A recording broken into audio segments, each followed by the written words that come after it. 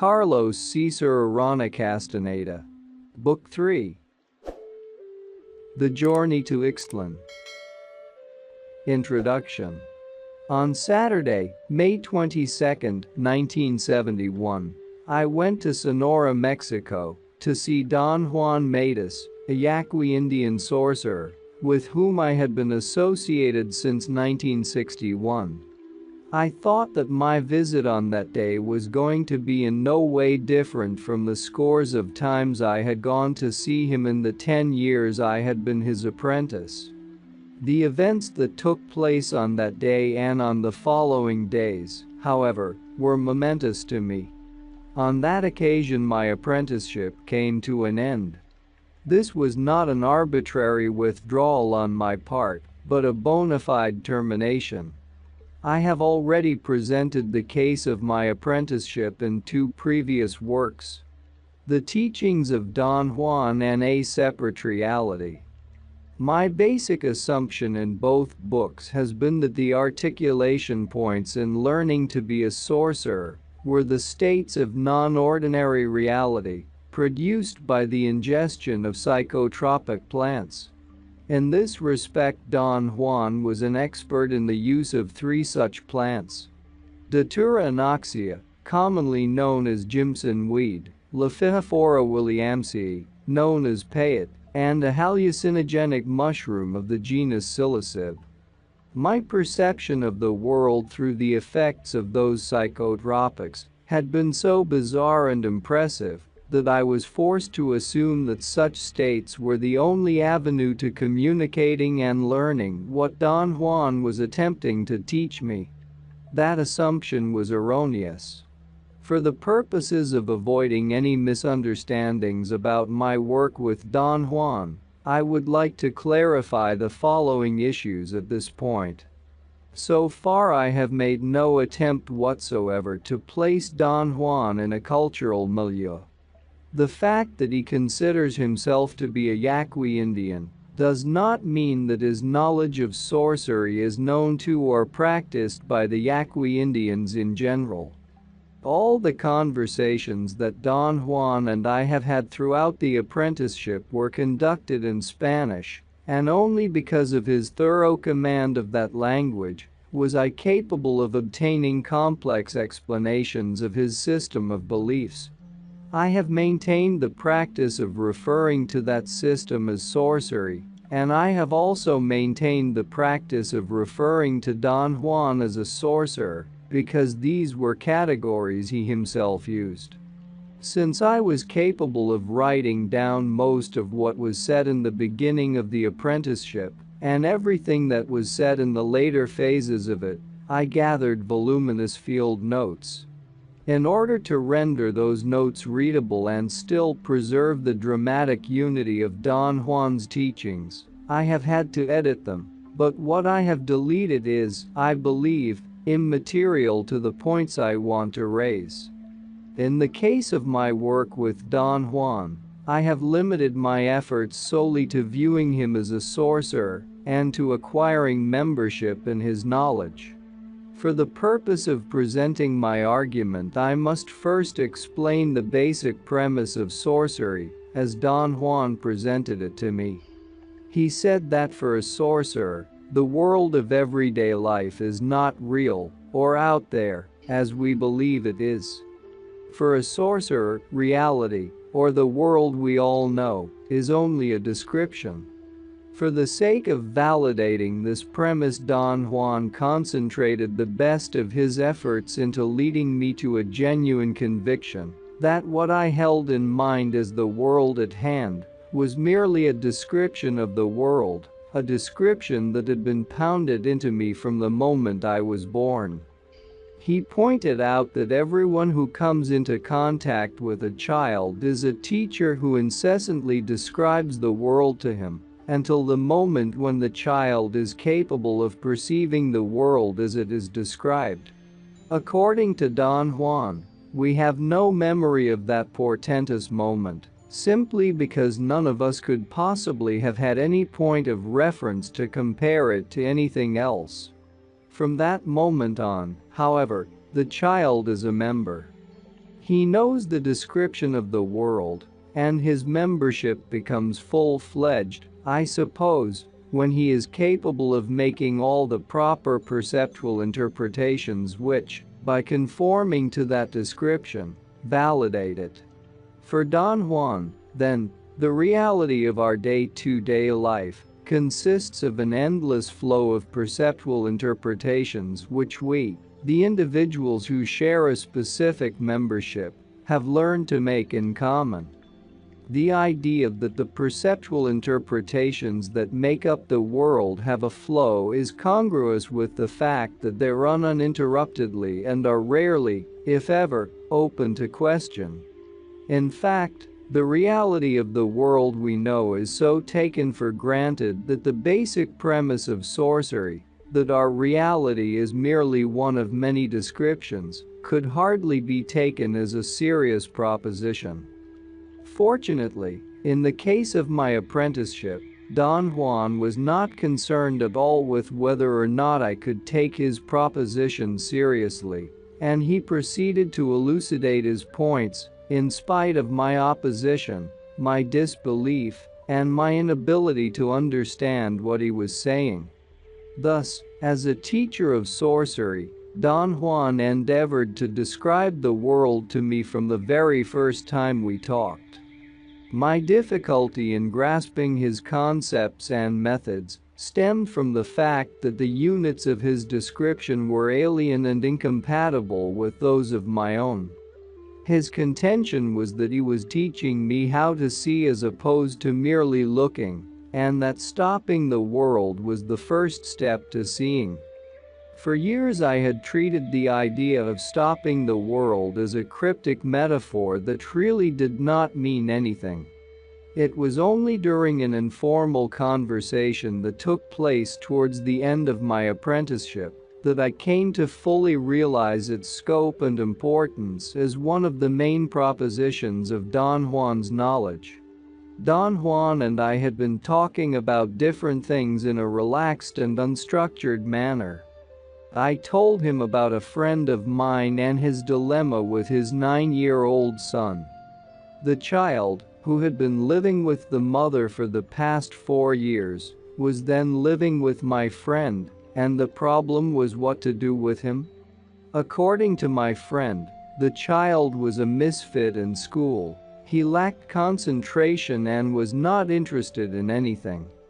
He was given to tantrums, disruptive behavior, and to running away from home.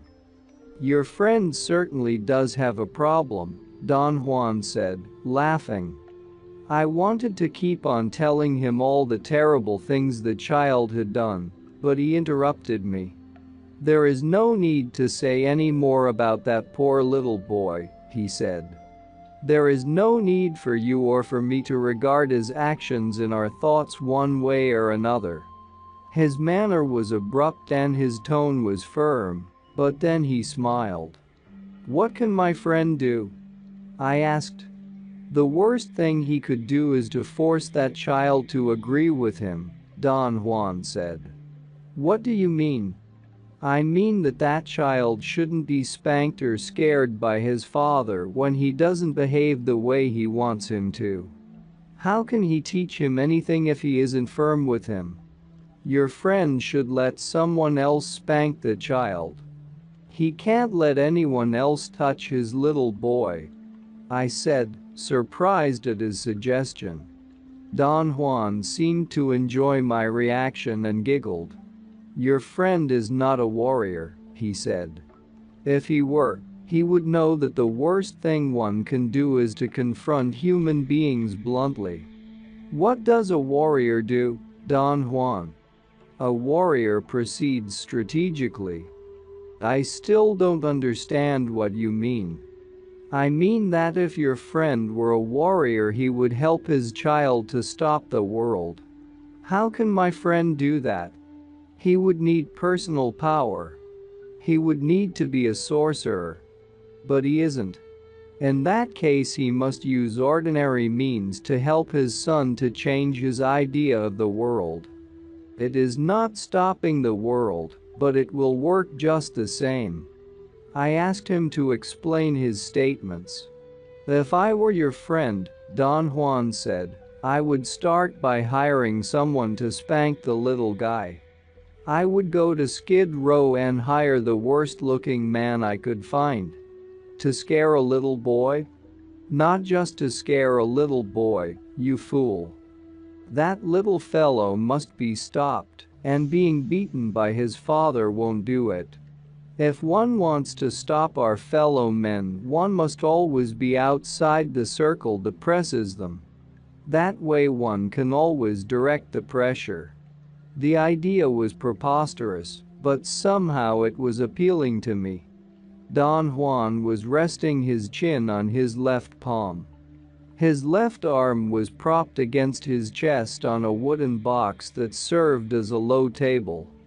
His eyes were closed, but his eyeballs moved. I felt he was looking at me through his closed eyelids. The thought scared me. "Tell me more about what my friend should do with his little boy," I said. "Tell him to go to Skid Row and very carefully select an ugly-looking derelict," he went on. "Tell him to get a young one. One who still has some strength left in him." Don Juan then delineated a strange strategy. I was to instruct my friend to have the man follow him or wait for him at a place where he would go with his son. The man, in response to a prearranged cue to be given after any objectionable behavior on the part of the child, was supposed to leap from a hiding place, pick the child up, and spank the living daylights out of him. After the man scares him, your friend must help the little boy regain his confidence in any way he can.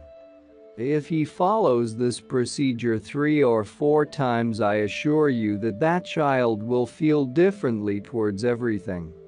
He will change his idea of the world. What if the fright injures him? Fright never injures anyone. What injures the spirit is having someone always on your back, beating you, telling you what to do and what not to do. When that boy is more contained, you must tell your friend to do one last thing for him. He must find some way to get to a dead child, perhaps in a hospital, or at the office of a doctor. He must take his son there and show the dead child to him. He must let him touch the corpse once with his left hand, on any place except the corpse's belly. After the boy does that, he will be renewed. The world will never be the same for him. I realized then that throughout the years of our association, Don Juan had been employing with me, although on a different scale, the same tactics he was suggesting my friend should use with his son. I asked him about it. He said that he had been trying all along to teach me how to stop the world. "You haven't yet," he said, smiling. "Nothing seems to work because you are very stubborn. If you were less stubborn, however, by now you would probably have stopped the world with any of the techniques I have taught you." "What techniques, Don Juan?" "Everything I have told you to do was a technique for stopping the world." A few months after that conversation, Don Juan accomplished what he had set out to do, to teach me to stop the world. That monumental event in my life compelled me to re-examine in detail my work of 10 years. It became evident to me that my original assumption about the role of psychotropic plants was erroneous. They were not the essential feature of the sorcerer's description of the world, but were only an aid to cement, so to speak, parts of the description which I had been incapable of perceiving otherwise. My insistence on holding on to my standard version of reality rendered me almost deaf and blind to Don Juan's aims. Therefore, it was simply my lack of sensitivity which had fostered their use. In reviewing the totality of my field notes, I became aware that Don Juan had given me the bulk of the new description at the very beginning of our association, in what he called techniques for stopping the world. I had discarded those parts of my field notes in my earlier works because they did not pertain to the use of psychotropic plants. I have now rightfully reinstated them in the total scope of Don Juan's teachings, and they comprise the first 17 chapters of this work. The last 3 chapters are the field notes covering the events that culminated in my stopping the world.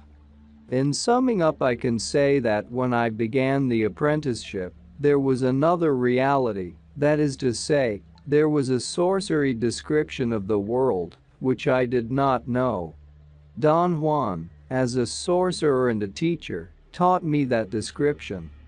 The 10-year apprenticeship I have undergone consisted, therefore, in setting up that unknown reality by unfolding its description, adding increasingly more complex parts as I went along.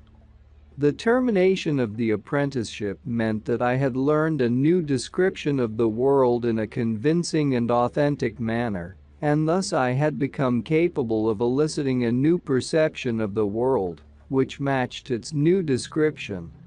In other words, I had gained membership. Don Juan stated that in order to arrive at seeing, one first had to stop the world. Stopping the world was indeed an appropriate rendition of certain states of awareness, in which the reality of everyday life is altered, because the flow of interpretation, which ordinarily runs uninterruptedly, has been stopped by a set of circumstances alien to that flow. In my case, the set of circumstances alien to my normal flow of interpretations was the sorcery description of the world. Don Juan's precondition for stopping the world was that one had to be convinced, in other words, one had to learn the new description in a total sense, for the purpose of pitting it against the old one, and in that way break the dogmatic certainty, which we all share, that the validity of our perceptions, or our reality of the world, is not to be questioned. After stopping the world, the next step was seeing.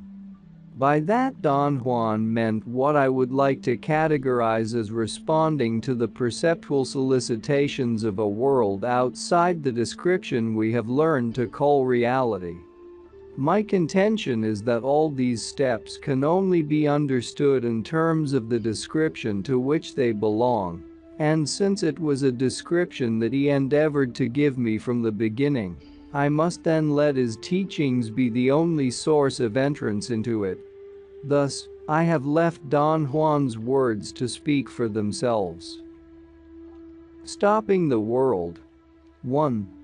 Reaffirmations from the world around us. 4b25 at 645 equals 8087 at c60 ni 538 at 0. I understand you know a great deal about plants, sir, I said to the old Indian in front of me. A friend of mine had just put us in contact and left the room, and we had introduced ourselves to each other. The old man had told me that his name was Juan Matus. Did your friend tell you that? He asked casually. Yes, he did. I pick plants, or rather, they let me pick them, he said. We were in the waiting room of a bus depot in Arizona. I asked him in very formal Spanish if he would allow me to question him. I said, would the gentleman caballero permit me to ask some questions? Caballero, which is derived from the word caballo, horse, originally meant horseman or a nobleman on horseback. He looked at me inquisitively. I'm a horseman without a horse, he said with a big smile, and then he added, I've told you that my name is Juan Matus. I liked his smile. I thought that, obviously, he was a man that could appreciate directness, and I decided to boldly tackle him with a request. I told him I was interested in collecting and studying medicinal plants. I said that my special interest was the uses of the hallucinogenic cactus, payet, which I had studied at length at the university in Los Angeles.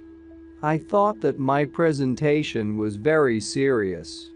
I was very contained and sounded perfectly credible to myself. The old man shook his head slowly, and I, encouraged by his silence, added that it would no doubt be profitable for us to get together and talk about Payet. It was at that moment that he lifted his head and looked me squarely in the eyes. It was a formidable look. Yet it was not menacing or awesome in any way. It was a look that went through me. I became tongue-tied at once and could not continue with the harangues about myself. That was the end of our meeting. Yet he left on a note of hope. He said that perhaps I could visit him at his house someday.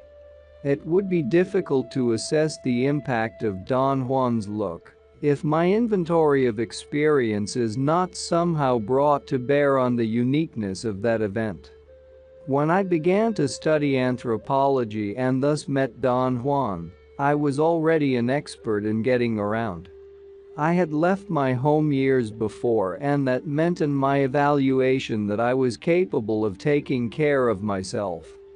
Whenever I was rebuffed, could usually cajole my way in or make concessions, argue, get angry, or if nothing succeeded, I would whine or complain. In other words, there was always something I knew I could do under the circumstances, and never in my life had any human being stopped my momentum so swiftly and so definitely as Don Juan did that afternoon.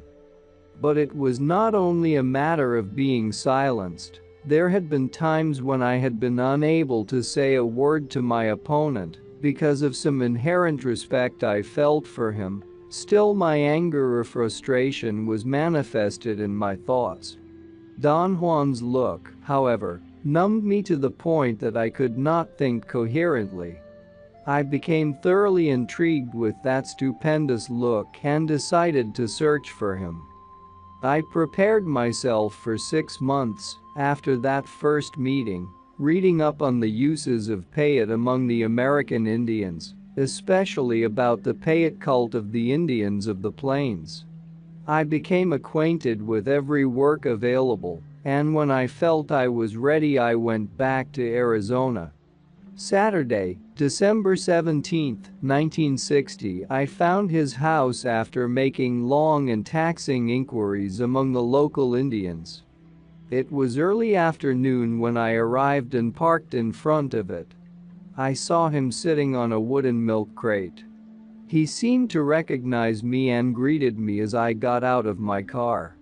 We exchanged social courtesies for a while, and then, in plain terms, I confessed that I had been very devious with him the first time we had met.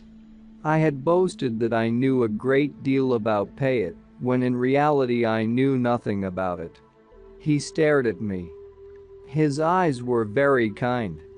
I told him that for 6 months I had been reading to prepare myself for our meeting, and that this time I really knew a great deal more. He laughed. Obviously, there was something in my statement which was funny to him. He was laughing at me and I felt a bit confused and offended. He apparently noticed my discomfort and assured me that although I had had good intentions, there was really no way to prepare myself for our meeting. I wondered if it would have been proper to ask whether that statement had any hidden meaning, but I did not, yet he seemed to be attuned to my feelings and proceeded to explain what he had meant. He said that my endeavors reminded him of a story about some people a certain king had persecuted and killed once upon a time.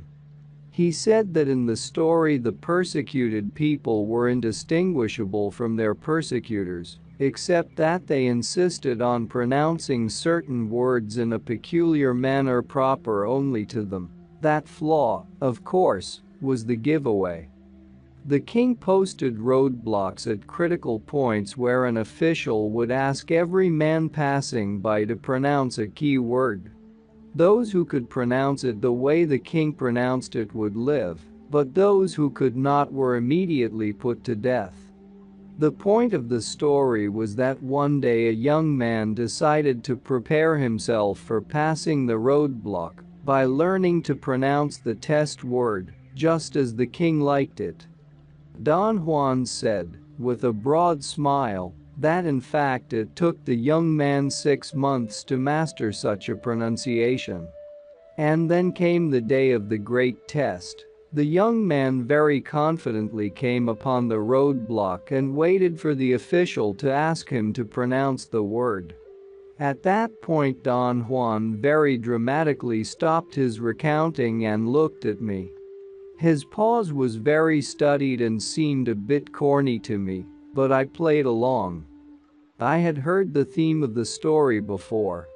It had to do with Jews in Germany, and the way one could tell who was a Jew by the way they pronounced certain words.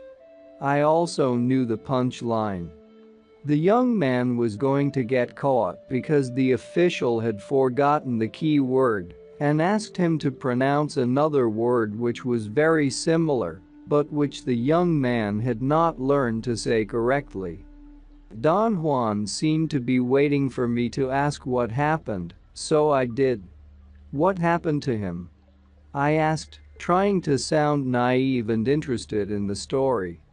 The young man, who was truly foxy, he said, realized that the official had forgotten the key word, and before the man could say anything else he confessed that he had prepared himself for 6 months. He made another pause and looked at me with a mischievous glint in his eyes. This time he had turned the tables on me. The young man's confession was a new element, and I no longer knew how the story would end. Well, what happened then? I asked, truly interested. The young man was killed instantly, of course, he said and broke into a roaring laughter. I liked very much the way he had entrapped my interest. Above all, I liked the way he had linked that story to my own case. In fact, he seemed to have constructed it to fit me. He was making fun of me in a very subtle and artistic manner. I laughed with him. Afterwards I told him that no matter how stupid I sounded, I was really interested in learning something about plants. I like to walk a great deal, he said. I thought he was deliberately changing the topic of conversation to avoid answering me. I did not want to antagonize him with my insistence. He asked me if I wanted to go with him on a short hike in the desert. I eagerly told him that I would love to walk in the desert. This is no picnic, he said in a tone of warning. I told him that I wanted very seriously to work with him. I said that I needed information, any kind of information, on the uses of medicinal herbs, and that I was willing to pay him for his time and effort. You'll be working for me, I said. And I'll pay you wages. How much would you pay me? He asked. I detected a note of greed in his voice. Whatever you think is appropriate, I said. Pay me for my time. With your time, he said. I thought he was a most peculiar fellow. I told him I did not understand what he meant. He replied that there was nothing to say about plants, thus to take my money would be unthinkable for him. He looked at me piercingly. What are you doing in your pocket? He asked, frowning. Are you playing with your wager? He was referring to my taking notes on a minute pad inside the enormous pockets of my windbreaker. When I told him what I was doing, he laughed heartily. I said that I did not want to disturb him by writing in front of him. If you want to write, he said. You don't disturb me. We hiked in the surrounding desert until it was almost dark. He did not show me any plants, nor did he talk about them at all. We stopped for a moment to rest by some large bushes. Plants are very peculiar things, he said without looking at me. They are alive and they feel. At the very moment he made that statement, a strong gust of wind shook the desert chaparral around us. The bushes made a rattling noise. "Do you hear that?" he asked me, putting his right hand to his ear as if he were aiding his hearing. "The leaves and the wind are agreeing with me." I laughed. The friend who had put us in contact had already told me to watch out because the old man was very eccentric. I thought the agreement with the leaves was one of his eccentricities. We walked for a while longer, but he still did not show me any plants, nor did he pick any of them. He simply breezed through the bushes, touching them gently. Then he came to a halt and sat down on a rock and told me to rest and look around. I insisted on talking. Once more I let him know that I wanted very much to learn about plants, especially payet. I pleaded with him to become my informant in exchange for some sort of monetary reward. "You don't have to pay me," he said. "You can ask me anything you want. I will tell you what I know, and then I will tell you what to do with it." He asked me if I agreed with the arrangement. I was delighted. Then he added a cryptic statement. "Perhaps there is nothing to learn about plants, because there is nothing to say about them." I did not understand what he had said or what he had meant by it. "What did you say?" I asked. He repeated the statement 3 times, and then the whole area was shaken by the roar of an Air Force jet flying low. "There. The world has just agreed with me," he said, putting his left hand to his ear. I found him very amusing. His laughter was contagious. "Are you from Arizona, Don Juan?" I asked, in an effort to keep the conversation centered around his being my informant. He looked at me and nodded affirmatively. His eyes seemed to be tired. I could see the white underneath his pupils. "Were you born in this locality?" He nodded his head again without answering me. It seemed to be an affirmative gesture, but it also seemed to be the nervous head shake of a person who is thinking. "And where are you from yourself?" he asked. "I come from South America," I said. "That's a big place. Do you come from all of it?" His eyes were piercing again as he looked at me. I began to explain the circumstances of my birth, but he interrupted me. "We are alike in this respect," he said. "I live here now, but I'm really a Yaqui from Sonora." "Is that so? I myself come from..." He did not let me finish. I know, he said. "You are who you are, from wherever you are, as I am a Yaqui from Sonora." His eyes were very shiny, and his laughter was strangely unsettling. He made me feel as if he had caught me in a lie. I experienced a peculiar sensation of guilt. I had the feeling he knew something I did not know or did not want to tell. My strange embarrassment grew. He must have noticed it, for he stood up and asked me if I wanted to go eat in a restaurant in town. Walking back to his home and then driving into town made me feel better, but I was not quite relaxed. I somehow felt threatened, although I could not pinpoint the reason. I wanted to buy him some beer in the restaurant. He said that he never drank, not even beer. I laughed to myself. I did not believe him. The friend who had put us in contact had told me that the old man was plastered out of his mind most of the time. I really did not mind if he was lying to me about not drinking. I liked him. There was something very soothing about his person. I must have had a look of doubt on my face, for he then went on to explain that he used to drink in his youth, but that one day he simply dropped it. People hardly ever realize that we can cut anything from our lives, anytime, just like that. He snapped his fingers. Do you think that one can stop smoking or drinking that easily? I asked. Sure, he said with great conviction. Smoking and drinking are nothing. Nothing at all if we want to drop them. At that very moment the water that was boiling in the coffee percolator made a loud perking sound. Hear that? Don Juan exclaimed with a shine in his eyes. The boiling water agrees with me.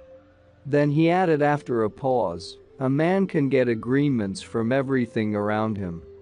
At that crucial instant the coffee percolator made a truly obscene gurgling sound. He looked at the percolator and softly said, "Thank you," nodded his head, and then broke into a roaring laughter. I was taken aback. His laughter was a bit too loud, but I was genuinely amused by it all. My first real session with my informant ended then. He said goodbye at the door of the restaurant. I told him I had to visit some friends and that I would like to see him again at the end of the following week. When will you be home? I asked. He scrutinized me. Whenever you come, he replied. I don't know exactly when I can come. Just come then and don't worry.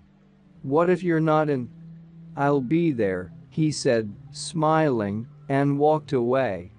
I ran after him and asked him if he would mind my bringing a camera with me to take pictures of him and his house. That's out of the question, he said with a frown. How about a tape recorder? Would you mind that? I'm afraid there's no possibility of that either. I became annoyed and began to fret. I said I saw no logical reason for his refusal. Don Juan shook his head negatively. Forget it, he said forcefully. And if you still want to see me, don't ever mention it again. I staged a weak final complaint. I said that pictures and recordings were indispensable to my work. He said that there was only one thing which was indispensable for anything we did. He called it the spirit. One can't do without the spirit, he said. And you don't have it. Worry about that and not about pictures. What do you? He interrupted me with a movement of his hand and walked backwards a few steps. Be sure to come back, he said softly and waved goodbye. Erasing personal history. Thursday, December 22, 1960. Don Juan was sitting on the floor by the door of his house with his back against the wall. He turned over a wooden milk crate and asked me to sit down and make myself at home. I offered him some cigarettes. I had brought a carton of them. He said he did not smoke, but he accepted the gift. We talked about the coldness of the desert nights and other ordinary topics of conversation. I asked him if I was interfering with his normal routine. He looked at me with a sort of frown and said he had no routines and that I could stay with him all afternoon if I wanted to. I had prepared some genealogy and kinship charts that I wanted to fill out with his help. I had also compiled, from the ethnographic literature, a long list of culture traits that were purported to belong to the Indians of the area. I wanted to go through the list with him and mark all the items that were familiar to him. I began with the kinship charts. What did you call your father? I asked. I called him Dad, he said with a very serious face. I felt a little bit annoyed, but I proceeded on the assumption that he had not understood. I showed him the chart and explained that one space was for the father and another space was for the mother. I gave as an example the different words used in English and in Spanish for father and mother. I thought that perhaps I should have taken mother first. What did you call your mother? I asked. I called her Mom, he replied in a naive tone. I mean, what other words did you use to call your father and mother? How did you call them? I said, trying to be patient and polite. He scratched his head and looked at me with a stupid expression. Golly, he said. You got me there. Let me think. After a moment's hesitation, he seemed to remember something, and I got ready to write. Well, he said, as if he were involved in serious thought, how else did I call them? I called them hey, hey dad. Hey, hey mom. I laughed against my desire. His expression was truly comical, and at that moment I did not know whether he was a preposterous old man pulling my leg or whether he was really a simpleton. Using all the patience I had, I explained to him that these were very serious questions and that it was very important for my work to fill out the forms. I tried to make him understand the idea of a genealogy and personal history. What were the names of your father and mother? I asked. He looked at me with clear, kind eyes. Don't waste your time with that crap, he said softly but with unsuspected force.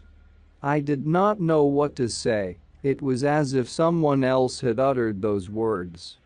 A moment before, he had been a fumbling, stupid Indian scratching his head, and then, in an instant, he had reversed the roles. I was the stupid one, and he was staring at me with an indescribable look that was not a look of arrogance, or defiance, or hatred, or contempt. His eyes were kind and clear and penetrating.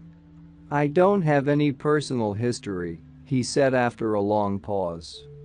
One day I found out that personal history was no longer necessary for me, and, like drinking, I dropped it. I did not quite understand what he meant by that. I suddenly felt ill at ease, threatened. I reminded him that he had assured me that it was all right to ask him questions. He reiterated that he did not mind at all. I don't have personal history anymore, he said and looked at me probingly. I dropped it one day when I felt it was no longer necessary. I stared at him, trying to detect the hidden meanings of his words. How can one drop one's personal history? I asked in an argumentative mood. One must first have the desire to drop it, he said. And then one must proceed harmoniously to chop it off, little by little. Why should anyone have such a desire? I exclaimed. I had a terribly strong attachment to my personal history. My family roots were deep. I honestly felt that without them my life had no continuity or purpose. Perhaps you should tell me what you mean by dropping one's personal history, I said. To do away with it, that's what I mean, he replied cuttingly. I insisted that I must not have understood the proposition. Take you for instance, I said. You are a Yaqui. You can't change that. Am I? He asked, smiling. How do you know that? True, I said. I can't know that with certainty at this point, but you know it, and that is what counts. That's what makes it personal history. I felt I had driven a hard nail in. The fact that I know whether I am a Yaqui or not does not make it personal history, he replied. Only when someone else knows that does it become personal history. And I assure you that no one will ever know that for sure. I had written down what he had said in a clumsy way. I stopped writing and looked at him. I could not figure him out. I mentally ran through my impressions of him, the mysterious and unprecedented way he had looked at me during our first meeting, the charm with which he had claimed that he received agreement from everything around him, his annoying humor and his alertness, his look of bona fide stupidity when I asked about his father and mother, and then the unsuspected force of his statements which had snapped me apart. "You don't know what I am, do you?" he said as if he were reading my thoughts. "You will never know who or what I am, because I don't have a personal history." He asked me if I had a father. I told him I did. He said that my father was an example of what he had in mind. He urged me to remember what my father thought of me. "Your father knows everything about you," he said. "So he has you all figured out. He knows who you are and what you do, and there is no power on earth that can make him change his mind about you." Don Juan said that everybody that knew me had an idea about me, and that I kept feeding that idea with everything I did. "Don't you see?" he asked dramatically. "You must renew your personal history by telling your parents, your relatives, and your friends everything you do. On the other hand, if you have no personal history, no explanations are needed, nobody is angry or disillusioned with your acts. And above all, no one pins you down with their thoughts." Suddenly the idea became clear in my mind. I had almost known it myself, but I had never examined it. Not having personal history was indeed an appealing concept, at least on the intellectual level. It gave me, however, a sense of loneliness which I found threatening and distasteful. I wanted to discuss my feelings with him, but I kept myself in check. Something was terribly incongruous in the situation at hand. I felt ridiculous trying to get into a philosophical argument with an old Indian who obviously did not have the sophistication of a university student. Somehow he had led me away from my original intention of asking him about his genealogy. "I don't know how we ended up talking about this when all I wanted was some names for my charts," I said, trying to steer the conversation back to the topic I wanted. "It's terribly simple," he said.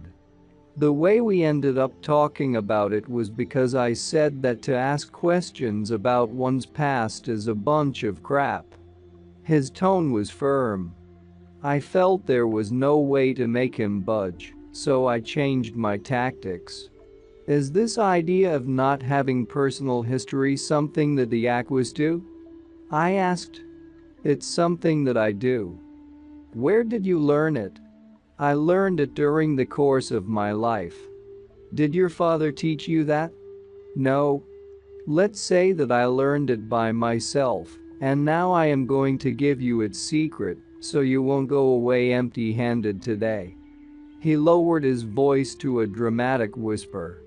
I laughed at his histrionics. I had to admit that he was stupendous at that. The thought crossed my mind that I was in the presence of a born actor. "Write it down," he said patronizingly. "Why not? You seem to be more comfortable writing." I looked at him, and my eyes must have betrayed my confusion. He slapped his thighs and laughed with great delight. "It is best to erase all personal history," he said slowly, as if giving me time to write it down in my clumsy way, "because that would make us free from the encumbering thoughts of other people." I could not believe that he was actually saying that. I had a very confusing moment. He must have read in my face my inner turmoil and used it immediately. "Take yourself, for instance," he went on saying. "Right now you don't know whether you are coming or going. And that is so, because I have erased my personal history. I have, little by little, created a fog around me in my life. And now nobody knows for sure who I am or what I do. But you yourself know who you are, don't you?" I interjected. "You bet I don't," he exclaimed and rolled on the floor, laughing at my surprised look. He had paused long enough to make me believe that he was going to say that he did know, as I was anticipating it. His subterfuge was very threatening to me. I actually became afraid. "That is the little secret I am going to give you today," he said in a low voice. Nobody knows my personal history. Nobody knows who I am or what I do. Not even I. He squinted his eyes. He was not looking at me but beyond me over my right shoulder. He was sitting cross-legged, his back was straight, and yet he seemed to be so relaxed. At that moment he was the very picture of fierceness. I fancied him to be an Indian chief, a red-skinned warrior in the romantic frontier sagas of my childhood. My romanticism carried me away, and the most insidious feeling of ambivalence enveloped me. I could sincerely say that I liked him a great deal, and in the same breath I could say that I was deadly afraid of him. He maintained that strange stare for a long moment. How can I know who I am when I am all this? He said, sweeping the surroundings with a gesture of his head. Then he glanced at me and smiled. Little by little you must create a fog around yourself. You must erase everything around you until nothing can be taken for granted, until nothing is any longer for sure or real. Your problem now is that you're too real. Your endeavors are too real, your moods are too real. Don't take things so for granted. You must begin to erase yourself. What for? I asked belligerently. It became clear to me then that he was prescribing behavior for me. All my life I had reached a breaking point when someone attempted to tell me what to do. The mere thought of being told what to do put me immediately on the defensive. You said that you wanted to learn about plants, he said calmly. Do you want to get something for nothing? What do you think this is? We agreed that you would ask me questions and I'd tell you what I know. If you don't like it, there is nothing else we can say to each other. His terrible directness made me feel peeved, and begrudgingly I conceded that he was right. Let's put it this way then, he went on. If you want to learn about plants, since there is really nothing to say about them, you must, among other things, erase your personal history. How? I asked. Begin with simple things, such as not revealing what you really do. Then you must leave everyone who knows you well. This way you'll build up a fog around yourself. But that's absurd, I protested. Why shouldn't people know me? What's wrong with that?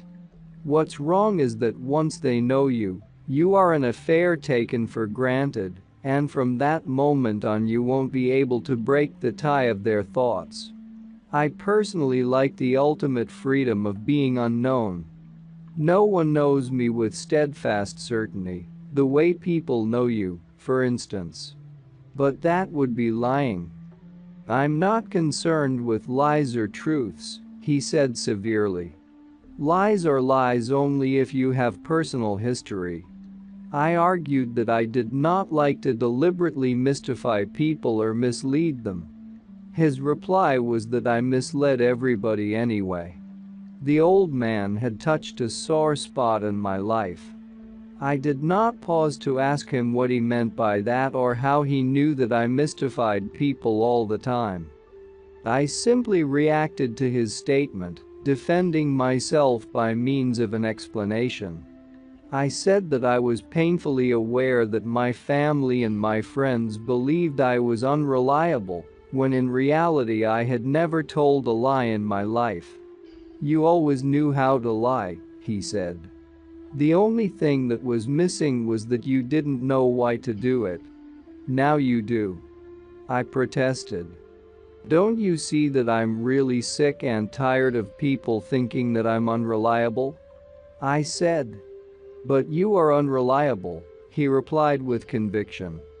Damn it to hell, man, I am not, I exclaimed. My mood, instead of forcing him into seriousness, made him laugh hysterically. I really despised the old man for all his cockiness. Unfortunately, he was right about me. After a while I calmed down and he continued talking. When one does not have personal history, he explained, nothing that one says can be taken for a lie. Your trouble is that you have to explain everything to everybody, compulsively, and at the same time you want to keep the freshness, the newness of what you do. Well, since you can't be excited after explaining everything you've done, you lie in order to keep on going. I was truly bewildered by the scope of our conversation. I wrote down all the details of our exchange in the best way I could, concentrating on what he was saying, rather than pausing to deliberate on my prejudices or on his meanings. From now on, he said, you must simply show people whatever you care to show them, but without ever telling exactly how you've done it. I can't keep secrets, I exclaimed. What you are saying is useless to me. Then change, he said cuttingly and with a fierce glint in his eyes. He looked like a strange wild animal. And yet he was so coherent in his thoughts and so verbal. My annoyance gave way to a state of irritating confusion. You see, he went on, we only have two alternatives. We either take everything for sure and real, or we don't. If we follow the first, we end up bored to death with ourselves and with the world. If we follow the second and erase personal history, we create a fog around us, a very exciting and mysterious state in which nobody knows where the rabbit will pop out, not even ourselves. I contended that erasing personal history would only increase our sensation of insecurity. When nothing is for sure, we remain alert, perennially on our toes, he said. It is more exciting not to know which bush the rabbit is hiding behind than to behave as though we know everything. He did not say another word for a very long time. Perhaps an hour went by in complete silence. I did not know what to ask. Finally he got up and asked me to drive him to the nearby town. I did not know why, but our conversation had drained me. I felt like going to sleep. He asked me to stop on the way and told me that if I wanted to relax, I had to climb to the flat top of a small hill on the side of the road and lie down on my stomach with my head towards the east. He seemed to have a feeling of urgency. I did not want to argue, or perhaps I was too tired to even speak. I climbed the hill and did as he had prescribed. I slept only 2 or 3 minutes, but it was sufficient to have my energy renewed. We drove to the center of town, where he told me to let him off. Come back, he said as he stepped out of the car. Be sure to come back. Losing self-importance. I had the opportunity of discussing my 2 previous visits to Don Juan with the friend who had put us in contact.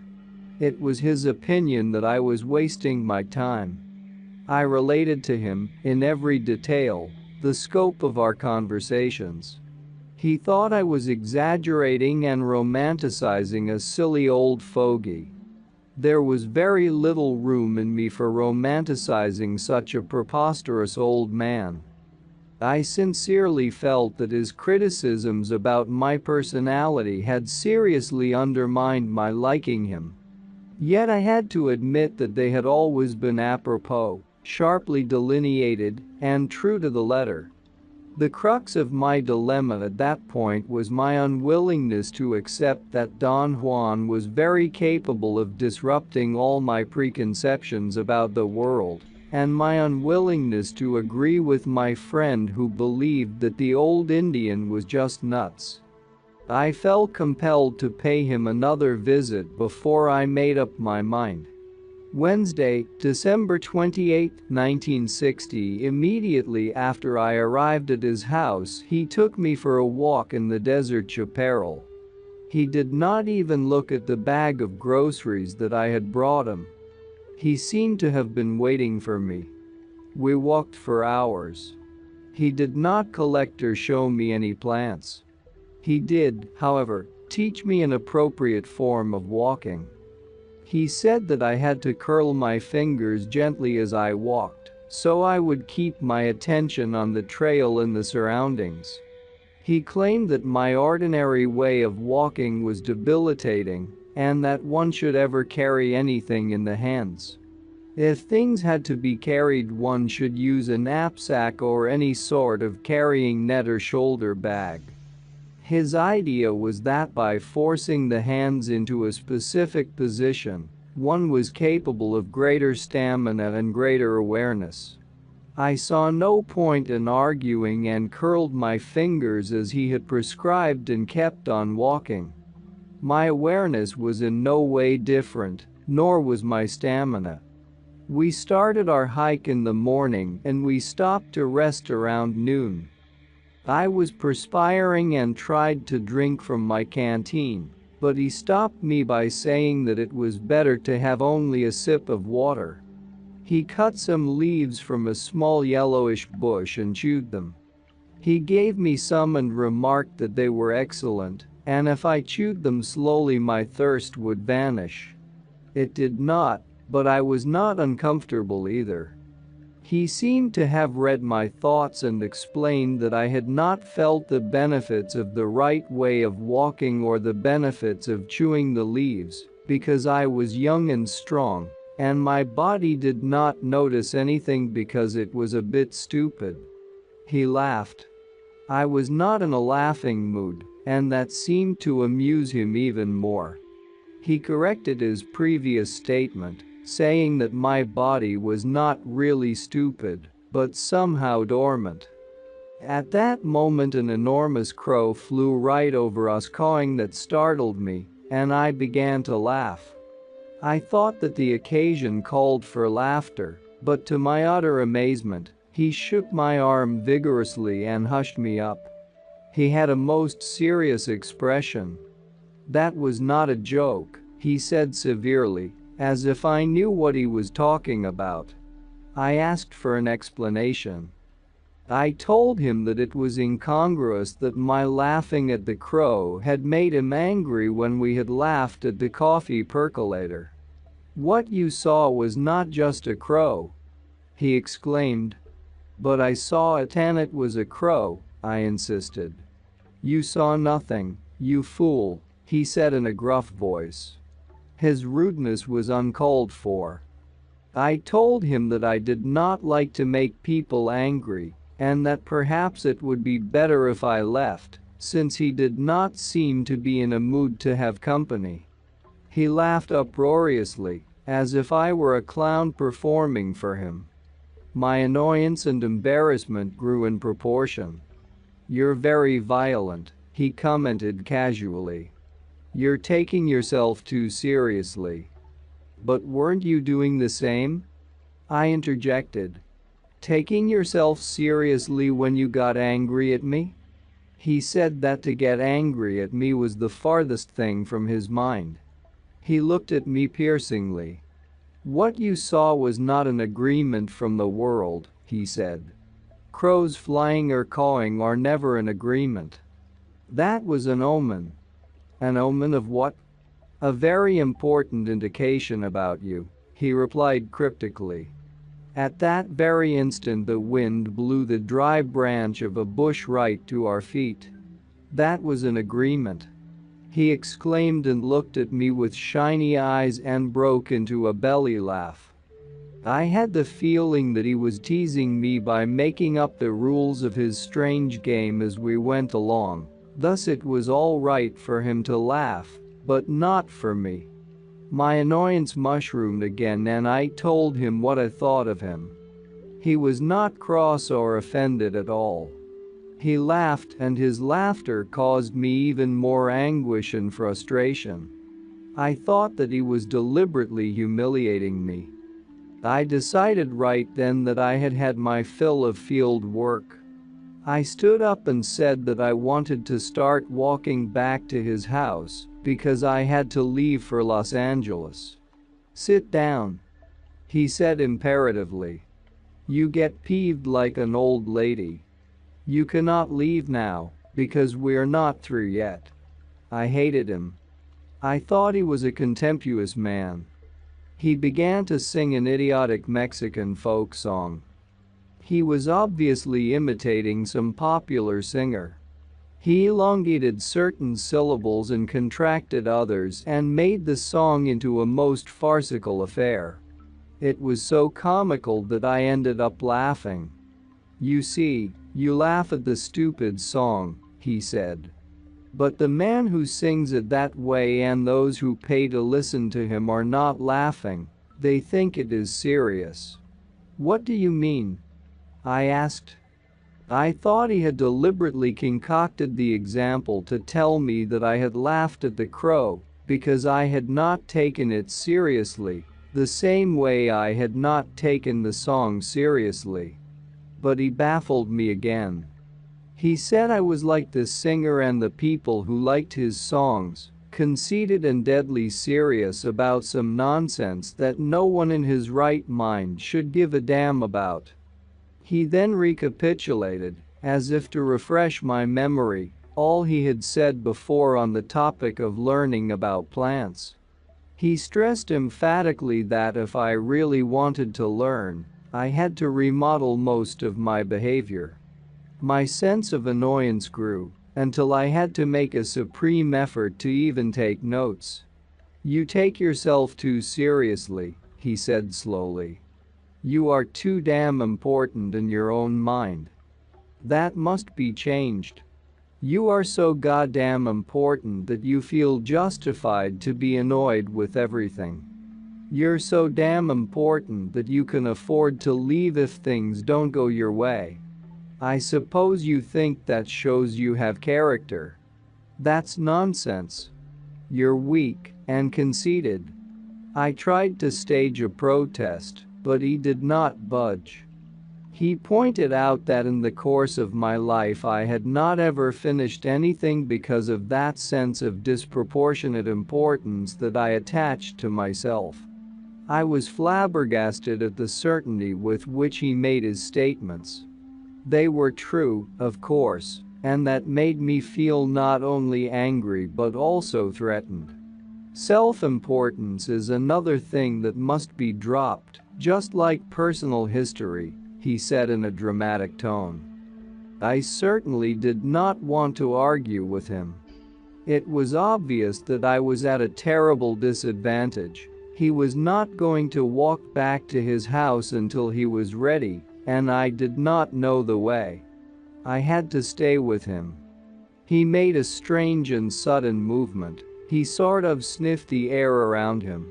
His head shook slightly and rhythmically. He seemed to be in a state of unusual alertness.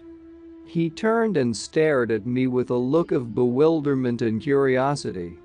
His eyes swept up and down my body as if he were looking for something specific.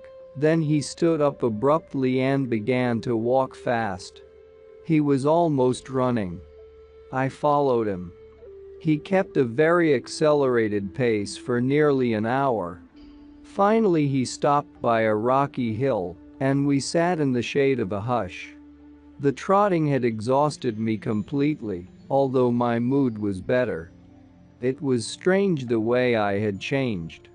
I felt almost elated. But when we had started to trot, after our argument, I was furious with him. This is very weird, I said, but I feel really good. I heard the cawing of a crow in the distance. He lifted his finger to his right ear and smiled. That was an omen, he said. A small rock tumbled downhill and made a crashing sound when it landed in the chaparral. He laughed out loud and pointed his finger in the direction of the sound. And that was an agreement, he said. He then asked me if I was ready to talk about my self-importance. I laughed. My feeling of anger seemed so far away that I could not even conceive how I had become so cross with him. I can't understand what's happening to me, I said. I got angry and now I don't know why I am not angry anymore. The world around us is very mysterious, he said. It doesn't yield its secrets easily. I liked his cryptic statements. They were challenging and mysterious. I could not determine whether they were filled with hidden meanings or whether they were just plain nonsense. If you ever come back to the desert here, he said, stay away from that rocky hill where we stopped today. Avoid it like the plague. Why? What's the matter? This is not the time to explain it, he said. Now we are concerned with losing self-importance. As long as you feel that you are the most important thing in the world, you cannot really appreciate the world around you. You are like a horse with blinders, all you see is yourself apart from everything else. He examined me for a moment. I am going to talk to my little friend here, he said, pointing to a small plant. He kneeled in front of it and began to caress it and to talk to it. I did not understand what he was saying at first, but then he switched languages and talked to the plant in Spanish. He babbled inanities for a while. Then he stood up. It doesn't matter what you say to a plant, he said. You can just as well make up words. What's important is the feeling of liking it and treating it as an equal. He explained that a man who gathers plants must apologize every time for taking them and must assure them that someday his own body will serve as food for them. So, all in all, the plants and ourselves are even, he said. Neither we nor they are more or less important. Come on, talk to the little plant, he urged me. Tell it that you don't feel important anymore. I went as far as kneeling in front of the plant, but I could not bring myself to speak to it. I felt ridiculous and laughed. I was not angry, however. Don Juan patted me on the back and said that it was all right, that at least I had contained my temper. From now on, talk to the little plants, he said. Talk until you lose all sense of importance. Talk to them until you can do it in front of others. Go to those hills over there and practice by yourself. I asked if it was all right to talk to the plants silently, in my mind. He laughed and tapped my head. No, he said. You must talk to them in a loud and clear voice if you want them to answer you. I walked to the area in question, laughing to myself about his eccentricities. I even tried to talk to the plants, but my feeling of being ludicrous was overpowering. After what I thought was an appropriate wait, I went back to where Don Juan was. I had the certainty that he knew I had not talked to the plants. He did not look at me. He signaled me to sit down by him. Watch me carefully, he said. I'm going to have a talk with my little friend. He kneeled down in front of a small plant, and for a few minutes he moved and contorted his body, talking and laughing. I thought he was out of his mind. This little plant told me to tell you that she is good to eat, he said as he got up from his kneeling position. She said that a handful of them would keep a man healthy. She also said that there is a batch of them growing over there. Don Juan pointed to an area on a hillside perhaps 200 yards away. Let's go and find out, he said. I laughed at his histrionics. I was sure we would find the plants, because he was an expert in the terrain and knew where the edible and medicinal plants were. As we walked towards the area in question, he told me casually that I should take notice of the plant, because it was both a food and a medicine. I asked him, half in jest, if the plant had just told him that. He stopped walking and examined me with an air of disbelief. He shook his head from side to side. Ah! He exclaimed, laughing. Your cleverness makes you more silly than I thought. How can the little plant tell me now what I've known all my life?" He proceeded then to explain that he knew all along the different properties of that specific plant, and that the plant had just told him that there was a batch of them growing in the area he had pointed to, and that she did not mind if he told me that. Upon arriving at the hillside, I found a whole cluster of the same plants. I wanted to laugh, but he did not give me time. He wanted me to thank the batch of plants. I felt excruciatingly self-conscious and could not bring myself to do it. He smiled benevolently and made another of his cryptic statements. He repeated it 3 or 4 times as if to give me time to figure out its meaning. "The world around us is a mystery," he said. "And men are no better than anything else. If a little plant is generous with us, we must thank her, or perhaps she will not let us go." The way he looked at me when he said that gave me a chill. I hurriedly leaned over the plants and said, "Thank you," in a loud voice. He began to laugh in controlled and quiet spurts. We walked for another hour and then started on our way back to his house. At a certain time I dropped behind and he had to wait for me. He checked my fingers to see if I had curled them. I had not.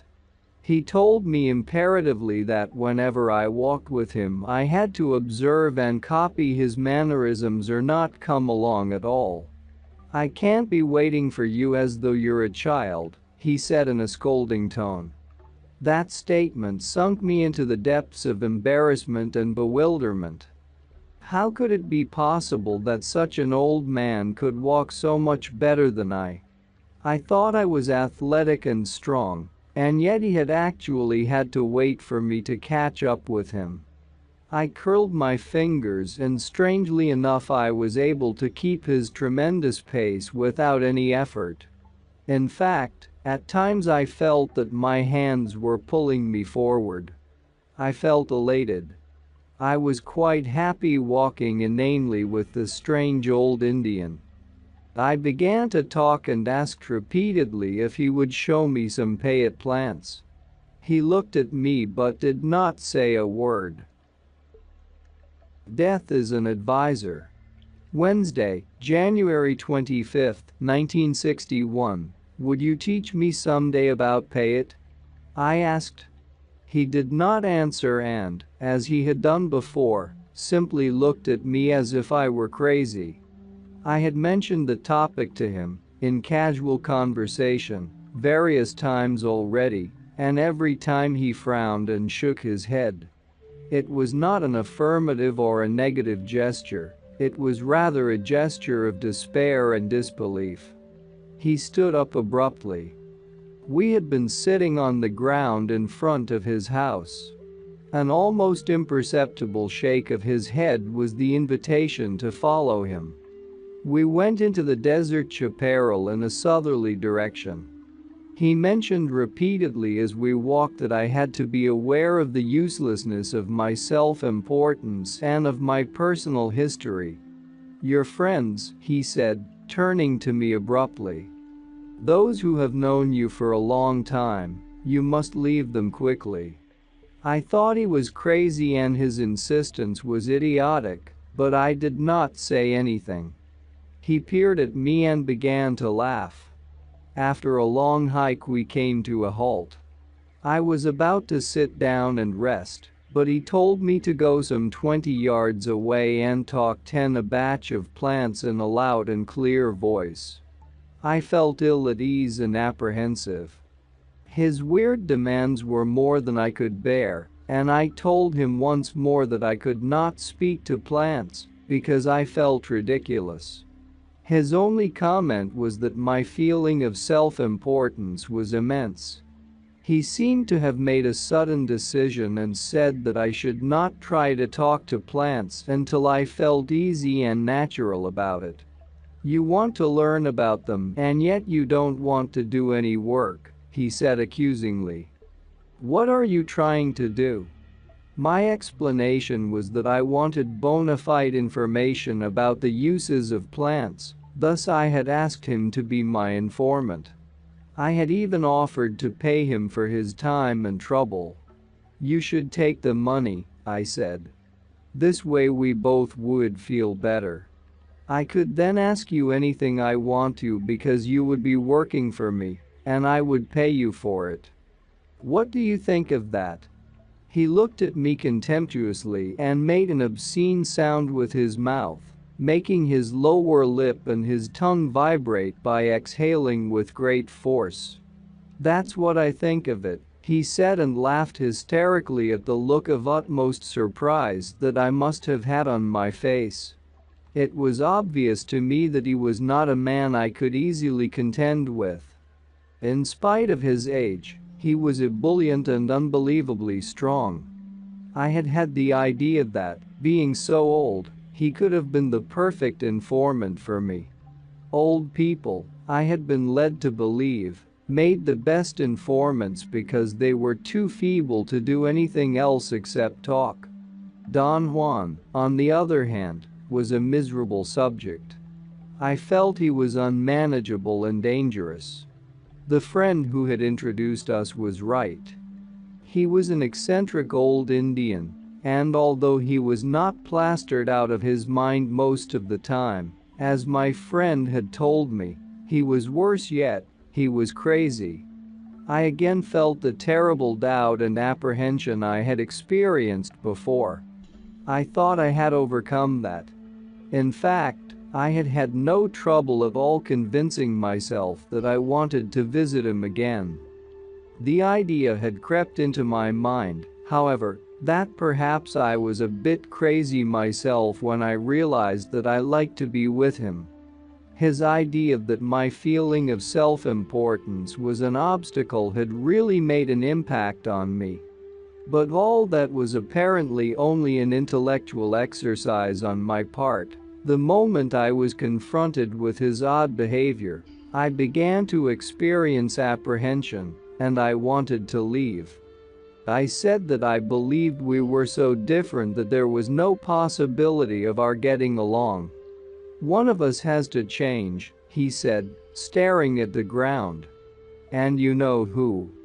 He began humming a Mexican folk song, and then lifted his head abruptly and looked at me. His eyes were fierce and burning. I wanted to look away or close my eyes, but to my utter amazement, I could not break away from his gaze. He asked me to tell him what I had seen in his eyes. I said that I saw nothing, but he insisted that I had to voice what his eyes had made me feel aware of. I struggled to make him understand that the only thing his eyes made me aware of was my embarrassment, and that the way he was looking at me was very discomforting. He did not let go. He kept a steady stare. It was not an outright menacing or mean look, it was rather a mysterious but unpleasant gaze. He asked me if he reminded me of a bird. "A bird?" I exclaimed. He giggled like a child and moved his eyes away from me. "Yes," he said softly. "A bird, a very funny bird." He locked his gaze on me again and commanded me to remember. He said with an extraordinary conviction that he knew I had seen that look before. My feelings of the moment were that the old man provoked me, against my honest desire, every time he opened his mouth. I stared back at him in obvious defiance. Instead of getting angry, he began to laugh. He slapped his thigh and yelled as if he were riding a wild horse. Then he became serious and told me that it was of utmost importance that I stop fighting him and remember that funny bird he was talking about. "Look into my eyes," he said. His eyes were extraordinarily fierce. There was a feeling about them that actually reminded me of something, but I was not sure what it was. I pondered upon it for a moment, and then I had a sudden realization. It was not the shape of his eyes nor the shape of his head, but some cold fierceness in his gaze that had reminded me of the look in the eyes of a falcon. At the very moment of that realization, he was looking at me, and for an instant my mind experienced a total chaos. I thought I had seen a falcon's features instead of Don Juan's. The image was too fleeting, and I was too upset to have paid more attention to it. In a very excited tone, I told him that I could have sworn I had seen the features of a falcon on his face. He had another attack of laughter. I have seen the look in the eyes of falcons.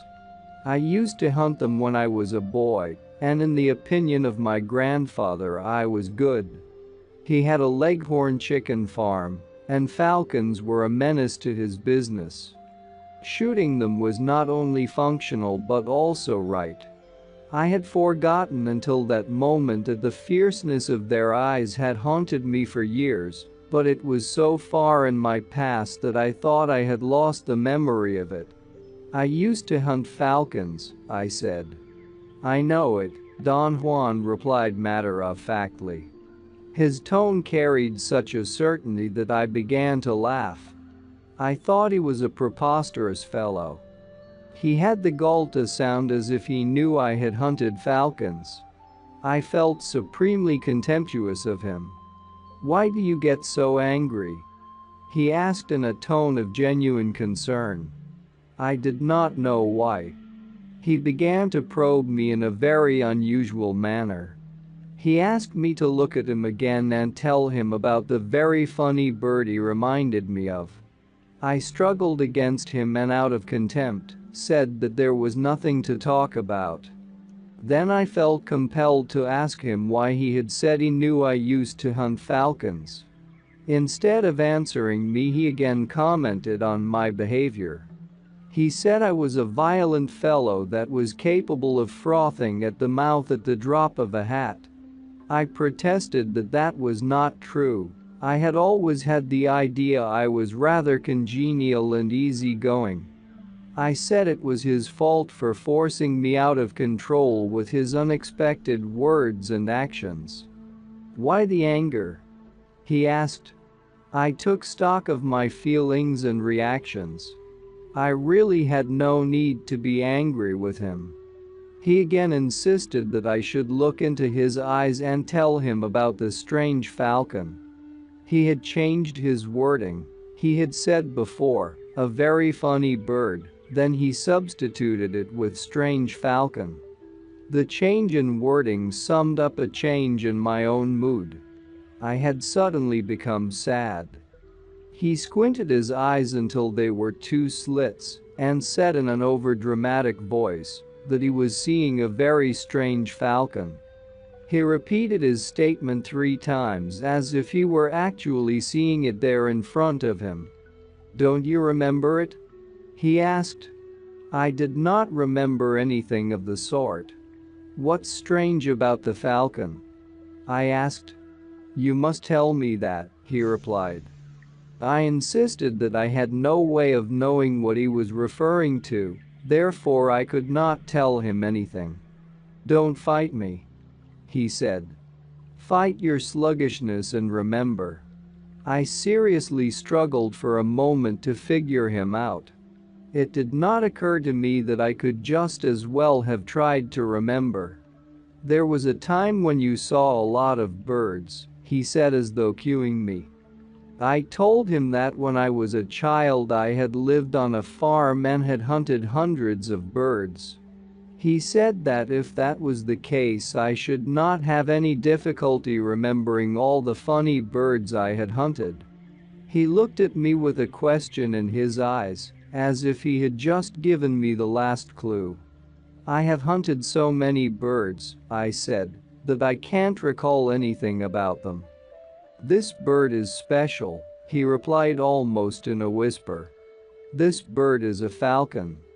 I became involved again in figuring out what he was driving at. Was he teasing me? Was he serious? After a long interval he urged me again to remember. I felt that it was useless for me to try to end his play, The only other thing I could do was to join him. "Are you talking about a falcon that I have hunted?" I asked. "Yes," he whispered with his eyes closed. "So this happened when I was a boy?" "Yes. But you said you're seeing a falcon in front of you now." "I am." "What are you trying to do to me?" "I'm trying to make you remember." "What?" "For heaven's sakes." "A falcon swift as light," he said, looking at me in the eyes. I felt my heart had stopped. "Now look at me," he said. But I did not. I heard his voice as a faint sound. Some stupendous recollection had taken me wholly. The white falcon. It all began with my grandfather's explosion of anger upon taking account of his young leghorn chickens. They had been disappearing in a steady and disconcerting manner.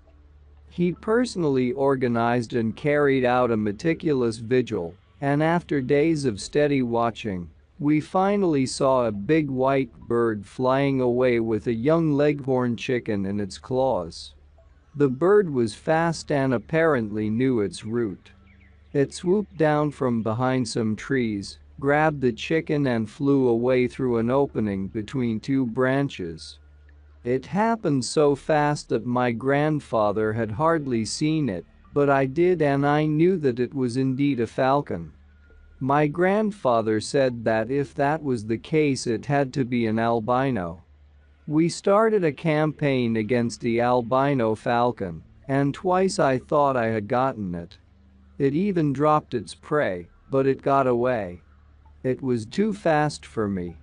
It was also very intelligent. It never came back to hunt on my grandfather's farm. I would have forgotten about it had my grandfather not needled me to hunt the bird. For 2 months I chased the albino falcon all over the valley where I lived. I learned its habits, and I could almost intuit its route of flight, yet its speed and the suddenness of its appearance would always baffle me. I could boast that I had prevented it from taking its prey, perhaps every time we had met, but I could never bag it. In the 2 months that I carried on the strange war against the albino falcon, I came close to it only once. I had been chasing it all day and I was tired.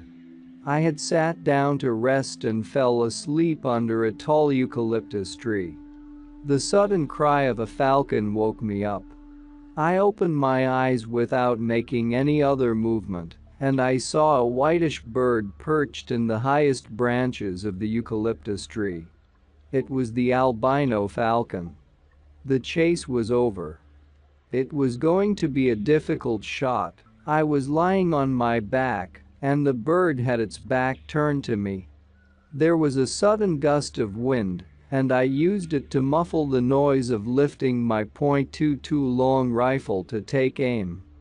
I wanted to wait until the bird had turned or until it had begun to fly so I would not miss it. But the albino bird remained motionless. In order to take a better shot I would have needed to move, and the falcon was too fast for that. I thought that my best alternative was to wait. And I did, a long, interminable time. Perhaps what affected me was the long wait, or perhaps it was the loneliness of the spot where the bird and I were. I suddenly felt a chill up my spine, and in an unprecedented action I stood up and left. I did not even look to see if the bird had flown away. I never attached any significance to my final act with the albino falcon. However, it was terribly strange that I did not shoot it. I had shot dozens of falcons before. On the farm where I grew up, shooting birds or hunting any kind of animal was a matter of course. Don Juan listened attentively as I told him the story of the albino falcon. "How did you know about the white falcon?" I asked when I had finished. "I saw it," he replied. "Where?" "Right here in front of you." I was not in an argumentative mood anymore. What does all this mean? I asked. He said that a white bird like that was an omen, and that not shooting it down was the only right thing to do. Your death gave you a little warning, he said with a mysterious tone. It always comes as a chill. What are you talking about? I said nervously. He really made me nervous with his spooky talk. You know a lot about birds, he said. You've killed too many of them. You know how to wait. You have waited patiently for hours. I know that. I am seeing it. His words caused a great turmoil in me. I thought that what annoyed me the most about him was his certainty. I could not stand his dogmatic assuredness about issues in my own life that I was not sure of myself. I became engulfed in my feelings of dejection, and I did not see him leaning over me until he actually had whispered something in my ear. I did not understand at first, and he repeated it. He told me to turn around casually and look at a boulder to my left. He said that my death was there staring at me, and if I turned when he signaled me I might be capable of seeing it. He signaled me with his eyes. I turned and I thought I saw a flickering movement over the boulder. A chill ran through my body, the muscles of my abdomen contracted involuntarily, and I experienced a jolt, a spasm. After a moment I regained my composure, and I explained away the sensation of seeing the flickering shadow as an optical illusion caused by turning my head so abruptly. Death is our eternal companion, Don Juan said with a most serious air. It is always to our left, at an arm's length. It was watching you when you were watching the white falcon, it whispered in your ear, and you felt its chill, as you felt it today. It has always been watching you. It always will until the day it taps you. He extended his arm and touched me lightly on the shoulder, and at the same time he made a deep clicking sound with his tongue. The effect was devastating. I almost got sick to my stomach. You're the boy who stalked game and waited patiently, as death waits. You know very well that death is to our left, the same way you were to the left of the white falcon. His words had the strange power to plunge me into an unwarranted terror. My only defense was my compulsion to commit to writing everything he said. How can anyone feel so important when we know that death is stalking us? He asked. I had the feeling my answer was not really needed. I could not have said anything anyway. A new mood had possessed me. The thing to do when you're impatient, he proceeded, is to turn to your left and ask advice from your death. An immense amount of pettiness is dropped if your death makes a gesture to you, or if you catch a glimpse of it, or if you just have the feeling that your companion is there watching you. He leaned over again and whispered in my ear that if I turned to my left suddenly, upon seeing his signal, I could again see my death on the boulder. His eyes gave me an almost imperceptible signal, but I did not dare to look. I told him that I believed him, and that he did not have to press the issue any further, because I was terrified. He had one of his roaring belly laughs. He replied that the issue of our death was never pressed far enough. And I argued that it would be meaningless for me to dwell upon my death, since such a thought would only bring discomfort and fear. You're full of crap, he exclaimed. Death is the only wise advisor that we have. Whenever you feel, as you always do, that everything is going wrong and you're about to be annihilated, turn to your death and ask if that is so. Your death will tell you that you're wrong, that nothing really matters outside its touch. Your death will tell you, I haven't touched you yet. He shook his head and seemed to be waiting for my reply. I had none. My thoughts were running rampant. He had delivered a staggering blow to my egotism. The pettiness of being annoyed with him was monstrous in the fight of my death. I had the feeling he was fully aware of my change of mood. He had turned the tide in his favor. He smiled and began to hum a Mexican tune. "Yes," he said softly after a long pause. "One of us here has to change, and fast. One of us here has to learn again that death is the hunter, and that it is always to one's left. One of us here has to ask death's advice and drop the cursed pettiness that belongs to men that live their lives as if death will never tap them." We remained quiet for more than an hour, then we started walking again. We meandered in the desert chaparral for hours. I did not ask him if there was any purpose to it, it did not matter. Somehow he had made me recapture an old feeling, something I had quite forgotten, the sheer joy of just moving around without attaching any intellectual purpose to it. I wanted him to let me catch a glimpse of whatever I had seen on the boulder. "Let me see that shadow again," I said. "You mean your death, don't you?" He replied with a touch of irony in his voice. For a moment I felt reluctant to voice it. "Yes," I finally said. "Let me see my death once again." "Not now," he said. "You're too solid." "I beg your pardon?" He began to laugh, and for some unknown reason his laughter was no longer offensive and insidious, as it had been in the past. I did not think that it was different, from the point of view of its pitch, or its loudness, or the spirit of it. The new element was my mood. In view of my impending death, my fears and annoyance were nonsense. "Let me talk to plants then," I said. He roared with laughter. "You're too good now," he said, still laughing. "You go from one extreme to the other. Be still. There is no need to talk to plants unless you want to know their secrets, and for that you need the most unbending intent. So save your good wishes. There is no need to see your death either. It is sufficient that you feel its presence around you." Assuming responsibility. Tuesday, April 1961. I arrived at Don Juan's house in the early morning on Sunday, April 9th. "Good morning, Don Juan," I said. "Am I glad to see you?" He looked at me and broke into a soft laughter.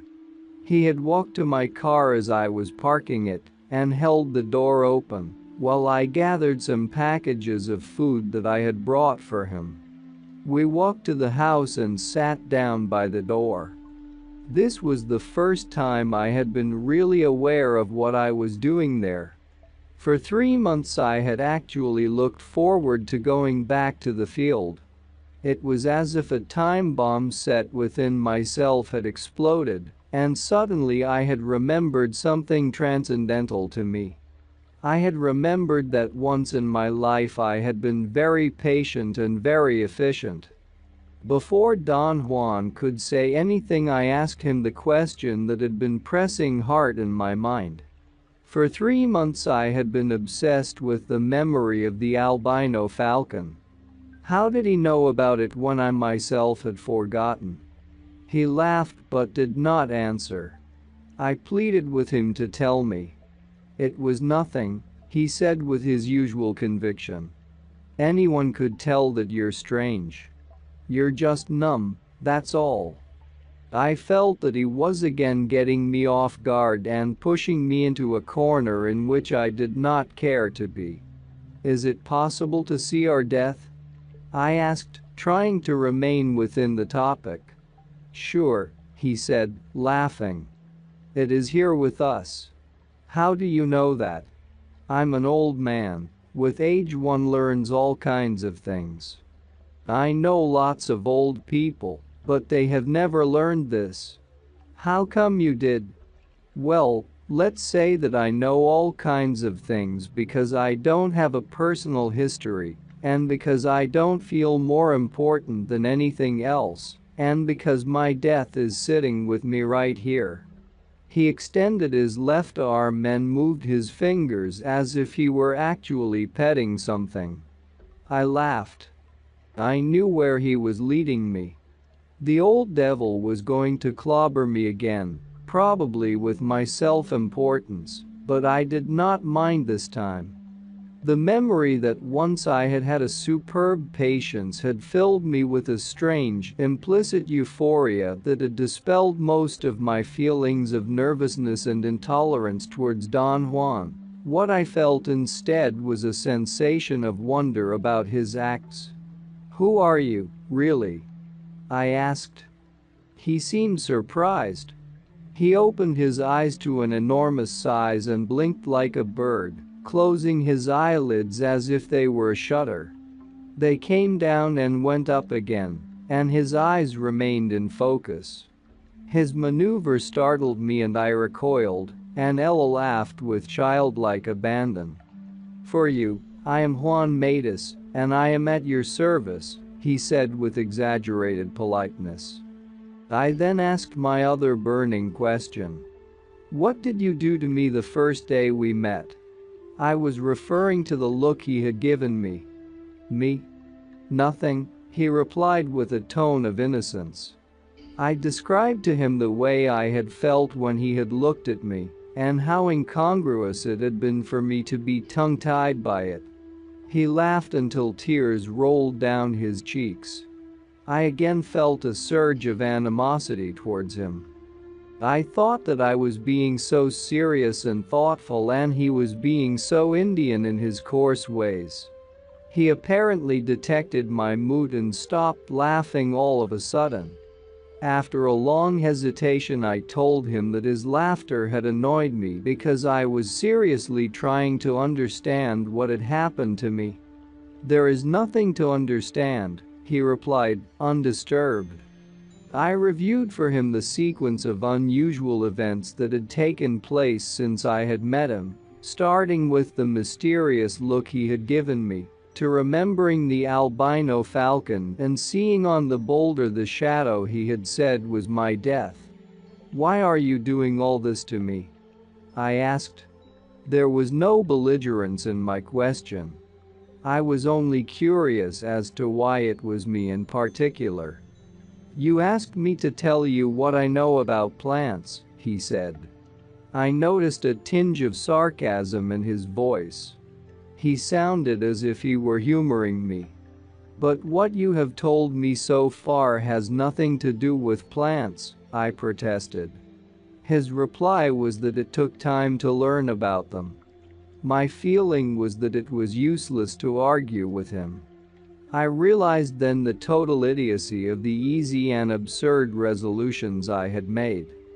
While I was at home, I had promised myself that I was never going to lose my temper or feel annoyed with Don Juan. In the actual situation, however, the minute he rebuffed me, I had another attack of peevishness. I felt there was no way for me to interact with him, and that angered me. "Think of your death now," Don Juan said suddenly. "It is at arm's length. It may tap you any moment, so really you have no time for crappy thoughts and moods. None of us have time for that. Do you want to know what I did to you the first day we met? I saw you, and I saw that you thought you were lying to me. But you weren't, not really." I told him that his explanation confused me even more. He replied that that was the reason he did not want to explain his acts, and that explanations were not necessary. He said that the only thing that counted was action, acting instead of talking. He pulled out a straw mat and lay down, propping his head up with a bundle. He made himself comfortable, and then he told me that there was another thing I had to perform if I really wanted to learn about plants. "What was wrong with you when I saw you, and what is wrong with you now?" is that you don't like to take responsibility for what you do," he said slowly, as if to give me time to understand what he was saying. "When you were telling me all those things in the bus depot, you were aware that they were lies. Why were you lying?" I explained that my objective had been to find a key informant for my work. Don Juan smiled and began humming a Mexican tune. "When a man decides to do something, he must go all the way," he said, "but he must take responsibility for what he does. No matter what he does, he must know first why he is doing it, and then he must proceed with his actions without having doubts or remorse about them." He examined me. I did not know what to say. Finally, I ventured an opinion, almost as a protest. "That's an impossibility," I said. He asked me why, and I said that perhaps ideally that was what everybody thought they should do. In practice, however, there was no way to avoid doubts and remorse. "Of course there is a way," he replied with conviction. "Look at me," he said. "I have no doubts or remorse. Everything I do is my decision and my responsibility. The simplest thing I do, to take you for a walk in the desert, for instance, may very well mean my death. Death is stalking me. Therefore, I have no room for doubts or remorse. If I have to die as a result of taking you for a walk, then I must die. You, on the other hand, feel that you are immortal, and the decisions of an immortal man can be cancelled or regretted or doubted. In a world where death is the hunter, my friend, there is no time for regrets or doubts. There is only time for decisions." I argued, in sincerity, that in my opinion that was an unreal world, because it was arbitrarily made by taking an idealized form of behavior and saying that that was the way to proceed. I told him the story of my father, who used to give me endless lectures about the wonders of a healthy mind in a healthy body, and how young men should temper their bodies with hardships and with feats of athletic competition. He was a young man. When I was 8 years old, he was only 27. During the summertime, as a rule, he would come from the city, where he taught school, to spend at least a month with me at my grandparents' farm, where I lived. It was a hellish month for me. I told Don Juan one instance of my father's behavior that I thought would apply to the situation at hand. Almost immediately upon arriving at the farm, my father would insist on taking a long walk with me at his side, so we could talk things over, and while we were talking he would make plans for us to go swimming, every day at 6 a.m. At night he would set the alarm for 5:30 to have plenty of time, because at 6 sharp we had to be in the water. And when the alarm would go off in the morning, he would jump out of bed, put on his glasses, go to the window and look out. I had even memorized the ensuing monologue. "A bit cloudy today.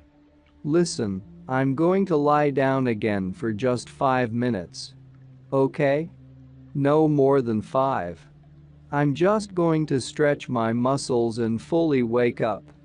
He would invariably fall asleep again until 10, sometimes until noon.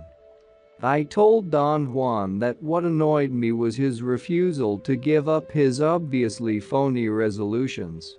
He would repeat this ritual every morning until I would finally hurt his feelings by refusing to set the alarm clock. They were not phony resolutions, Don Juan said, obviously taking sides with my father. He just didn't know how to get out of bed, that's all. At any rate, I said, I'm always leery of unreal resolutions. What would be a resolution that is real then?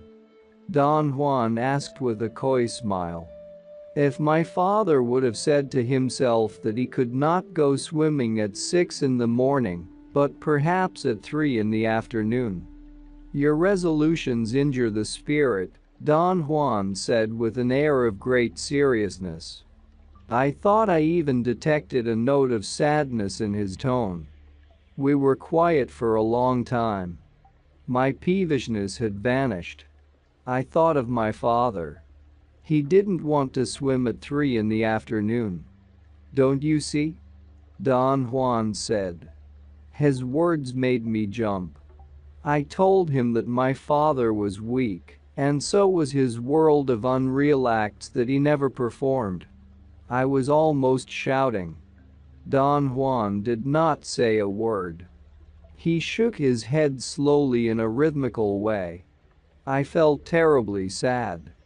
Thinking of my father always gave me a consuming feeling.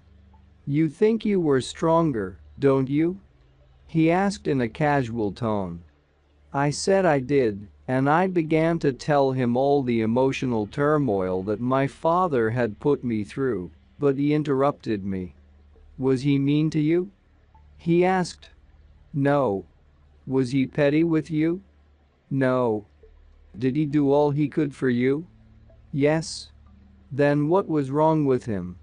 Again I began to shout that he was weak, but I caught myself and lowered my voice. I felt a bit ludicrous being cross-examined by Don Juan. What are you doing all this for? I said. We were supposed to be talking about plants. I felt more annoyed and despondent than ever. I told him that he had no business or the remotest qualifications to pass judgment on my behavior, and he exploded into a belly laugh. When you get angry you always feel righteous, don't you? He said and blinked like a bird. He was right. I had the tendency to feel justified at being angry. Let's not talk about my father, I said, feigning a happy mood. Let's talk about plants. No, let's talk about your father, he insisted. That is the place to begin today. If you think that you were so much stronger than he, why didn't you go swimming at 6 in the morning in his place? I told him that I could not believe he was seriously asking me that. I had always thought that swimming at 6 in the morning was my father's business and not mine. It was also your business from the moment you accepted his idea, Don Juan snapped at me. I said that I had never accepted it, that I had always known my father was not truthful to himself. Don Juan asked me matter-of-factly why I had not voiced my opinions at the time. You don't tell your father things like that, I said as a weak explanation. Why not? That was not done in my house, that's all. You have done worse things in your house, he declared like a judge from the bench. The only thing you never did was to shine your spirit. There was such a devastating force in his words that they echoed in my mind. He brought all my defenses down. I could not argue with him. I took refuge in writing my notes. I tried a last feeble explanation and said that all my life I had encountered people of my father's kind who had, like my father, hooked me somehow into their schemes, and as a rule I had always been left dangling. You are complaining, he said softly. You have been complaining all your life because you don't assume responsibility for your decisions. If you would have assumed responsibility for your father's idea of swimming at 6 in the morning, you would have swum by yourself if necessary, or you would have told him to go to hell the first time he opened his mouth after you knew his devices. But you didn't say anything.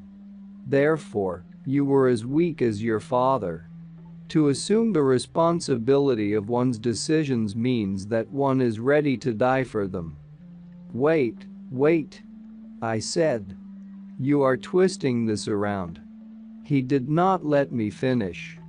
I was going to tell him that I had used my father only as an example of an unrealistic way of acting, and that nobody in his right mind would be willing to die for such an idiotic thing. "It doesn't matter what the decision is," he said. "Nothing could be more or less serious than anything else. Don't you see? In a world where death is the hunter, there are no small or big decisions. There are only decisions that we make in the face of our inevitable death." I could not say anything. Perhaps an hour went by. Don Juan was perfectly motionless on his mat, although he was not sleeping. "Why do you tell me all this, Don Juan?" I asked. "Why are you doing this to me?" "You came to me," he said. "No, that was not the case, you were brought to me. And I have had a gesture with you." "I beg your pardon?" "You could have had a gesture with your father by swimming for him, but you didn't, perhaps because you were too young. I have lived longer than you. I have nothing pending. There is no hurry in my life, therefore I can properly have a gesture with you." In the afternoon we went for a hike. I easily kept his pace and marveled again at his stupendous physical prowess. He walked so nimbly and with such sure steps that next to him I was like a child. We went in an easterly direction. I noticed then that he did not like to talk while he walked. If I spoke to him, he would stop walking in order to answer me. After a couple of hours we came to a hill. He sat down and signaled me to sit by him. He announced in a mock dramatic tone that he was going to tell me a story. He said that once upon a time there was a young man, a destitute Indian, who lived among the white men in a city. He had no home, no relatives, no friends. He had come into the city to find his fortune and had found only misery and pain. From time to time he made a few cents working like a mule, barely enough for a morsel, otherwise he had to beg or steal food. Don Juan said that one day the young man went to the marketplace. He walked up and down the street in a haze, his eyes wild upon seeing all the good things that were gathered there. He was so frantic that he did not see where he was walking, and ended up tripping over some baskets and falling on lap of an old man. The old man was carrying 4 enormous gourds and had just sat down to rest and eat. Don Juan smiled knowingly and said that the old man found it quite strange that the young man had stumbled on him. He was not angry at being disturbed, but amazed at why this particular young man had fallen on top of him. The young man, on the other hand, was angry and told him to get out of his way.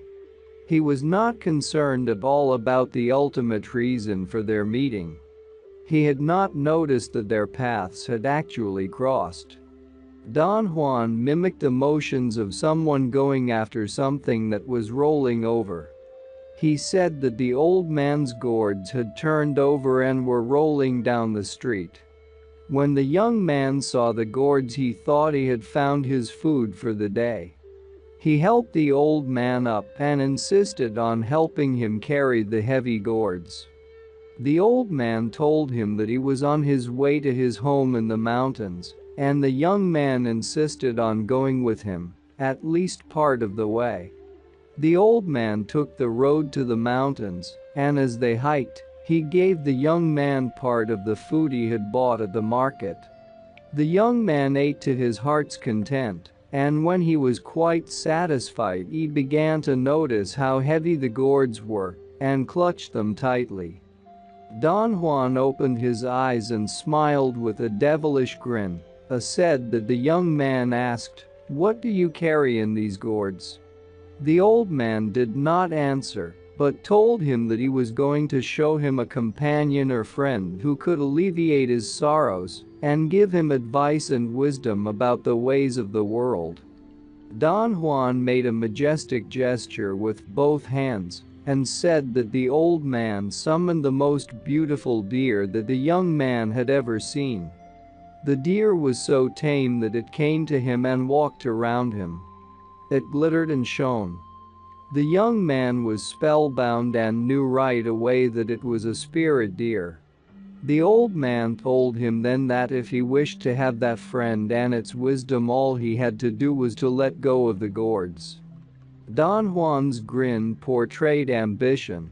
He said that the young man's petty desires were pricked upon hearing such a request.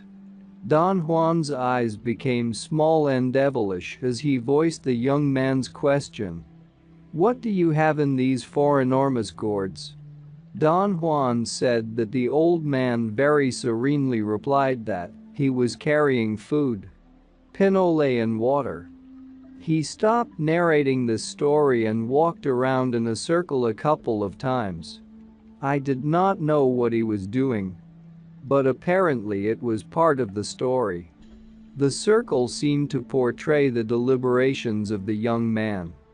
Don Juan said that, of course, the young man had not believed a word. He calculated that if the old man, who was obviously a wizard, was willing to give a spirit deer for his gourds, then the gourds must have been filled with power beyond belief. Don Juan contorted his face again into a devilish grin and said that the young man declared that he wanted to have the gourds. There was a long pause that seemed to mark the end of the story. Don Juan remained quiet, yet I was sure he wanted me to ask about it, and I did. "What happened to the young man?"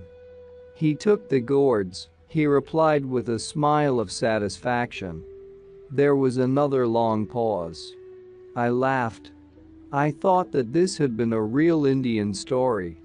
Don Juan's eyes were shining as he smiled at me. There was an air of innocence about him. He began to laugh in soft spurts and asked me, "Don't you want to know about the gourds?"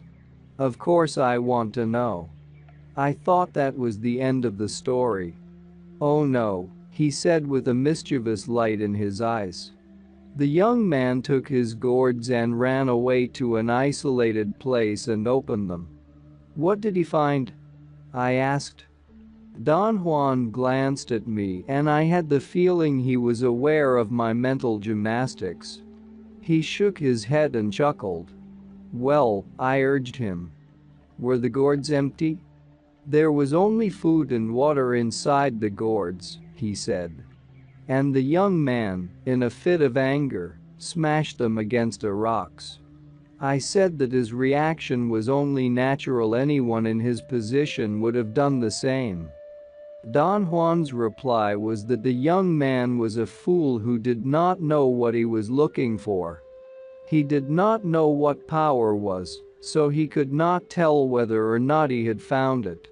He had not taken responsibility for his decision, therefore he was angered by his blunder. He expected to gain something and got nothing instead. Don Juan speculated that if I were the young man and if I had followed my inclinations, I would have ended up angry and remorseful, and would, no doubt, have spent the rest of my life feeling sorry for myself for what I had lost. Then he explained the behavior of the old man. He had cleverly fed the young man so as to give him the daring of a satisfied stomach. Thus the young man, upon finding only food in the gourds, smashed them in a fit of anger. Had he been aware of his decision and assumed responsibility for it, Don Juan said, he would have taken the food and would have been more than satisfied with it. And perhaps Lai might even have realized that the food was power too. Becoming a hunter.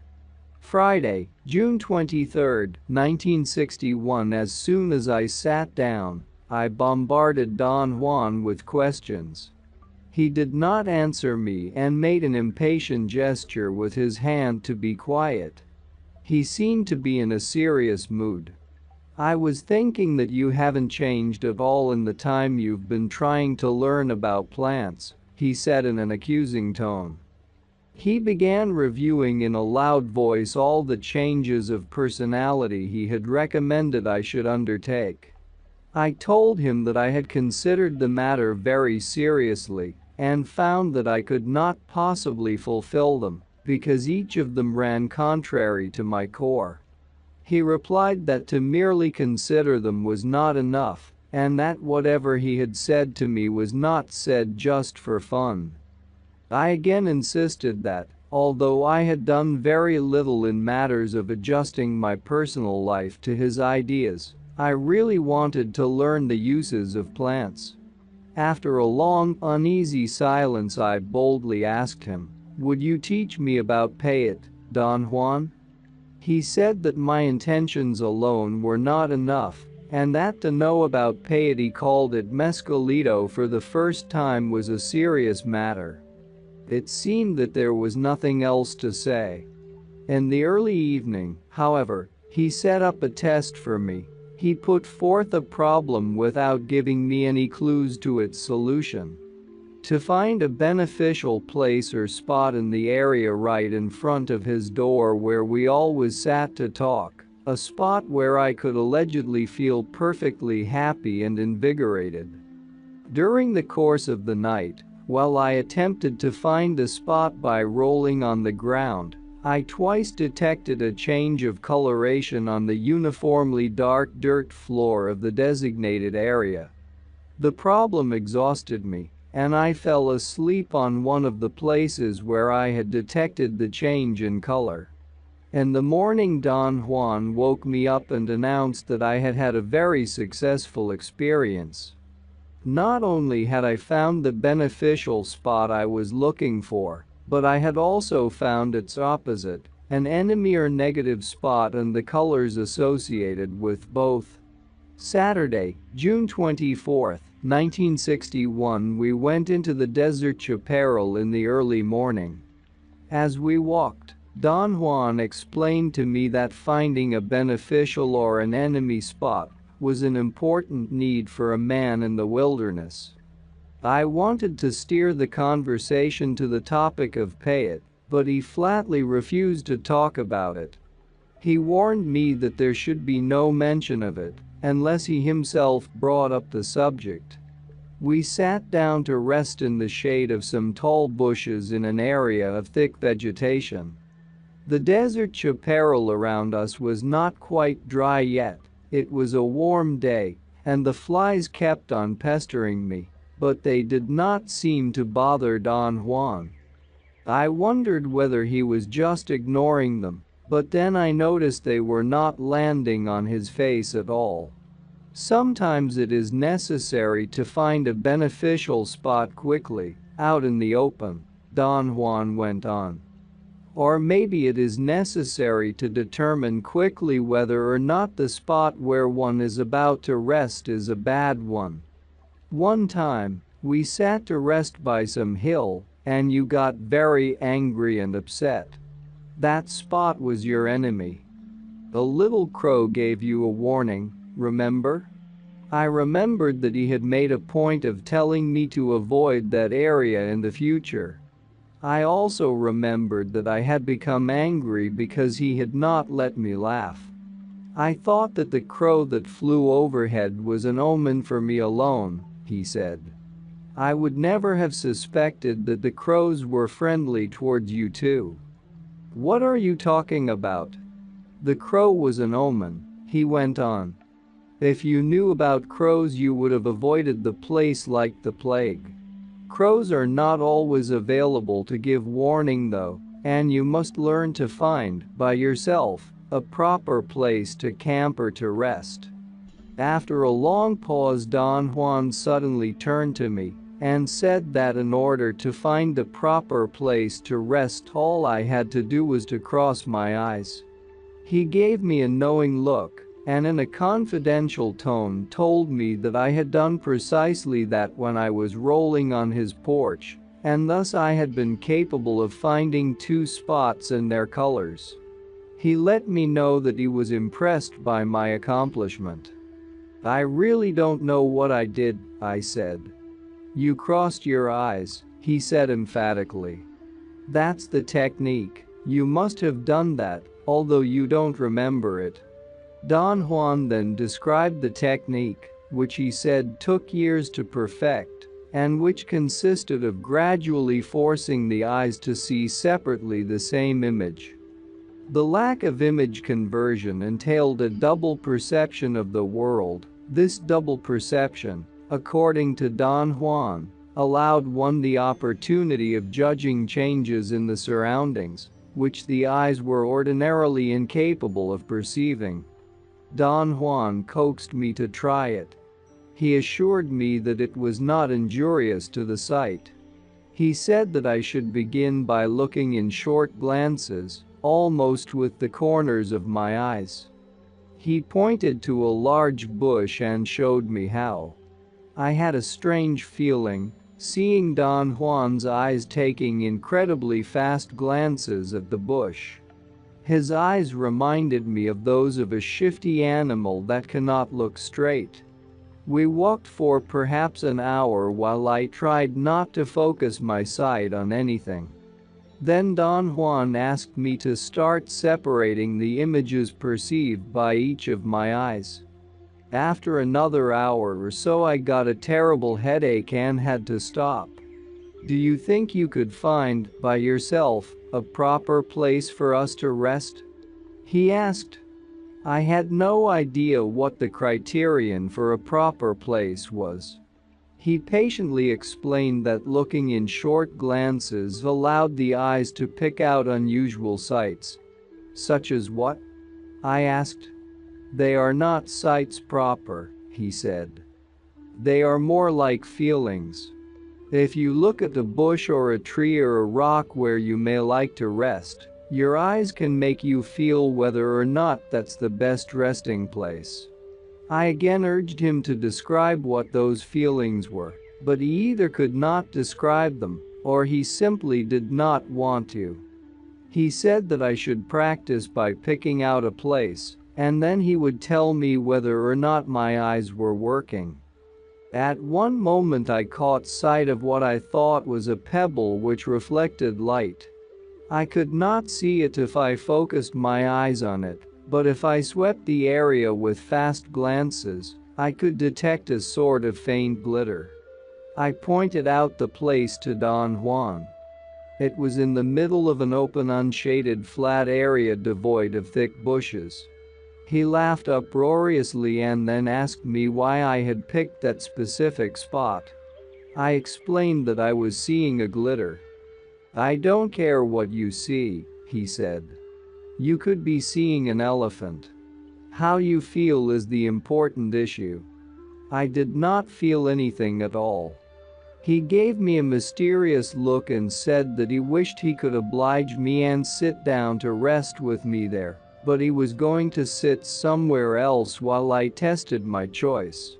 I sat down while he looked at me curiously from a distance of 30 or 40 feet away. After a few minutes he began to laugh loudly. Somehow his laughter made me nervous. It put me on edge. I felt he was making fun of me and I got angry. I began to question my motives for being there. There was definitely something wrong in the way my total endeavor with Don Juan was proceeding. I felt that I was just a pawn in his clutches. Suddenly Don Juan charged at me, at full speed, and pulled me by the arm, dragging me bodily for 10 or 12 feet. He helped me to stand up and wipe some perspiration from his forehead. I noticed then that he had exerted himself to his limit. He patted me on the back and said that I had picked the wrong place, and that he had had to rescue me in a real hurry, because he saw that the spot where I was sitting was about to take over my entire feelings. I laughed. The image of Don Juan charging at me was very funny. He had actually run like a young man. His feet moved as if he were grabbing the soft reddish dirt of the desert in order to catapult himself over me. I had seen him laughing at me and then in a matter of seconds he was dragging me by the arm. After a while he urged me to continue looking for a proper place to rest. We kept on walking, but I did not detect or feel anything at all. Perhaps if I had been more relaxed I would have noticed or felt something. I had ceased, however, to be angry with him. Finally he pointed to some rocks and we came to a halt. "Don't feel disappointed," Don Juan said. "It takes a long time to train the eyes properly." I did not say anything. I was not going to be disappointed about something I did not understand at all. Yet, I had to admit that 3 times already since I had begun to visit Don Juan, I had become very angry and had been agitated to the point of being nearly ill while sitting on places that he called bad. "The trick is to feel with your eyes," he said. "Your problem now is that you don't know what to feel. It'll come to you, though, with practice. Perhaps you should tell me, Don Juan, what I am supposed to feel." "That's impossible." "Why?" "No one can tell you what you are supposed to feel. It is not heat or light or glare or color. It is something else." "Can't you describe it?" "No. All I can do is give you the technique. Once you learn to separate the images and see two of everything, you must focus your attention in the area between the 2 images. Any change worthy of notice would take place there, in that area." "What kind of changes are they?" "That is not important. The feeling that you get is what counts.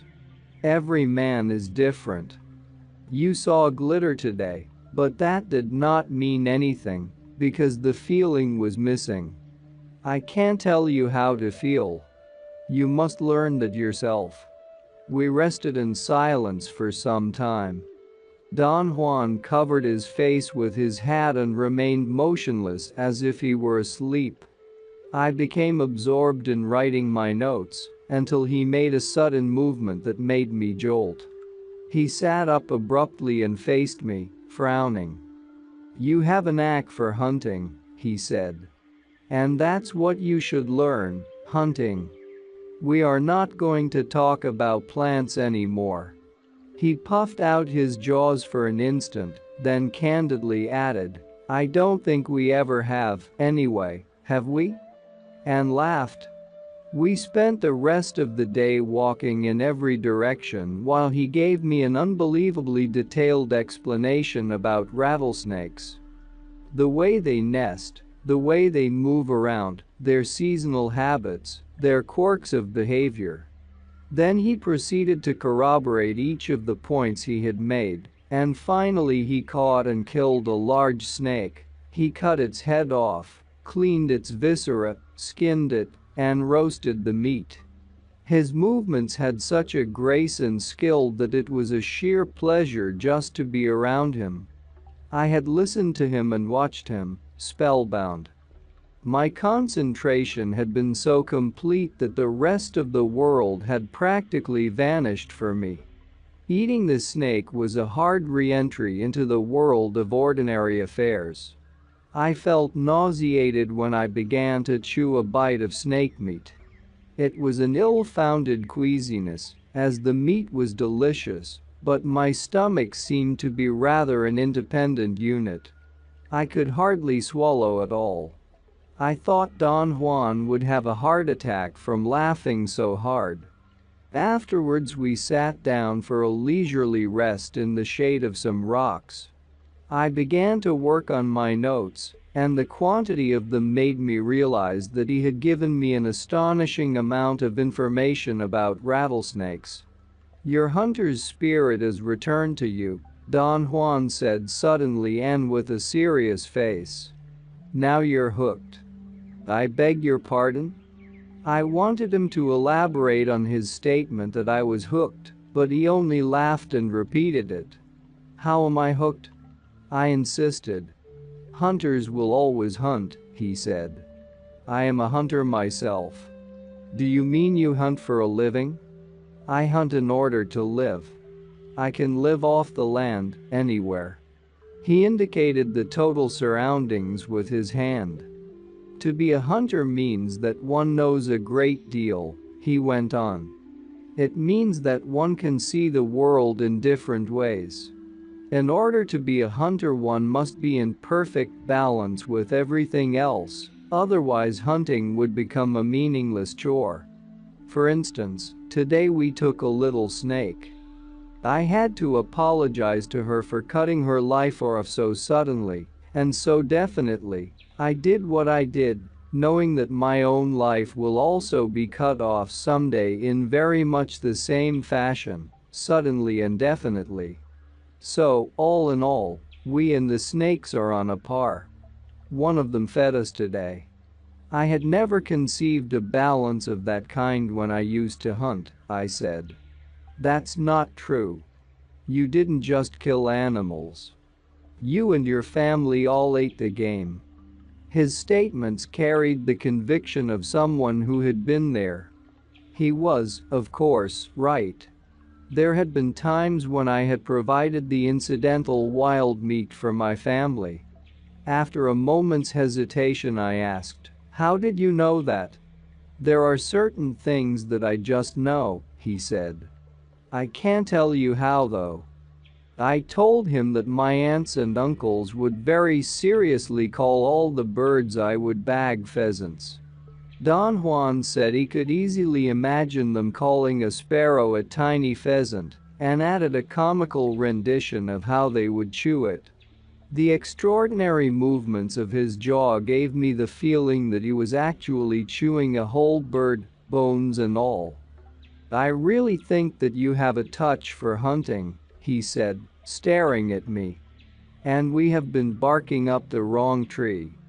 Perhaps you will be willing to change your way of life in order to become a hunter." He reminded me that I had found out, with just a little exertion on my part, that in the world there were good and bad spots for me. He added that I had also found out the specific colors associated with them. "That means that you have a knack for hunting," he declared. "Not everyone who tries would find their colors and their spots at the same time." To be a hunter sounded very nice and romantic, but it was an absurdity to me, since I did not particularly care to hunt. "You don't have to care to hunt or to like it," he replied to my complaint. "You have a natural inclination. I think the best hunters never like hunting, they do it well, that's all." I had the feeling Don Juan was capable of arguing his way out of anything, and yet he maintained that he did not like to talk at all. "It is like what I have told you about hunters," he said. "I don't necessarily like to talk. I just have a knack for it and I do it well, that's all." I found his mental agility truly funny. "Hunters must be exceptionally tight individuals," he continued. "A hunter leaves very little to chance. I have been trying all along to convince you that you must learn to live in a different way. So far I have not succeeded. There was nothing you could have grabbed onto. Now it's different. I have brought back your old hunter's spirit, perhaps through it you will change." I protested that I did not want to become a hunter. I reminded him that in the beginning I had just wanted him to tell me about medicinal plants, but he had made me stray so far away from my original purpose that I could not clearly recall anymore whether or not I had really wanted to learn about plants. "Good," he said. "Really good. If you don't have such a clear picture of what you want, you may become more humble. Let's put it this way. For your purposes, it doesn't really matter whether you learn about plants or about hunting. You've told me that yourself. You are interested in anything that anyone can tell you. True?" I had said that to him in trying to define the scope of anthropology, and in order to draft him as my informant. Don Juan chuckled, obviously aware of his control over the situation. "I am a hunter," he said, as if he were reading my thoughts. "I leave very little to chance. Perhaps I should explain to you that I learned to be a hunter. I have not always lived the way I do now. At one point in my life I had to change. Now I'm pointing the direction to you. I'm guiding you. I know what I'm talking about. Someone taught me all this. I didn't figure it out for myself." "Do you mean that you had a teacher, Don Juan?" "Let's say that someone taught me to hunt the way I want to teach you now," he said, and quickly changed the topic. "I think that once upon a time hunting was one of the greatest acts a man could perform," he said. "All hunters were powerful men. In fact, a hunter had to be powerful to begin with in order to withstand the rigors of that life." Suddenly I became curious. Was he referring to a time perhaps prior to the conquest? I began to probe him. "When was the time you are talking about?" "Once upon a time." "When?" "What does once upon a time mean?" "It means once upon a time, or maybe it means now, today. It doesn't matter. At one time everybody knew that a hunter was the best of men. Now not everyone knows that, but there are a sufficient number of people who do. I know it, someday you will. See what I mean? Do the Yaqui Indians feel that way about hunters? That's what I want to know." "Not necessarily."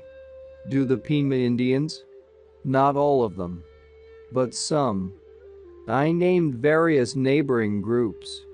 I wanted to commit him to a statement that hunting was a shared belief and practice of some specific people. But he avoided answering me directly, so I changed the subject. "Why are you doing all this for me, Don Juan?" I asked. He took off his hat and scratched his temples in feigned bafflement. "I'm having a gesture with you," he said softly. "Other people have had a similar gesture with you. Someday you yourself will have the same gesture with others. Let's say that it is my turn. One day I found out that if I wanted to be a hunter worthy of self-respect, I had to change my way of life. I used to whine and complain a great deal. I had good reasons to feel shortchanged. I am an Indian and Indians are treated like dogs. There was nothing I could do to remedy that, so all I was left with was my sorrow. But then my good fortune spared me, and someone taught me to hunt. And I realized that the way I lived was not worth living, so I changed it. But I am happy with my life, Don Juan. Why should I have to change it?" He began to sing a Mexican song, very softly, and then hummed the tune. His head bobbed up and down as he followed the beat of the song. "Do you think that you and I are equals?" he asked in a sharp voice. His question caught me off guard. I experienced a peculiar buzzing in my ears as though he had actually shouted his words, which he had not done. However, there had been a metallic sound in his voice that was reverberating in my ears. I scratched the inside of my left ear with the small finger of my left hand.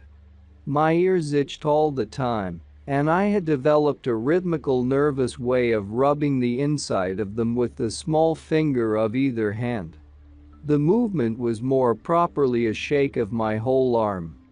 Don Juan watched my movements with apparent fascination. "Well, are we equals?" he asked. "Of course we're equals," I said. I was, naturally, being condescending. I felt very warm towards him, even though at times I did not know what to do with him, yet I still held in the back of my mind, although I would never voice it, the belief that I, being a university student, a man of the sophisticated Western world, was superior to an Indian. "No," he said calmly, "we are not." "Why, certainly we are," I protested. "No," he said in a soft voice.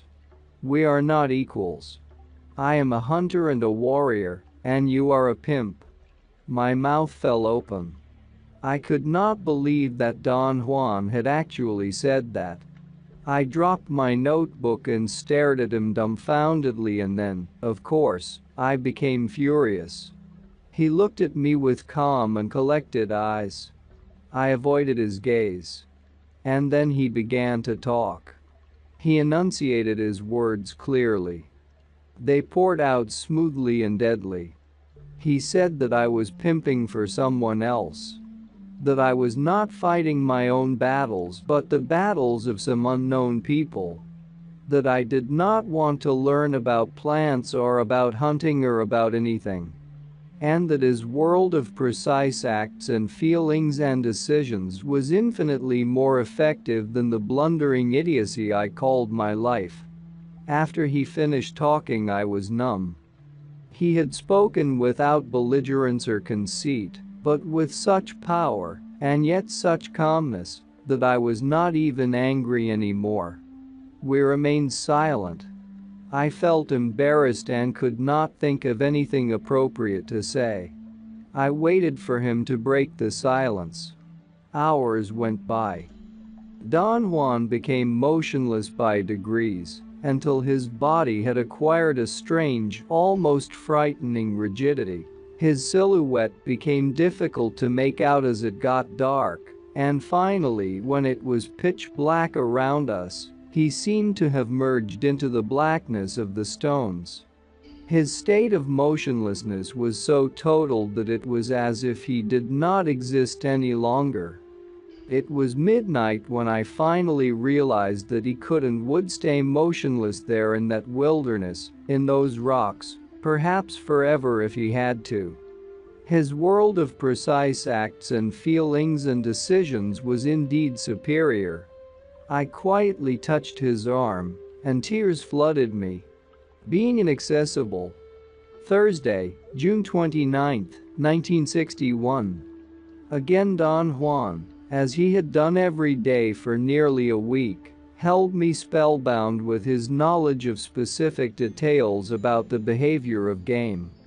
He first explained and then corroborated a number of hunting tactics, based on what he called the quirks of quails. I became so utterly involved in his explanations that a whole day went by, and I had not noticed the passage of time. I even forgot to eat lunch. Don Juan made joking remarks that it was quite unusual for me to miss a meal. By the end of the day he had caught 5 quail in a most ingenious trap, which he had taught me to assemble and set up. 2 are enough for us, he said, and let 3 of them loose. He then taught me how to roast quail. I had wanted to cut some shrubs and make a barbecue pit, the way my grandfather used to make it, lined with green branches and leaves and sealed with dirt, but Don Juan said that there was no need to injure the shrubs, since we had already injured the quail. After we finished eating, we walked very leisurely towards a rocky area. We sat on a sandstone hillside, and I said jokingly that if he would have left the matter up to me, I would have cooked all 5 of the quail, and that my barbecue would have tasted much better than his roast. No doubt, he said. But if you would have done all that, we might have never left this place in one piece. What do you mean? I asked. What would have prevented us? The shrubs, the quail, everything around would have pitched in. I never know when you are talking seriously, I said. He made a gesture of feigned impatience and smacked his lips. You have a weird notion of what it means to talk seriously, he said. I laugh a great deal because I like to laugh, yet everything I say is deadly serious, even if you don't understand it. Why should the world be only as you think it is? Who gave you the authority to say so? There is no proof that the world is otherwise, I said. It was getting dark. I was wondering if it was time to go back to his house, but he did not seem to be in a hurry, and I was enjoying myself. The wind was cold. Suddenly he stood up and told me that we had to climb to the hilltop and stand up on an area clear of shrubs. "Don't be afraid," he said. "I'm your friend and I'll see that nothing bad happens to you." "What do you mean?" I asked, alarmed. Don Juan had the most insidious facility to shift me from sheer enjoyment to sheer fright. "The world is very strange at this time of the day," he said. "That's what I mean. No matter what you see, don't be afraid." "What am I going to see?" "I don't know yet," he said, peering into the distance towards the south. He did not seem to be worried. I also kept on looking in the same direction. Suddenly he perked up and pointed with his left hand towards a dark area in the desert shrubbery. "There it is," he said, as if he had been waiting for something which had suddenly appeared. "What is it?" I asked. "There it is," he repeated. "Look. Look." I did not see anything, just the shrubs.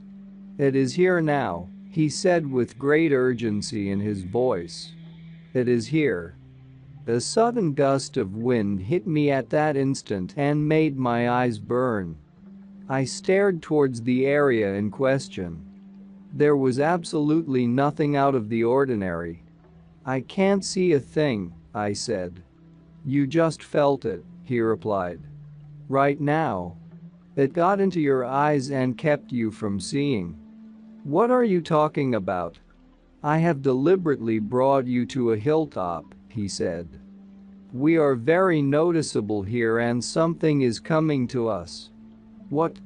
The wind?" "Not just a wind," he said sternly. "It may seem to be wind to you, because wind is all you know." I strained my eyes staring into the desert shrubs. Don Juan stood silently by me for a moment and then walked into the nearby chaparral and began to tear some big branches from the surrounding shrubs. He gathered 8 of them and made a bundle. He ordered me to do the same and to apologize to the plants in a loud voice for mutilating them. When we had 2 bundles, he made me run with them to the hilltop and lie down on my back between 2 large rocks. With tremendous speed, he arranged the branches of my bundle to cover my entire body. Then he covered himself in the same manner and whispered through the leaves that I should watch how the so-called wind would cease to blow once we had become unnoticeable. At one moment, to my utter amazement, the wind actually ceased to blow as Don Juan had predicted. It happened so gradually that I would have missed the change had I not been deliberately waiting for it. For a while the wind had hissed through the leaves over my face, and then gradually it became quiet all around us. I whispered to Don Juan that the wind had stopped, and he whispered back that I should not make any overt noise or movement, because what I was calling the wind was not wind at all, but something that had a volition of its own and could actually recognize us. I laughed out of nervousness. In a muffled voice, Don Juan called my attention to the quietness around us and whispered that he was going to stand up and I should follow him, putting the branches aside very gently with my left hand. We stood up at the same time. Don Juan stared for a moment into the distance towards the south and then turned around abruptly and faced the west. "Sneaky. Really sneaky," he muttered, pointing to an area towards the southwest. "Look. Look," he urged me. I stared with all the intensity I was capable of.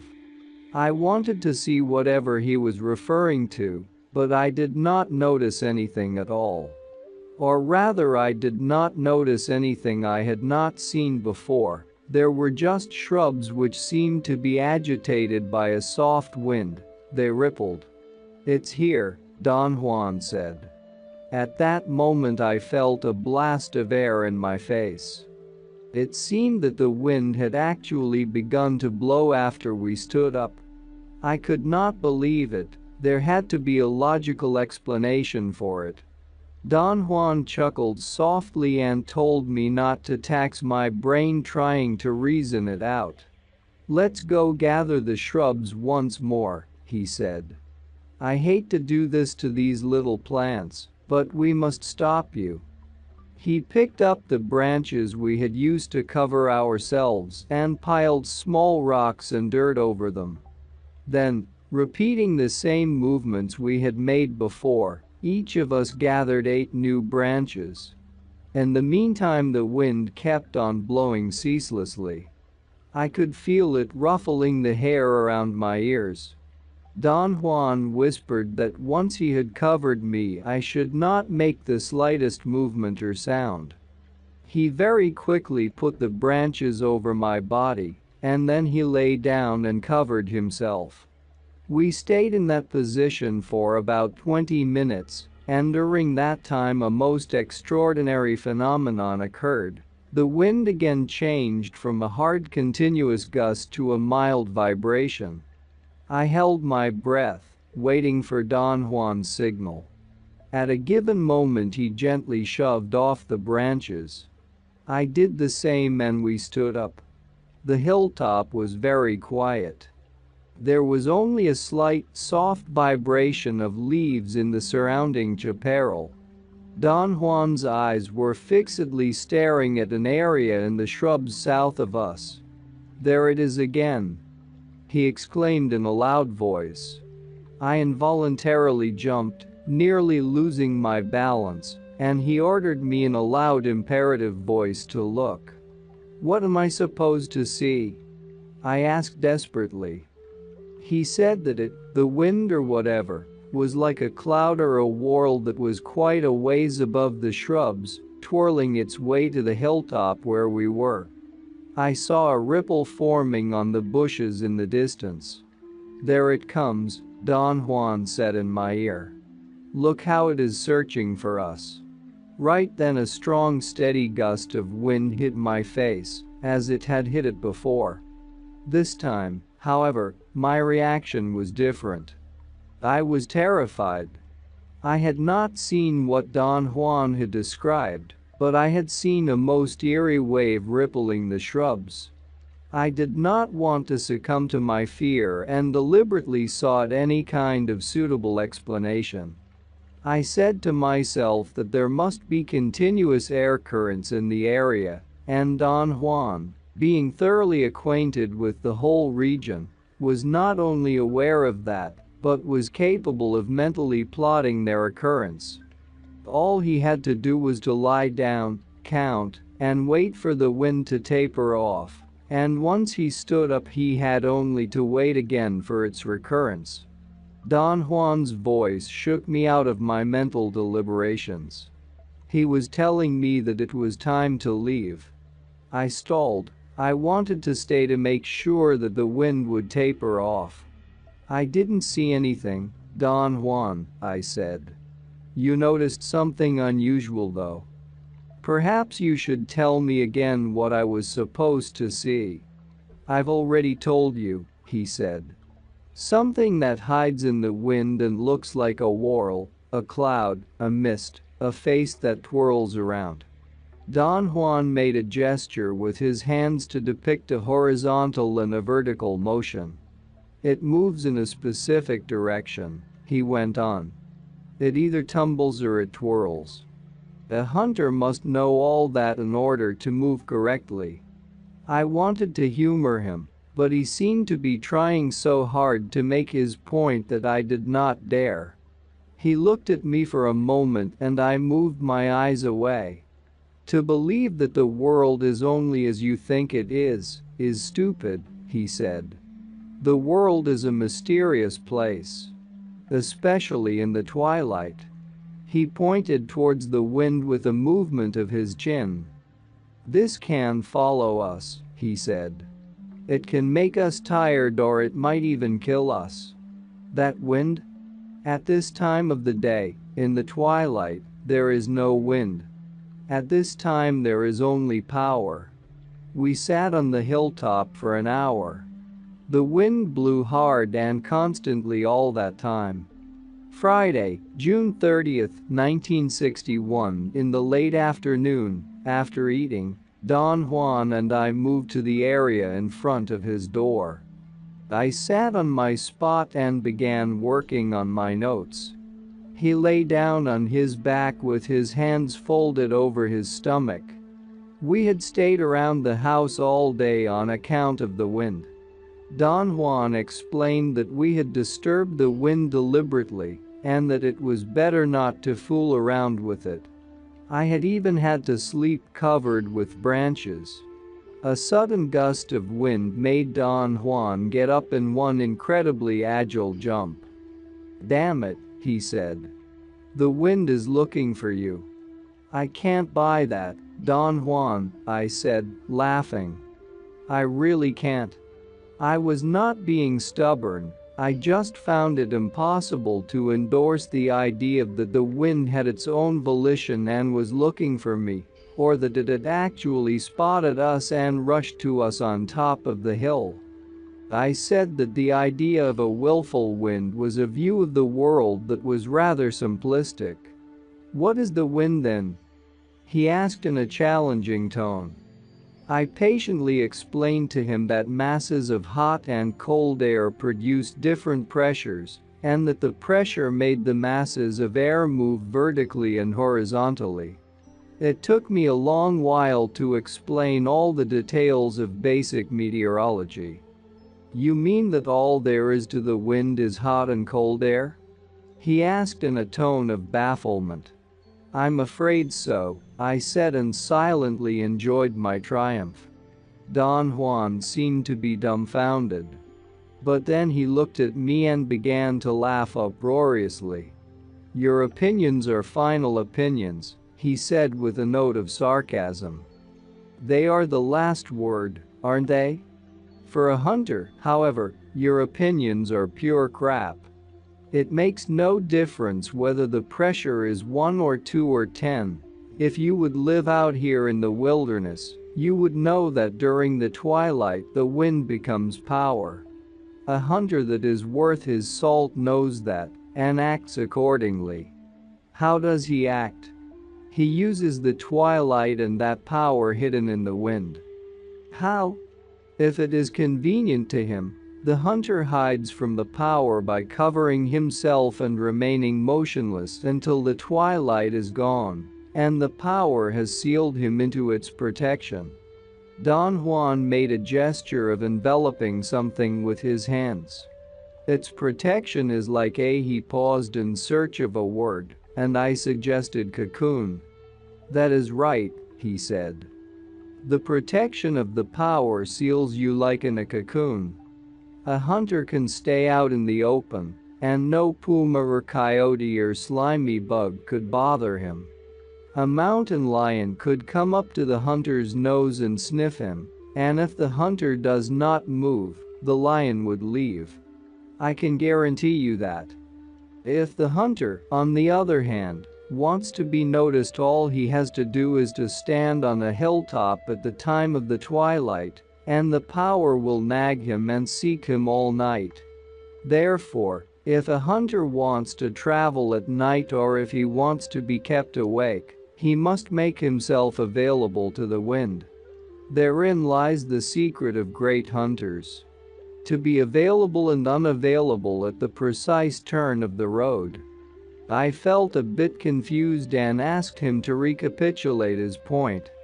Don Juan very patiently explained that he had used the twilight and the wind to point out the crucial importance of the interplay between hiding and showing oneself. "You must learn to become deliberately available and unavailable," he said. "As your life goes now, you are unwittingly available at all times." I protested. My feeling was that my life was becoming increasingly more and more secretive. He said I had not understood his point, and that to be unavailable did not mean to hide or to be secretive, but to be inaccessible. Let me put it in another way, he proceeded patiently. It makes no difference to hide if everyone knows that you are hiding.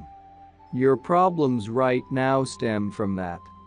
When you are hiding, everyone knows that you are hiding, and when you are not, you are available for everyone to take a poke at you.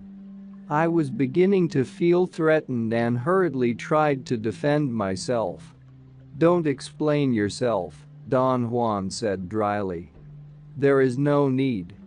We are fools, all of us, and you cannot be different. At one time in my life I, like you, made myself available over and over again, until there was nothing of me left for anything, except perhaps crying. And that I did, just like yourself. Don Juan sized me up for a moment and then sighed loudly. I was younger than you, though, he went on, but one day I had enough and I changed. Let's say that one day, when I was becoming a hunter, I learned the secret of being available and unavailable. I told him that his point was bypassing me. I truly could not understand what he meant by being available. He had used the Spanish idioms ponerse al alcance and ponerse en el del camino, to put oneself within reach, and to put oneself in the middle of a trafficked way. You must take yourself away, he explained. You must retrieve yourself from the middle of a trafficked way. Your whole being is there, thus it is of no use to hide, you would only imagine that you are hidden. Being in the middle of the road means that everyone passing by watches your comings and goings. His metaphor was interesting, but at the same time it was also obscure. You are talking in riddles, I said. He stared at me fixedly for a long moment and then began to hum a tune. I straightened my back and sat attentively. I knew that when Don Juan hummed a Mexican tune he was about to clobber me. Hey, he said, smiling, and peered at me. Whatever happened to your blonde friend? That girl that you used to really like? I must have looked at him like a confounded idiot. He laughed with great delight. I did not know what to say. You told me about her, he said reassuringly. But I did not remember ever telling him about anybody, much less about a blonde girl. I've never mentioned anything like that to you, I said. Of course you have, he said as if dismissing the argument. I wanted to protest, but he stopped me, saying that it did not matter how he knew about her, that the important issue was that I had liked her. I sensed a surge of animosity towards him building up within myself. Don't stall, Don Juan said dryly. This is a time when you should cut off your feelings of importance. You once had a woman, a very dear woman, and then one day you lost her. I began to wonder if I had ever talked about her to Don Juan. I concluded that there had never been an opportunity. Yet I might have. Every time he drove with me we had always talked incessantly about everything. I did not remember everything we had talked about because I could not take notes while driving. I felt somehow appeased by my conclusions. I told him that he was right. There had been a very important blonde girl in my life. Why isn't she with you? He asked. She left. Why? There were many reasons. There were not so many reasons. There was only one. You made yourself too available. I earnestly wanted to know what he meant. He again had touched me. He seemed to be cognizant of the effect of his touch and puckered up his lips to hide a mischievous smile. Everyone knew about you too, he said with unshaken conviction. Was it wrong? It was deadly wrong. She was a fine person. I expressed the sincere feeling that his fishing in the dark was odious to me, especially the fact that he always made his statements with the assurance of someone who had been at the scene and had seen it all. "But that's true," he said with a disarming candor. "I have seen it all. She was a fine person."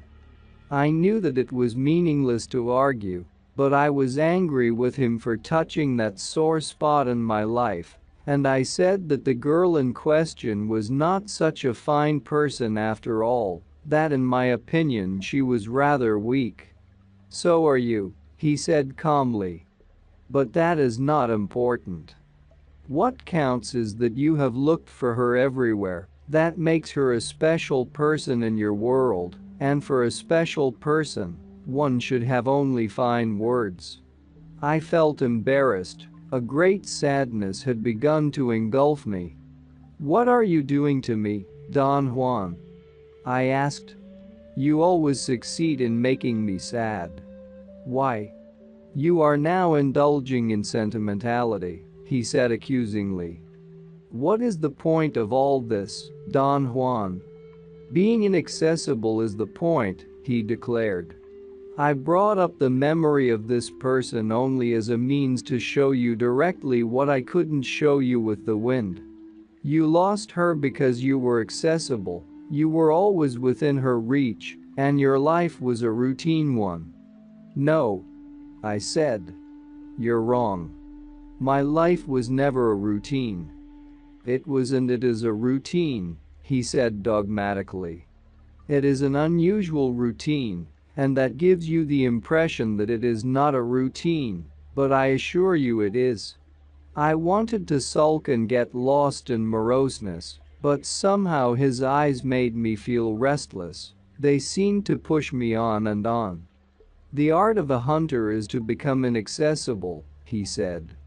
"In the case of that blonde girl, it would have meant that you had to become a hunter and meet her sparingly. Not the way you did. You stayed with her day after day, until the only feeling that remained was boredom." "True?" I did not answer. I felt I did not have to. He was right. To be inaccessible means that you touch the world around you sparingly. You don't eat 5 quail, you eat 1. You don't damage the plants just to make a barbecue pit. You don't expose yourself to the power of the wind unless it is mandatory. You don't use and squeeze people until they have shriveled to nothing, especially the people you love." "I have never used anyone," I said sincerely. But Don Juan maintained that I had, and thus I could bluntly state that I became tired and bored with people. "To be unavailable means that you deliberately avoid exhausting yourself and others," he continued. "It means that you are not hungry and desperate, like the poor bastard that feels he will never eat again, and devours all the food he can, all 5 quail." Don Juan was definitely hitting me below the belt. I laughed and that seemed to please him. He touched my back lightly. "A hunter knows he will lure game into his traps over and over again, so he doesn't worry. To worry is to become accessible, unwittingly accessible. And once you worry you cling to anything out of desperation. And once you cling you are bound to get exhausted or to exhaust whoever or whatever you are clinging to." I told him that in my day-to-day life it was inconceivable to be inaccessible. My point was that in order to function I had to be within reach of everyone that had something to do with me. "I've told you already that to be inaccessible does not mean to hide or to be secretive," he said calmly. "It doesn't mean that you cannot deal with people either. A hunter uses his world sparingly and with tenderness, regardless of whether the world might be things, or plants, or animals, or people, or power. A hunter deals intimately with his world, and yet he is inaccessible to that same world." "That's a contradiction," I said. He cannot be inaccessible if he is there in his world, hour after hour, day after day. You did not understand, Don Juan said patiently. He is inaccessible because he's not squeezing his world out of shape. He taps it lightly, stays for as long as he needs to, and then swiftly moves away, leaving hardly a mark. Disrupting the routines of life. Sunday, July 16, 1961. We spent all morning watching some rodents that looked like fat squirrels. Don Juan called them water rats. He pointed out that they were very fast in getting out of danger, but after they had outrun any predator, they had the terrible habit of stopping, or even climbing a rock, to stand on their hind legs to look around and groom themselves. They have very good eyes, Don Juan said. You must move only when they are on the run, therefore, you must learn to predict when and where they will stop, so you would also stop at the same time. I became engrossed in observing them, and I had what would have been a field day for hunters as I spotted so many of them. And finally I could predict their movements almost every time. Don Juan then showed me how to make traps to catch them. He explained that a hunter had to take time to observe their eating or their nesting places in order to determine where to locate his traps. He would then set them during the night, and all he had to do the next day was to scare them off so they would scatter away into his catching devices. We gathered some sticks and proceeded to build the hunting contraptions. I had mine almost finished and was excitedly wondering whether or not it would work when suddenly Don Juan stopped and looked at his left wrist, as if he were checking a watch which he had never had, and said that according to his timepiece, it was lunchtime. I was holding a long stick, which I was trying to make into a hoop by bending it in a circle. I automatically put it down with the rest of my hunting paraphernalia. Don Juan looked at me with an expression of curiosity. Then he made the wailing sound of a factory siren at lunchtime. I laughed. His siren sound was perfect. I walked towards him and noticed that he was staring at me. He shook his head from side to side. "I'll be damned," he said. "What's wrong?" I asked. He again made the long wailing sound of a factory whistle. "Lunch is over," he said. "Go back to work." I felt confused for an instant, but then I thought that he was joking, perhaps because we really had nothing to make lunch with. I had been so engrossed with the rodents that I had forgotten we had no provisions. I picked up the stick again and tried to bend it. After a moment Don Juan again blew his whistle. "Time to go home," he said. He examined his imaginary watch and then looked at me and winked. "It's 5 o'clock," he said with an air of someone revealing a secret. I thought that he had suddenly become fed up with hunting and was calling the whole thing off. I simply put everything down and began to get ready to leave. I did not look at him. I presumed that he also was preparing his gear. When I was through I looked up and saw him sitting cross-legged a few feet away. "I'm through," I said. "We can go anytime." He got up and climbed a rock. He stood there, 5 or 6 feet above the ground, looking at me. He put his hands on either side of his mouth and made a very prolonged and piercing sound. It was like a magnified factory siren. He turned around in a complete circle, making the wailing sound. "What are you doing, Don Juan?" I asked. He said that he was giving the signal for the whole world to go home. I was completely baffled. I could not figure out whether he was joking or whether he had simply flipped his lid. I watched him intently and tried to relate what he was doing to something he may have said before. We had hardly talked at all during the morning, and I could not remember anything of importance. Don Juan was still standing on top of the rock. He looked at me, smiled and winked again. I suddenly became alarmed. Don Juan put his hands on both sides of his mouth and let out another long whistle-like sound. He said that it was 8 o'clock in the morning and that I had to set up my gear again because we had a whole day ahead of us. I was completely confused by then. In a matter of minutes my fear mounted to an irresistible desire to run away from the scene. I thought Don Juan was crazy. I was about to flee when he slid down from the rock and came to me, smiling. "You think I'm crazy, don't you?" he asked. I told him that he was frightening me out of my wits with his unexpected behavior. He said that we were even. I did not understand what he meant. I was deeply preoccupied with the thought that his acts seemed thoroughly insane. He explained that he had deliberately tried to scare me out of my wits with the heaviness of his unexpected behavior, because I myself was driving him up the walls with the heaviness of my expected behavior. He added that my routines were as insane as his blowing his whistle. I was shocked and asserted that I did not really have any routines. I told him that I believed my life was in fact a mess because of my lack of healthy routines. Don Juan laughed and signaled me to sit down by him. The whole situation had mysteriously changed again. My fear had vanished as soon as he had begun to talk. "What are my routines?" I asked. "Everything you do is a routine.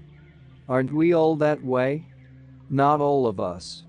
I don't do things out of routine." What prompted all this, Don Juan? What did I do or what did I say that made you act the way you did? You were worrying about lunch. I did not say anything to you. How did you know that I was worrying about lunch? You worry about eating every day around noontime, and around 6 in the evening, and around 8 in the morning, he said with a malicious grin. You worry about eating at those times even if you're not hungry. All I had to do to show your routine spirit was to blow my whistle. Your spirit is trained to work with a signal. He stared at me with a question in his eyes. I could not defend myself. Now you're getting ready to make hunting into a routine, he went on. You have already set your pace in hunting. You talk at a certain time, eat at a certain time, and fall asleep at a certain time. I had nothing to say. The way Don Juan had described my eating habits was the pattern I used for everything in my life. Yet I strongly felt that my life was less routine than that of some of my friends and acquaintances. You know a great deal about hunting now, Don Juan continued.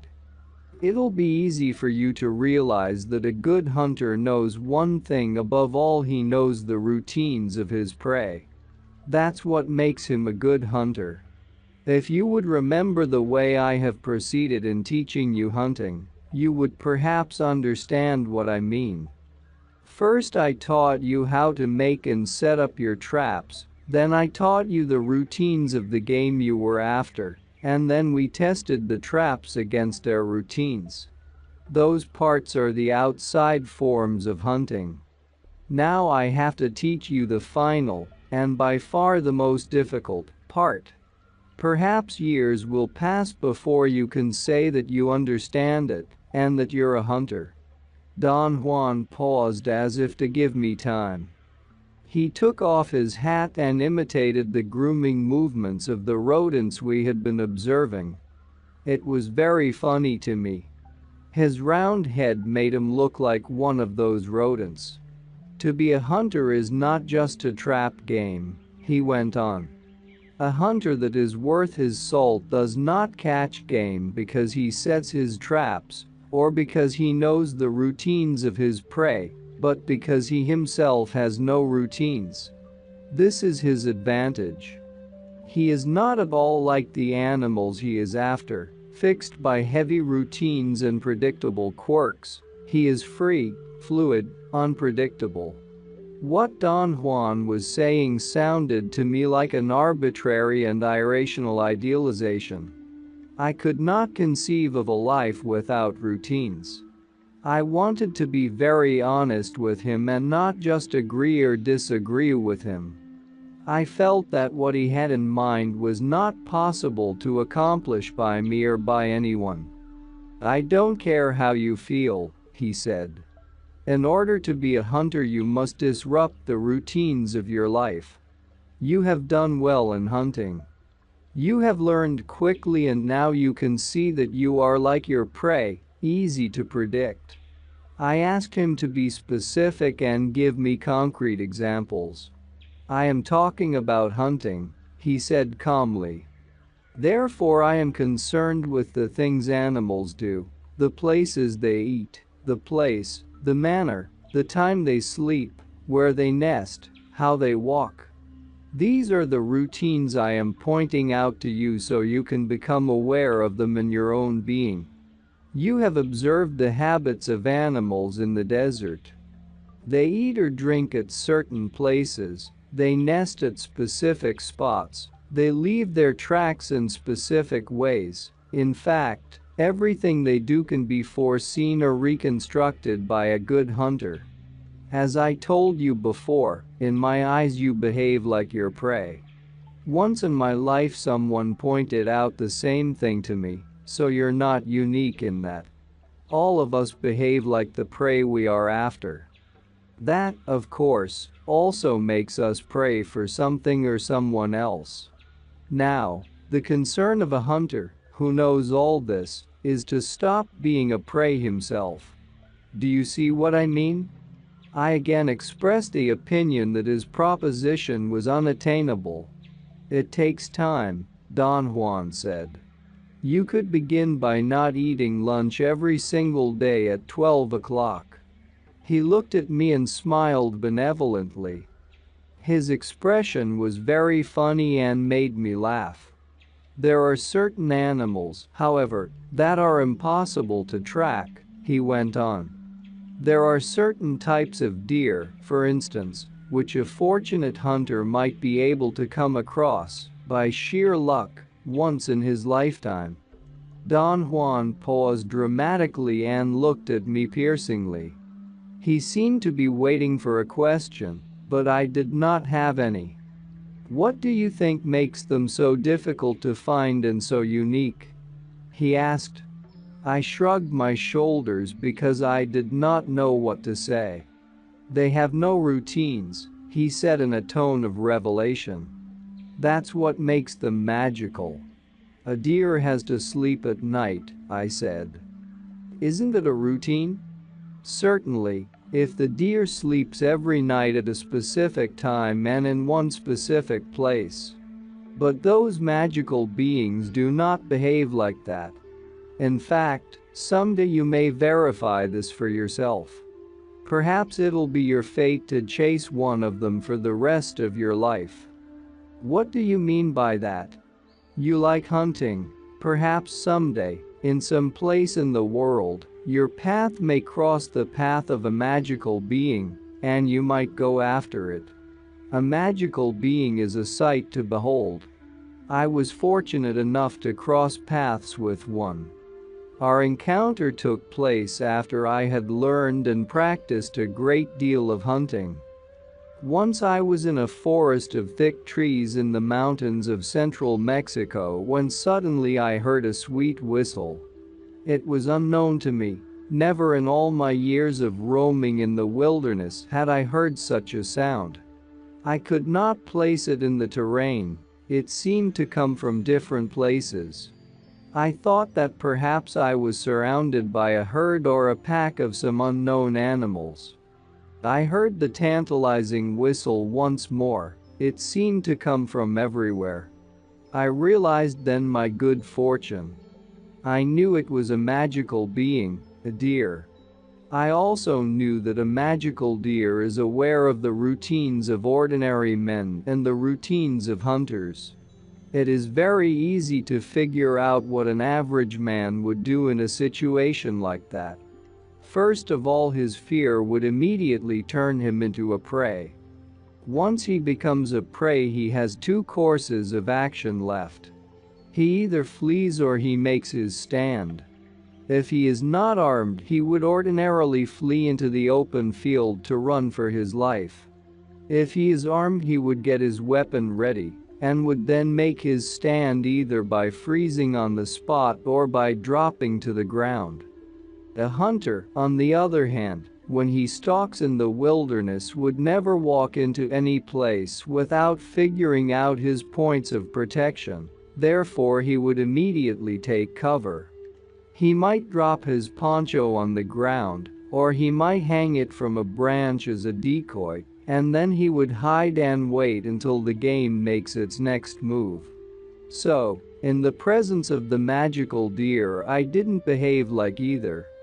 I quickly stood on my head and began to wail softly. I actually wept tears and sobbed for such a long time that I was about to faint. Suddenly I felt a soft breeze. Something was sniffing my hair behind my right ear. I tried to turn my head and check what it was, and I tumbled down and sat up in time to see a radiant creature staring at me. The deer looked at me and I told him I would not harm him. And the deer talked to me. Don Juan stopped and looked at me. I smiled involuntarily. The idea of a talking deer was quite incredible, to put it mildly. "He talked to me," Don Juan said with a grin. "The deer talked?" "He did." Don Juan stood and picked up his bundle of hunting paraphernalia. "Did it really talk?" I asked in a tone of perplexity. Don Juan roared with laughter. "What did it say?" I asked half in jest. I thought he was pulling my leg. Don Juan was quiet for a moment, as if he were trying to remember, then his eyes brightened as he told me what the deer had said. "The magical deer said, 'Hello, friend,'" Don Juan went on. And I answered, "Hello." Then he asked me, "Why are you crying?" And I said, "Because I'm sad." Then the magical creature came to my ear and said as clearly as I am speaking now, "Don't be sad." Don Juan stared into my eyes. He had a glint of sheer mischievousness. He began to laugh uproariously. I said that his dialogue with the deer had been sort of dumb. "What did you expect?" he asked, still laughing. "I'm an Indian." His sense of humor was so outlandish that all I could do was laugh with him. "You don't believe that a magical deer talks, do you?" "I'm sorry, but I just can't believe things like that can happen," I said. "I don't blame you," he said reassuringly. "It's one of the darnest things." The Last Battle on Earth. Monday, July 24, 1961. Around mid-afternoon, after we had roamed for hours in the desert, Don Juan chose a place to rest in a shaded area. As soon as we sat down, he began talking. He said that I had learned a great deal about hunting, but I had not changed as much as he had wished. "It's not enough to know how to make and set up traps," he said. "A hunter must live as a hunter in order to draw the most out of his life. Unfortunately, changes are difficult and happen very slowly. Sometimes it takes years for a man to become convinced of the need to change. It took me years, but maybe I didn't have a knack for hunting. I think for me the most difficult thing was to really want to change." I assured him that I understood his point. In fact, since he had begun to teach me how to hunt, I also had begun to reassess my actions. Perhaps the most dramatic discovery for me was that I liked Don Juan's ways. I liked Don Juan as a person. There was something solid about his behavior. The way he conducted himself left no doubts about his mastery, and yet he had never exercised his advantage to demand anything from me. His interest in changing my way of life, I felt, was akin to an impersonal suggestion, or perhaps it was akin to an authoritative commentary on my failures. He had made me very aware of my failings, yet I could not see how his ways would remedy anything in me.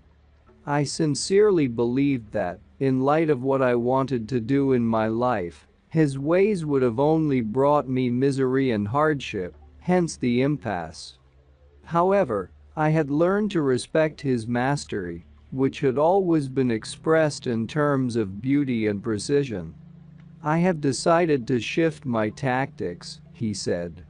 I asked him to explain. His statement was vague, and I was not sure whether or not he was referring to me. "A good hunter changes his ways as often as he needs," he replied. "You know that yourself." "What do you have in mind, Don Juan?" "A hunter must not only know about the habits of his prey, he also must know that there are powers on this earth that guide men and animals and everything that is living." He stopped talking. I waited, but he seemed to have come to the end of what he wanted to say. "What kind of powers are you talking about?" I asked after a long pause. "Powers that guide our lives and our deaths." Don Juan stopped talking and seemed to be having tremendous difficulty in deciding what to say. He rubbed his hands and shook his head, puffing out his jaws. Twice he signaled me to be quiet as I started to ask him to explain his cryptic statements. "You won't be able to stop yourself easily," he finally said. "I know that you're stubborn, but that doesn't matter. The more stubborn you are, the better it'll be when you finally succeed in changing yourself." "I am trying my best," I said. "No. I disagree. You're not trying your best. You just said that because it sounds good to you. In fact, you've been saying the same thing about everything you do. You've been trying your best for years to no avail. Something must be done to remedy that." I felt compelled, as usual, to defend myself. Don Juan seemed to aim, as a rule, at my very weakest points. I remembered then that every time I had attempted to defend myself against his criticisms, I had ended up feeling like a fool, and I stopped myself in the midst of a long explanatory speech. Don Juan examined me with curiosity and laughed. He said in a very kind tone that he had already told me that all of us were fools. I was not an exception. "You always feel compelled to explain your acts, as if you were the only man on earth who's wrong," he said. "It's your old feeling of importance. You have too much of it. You also have too much personal history. On the other hand, you don't assume responsibility for your acts. You're not using your death as an advisor, and above all, you are too accessible. In other words, your life is as messy as it was before I met you." Again I had a genuine surge of pride and wanted to argue that he was wrong. He gestured me to be quiet. "One must assume responsibility for being in a weird world," he said. "We are in a weird world, you know." I nodded my head affirmatively. "We're not talking about the same thing," he said. "For you the world is weird because if you're not bored with it, you're at odds with it. For me the world is weird because it is stupendous, awesome, mysterious, unfathomable. My interest has been to convince you that you must assume responsibility for being here, in this marvelous world, in this marvelous desert, in this marvelous time." I wanted to convince you that you must learn to make every act count, since you are going to be here for only a short while, in fact, too short for witnessing all the marvels of it. I insisted that to be bored with the world or to be at odds with it was the human condition. So, change it, he replied dryly. If you do not respond to that challenge, you are as good as dead. He dared me to name an issue, an item in my life that had engaged all my thoughts. I said art.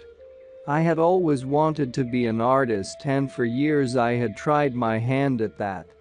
I still had the painful memory of my failure. You have never taken the responsibility for being in this unfathomable world, he said in an indicting tone. Therefore, you were never an artist, and perhaps you'll never be a hunter. This is my best, Don Juan. No. You don't know what your best is. I am doing all I can. You're wrong again. You can do better. There is one simple thing wrong with you. You think you have plenty of time. He paused and looked at me as if waiting for my reaction. You think you have plenty of time, he repeated. Plenty of time for what, Don Juan? You think your life is going to last forever. No. I don't. Then, if you don't think your life is going to last forever, what are you waiting for? Why the hesitation to change? Has it ever occurred to you, Don Juan, that I may not want to change? Yes, it has occurred to me. I did not want to change either, just like you. However, I didn't like my life. I was tired of it, just like you. Now I don't have enough of it. I vehemently asserted that his insistence about changing my way of life was frightening and arbitrary. I said that I really agreed with him, at a certain level, but the mere fact that he was always the master that called the shots made the situation untenable for me. You don't have time for this display, you fool, he said in a severe tone. This, whatever you're doing now, may be your last act on Earth. It may very well be your last battle. There is no power which could guarantee that you are going to live one more minute. I know that, I said with contained anger. No. You don't. If you knew that you would be a hunter. I contended that I was aware of my impending death, but it was useless to talk or think about it, since I could not do anything to avoid it. Don Juan laughed and said I was like a comedian going mechanically through a routine. If this were your last battle on Earth, I would say that you are an idiot, he said calmly. You are wasting your last act on Earth in some stupid mood. We were quiet for a moment. My thoughts ran rampant. He was right, of course. You have no time, my friend, no time. None of us have time, he said. I agree, Don Juan, but don't just agree with me, he snapped. You must, instead of agreeing so easily, act upon it. Take the challenge. Change. Just like that? That's right.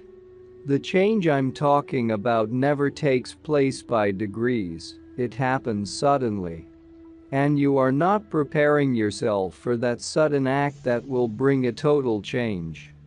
I believed he was expressing a contradiction. I explained to him that if I were preparing myself to change, I was certainly changing by degrees. You haven't changed at all, he said. That is why you believe you're changing little by little. Yet, perhaps you will surprise yourself someday by changing suddenly and without a single warning. I know this is so, and thus I don't lose sight of my interest in convincing you. I could not persist in my arguing. I was not sure of what I really wanted to say. After a moment's pause, Don Juan went on explaining his point. Perhaps I should put it in a different way, he said. What I recommend you to do is to notice that we do not have any assurance that our lives will go on indefinitely. I have just said that change comes suddenly and unexpectedly, and so does death. What do you think we can do about it? I thought he was asking a rhetorical question, but he made a gesture with his eyebrows urging me to answer. To live as happily as possible, I said. Right. But do you know anyone who lives happily? My first impulse was to say yes. I thought I could use a number of people I knew as examples. On second thought, however, I knew my effort would only be an empty attempt at exonerating myself. No, I said. I really don't. I do, Don Juan said. There are some people who are very careful about the nature of their acts. Their happiness is to act with the full knowledge that they don't have time, therefore, their acts have a peculiar power, their acts have a sense of. Don Juan seemed to be at a loss for words. He scratched his temples and smiled. Then suddenly he stood up as if he were through with our conversation. I beseeched him to finish what he was telling me. He sat down and puckered up his lips. Acts have power, he said. Especially when the person acting knows that those acts are his last battle. There is a strange consuming happiness in acting with the full knowledge that whatever one is doing may very well be one's last act on earth. I recommend that you reconsider your life and bring your acts into that light. I disagreed with him. Happiness for me was to assume that there was an inherent continuity to my acts, and that I would be able to continue doing, at will, whatever I was doing at the moment, especially if I was enjoying it. I told him that my disagreement was not a banal one, but stemmed from the conviction that the world and myself had a determinable continuity. Don Juan seemed to be amused by my efforts to make sense. He laughed, shook his head, scratched his hair, and finally, when I talked about a determinable continuity, threw his hat to the ground and stomped on it. I ended up laughing at his clowning. You don't have time, my friend, he said. That is the misfortune of human beings. None of us have sufficient time, and your continuity has no meaning in this awesome, mysterious world. Your continuity only makes you timid, he said. Your acts cannot possibly have the flair, the power, the compelling force of the acts performed by a man who knows that he is fighting his last battle on earth. In other words, your continuity does not make you happy or powerful. I admitted that I was afraid of thinking I was going to die, and I accused him of causing great apprehension in me with his constant talk and concern about death. But we are all going to die, he said. He pointed towards some hills in the distance. There is something out there waiting for me, for sure, and I will join it, also for sure. But perhaps you're different, and death is not waiting for you at all. He laughed at my gesture of despair. I don't want to think about it, Don Juan. Why not? It is meaningless. If it is out there waiting for me, why should I worry about it? I didn't say that you have to worry about it. What am I supposed to do then? Use it. Focus your attention on the link between you and your death, without remorse or sadness or worrying. Focus your attention on the fact you don't have time and let your acts flow accordingly. Let each of your acts be your last battle on earth. Only under those conditions will your acts have their rightful power. Otherwise they will be, for as long as you live, the acts of a timid man. Is it so terrible to be a timid man? No. It isn't if you are going to be immortal, but if you are going to die there is no time for timidity, simply because timidity makes you cling to something that exists only in your thoughts. It soothes you while everything is at a lull, but then the awesome, mysterious world will open its mouth for you, as it will open for every one of us, and then you will realize that your sure ways were not sure at all. Being timid prevents us from examining and exploiting our lot as men. It is not natural to live with the constant idea of our death, Don Juan. Our death is waiting, and this very act we're performing now may well be our last battle on earth, he replied in a solemn voice. I call it a battle because it is a struggle. Most people move from act to act without any struggle or thought. The hunter, on the contrary, assesses every act, and since he has an intimate knowledge of his death, he proceeds judiciously, as if every act were his last battle. Only a fool would fail to notice the advantage a hunter has over his fellow men. A hunter gives his last battle its due respect. It's only natural that his last act on earth should be the best of himself. It's pleasurable that way. It dulls the edge of his fright. You are right, I conceded. It's just hard to accept. It'll take years for you to convince yourself, and then it'll take years for you to act accordingly. I only hope you have time left. I get scared when you say that, I said. Don Juan examined me with a serious expression on his face. I've told you, this is a weird world, he said. The forces that guide men are unpredictable, awesome, yet their splendor is something to witness. He stopped talking and looked at me again. He seemed to be on the verge of revealing something to me, but he checked himself and smiled. Is there something that guides us? I asked. Certainly. There are powers that guide us. Can you describe them? Not really, except to call them forces, spirits, airs, winds, or anything like that. I wanted to probe him further, but before I could ask anything else he stood up. I stared at him, flabbergasted. He had stood up in one single movement. His body simply jerked up and he was on his feet.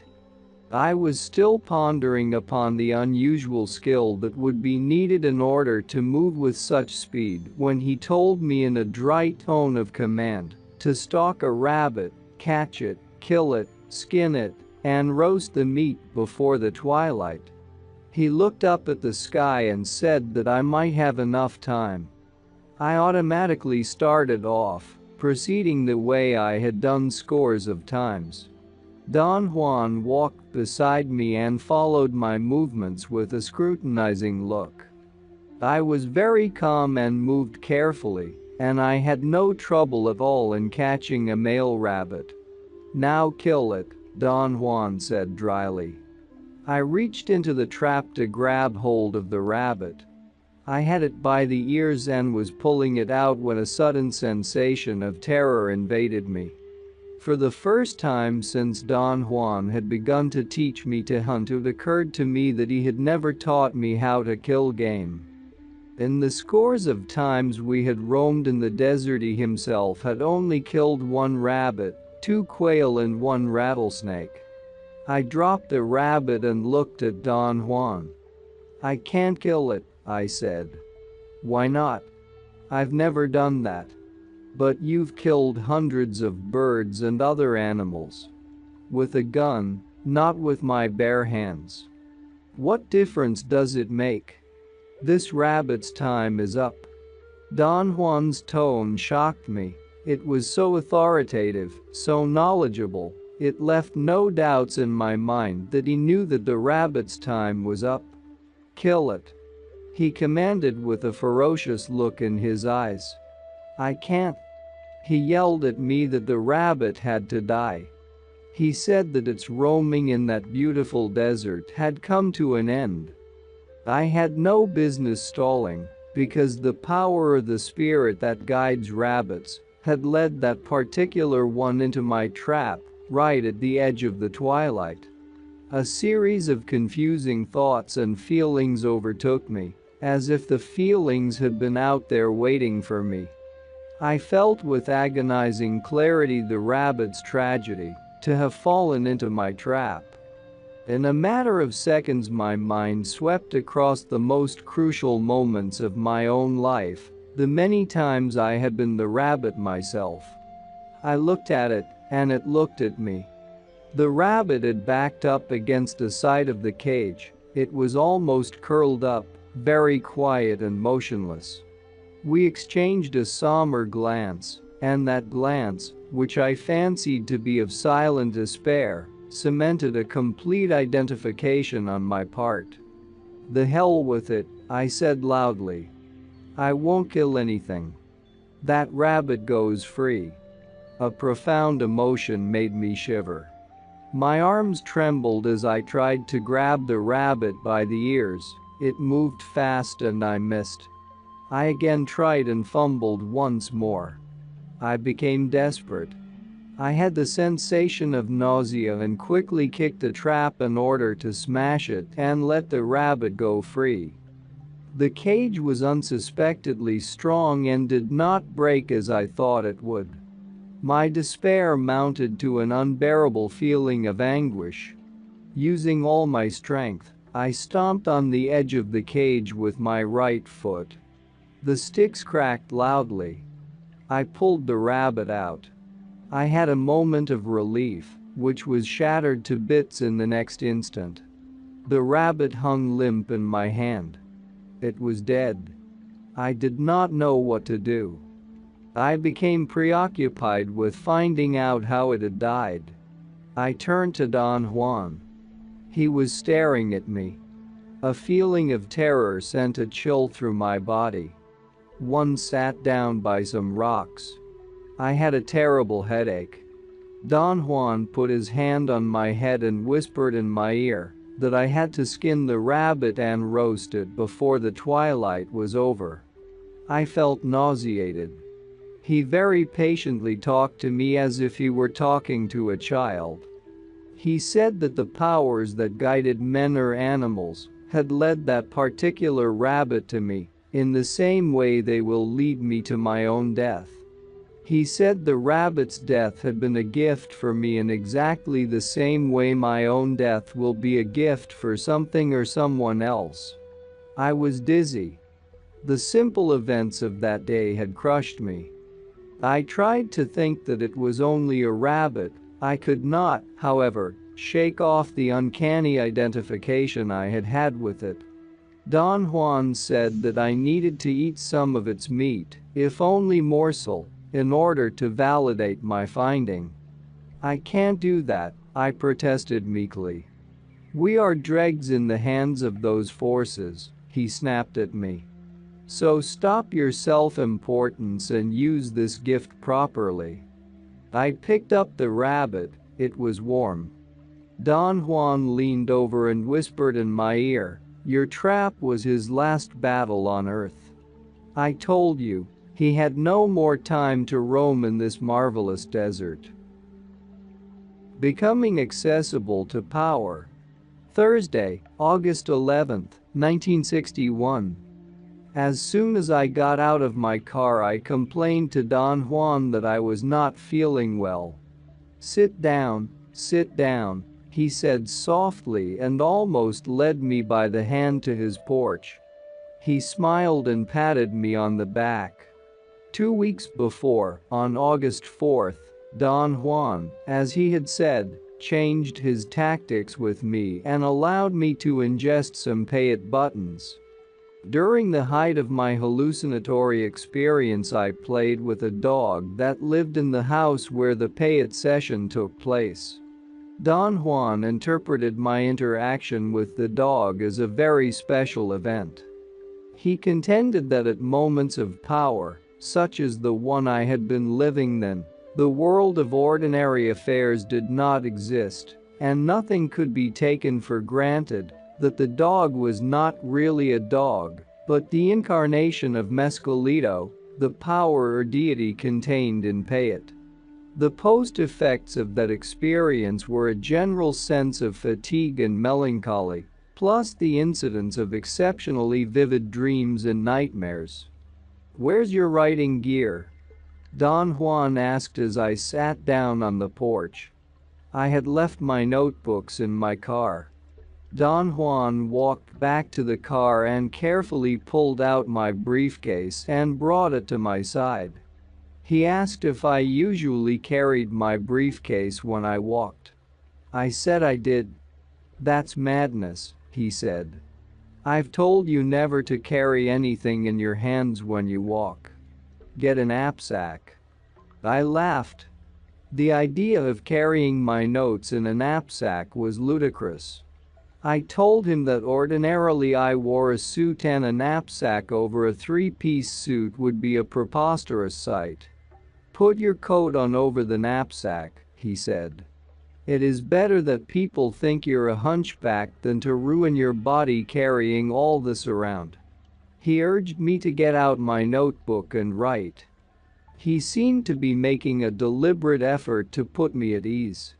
I complained again about the feeling of physical discomfort and the strange sense of unhappiness I was experiencing. Don Juan laughed and said, "You're beginning to learn." We then had a long conversation. He said that Mescalito, by allowing me to play with him, had pointed me out as a chosen man, and that, although he was baffled by the omen because I was not an Indian, he was going to pass on to me some secret knowledge. He said that he had had a benefactor himself, who taught him how to become a man of knowledge. I sensed that something dreadful was about to happen. The revelation that I was his chosen man, plus the unquestionable strangeness of his ways and the devastating effect that Payet had had on me, created a state of unbearable apprehension and indecision.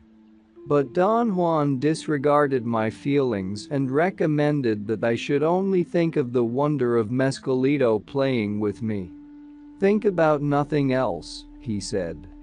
"The rest will come to you of itself."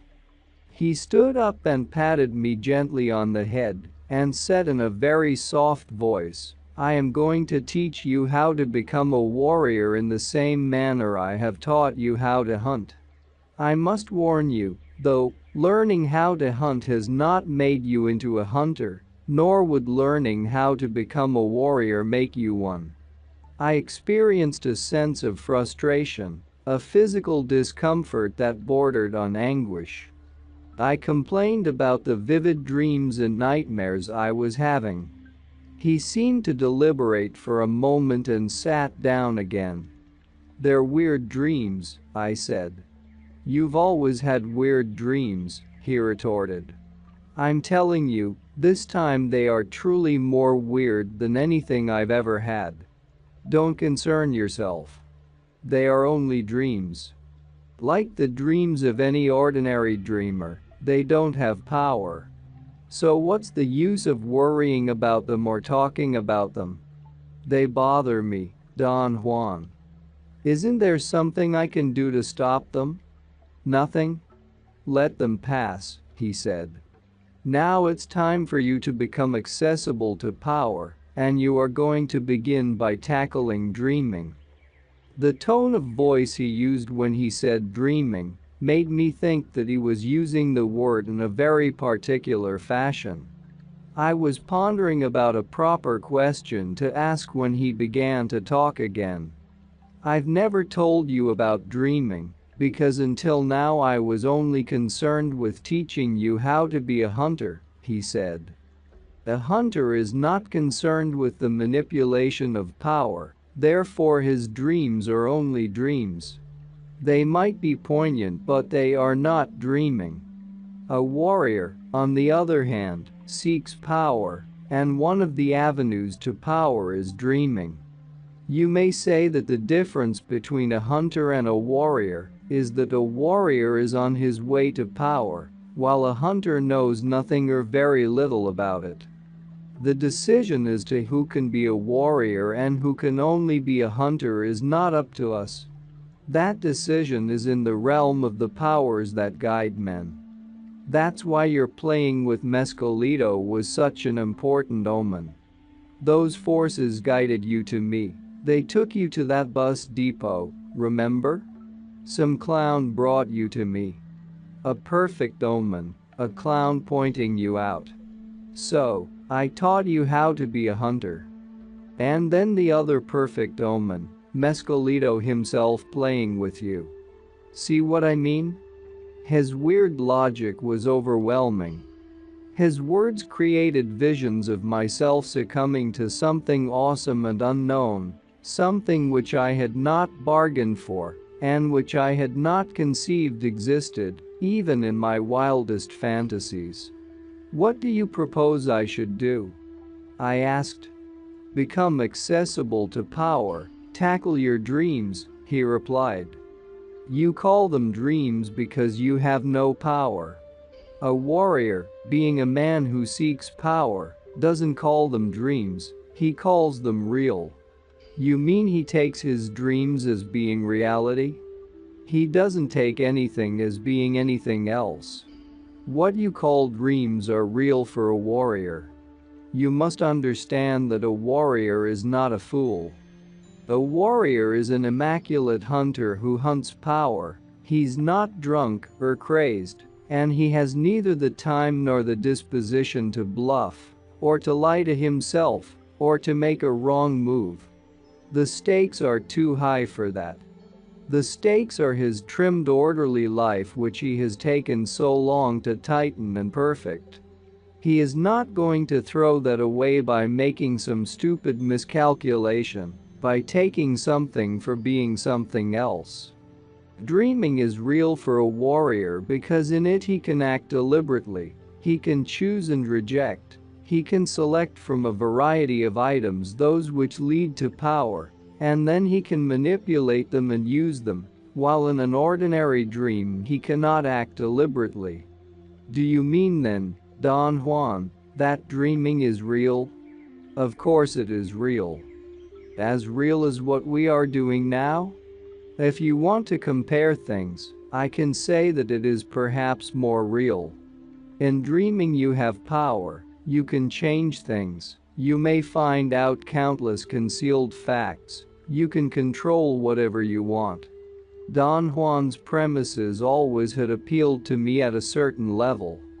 I could easily understand his liking the idea that one could do anything in dreams, but I could not take him seriously. The jump was too great. We looked at each other for a moment. His statements were insane, and yet he was, to the best of my knowledge, one of the most level-headed men I had ever met. I told him that I could not believe he took his dreams to be reality. He chuckled as if he knew the magnitude of my untenable position, then he stood up without saying a word and walked inside his house. I sat for a long time in a state of stupor until he called me to the back of his house. He had made some corn gruel and handed me a bowl. I asked him about the time when one was awake. I wanted to know if he called it anything in particular. But he did not understand or did not want to answer. What do you call this, what we're doing now? I asked, meaning that what we were doing was reality as opposed to dreams. I call it eating, he said and contained his laughter.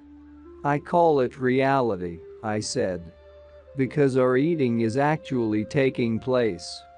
Dreaming also takes place, he replied, giggling.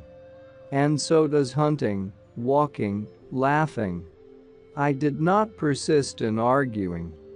I could not, however, even if I stretched myself beyond my limits, accept his premise.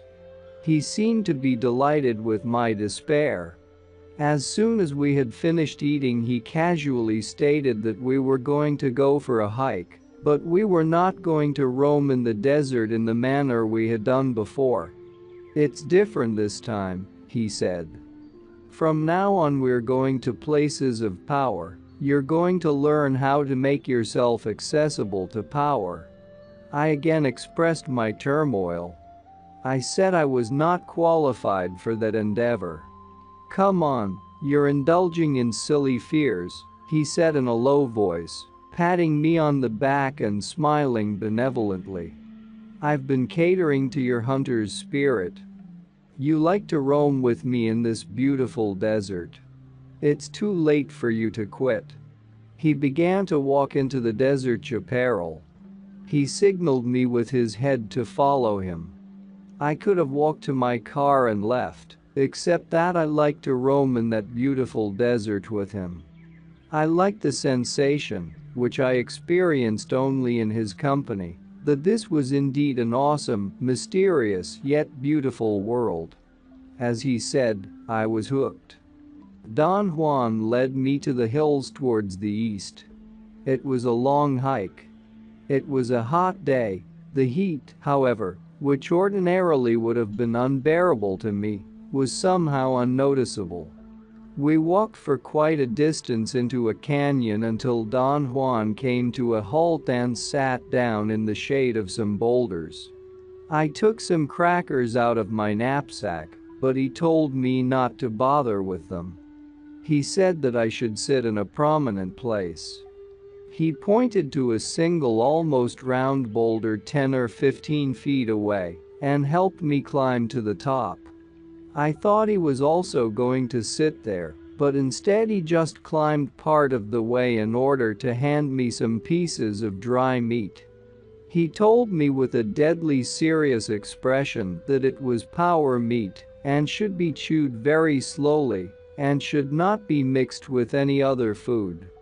He then walked back to the shaded area and sat down with his back against a rock. He seemed relaxed, almost sleepy. He remained in the same position until I had finished eating. Then he sat up straight and tilted his head to the right. He seemed to be listening attentively. He glanced at me 2 or 3 times, stood up abruptly, and began to scan the surroundings with his eyes, the way a hunter would do. I automatically froze on the spot and only moved my eyes in order to follow his movements. Very carefully he stepped behind some rocks, as if he were expecting game to come into the area where we were. I realized then that we were in a round cove-like bend in the dry water canyon, surrounded by sandstone boulders. Don Juan suddenly came out from behind the rocks and smiled at me. He stretched his arms, yawned, and walked towards the boulder where I was. I relaxed my tense position and sat down. "What happened?" I asked in a whisper. He answered me, yelling, that there was nothing around there to worry about. I felt an immediate jolt in my stomach. His answer was inappropriate, and it was inconceivable to me that he would yell unless he had a specific reason for it. I began to slide down from the boulder, but he yelled that I should stay there a while longer. "What are you doing?" I asked.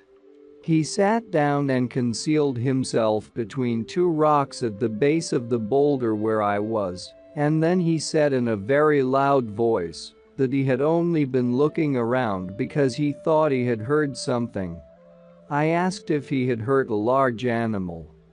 He put his hand to his ear and yelled that he was unable to hear me and that I should shout my words. I felt ill at ease yelling, but he urged me in a loud voice to speak up. I shouted that I wanted to know what was going on, and he shouted back that there was really nothing around there. He yelled, asking if I could see anything unusual from the top of the boulder. I said no, and he asked me to describe to him the terrain towards the south. We shouted back and forth for a while, and then he signaled me to come down. I joined him and he whispered in my ear that the yelling was necessary to make our presence known, because I had to make myself accessible to the power of that specific water hole. I looked around but could not see the water hole. He pointed that we were standing on it. "There's water here," he said in a whisper, "and also power. There's a spirit here and we have to lure it out. Perhaps it will come after you." I wanted to know more about the alleged spirit, but he insisted on total silence. He advised me to stay perfectly still and not let out a whisper or make the slightest movement to betray our presence. Apparently it was easy for him to remain in complete immobility for hours. For me, however, it was sheer torture. My legs fell asleep, my back ached, and tension built up around my neck and shoulders. My entire body became numb and cold. I was in great discomfort when Don Juan finally stood up. He just sprung to his feet and extended his hand to me to help me stand up. As I was trying to stretch my legs, I realized the inconceivable easiness with which Don Juan had jumped up after hours of immobility. It took quite some time for my muscles to regain the elasticity needed for walking. Don Juan headed back for the house. He walked extremely slowly. He set up a length of 3 paces as the distance I should observe and following him. He meandered around the regular route and crossed it 4 or 5 times in different directions. When we finally arrived at his house, it was late afternoon. I tried to question him about the events of the day. He explained that talking was unnecessary. For the time being, I had to refrain from asking questions until we were in a place of power. I was dying to know what he meant by that and tried to whisper a question, but he reminded me, with a cold, severe look, that he meant business. We sat on his porch for hours. I worked on my notes. From time to time he handed me a piece of dry meat. Finally it was too dark to write. I tried to think about the new developments, but some part of myself refused to, and I fell asleep. Saturday, August 19, 1961. Yesterday morning Don Juan and I drove to town and ate breakfast at a restaurant. He advised me not to change my eating habits too drastically. "Your body is not used to power meat," he said. "You'd get sick if you didn't eat your food." He himself ate heartily. When I joked about it, he simply said, "My body likes everything." Around noon we hiked back to the water canyon. We proceeded to make ourselves noticeable to the spirit by noisy talk and by a forced silence which lasted hours.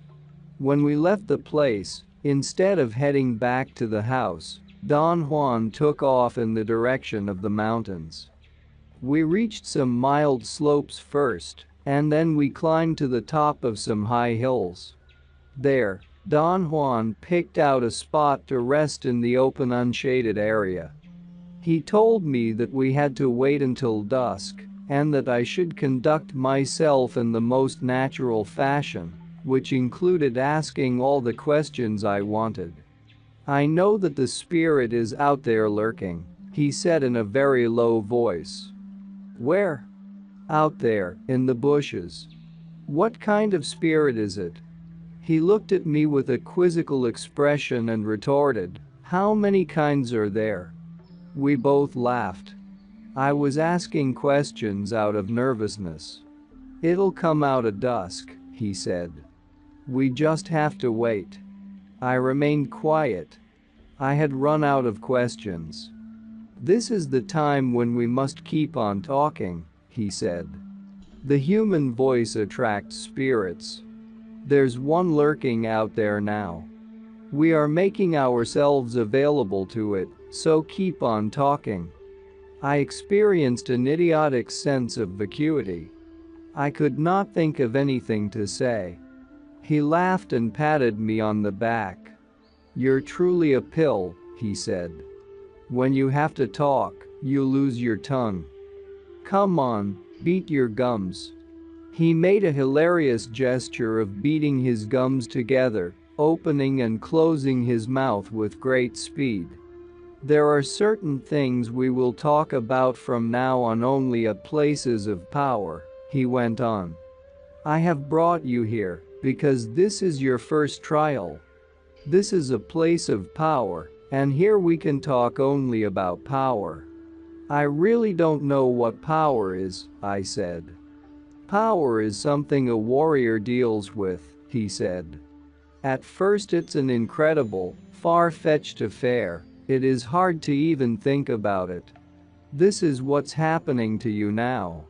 Then power becomes a serious matter. One may not have it, or one may not even fully realize that it exists, yet one knows that something is there, something which was not noticeable before. Next, power is manifested as something uncontrollable that comes to oneself. It is not possible for me to say how it comes or what it really is.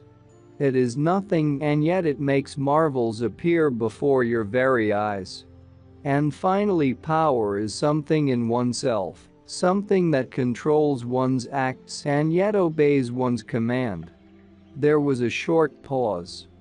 Don Juan asked me if I had understood. I felt ludicrous saying I did. He seemed to have noticed my dismay and chuckled. I am going to teach you right here the first step to power, he said as if he were dictating a letter to me. I am going to teach you how to set up dreaming. He looked at me and again asked me if I knew what he meant. I did not. I was hardly following him at all. He explained that to set up dreaming meant to have a concise and pragmatic control over the general situation of a dream, comparable to the control one has over any choice in the desert, such as climbing up a hill or remaining in the shade of a water canyon. You must start by doing something very simple, he said. Tonight in your dreams you must look at your hands. I laughed out loud. His tone was so factual that it was as if he were telling me to do something commonplace. Why do you laugh? He asked with surprise. How can I look at my hands in my dreams? Very simple, focus your eyes on them just like this. He bent his head forward and stared at his hands with his mouth open. His gesture was so comical that I had to laugh. Seriously, how can you expect me to do that? I asked. The way I've told you, he snapped. You can, of course, look at whatever you goddamn please, your toes, or your belly, or your pecker, for that matter. I said your hands because that was the easiest thing for me to look at. Don't think it's a joke. Dreaming is as serious as seeing or dying or any other thing in this awesome, mysterious world. Think about it as something entertaining. Imagine all the inconceivable things you could accomplish. A man hunting for power has almost no limits in his dreaming. I asked him to give me some pointers. There aren't any pointers, he said. Just look at your hands. There must be more that you could tell me, I insisted. He shook his head and squinted his eyes, staring at me in short glances. Every one of us is different, he finally said. What you call pointers would only be what I myself did when I was learning. We are not the same, we aren't even vaguely alike. Maybe anything you'd say would help me. It would be simpler for you just to start looking at your hands. He seemed to be organizing his thoughts and bobbed his head up and down. Every time you look at anything in your dreams it changes shape, he said after a long silence. The trick in learning to set up dreaming is obviously not just to look at things, but to sustain the sight of them. Dreaming is real when one has succeeded in bringing everything into focus. Then there is no difference between what you do when you sleep and what you do when you are not sleeping. Do you see what I mean? I confessed that although I understood what he had said, I was incapable of accepting his premise. I brought up the point that in a civilized world there were scores of people who had delusions and could not distinguish what took place in the real world from what took place in their fantasies. I said that such persons were undoubtedly mentally ill, and my uneasiness increased every time he would recommend I should act like a crazy man. After my long explanation, Don Juan made a comical gesture of despair by putting his hands to his cheeks and sighing loudly. "Leave your civilized world alone," he said. "Let it be. Nobody is asking you to behave like a madman. I've already told you, a warrior has to be perfect in order to deal with the powers he hunts. How can you conceive that a warrior would not be able to tell things apart? On the other hand, you, my friend, who know what the real world is, would fumble and die in no time at all if you would have to depend on your ability for telling what is real and what is not." I obviously had not expressed what I really had in mind. Every time I protested, I was simply voicing the unbearable frustration of being in an untenable position. "I am not trying to make you into a sick, crazy man," Don Juan went on. "You can do that yourself without my help. But the forces that guide us brought you to me, and I have been endeavoring to teach you to change your stupid ways and live the strong, clean life of a hunter. Then the forces guided you again and told me that you should learn to live the impeccable life of a warrior. Apparently you can't. But who can tell? We are as mysterious and as awesome as this unfathomable world, so who can tell what you're capable of?" There was an underlying tone of sadness in Don Juan's voice. I wanted to apologize, but he began to talk again. "You don't have to look at your hands," he said. "Like I've said, pick anything at all. But pick one thing in advance and find it in your dreams. I said your hands because they'll always be there. When they begin to change shape, you must move your sight away from them and pick something else, and then look at your hands again. It takes a long time to perfect this technique." I had become so involved in writing that I had not noticed that it was getting dark. The sun had already disappeared over the horizon. The sky was cloudy and the twilight was imminent. Don Juan stood up and gave furtive glances towards the south. "Let's go," he said. "We must walk south until the spirit of the water hole shows itself." We walked for perhaps half an hour. The terrain changed abruptly, and we came to a barren area. There was a large round hill where the chaparral had burned. It looked like a bald head. We walked towards it. I thought that Don Juan was going to climb the mild slope, but he stopped instead and remained in a very attentive position. His body seemed to have tensed as a single unit and shivered for an instant. Then he relaxed again and stood limply. I could not figure out how his body could remain erect while his muscles were so relaxed. At that moment a very strong gust of wind jolted me. Don Juan's body turned in the direction of the wind, towards the west. He did not use his muscles to turn, or at least he did not use them the way I would use mine to turn. Don Juan's body seemed rather to have been pulled from the outside. It was as if someone else had arranged his body to face a new direction. I kept on staring at him. He looked at me from the corner of his eye. The expression on his face was one of determination, purpose. All of his being was attentive, and I stared at him in wonder.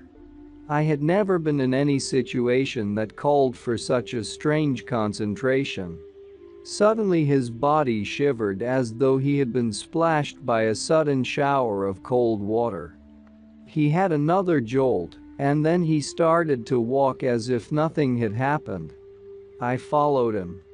We flanked the naked hills on the east side until we were at the middle part of it. He stopped there, turning to face the west. From where we stood, the top of the hill was not so round and smooth as it had seemed to be from the distance. There was a cave, or a hole, near the top. I looked at it fixedly because Don Juan was doing the same. Another strong gust of wind sent a chill up my spine.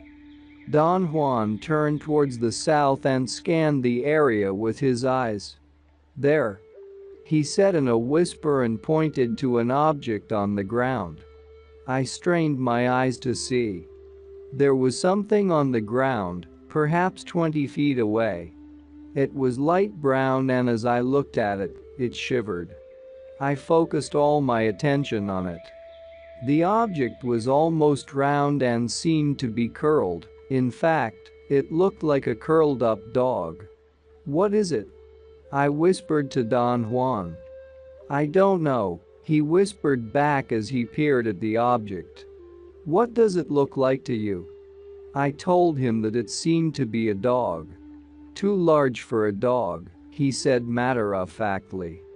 I took a couple of steps towards it, but Don Juan stopped me gently. I stared at it again. It was definitely some animal that was either asleep or dead. I could almost see its head. Its ears protruded like the ears of a wolf. By then I was definitely sure that it was a curled-up animal. I thought that it could have been a brown calf. I whispered that to Don Juan. He answered that it was too compact to be a calf, besides its ears were pointed. The animal shivered again, and then I noticed that it was alive. I could actually see that it was breathing, yet it did not seem to breathe rhythmically. The breaths that it took were more like irregular shivers. I had a sudden realization at that moment. "It's an animal that is dying," I whispered to Don Juan. "You're right," he whispered back. "But what kind of an animal?" I could not make out its specific features. Don Juan took a couple of cautious steps towards it. I followed him. It was quite dark by then, and we had to take 2 more steps in order to keep the animal in view. "Watch out," Don Juan whispered in my ear. "If it is a dying animal, it may leap on us with its last strength." The animal, whatever it was, seemed to be on its last legs. Its breathing was irregular. Its body shook spasmodically, but it did not change its curled-up position. At a given moment, however, a tremendous spasm actually lifted the animal off the ground. I heard an inhuman shriek, and the animal stretched legs. Its claws were more than frightening. They were nauseating. The animal tumbled on its side after stretching its legs and then rolled on its back. I heard a formidable growl and Don Juan's voice shouting, "Run for your life."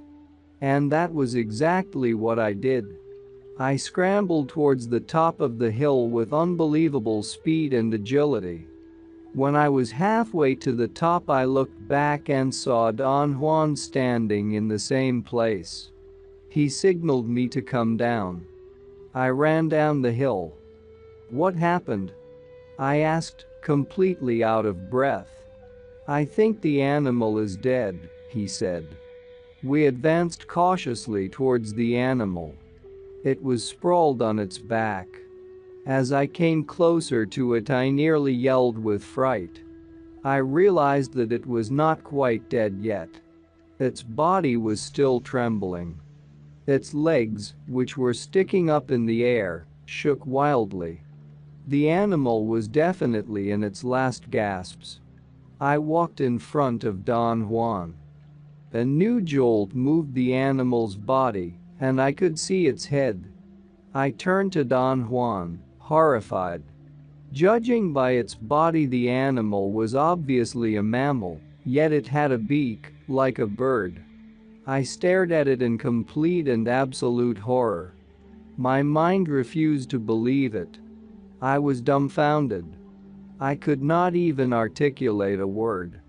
Never in my whole existence had I witnessed anything of that nature.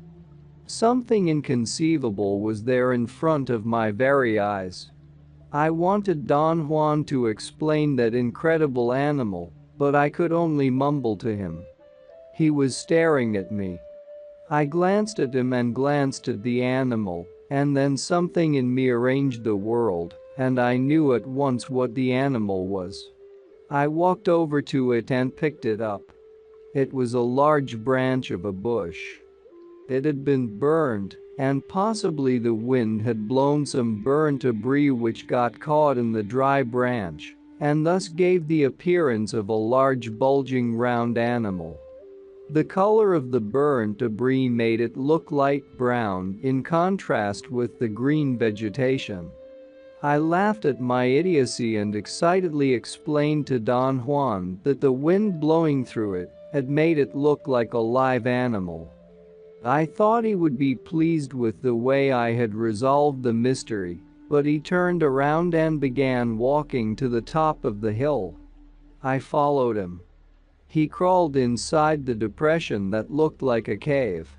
It was not a hole but a shallow dent in the sandstone. Don Juan took some small branches and used them to scoop up the dirt that had accumulated in the bottom of the depression. "We have to get rid of the ticks," he said. He signaled me to sit down and told me to make myself comfortable because we were going to spend the night there. I began to talk about the branch, but he hushed me up. "What you've done is no triumph," he said. "You've wasted a beautiful power, a power that blew life into that dry twig." He said that a real triumph would have been for me to let go and follow the power until the world had ceased to exist. He did not seem to be angry with me or disappointed with my performance. He repeatedly stated that this was only the beginning, that it took time to handle power. He patted me on the shoulder and joked that earlier that day I was the person who knew what was real and what was not. I felt embarrassed. I began to apologize for my tendency of always being so sure of my ways. "It doesn't matter," he said. "That branch was a real animal and it was alive at the moment the power touched it. Since what kept it alive was power, the trick was, like in dreaming, to sustain the sight of it. See what I mean?" I wanted to ask something else, but he hushed me up and said that I should remain completely silent, but awake all night, and that he alone was going to talk for a while. He said that the spirit, which knew his voice, might become subdued with the sound of it and leave us alone. He explained that the idea of making oneself accessible to power had serious overtones. Power was a devastating force that could easily lead to one's death and had to be treated with great care. Becoming available to power had to be done systematically, but always with great caution. It involved making one's presence obvious by a contained display of loud talk or any other type of noisy activity, and then it was mandatory to observe a prolonged and total silence. A controlled outburst and a controlled quietness were the mark of a warrior. He said that properly I should have sustained the sight of the live monster for a while longer. In a controlled fashion, without losing my mind or becoming deranged with excitation or fear, I should have striven to stop the world. He pointed out that after I had run up the hill for dear life I was in a perfect state for stopping the world. Combined in that state were fear, awe, power and death. He said that such a state would be pretty hard to repeat. I whispered in his ear, "What do you mean by stopping the world?" He gave me a ferocious look before he answered that it was a technique practiced by those who were hunting for power, a technique by virtue of which the world as we know it was made to collapse. The mood of a warrior. I drove up to Don Juan's house on Thursday, August 31, 1961, and before I even had a chance to greet him, he stuck his head through the window of my car, smiled at me, and said, "We must drive quite a distance to a place of power, and it's almost noon." He opened the door of my car, sat down next to me in the front seat, and directed me to drive south for about 70 miles. We then turned east onto a dirt road and followed it until we had reached the slopes of the mountains. I parked my car off the road in a depression Don Juan picked because it was deep enough to hide the car from view. From there we went directly to the top of the low hills, crossing a vast flat desolate area. When it got dark, Don Juan selected a place to sleep. He demanded complete silence. The next day we ate frugally and continued our journey in an easterly direction.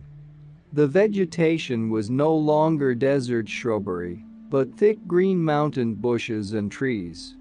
Around mid-afternoon we climbed to the top of a gigantic bluff of conglomerate rock, which looked like a wall.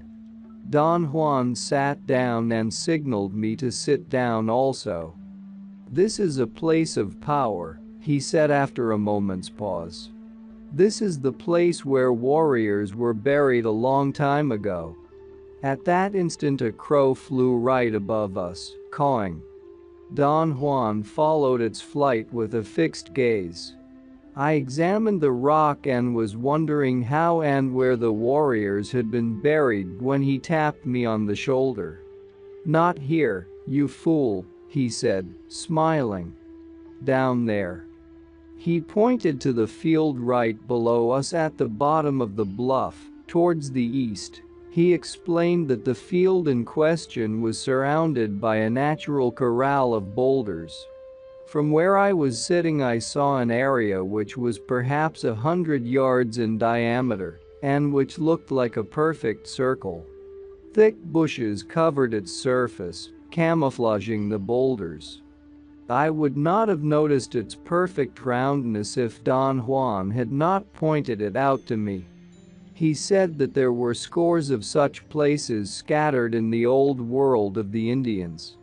They were not exactly places of power, like certain hills or land formations which were the abode of spirits, but rather places of enlightenment where one could be taught, where one could find solutions to dilemmas.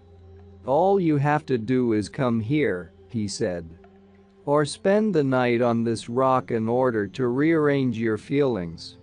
"Are we going to spend the night here?" I thought so, but a little crow just told me not to do that. I tried to find out more about the crow, but he hushed me up with an impatient movement of his hand. "Look at that circle of boulders," he said. "Fix it in your memory and then someday a crow will lead you to another one of these places. The more perfect its roundness is, the greater its power. Are the warriors' bones still buried here?" Don Juan made a comical gesture of puzzlement and then smiled broadly. "This is not a cemetery," he said. "Nobody is buried here." I said warriors were once buried here. I meant they used to come here to bury themselves for a night, or for 2 days, or for whatever length of time they needed to. I did not mean dead people's bones are buried here. I'm not concerned with cemeteries. There is no power in them. There is power in the bones of a warrior, though, but they are never in cemeteries. And there is even more power in the bones of a man of knowledge, yet it would be practically impossible to find them. Who is a man of knowledge, Don Juan? Any warrior could become a man of knowledge. As I told you, a warrior is an impeccable hunter that hunts power. If he succeeds in his hunting, he can be a man of knowledge. "What do you?" He stopped my question with a movement of his hand. He stood up, signaled me to follow, and began descending on the steep east side of the bluff. There was a definite trail in the almost perpendicular face, leading to the round area. We slowly worked our way down the perilous path, and when we reached the bottom floor, Don Juan, without stopping at all, led me through the thick chaparral to the middle of the circle. There he used some thick dry branches to sweep a clean spot for us to sit. The spot was also perfectly round. "I intended to bury you here all night," he said. "But I know now that it is not time yet. You don't have power. I'm going to bury you only for a short while." I became very nervous with the idea of being enclosed and asked how he was planning to bury me. He giggled like a child and began collecting dry branches. He did not let me help him and said I should sit down and wait. He threw the branches he was collecting inside the clean circle. Then he made me lie down with my head towards the east, put my jacket under my head, and made a cage around my body. He constructed it by sticking pieces of branches about 2.5 feet in length in the soft dirt. The branches, which ended in forks, served as supports for some long sticks that gave the cage a frame and the appearance of an open coffin. He closed the box-like cage by placing small branches and leaves over the long sticks, encasing me from the shoulders down. He let my head stick out with my jacket as a pillow. He then took a thick piece of dry wood and, using it as a digging stick, he loosened the dirt around me and covered the cage with it. The frame was so solid and the leaves were so well placed that no dirt came inside. I could move my legs freely and could actually slide in and out. Don Juan said that ordinarily a warrior would construct the cage and then slip into it and seal it from the inside. "How about the animals?" I asked. "Can they scratch the surface dirt and sneak into the cage and hurt the man?" "No, that's not a worry for a warrior. It's a worry for you because you have no power. A warrior, on the other hand, is guided by his unbending purpose and can fend off anything. No rat or snake or mountain lion could bother him." "What do they bury themselves for, Don Juan?" "For enlightenment and for power." I experienced an extremely pleasant feeling of peace and satisfaction. The world at that moment seemed at ease. The quietness was exquisite and at the same time unnerving. I was not accustomed to that kind of silence. I tried to talk, but he hushed me. After a while, the tranquility of the place affected my mood. I began to think of my life and my personal history, and experienced a familiar sensation of sadness and remorse.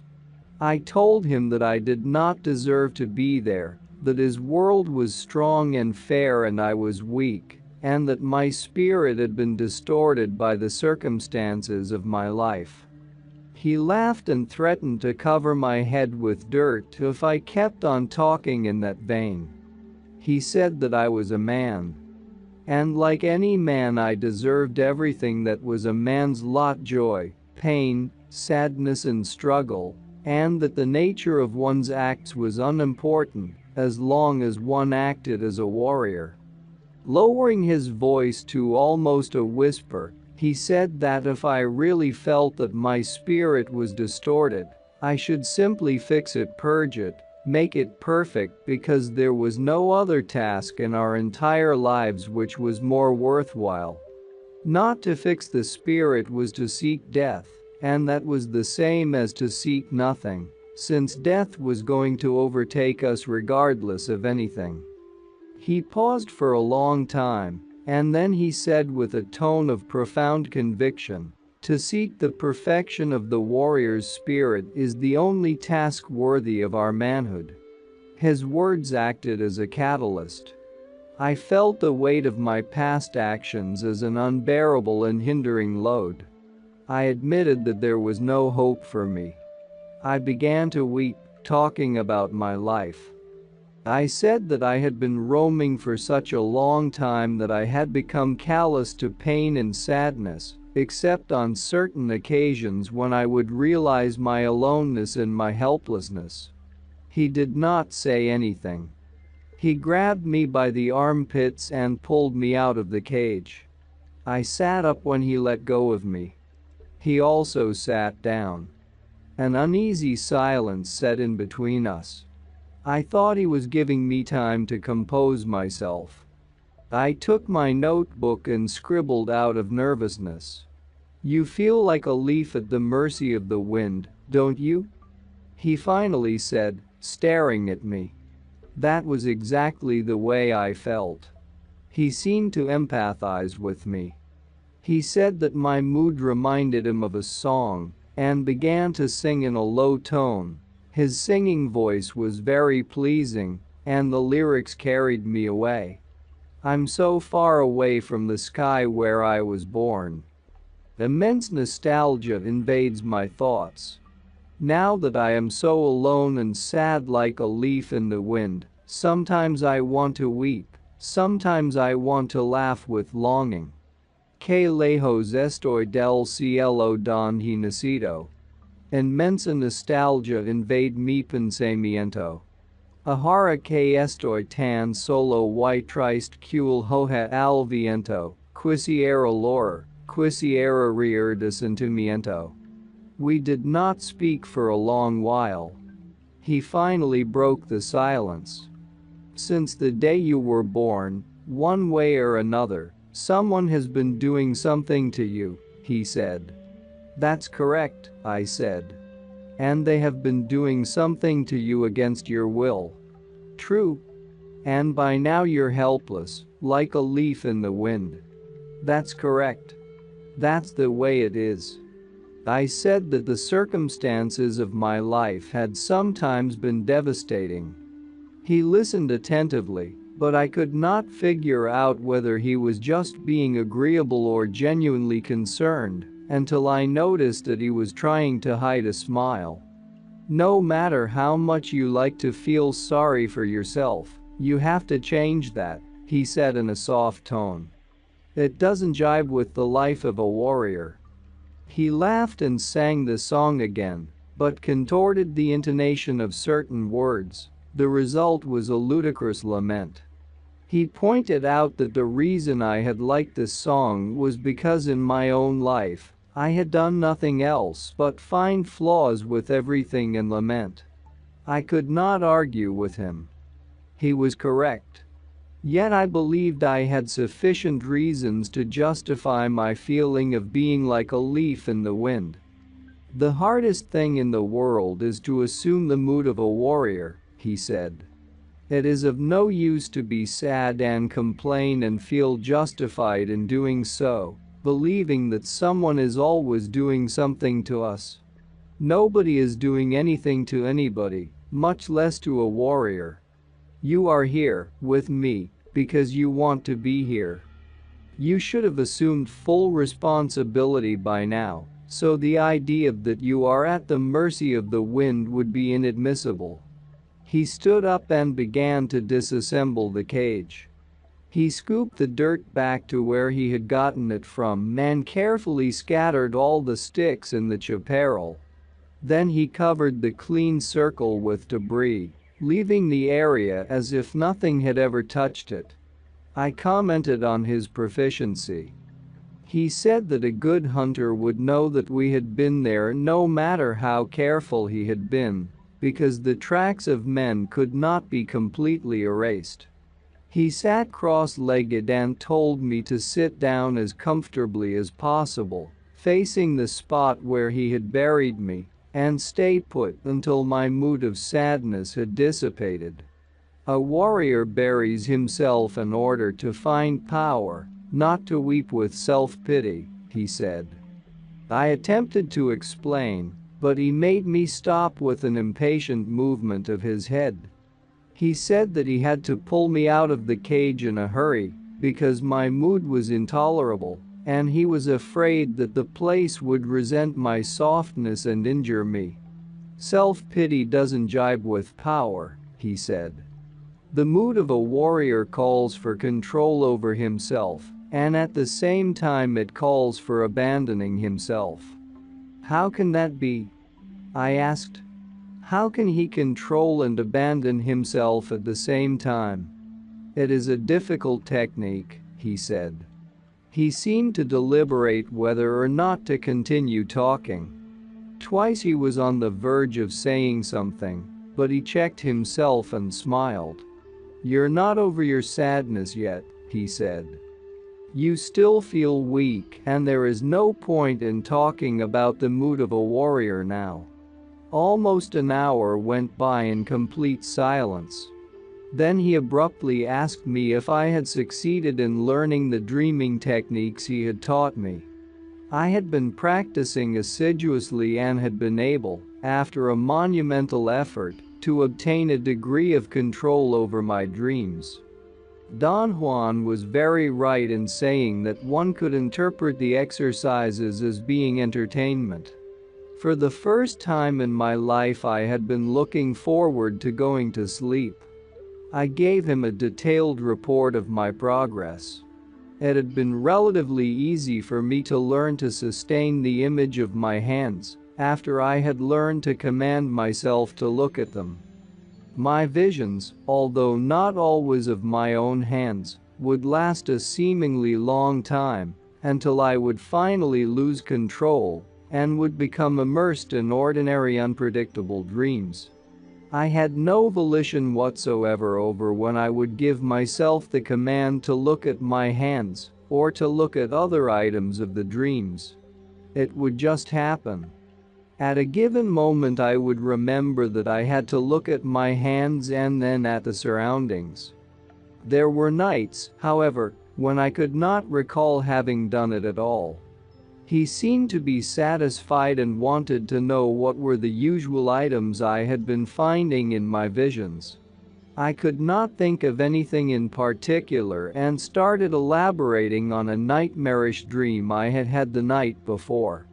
Don't get so fancy, he said dryly.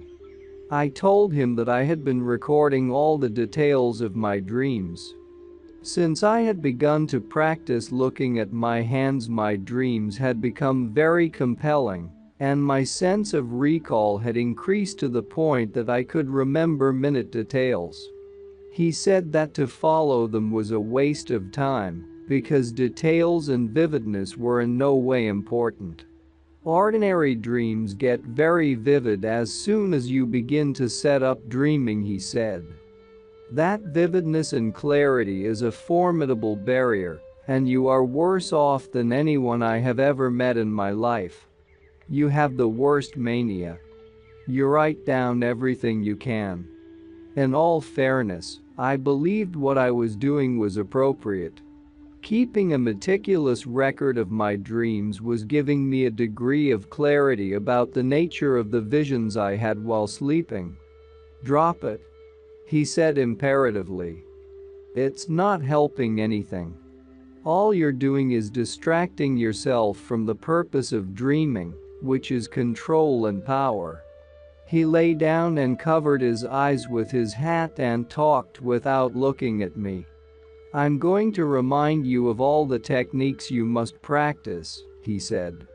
First, you must focus your gaze on your hands as the starting point. Then shift your gaze to other items and look at them in brief glances. Focus your gaze on as many things as you can. Remember that if you only glance briefly, the images do not shift. Then go back to your hands. Every time you look at your hands, you renew the power needed for dreaming, so in the beginning don't look at too many things. 4 items will suffice every time. Later on, you may enlarge the scope until you can cover all you want, but as soon as the images begin to shift and you feel you are losing control, go back to your hands. When you feel you can gaze at things indefinitely, you will be ready for a new technique. I'm going to teach you this new technique now, but I expect you to put it to use only when you are ready." He was quiet for about 15 minutes. Finally, he sat up and looked at me. "The next step in setting up dreaming is to learn to travel," he said. "The same way you have learned to look at your hands, you can will yourself to move, to go places. First, you have to establish a place you want to go to.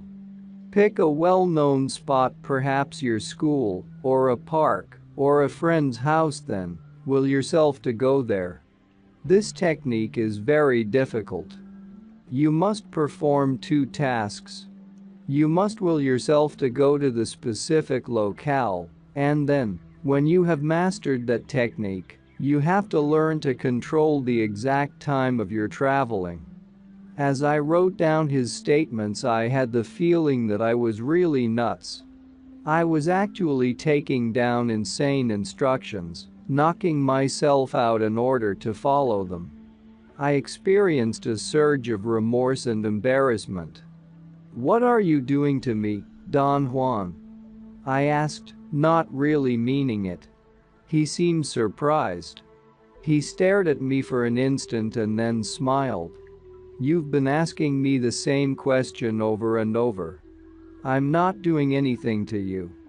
You are making yourself accessible to power, you're hunting it, and I'm just guiding you." He tilted his head to the side and studied me.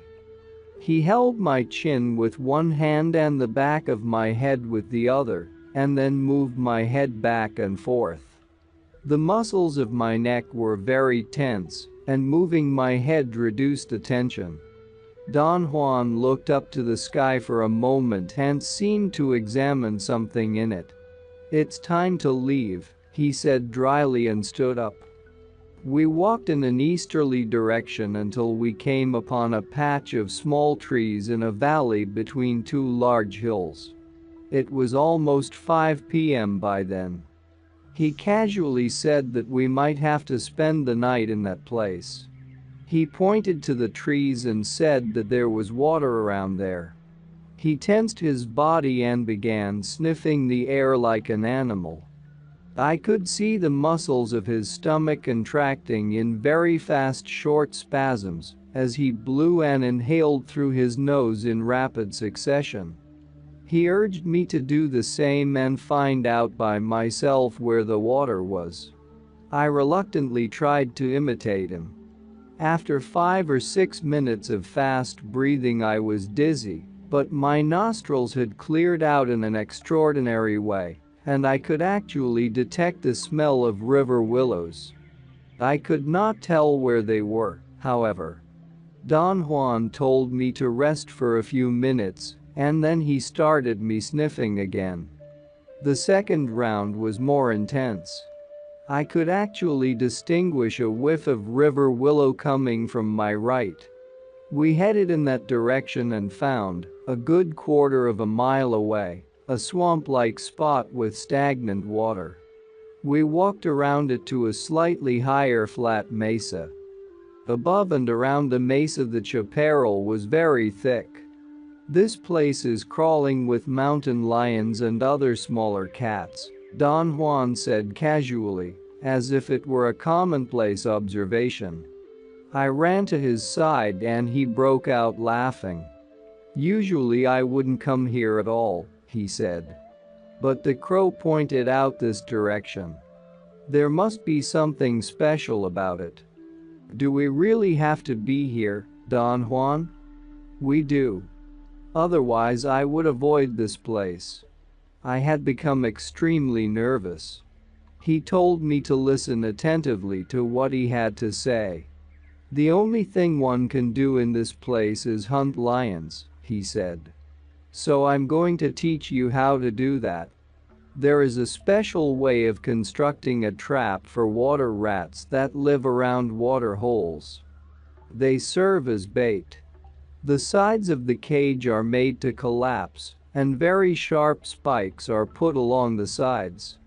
The spikes are hidden when the trap is up, and they do not affect anything unless something falls on the cage, in which case the sides collapse, and the spikes pierce whatever hits the trap.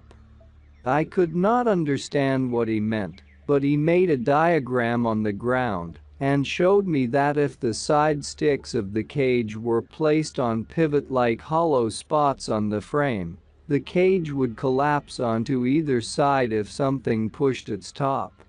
The spikes were pointed sharp slivers of hard wood, which were placed all around the frame and fixed to it. Don Juan said that usually a heavy load of rocks was placed over a net of sticks, which were connected to the cage and hung way above it. When the mountain lion came upon the trap baited with the water rats, it would usually try to break it by pawing it with all its might. Then the slivers would go through its paws, and the cat, in a frenzy, would jump up, unleashing an avalanche of rocks on top of him. "Someday you might need to catch a mountain lion," he said. "They have special powers. They are terribly smart, and the only way to catch them is by fooling them with pain and with the smell of river willows." With astounding speed and skill he assembled a trap, and after a long wait, he caught 3 chubby squirrel-like rodents. He told me to pick a handful of willows from the edge of the swamp and made me rub my clothes with them. He did the same. Then, quickly and skillfully, he wove 2 simple carrying nets out of reeds, scooped up a large clump of green plants and mud from the swamp, and carried it back to the mesa, where he concealed himself. In the meantime, the squirrel-like rodents had begun to squeak very loudly. Don Juan spoke to me from his hiding place and told me to use the other carrying net, gather a good chunk of mud and plants, and climb to the lower branches of a tree near the trap where the rodents were. Don Juan said that he did not want to hurt the cat or the rodents, so he was going to hurl the mud at the lion if it came to the trap. He told me to be on the alert and hit the cat with my bundle after he had, in order to scare it away. He recommended I should be extremely careful not to fall out of the tree. His final instructions were to be so still that I would merge with the branches. I could not see where Don Juan was. The squealing of the rodents became extremely loud and finally was so dark that I could hardly distinguish the general features of the terrain. I heard a sudden and close sound of soft steps and a muffled cat-like exhalation, then a very soft growl, and the squirrel-like rodents ceased to squeak. It was right then that I saw the dark mass of an animal right under the tree where I was. Before I could even be sure that it was a mountain lion, it charged against a trap, but before it reached it, something hit it and made it recoil. I hurled my bundle, as Don Juan had told me to do. I missed, yet it made a very loud noise. At that instant Don Juan let out a series of penetrating yells that sent chills through my spine, and the cat, with extraordinary agility, leaped to the mesa and disappeared. Don Juan kept on making the penetrating noises a while longer, and then he told me to come down from the tree, pick up the cage with the squirrels, run up to the mesa, and get to where he was as fast as I could. In an incredibly short period of time I was standing next to Don Juan. He told me to imitate his yelling as close as possible in order to keep the lion off while he dismantled the cage and let the rodents free. I began to yell but could not produce the same effect. My voice was raspy because of the excitation. He said I had to abandon myself and yell with real feeling because the lion was still around. Suddenly I fully realized the situation. The lion was real. I let out a magnificent series of piercing yells. Don Juan roared with laughter. He let me yell for a moment, and then he said we had to leave the place as quietly as possible, because the lion was no fool and was probably retracing its steps back to where we were. He'll follow us for sure, he said. No matter how careful we are, we'll leave a trail as white as the Pan American Highway. I walked very close to Don Juan. From time to time he would stop for an instant and listen. At one moment he began to run in the dark, and I followed him with my hands extended in front of my eyes to protect myself from the branches. We finally got to the base of the bluff where we had been earlier. Don Juan said that if we succeeded in climbing to the top without being mauled by the lion, we were safe. He went up first to show me the way. We started to climb in the dark.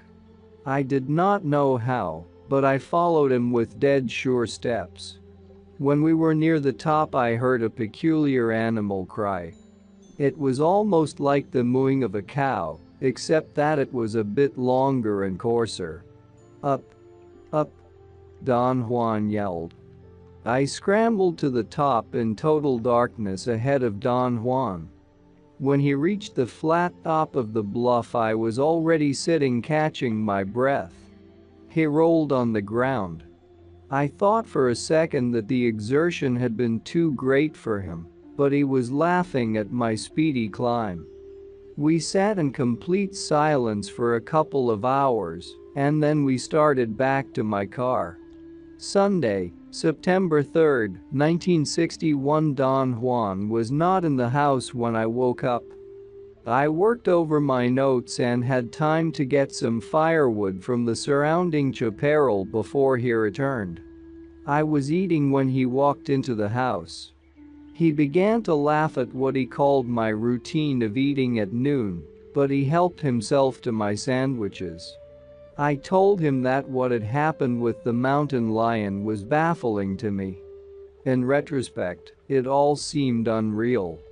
It was as if everything had been staged for my benefit. The succession of events had been so rapid that I really had not had time to be afraid. I had had enough time to act, but not to deliberate upon my circumstances. In writing my notes, the question of whether I had really seen the mountain lion came to mind. The dry branch was still fresh in my memory. It was a mountain lion, Don Juan said imperatively. Was it a real flesh and blood animal? Of course. I told him that my suspicions had been roused because of the easiness of the total event. It was as if the lion had been waiting out there and had been trained to do exactly what Don Juan had planned. He was unruffled by my barrage of skeptical remarks. He laughed at me. "You're a funny fellow," he said. "You saw and heard the cat. It was right under the tree where you were. He didn't smell you and jump at you because of the river willows. They kill any other smell, even for cats. You had a batch of them in your lap." I said that it was not that I doubted him, but that everything that had happened that night was extremely foreign to the events of my everyday life. For a while, as I was writing my notes, I even had had the feeling that Don Juan may have been playing the role of the lion. However, I had to discard the idea because I had really seen the dark shape of a four-legged animal charging at the cage and then leaping to the mesa. "Why do you make such a fuss?" he said. "It was just a big cat. There must be thousands of cats in those mountains." "Big deal. As usual, you are focusing your attention on the wrong item. It makes no difference whatsoever whether it was a lion or my pants. Your feelings at that moment were what counted. In my entire life I had never seen or heard a big wildcat on the prowl. When I thought of it, I could not get over the fact that I had been only a few feet away from one. Don Juan listened patiently while I went over the entire experience. "Why the offer the big cat?" he asked with an inquisitive expression. "You've been close to most of the animals that live around here, and you've never been so awed by them. Do you like cats?" "No, I don't." "Well, forget about it then." The lesson was not on how to hunt lions, anyway. What was it about? The little crow pointed out that specific spot to me, and at that spot I saw the opportunity of making you understand how one acts while one is in the mood of a warrior. Everything you did last night was done within a proper mood.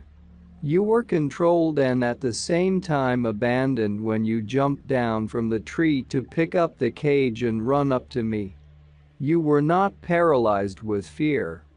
And then, near the top of the bluff, when the lion let out a scream, you moved very well.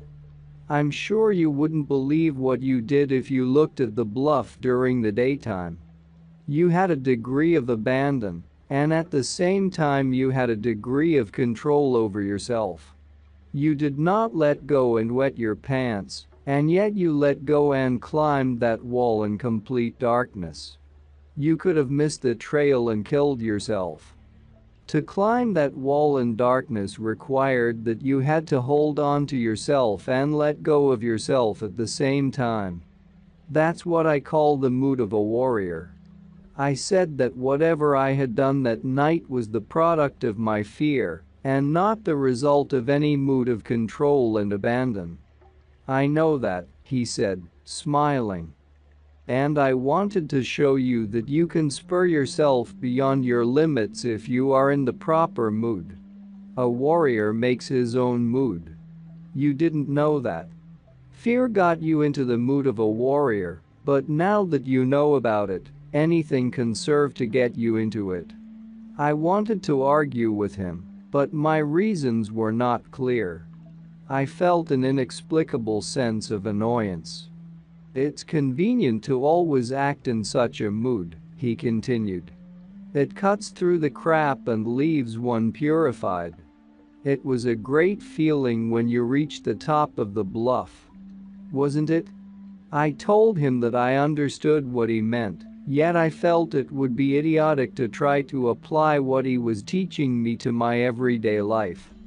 One needs the mood of a warrior for every single act, he said. Otherwise one becomes distorted and ugly. There is no power in a life that lacks this mood. Look at yourself. Everything offends and upsets you. You whine and complain and feel that everyone is making you dance to their tune. You are a leaf at the mercy of the wind. There is no power in your life. What an ugly feeling that must be. A warrior, on the other hand, is a hunter. He calculates everything. That's control. But once his calculations are over, he acts. He lets go. That's abandon. A warrior is not a leaf at the mercy of the wind. No one can push him. No one can make him do things against himself or against his better judgment. A warrior is tuned to survive, and he survives in the best of all possible fashions. I liked his stance, although I thought it was unrealistic. It seemed too simplistic for the complex world in which I lived. He laughed at my arguments, and I insisted that the mood of a warrior could not possibly help me overcome the feeling of being offended or actually being injured by the actions of my fellow men, as in the hypothetical case of being physically harassed by a cruel and malicious person placed in a position of authority. He roared with laughter and admitted the example was apropos. A warrior could be injured but not offended, he said. For a warrior there is nothing offensive about the acts of his fellow men, as long as he himself is acting within the proper mood. The other night you were not offended by the lion. The fact that it chased us did not anger you. I did not hear you cursing it, Nor did I hear you say that he had no right to follow us. It could have been a cruel and malicious lion for all you know. But that was not a consideration while you struggled to avoid it. The only thing that was pertinent was to survive. And that you did very well. If you would have been alone and the lion had caught up with you and mauled you to death, you would have never even considered complaining or feeling offended by its acts. The mood of a warrior is not so far-fetched for yours or anybody's world. You need it in order to cut through all the guff. I explained my way of reasoning. The lion and my fellow men were not on a par, because I knew the intimate quirks of men, while I knew nothing about the lion. What offended me about my fellow men was that they acted maliciously and knowingly. I know, Don Juan said patiently. To achieve the mood of a warrior is not a simple matter. It is a revolution. To regard the lion and the water rats and our fellow men as equals is a magnificent act of the warrior's spirit. It takes power to do that. The Battle of Power. Thursday, December 28, 1961. We started on a journey very early in the morning. We drove south and then east to the mountains. Don Juan had brought gourds with food and water. We ate in my car before we started walking. Stick close to me, he said. This is an unknown region to you, and there is no need to take chances. You are going in search of power and everything you do counts. Watch the wind, especially towards the end of the day. Watch when it changes directions, and shift your position so that I always shield you from it. What are we going to do in these mountains, Don Juan? You're hunting power. I mean, what are we going to do in particular? There's no plan when it comes to hunting power. Hunting power or hunting game is the same. A hunter hunts whatever presents itself to him. Thus he must always be in a state of readiness. You know about the wind, and now you may hunt power and the wind by yourself. But there are other things you don't know about, which are, like the wind, the center of power at certain times and at certain places. Power is a very peculiar affair, he said. It is impossible to pin it down and say what it really is. It is a feeling that one has about certain things. Power is personal. It belongs to oneself alone. My benefactor, for instance, could make a person mortally ill by merely looking at him. Women would wane away after he had set eyes on them. Yet he did not make people sick all the time, but only when his personal power was involved. How did he choose who to make sick? I don't know that. He didn't know it himself. Power is like that. It commands you and yet it obeys you.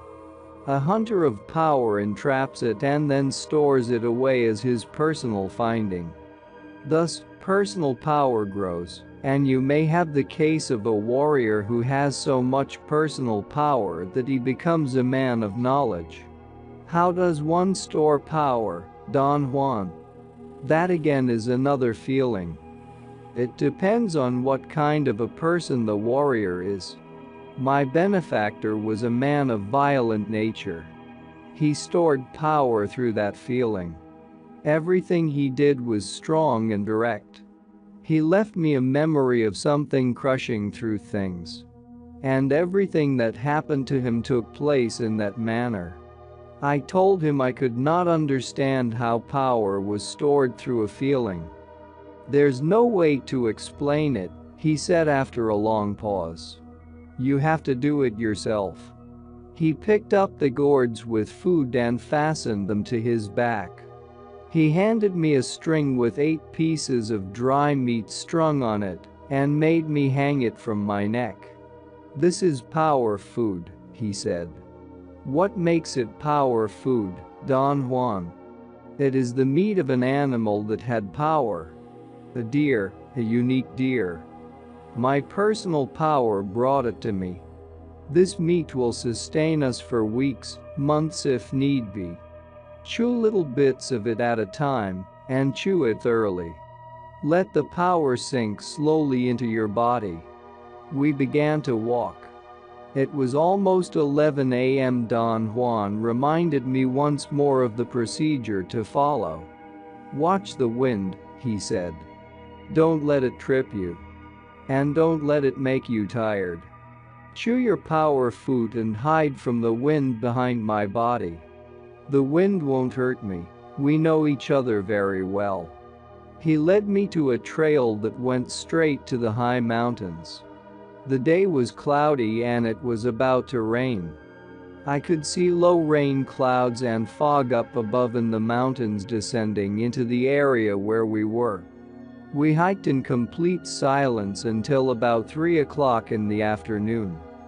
Chewing the dry meat was indeed invigorating. And watching for sudden changes in the direction of the wind became a mysterious affair, to the point that my entire body seemed to sense changes before they actually happened. I had the feeling that I could detect waves of wind as a sort of pressure on my upper chest, on my bronchial tubes. Every time I was about to feel a gust of wind, my chest and throat would itch. Don Juan stopped for a moment and looked around. He appeared to be orienting himself, and then he turned to the right. I noticed that he was also chewing dry meat. I felt very fresh and was not tired at all. The task of being aware of shifts in the wind had been so consuming that I had not been aware of time. We walked into a deep ravine and then up one side to a small plateau on the sheer side of an enormous mountain. We were quite high, almost to the top of the mountain. Don Juan climbed a huge rock at the end of the plateau and helped me up to it. The rock was placed in such a way as to look like a dome on top of precipitous walls. We slowly walked around it. Finally, I had to move around the rock on my seat, holding on to the surface with my heels and hands. I was soaked in perspiration and had to dry my hands repeatedly. From the other side, I could see a very large shallow cave near the top of the mountain. It looked like a hole that had been carved out of the rock. It was sandstone which had been weathered into a sort of balcony with 2 pillars. Don Juan said that we were going to camp there, that it was a very safe place because it was too shallow to be a den for lions or any other predators, too open to be a nest for rats, and too windy for insects. He laughed and said that it was an ideal place for men, since no other living creatures could stand it. He climbed up to it like a mountain goat. I marveled at his stupendous agility. I slowly dragged myself down the rock on my seat and then tried to run up the side of the mountain in order to reach the ledge. The last few yards completely exhausted me. I kiddingly asked Don Juan how old he really was. I thought that in order to reach the ledge the way he had done it, one had to be extremely fit and young. "I'm as young as I want to be," he said. This again is a matter of personal power. If you store power, your body can perform unbelievable feats. On the other hand, if you dissipate power, you'll be a fat old man in no time at all. The length of the ledge was oriented along an east-west line. The open side of the balcony-like formation was to the south. I walked to the west end. The view was superb. The rain had circumvented us. It looked like a sheet of transparent material hung over the lowland. Don Juan said that we had enough time to build a shelter. He told me to make a pile of as many rocks as I could carry onto the ledge, while he gathered some branches for a roof. In an hour he had built a wall about a foot thick on the east end of the ledge. It was about 2 feet long and 3 feet high. He wove and tied some bundles of branches he had collected and made a roof, securing it onto 2 long poles that ended in forks. There was another pole of the same length that was affixed to the roof itself, and which supported it on the opposite side of the wall. The structure looked like a high table with 3 legs. Don Juan sat cross-legged under it, on the very edge of the balcony. He told me to sit next to him, to his right. We remained quiet for a while. Don Juan broke the silence. He said in a whisper that we had to act as if nothing was out of the ordinary. I asked if there was something in particular that I should do. He said that I should get busy writing and do it in such a way that it would be as if I were at my desk with no worries in the world except writing. At a given moment he was going to nudge me, and then I should look where he was pointing with his eyes. He warned me that no matter what I saw I should not utter a single word. Only he could talk with impunity because he was known to all the powers in those mountains. I followed his instructions and wrote for over an hour. I became immersed in my task. Suddenly I felt a soft tap on my arm and saw Don Juan's eyes and head move to point out a bank of fog about 200 yards away, which was descending from the top of the mountain. Don Juan whispered in my ear with a tone barely audible even at that close range. "Move your eyes back and forth along the bank of fog," he said. "But don't look at it directly. Blink your eyes and don't focus them on the fog. When you see a green spot on the bank of fog, point it out to me with your eyes." I moved my eyes from left to right along the bank of fog that was slowly coming down to us. Perhaps half an hour went by. It was getting dark. The fog moved extremely slowly. At one moment I had the sudden feeling that I had detected a faint glow to my right. At first I thought that I had seen a patch of green shrubbery through the fog. When I looked at it directly I did not notice anything, but when I looked without focusing, I could detect a vague greenish area. I pointed it out to Don Juan. He squinted his eyes and stared at it. "Focus your eyes on that spot," he whispered in my ear. "Look without blinking until you see." I wanted to ask what I was supposed to see, but he glared at me as if to remind me that I should not talk. I stared again. The bit of fog that had come down from above hung as if it were a piece of solid matter. It was lined up right at the spot where I had noticed a green tint. As my eyes became tired again and I squinted, I saw at first a bit of fog superimposed on the fog bank, and then I saw a thin strip of fog in between that looked like a thin unsupported structure, a bridge joining the mountain above me and the bank of fog in front of me. For a moment I thought I could see the transparent fog, which was being blown down from the top of the mountain, going by the bridge without disturbing it. It was as if the bridge were actually solid.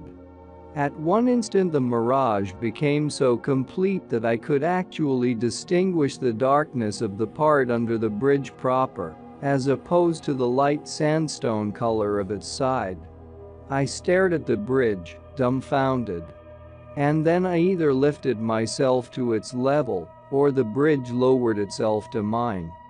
Suddenly I was looking at a straight beam in front of me. It was an immensely long, solid beam, narrow and without railings, but wide enough to walk on. Don Juan shook me by the arm vigorously. I felt my head bobbing up and down, and then I noticed that my eyes itched terribly.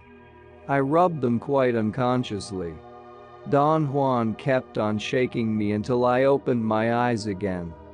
He poured some water from his gourd into the hollow of his hand and sprinkled my face with it. The sensation was very unpleasant. The coldness of the water was so extreme that the drops felt like sores on my skin. I noticed then that my body was very warm. I was feverish. Don Juan hurriedly gave me some water to drink and then splashed water on my ears and neck. I heard a very loud, eerie and prolonged bird cry. Don Juan listened attentively for an instant and then pushed the rocks of the wall with his foot and collapsed the roof. He threw the roof into the shrubs and tossed all the rocks, one by one, over the side. He whispered in my ear, "Drink some water and chew your dry meat. We cannot stay here." That cry was not a bird. We climbed down the ledge and began to walk in an easterly direction. In no time at all it was so dark that it was as if there were a curtain in front of my eyes. The fog was like an impenetrable barrier. I had never realized how crippling the fog was at night. I could not conceive how Don Juan walked.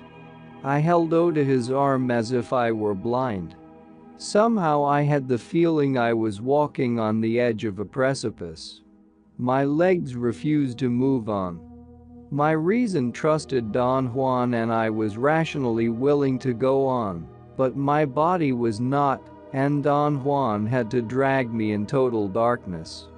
He must have known the terrain to ultimate perfection. He stopped at a certain point and made me sit down. I did not dare let go of his arm. My body felt, beyond the shadow of a doubt, that I was sitting on a barren dome-like mountain, and if I moved an inch to my right, I would fall beyond the tolerance point into an abysm. I was absolutely sure I was sitting on a curved mountainside because my body moved unconsciously to the right. I thought it did so in order to keep its verticality, so I tried to compensate by leaning to the left against Don Juan, as far as I could. Don Juan suddenly moved away from me, and without the support of his body I fell on the ground. Touching the ground restored my sense of equilibrium. I was lying on a flat area. I began to reconnoiter my immediate surroundings by touch. I recognized dry leaves and twigs. There was a sudden flash of lightning that illuminated the whole area and tremendous thunder. I saw Don Juan standing to my left. I saw huge trees and a cave a few feet behind him. Don Juan told me to get into the hole. I crawled into it and sat down with my back against a rock. I felt Don Juan leaning over to whisper that I had to be totally silent. There were 3 flashes of lightning, one after the other. In a glance I saw Don Juan sitting cross-legged to my left. The cave was a concave formation big enough for 2 or 3 persons to sit in.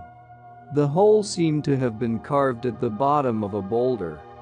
I felt that it had indeed been wise of me to have crawled into it, because if I had been walking, I would have knocked my head against a rock. The brilliance eye of the lightning gave me an idea of how thick the bank of fog was. I noticed the trunks of enormous trees as dark silhouettes against the opaque light gray mass of the fog. Don Juan whispered that the fog and the lightning were in cahoots with each other, and I had to keep an exhausting vigil, because I was engaged in a battle of power. At that moment a stupendous flash of lightning rendered the whole scenery phantasmagorical. The fog was like a white filter that frosted the light of the electrical discharge and diffused it uniformly. The fog was like a dense whitish substance hanging between the tall trees, but right in front of me at the ground level the fog was thinning out. I plainly distinguished the features of the terrain. We were in a pine forest. Very tall trees surrounded us. They were so extremely big that I could have sworn we were in the redwoods if I had not previously known our whereabouts. There was a barrage of lightning that lasted several minutes. Each flash made the features I had already observed more discernible. Right in front of me I saw a definite trail. There was no vegetation on it. It seemed to end in an area clear of trees. There were so many flashes of lightning that I could not keep track of where they were coming from. The scenery, however, had been so profusely illuminated that I felt much more at ease. My fears and uncertainties had vanished as soon as there had been enough light to lift the heavy curtain of darkness. So when there was a long pause between the flashes of lightning, I was no longer disoriented by the blackness around me. Don Juan whispered that I had probably done enough watching, and that I had to focus my attention on the sound of thunder. I realized to my amazement that I had not paid any attention to thunder at all, in spite of the fact that it had really been tremendous. Don Juan added that I should follow the sound and look in the direction where I thought it came from. There were no longer barrages of lightning and thunder, but only sporadic flashes of intense light and sound. The thunder seemed to always come from my right. The fog was lifting and I, already being accustomed to the pitch black, could distinguish masses of vegetation. The lightning and thunder continued, and suddenly the whole right side opened up, and I could see the sky. The electrical storm seemed to be moving towards my right. There was another flash of lightning, and I saw a distant mountain to my extreme right. The light illuminated the background, silhouetting the bulky mass of the mountain. I saw trees on top of it. They looked like neat black cutouts superimposed on the brilliantly white sky. I even saw cumulus clouds over the mountains. The fog had cleared completely around us. There was a steady wind, and I could hear the rustling of leaves in the big trees to my left. The electrical storm was too distant to illuminate the trees, but their dark masses remained discernible. The light of the storm allowed me to establish, however, that there was a range of distant mountains to my right, and that the forest was limited to the left side. It seemed that I was looking down into a dark valley, which I could not see at all. The range over which the electrical storm was taking place was on the opposite side of the valley. Then it began to rain. I pressed back against a rock as far as I could. My hat served as a good protection. I was sitting with my knees to my chest, and only my calves and shoes got wet. It rained for a long time. The rain was lukewarm. I felt it on my feet. And then I fell asleep. The noises of birds woke me up. I looked around for Don Juan. He was not there. Ordinarily I would have wondered whether he had left me there alone, but the shock of seeing the surroundings nearly paralyzed me. I stood up. My legs were soaking wet, the brim of my hat was soggy, and there was still some water in it that spilled over me. I was not in a cave at all, but under some thick bushes. I experienced a moment of unparalleled confusion. I was standing on a flat piece of land between two small dirt hills covered with bushes. There were no trees to my left and no valley to my right. Right in front of me, where I had seen the path in the forest, there was a gigantic bush. I refused to believe what I was witnessing. The incongruency of my two versions of reality made me grapple for any kind of explanation. It occurred to me that it was perfectly possible that I had slept so soundly that Don Juan might have carried me on his back to another place without waking me. I examined the spot where I had been sleeping. The ground there was dry, and so was the ground on the spot next to it, where Don Juan had been. I called him a couple of times, and then had an attack of anxiety, and bellowed his name as loud as I could. He came out from behind some bushes. I immediately became aware that he knew what was going on. His smile was so mischievous that I ended up smiling myself. I did not want to waste any time in playing games with him. I blurted out what was the matter with me.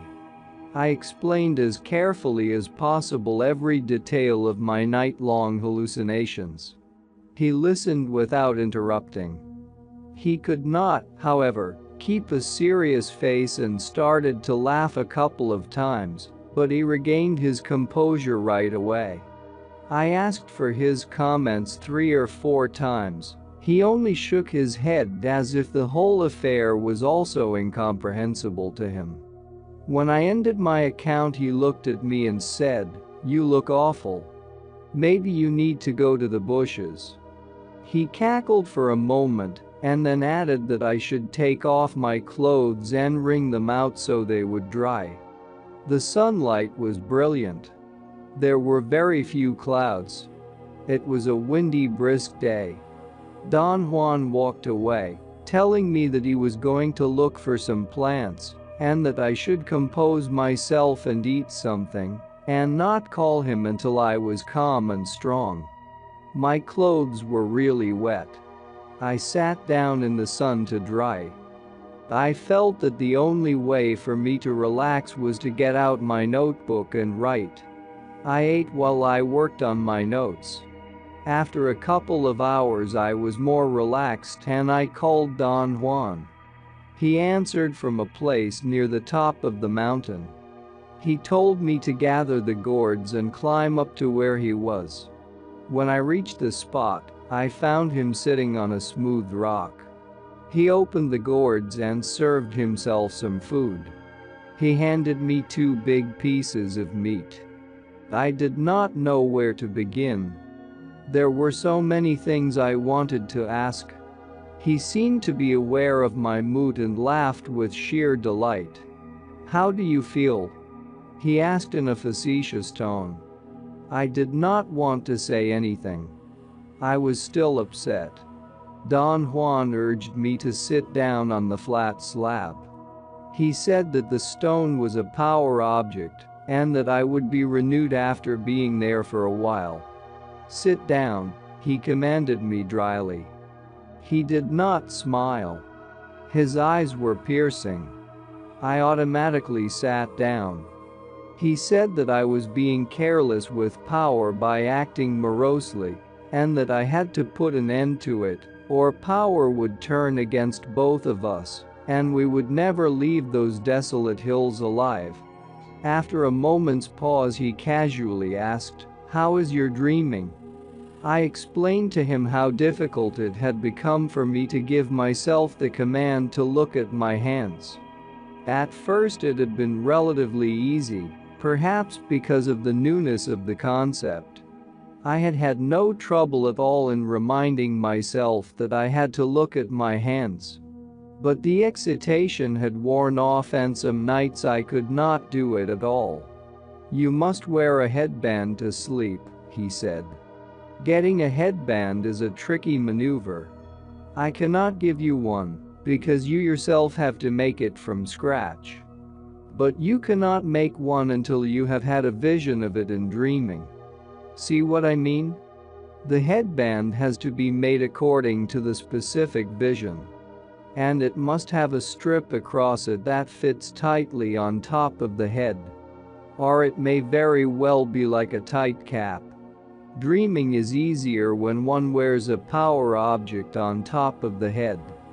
You could wear your hat or put on a cowl, like a friar, and go to sleep, but those items would only cause intense dreams, not dreaming." He was silent for a moment and then proceeded to tell me in a fast barrage of words that the vision of the headband did not have to occur only in dreaming, but could happen in states of wakefulness, and as a result of any far-fetched and totally unrelated event, such as watching the flight of birds, the movement of water, the clouds, and so on. A hunter of power watches everything, he went on. And everything tells him some secret. But how can one be sure that things are telling secrets? I asked. I thought he may have had a specific formula that allowed him to make correct interpretations. The only way to be sure is by following all the instructions I have been giving you, starting from the first day you came to see me, he said. In order to have power, one must live with power. He smiled benevolently. He seemed to have lost his fierceness. He even nudged me lightly on the arm. Eat your power food, he urged me. I began to chew some dry meat, and at that moment I had the sudden realization that perhaps the dry meat contained a psychotropic substance, hence the hallucinations. For a moment I felt almost relieved. If he had put something in the meat, my mirages were perfectly understandable. I asked him to tell me if there was anything at all in the power meat. He laughed but did not answer me directly. I insisted, assuring him that I was not angry or even annoyed, but that I had to know so I could explain the events of the previous night to my own satisfaction. I urged him, coaxed him, and finally begged him to tell me the truth. You are quite cracked, he said, shaking his head in a gesture of disbelief. You have an insidious tendency. You persist in trying to explain everything to your satisfaction. There is nothing in the meat except power. The power was not put there by me or by any other man, but by power itself. It is the dry meat of a deer, and that deer was a gift to me in the same way a certain rabbit was a gift to you not too long ago. Neither you nor I put anything in the rabbit. I didn't ask you to dry the rabbit's meat, because that act required more power than you had. However, I did tell you to eat the meat. You didn't eat much of it, because of your own stupidity. What happened to you last night was neither a joke nor a prank. You had an encounter with power. The fog, the darkness, the lightning, the thunder and the rain were all part of a great battle of power. You had the luck of a fool. A warrior would give anything to have such a battle. My argument was that the whole event could not be a battle of power because it had not been real. And what is real? Don Juan asked me very calmly. This, what we're looking at is real, I said, pointing to the surroundings. But so was the bridge you saw last night, and so was the forest and everything else. But if they were real, where are they now? They are here. If you had enough power, you could call them back. Right now you cannot do that because you think it is very helpful to keep on doubting and nagging. It isn't, my friend. It isn't. There are worlds upon worlds, right here in front of us. And they are nothing to laugh at. Last night, if I hadn't grabbed your arm, you would have walked on that bridge whether you wanted to or not. And earlier I had to protect you from the wind that was seeking you out. What would have happened if you hadn't protected me? Since you don't have enough power, the wind would have made you lose your way, and perhaps even killed you by pushing you into a ravine. But the fog was the real thing last night. Two things could have happened to you in the fog. You could have walked across the bridge to the other side, or you could have fallen to your death. Either would have depended on power. One thing, however, would have been for sure.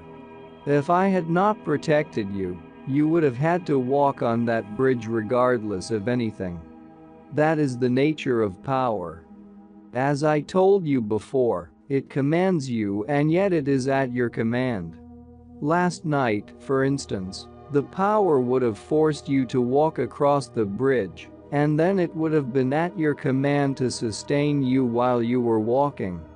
I stopped you because I know you don't have the means to use power, and without power the bridge would have collapsed. Did you see the bridge yourself, Don Juan? No. I just saw power. It may have been anything. Power for you, this time, was a bridge. I don't know why a bridge. We are most mysterious creatures. Have you ever seen a bridge in the fog, Don Juan? Never. But that's because I'm not like you. I saw other things. My battles of power are very different than yours. What did you see, Don Juan? Can you tell me? I saw my enemies during my first battle of power in the fog. You have no enemies. You don't hate people. I did at that time. I indulged in hating people. I don't do that anymore. I have vanquished my hate, but at that time my hate nearly destroyed me. Your battle of power, on the other hand, was neat. It didn't consume you. You are consuming yourself now with your own crappy thoughts and doubts. That's your way of indulging yourself. The fog was impeccable with you. You have an affinity with it. It gave you a stupendous bridge, and that bridge will be there in the fog from now on. It will reveal itself to you over and over, until someday you will have to cross it. I strongly recommend that from this day on you don't walk into foggy areas by yourself until you know what you're doing. Power is a very weird affair. In order to have it and command it, one must have power to begin with. It's possible, however, to store it, little by little, until one has enough to sustain oneself in a battle of power. What is a battle of power? What happened to you last night was the beginning of a battle of power. The scenes that you beheld were the seat of power. Someday they will make sense to you. Those scenes are most meaningful. Can you tell me their meaning yourself, Don Juan? No. Those scenes are your own personal conquest which you cannot share with anyone. But what happened last night was only the beginning, a skirmish. The real battle will take place when you cross that bridge. What's on the other side? Only you will know that. And only you will know what's at the end of that trail through the forest. But all that is something that may or may not happen to you. In order to journey through those unknown trails and bridges, one must have enough power of one's own. What happens if one doesn't have enough power? Death is always waiting, and when the warrior's power wanes, death simply taps him. Thus, to venture into the unknown without any power is stupid. One will only find death. I was not really listening. I kept on playing with the idea that the dry meat may have been the agent that had caused the hallucinations. It appeased me to indulge in that thought. Don't tax yourself trying to figure it out, he said as if he were reading my thoughts. The world is a mystery. This, what you're looking at, is not all there is to it. There is much more to the world, so much more, in fact, that it is endless. So when you're trying to figure it out, all you're really doing is trying to make the world familiar. You and I are right here, in the world that you call real, simply because we both know it. You don't know the world of power, therefore you cannot make it into a familiar scene. You know that I really can't argue your point, I said. But my mind can't accept it either. He laughed and touched my head lightly. You're really crazy, he said. But that's all right. I know how difficult it is to live like a warrior. If you would have followed my instructions and performed all the acts I have taught you, you would by now have enough power to cross that bridge. Enough power to see and to stop the world. But why should I want power? Don Juan. You can't think of a reason now. However, if you would store enough power, the power itself will find you a good reason. Sounds crazy, doesn't it? Why did you want power yourself, Don Juan? I'm like you. I didn't want it. I couldn't find a reason to have it. I had all the doubts that you have and never followed the instructions I was given, or I never thought I did, yet in spite of my stupidity I stored enough power, and one day my personal power made the world collapse. But why would anyone wish to stop the world? Nobody does, that's the point. It just happens. And once you know what it is like to stop the world, you realize there is a reason for it. You see, one of the arts of the warrior is to collapse the world for a specific reason, and then restore it again in order to keep on living. I told him that perhaps the surest way to help me would be to give me an example of a specific reason for collapsing the world. He remained silent for some time. He seemed to be thinking what to say. I can't tell you that, he said. It takes too much power to know that. Someday you will live like a warrior, in spite of yourself, then perhaps you will have stored enough personal power to answer that question yourself. I have taught you nearly everything a warrior needs to know in order to start off in the world, storing power by himself. Yet I know that you can't do that, and I have to be patient with you. I know for a fact that it takes a lifelong struggle to be by oneself in the world of power. Don Juan looked at the sky and the mountains. The sun was already on its descent towards the west, and rain clouds were rapidly forming on the mountains. I did not know the time. I had forgotten to wind my watch. I asked if he could tell the time of the day, and he had such an attack of laughter that he rolled off the slab into the bushes. He stood up and stretched his arms, yawning. It is early, he said.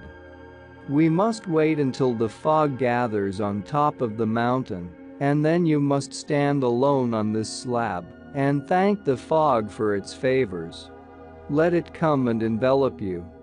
I'll be nearby to assist, if need be.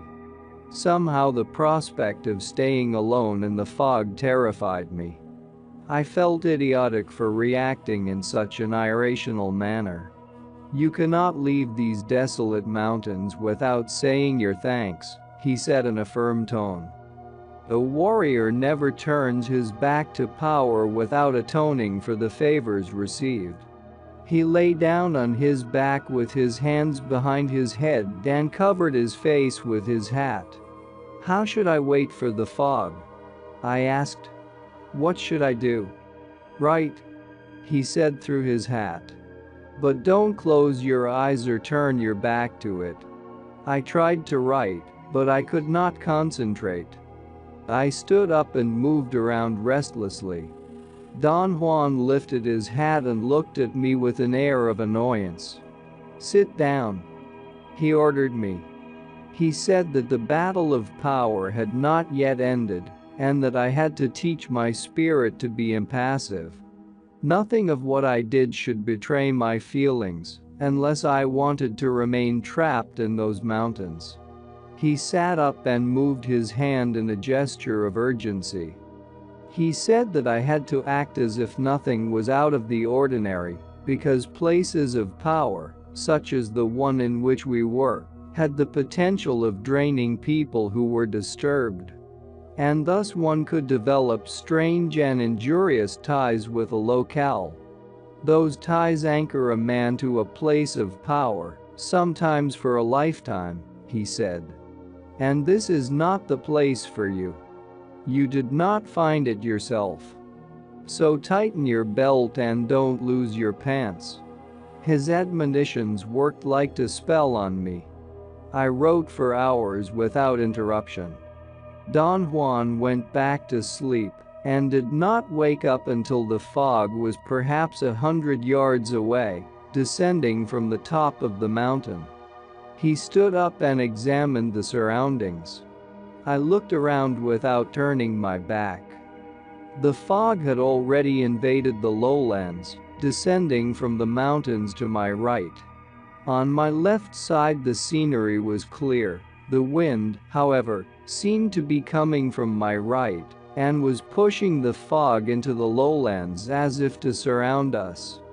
Don Juan whispered that I should remain impassive, standing where I was without closing my eyes, and that I should not turn around until I was completely surrounded by the fog. Only then was it possible to start our descent.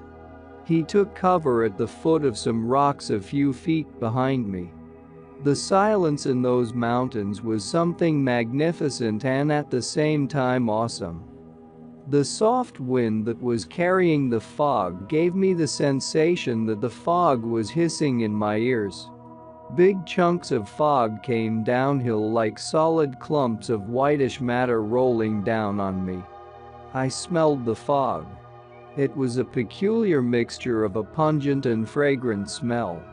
And then I was enveloped in it. I had the impression the fog was working on my eyelids. They felt heavy and I wanted to close my eyes. I was cold. My throat itched and I wanted to cough, but I did not dare. I lifted my chin up and stretched my neck to ease the cough, and as I looked up I had the sensation I could actually see the thickness of the fog bank. It was as if my eyes could assess the thickness by going through it. My eyes began to close, and I could not fight off the desire to fall asleep. I felt I was going to collapse on the ground any moment. At that instant Don Juan jumped up and grabbed me by the arms and shook me. The jolt was enough to restore my lucidity. He whispered in my ear that I had to run downhill as fast as I could. He was going to follow behind because he did not want to get smashed by the rocks that I might turn over in my path. He said that I was the leader, since it was my battle of power, and that I had to be clear-headed and abandoned in order to guide us safely out of there. "This is it," he said in a loud voice. "If you don't have the mood of a warrior, we may never leave the fog." I hesitated for a moment. I was not sure I could find my way down from those mountains. "Run, rabbit, run!" Don Juan yelled and shoved me gently down the slope. The Warrior's Last Stand. Sunday, January 28, 1962. Around 10 a.m. Don Juan walked into his house. He had left at the crack of dawn. I greeted him. He chuckled and in a clowning mood, he shook hands with me and greeted me ceremoniously. "We're going to go on a little trip," he said. "You're going to drive us to a very special place in search of power." He unfolded 2 carrying nets and placed 2 gourds filled with food in each of them, tied them with a thin rope, and handed me a net. We leisurely drove north some 400 miles, and then we left the Pan American Highway and took a gravel road towards the west. My car seemed to have been the only car on the road for hours. As we kept on driving I noticed that I could not see through my windshield. I strained desperately to look at the surroundings, but it was too dark, and my windshield was overlaid with crushed insects and dust. I told Don Juan that I had to stop to clean my windshield. He ordered me to go on driving even if I had to crawl at 2 miles an hour, sticking my head out of the window to see ahead. He said that we could not stop until we had reached our destination. At a certain place he told me to turn to the right. It was so dark and dusty that even the headlights did not help much. I drove off the road with great trepidation. I was afraid of the soft shoulders, but the dirt was packed. I drove for about 100 yards at the lowest possible speed, holding the door open to look out. Finally, Don Juan told me to stop. He said that I had parked right behind a huge rock that would shield my car from view. I got out of the car and walked around, guided by the headlights. I wanted to examine the surroundings because I had no idea where I was. But Don Juan turned off the lights. He said loudly that there was no time to waste, that I should lock my car so we could start on our way. He handed me my net with gourds. It was so dark that I stumbled and nearly dropped them. Don Juan ordered me in a soft, firm tone to sit down until my eyes were accustomed to the darkness. But my eyes were not the problem. Once I got out of my car, I could see fairly well. What was wrong was a peculiar nervousness that made me act as if I were absent-minded. I was glossing over everything. "Where are we going?" I asked. "We're going to hike in total darkness to a special place," he said. "What for?" "To find out for sure whether or not you're capable of continuing to hunt power." I asked him if what he was proposing was a test, and if I failed the test would he still talk to me and tell me about his knowledge. He listened without interrupting. He said that what we were doing was not a test, that we were waiting for an omen, and if the omen did not come, the conclusion would be that I had not succeeded in hunting power, in which case I would be free from any further imposition, free to be as stupid as I wanted. He said that no matter what happened, he was my friend and he would always talk to me. Somehow I knew I was going to fail. "The omen will not come," I said jokingly. "I know it. I have a little power." He laughed and patted me on the back gently. "Don't you worry," he retorted.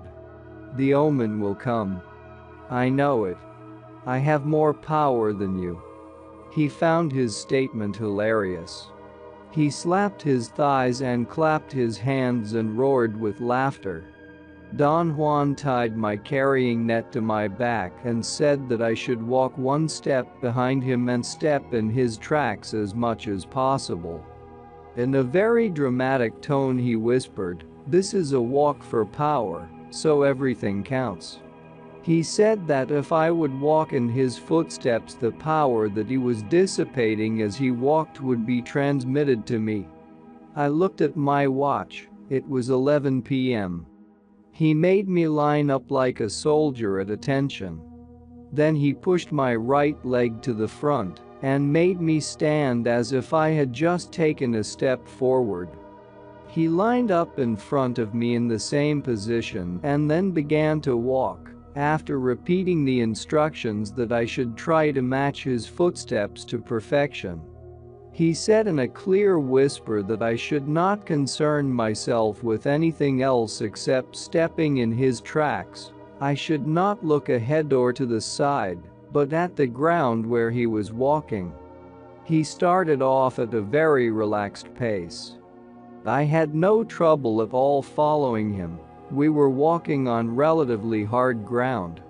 For about 30 yards I maintained his pace and I matched his steps perfectly.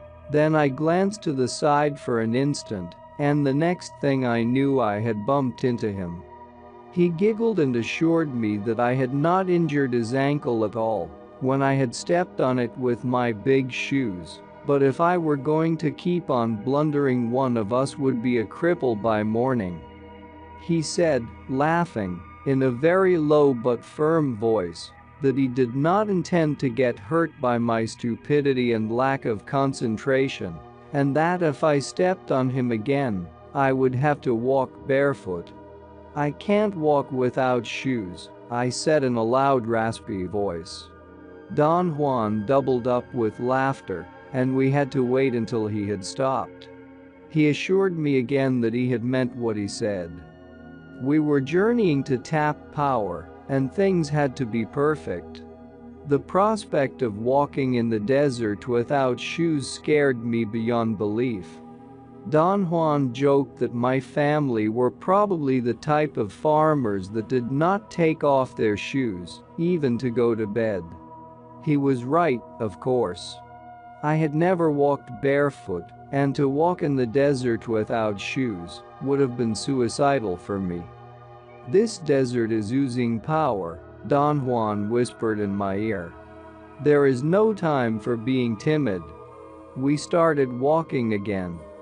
Don Juan kept an easy pace.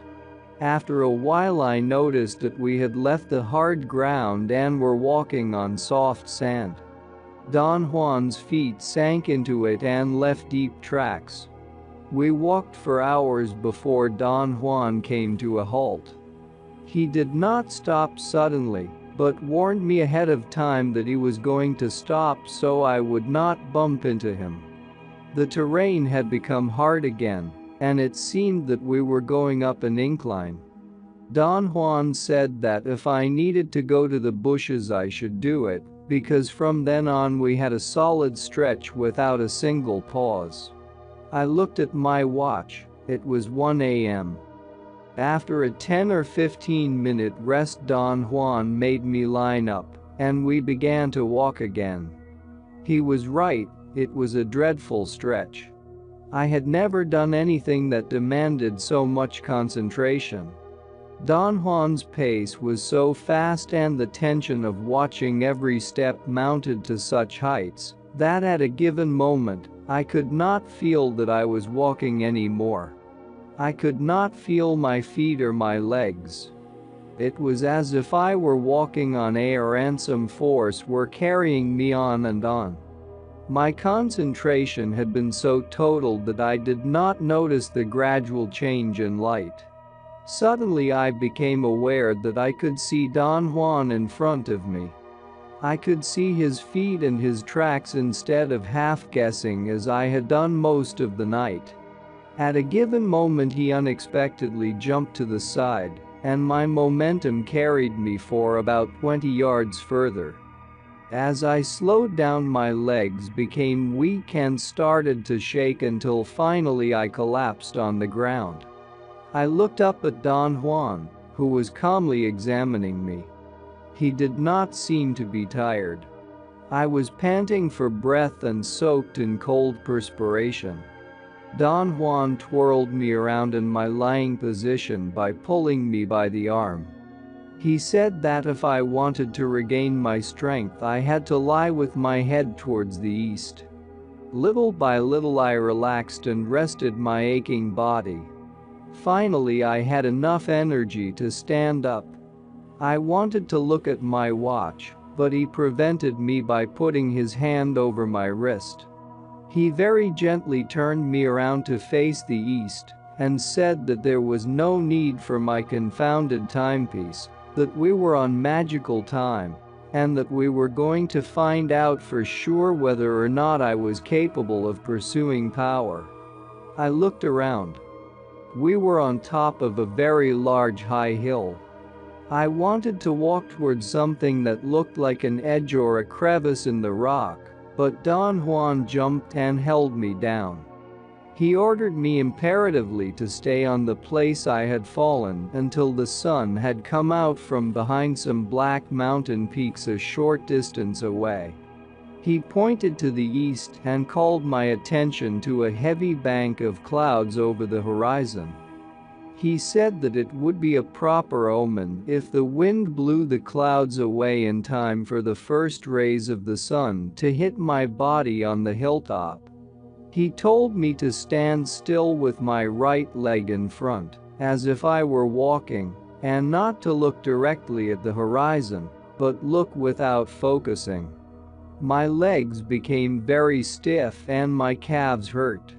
It was an agonizing position, and my leg muscles were too sore to support me. I held on as long as I could. I was about to collapse. My legs were shivering uncontrollably when Don Juan called the whole thing off. He helped me to sit down. The bank of clouds had not moved, and we had not seen the sun rising over the horizon. Don Juan's only comment was, "Too bad." I did not want to ask right off what the real implications of my failure were, but knowing Don Juan, I was sure he had to follow the dictum of his omens. And there had been no omen that morning. The pain in my calves vanished and I felt a wave of well-being. I began to trot in order to loosen up my muscles.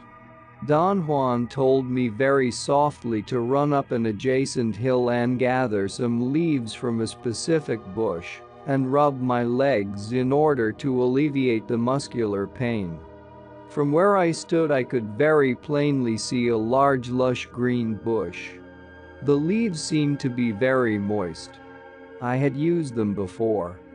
I never felt that they had helped me, but Don Juan had always maintained that the effect of really friendly plants was so subtle that one could hardly notice it, yet they always produced the results they were supposed to. I ran down the hill and up the other. When I got to the top I realized that the exertion had almost been too much for me. I had a hard time catching my breath, and my stomach was upset. I squatted and then crouched over for a moment until I felt relaxed. Then I stood up and reached over to pick the leaves he had asked me to. But I could not find the bush. I looked around. I was sure I was on the right spot, but there was nothing in that area of the hilltop that even vaguely resembled that particular plant. Yet that had to be the spot where I had seen it.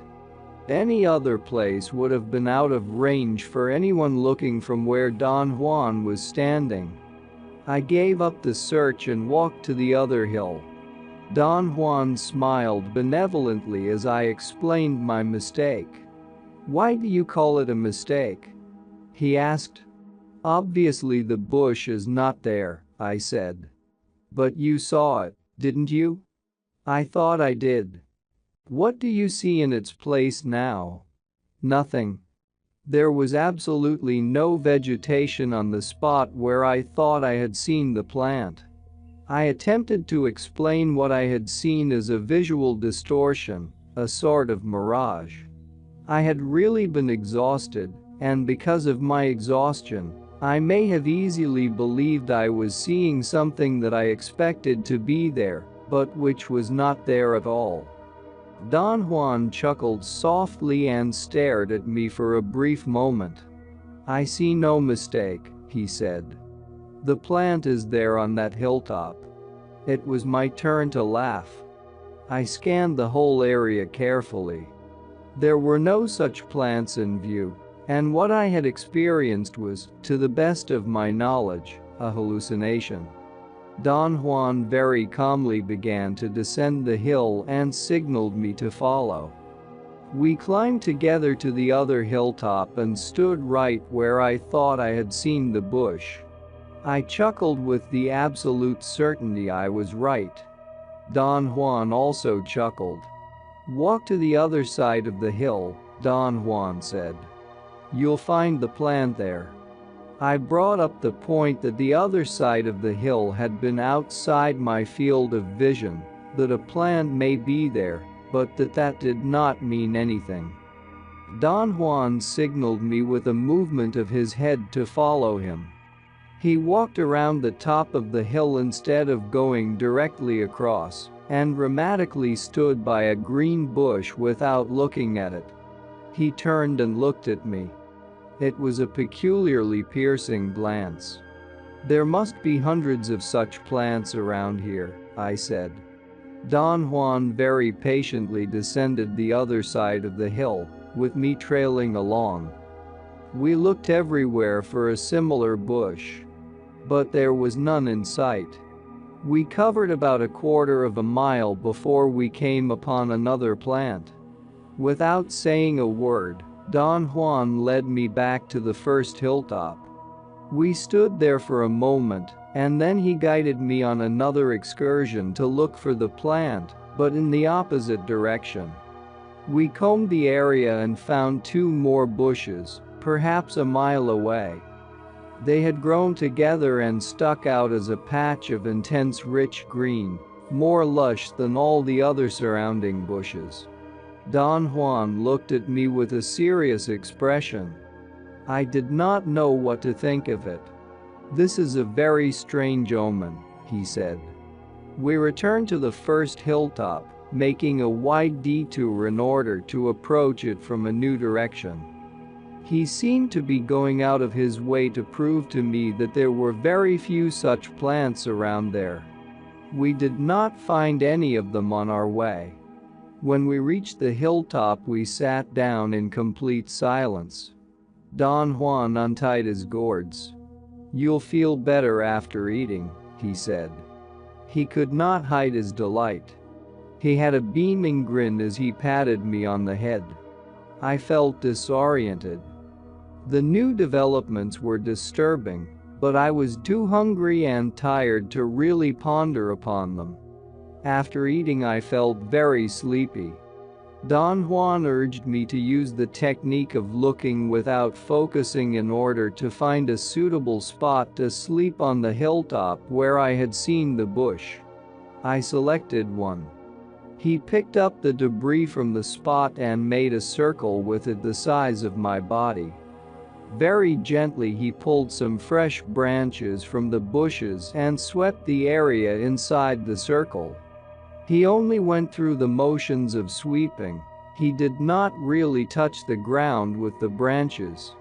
He then removed all the surface rocks from the area inside the circle and placed them in the center, after meticulously sorting them by size into 2 piles of equal number. "What are you doing with those rocks?" I asked.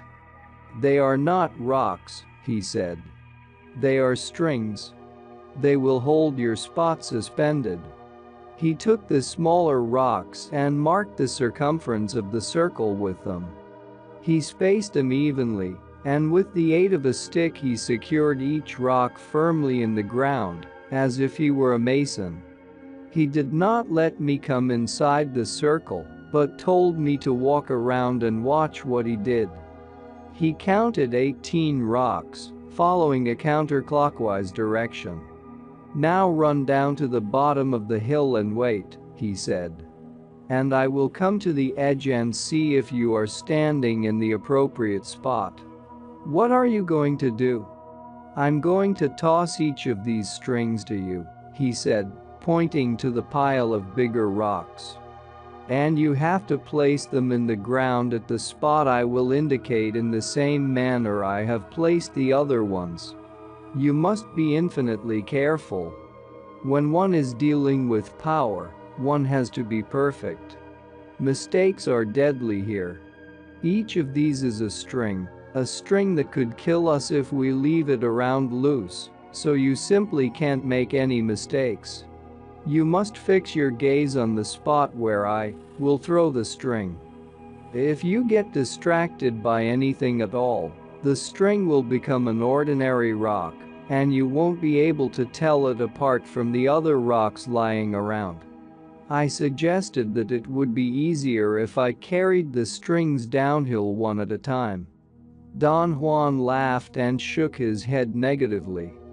"These are strings," he insisted. "And they have to be tossed by me and have to be picked up by you." It took hours to fulfill the task. The degree of concentration needed was excruciating. Don Juan reminded me every time to be attentive and focus my gaze. He was right in doing so. To pick out a specific rock that came hurtling downhill, displacing other rocks in its way, was indeed a maddening affair. When I had completely closed the circle and walked to the top, I thought I was about to drop dead. Don Juan had picked some small branches and had matted the circle. He handed me some leaves and told me to put them inside my pants, against the skin of my umbilical region. He said that they would keep me warm, and I would not need a blanket to sleep. I tumbled down inside the circle. The branches made a fairly soft bed, and I fell asleep instantly. It was late afternoon when I woke up. It was windy and cloudy.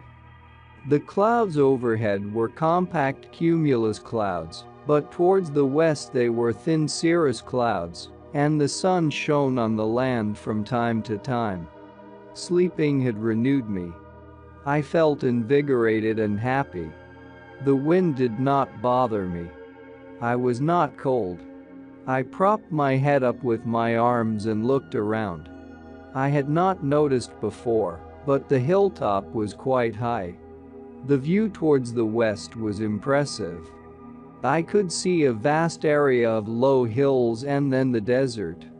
There was a range of dark brown mountain peaks towards the north and east, and towards the south, an endless expanse of land and hills and distant blue mountains. I sat up.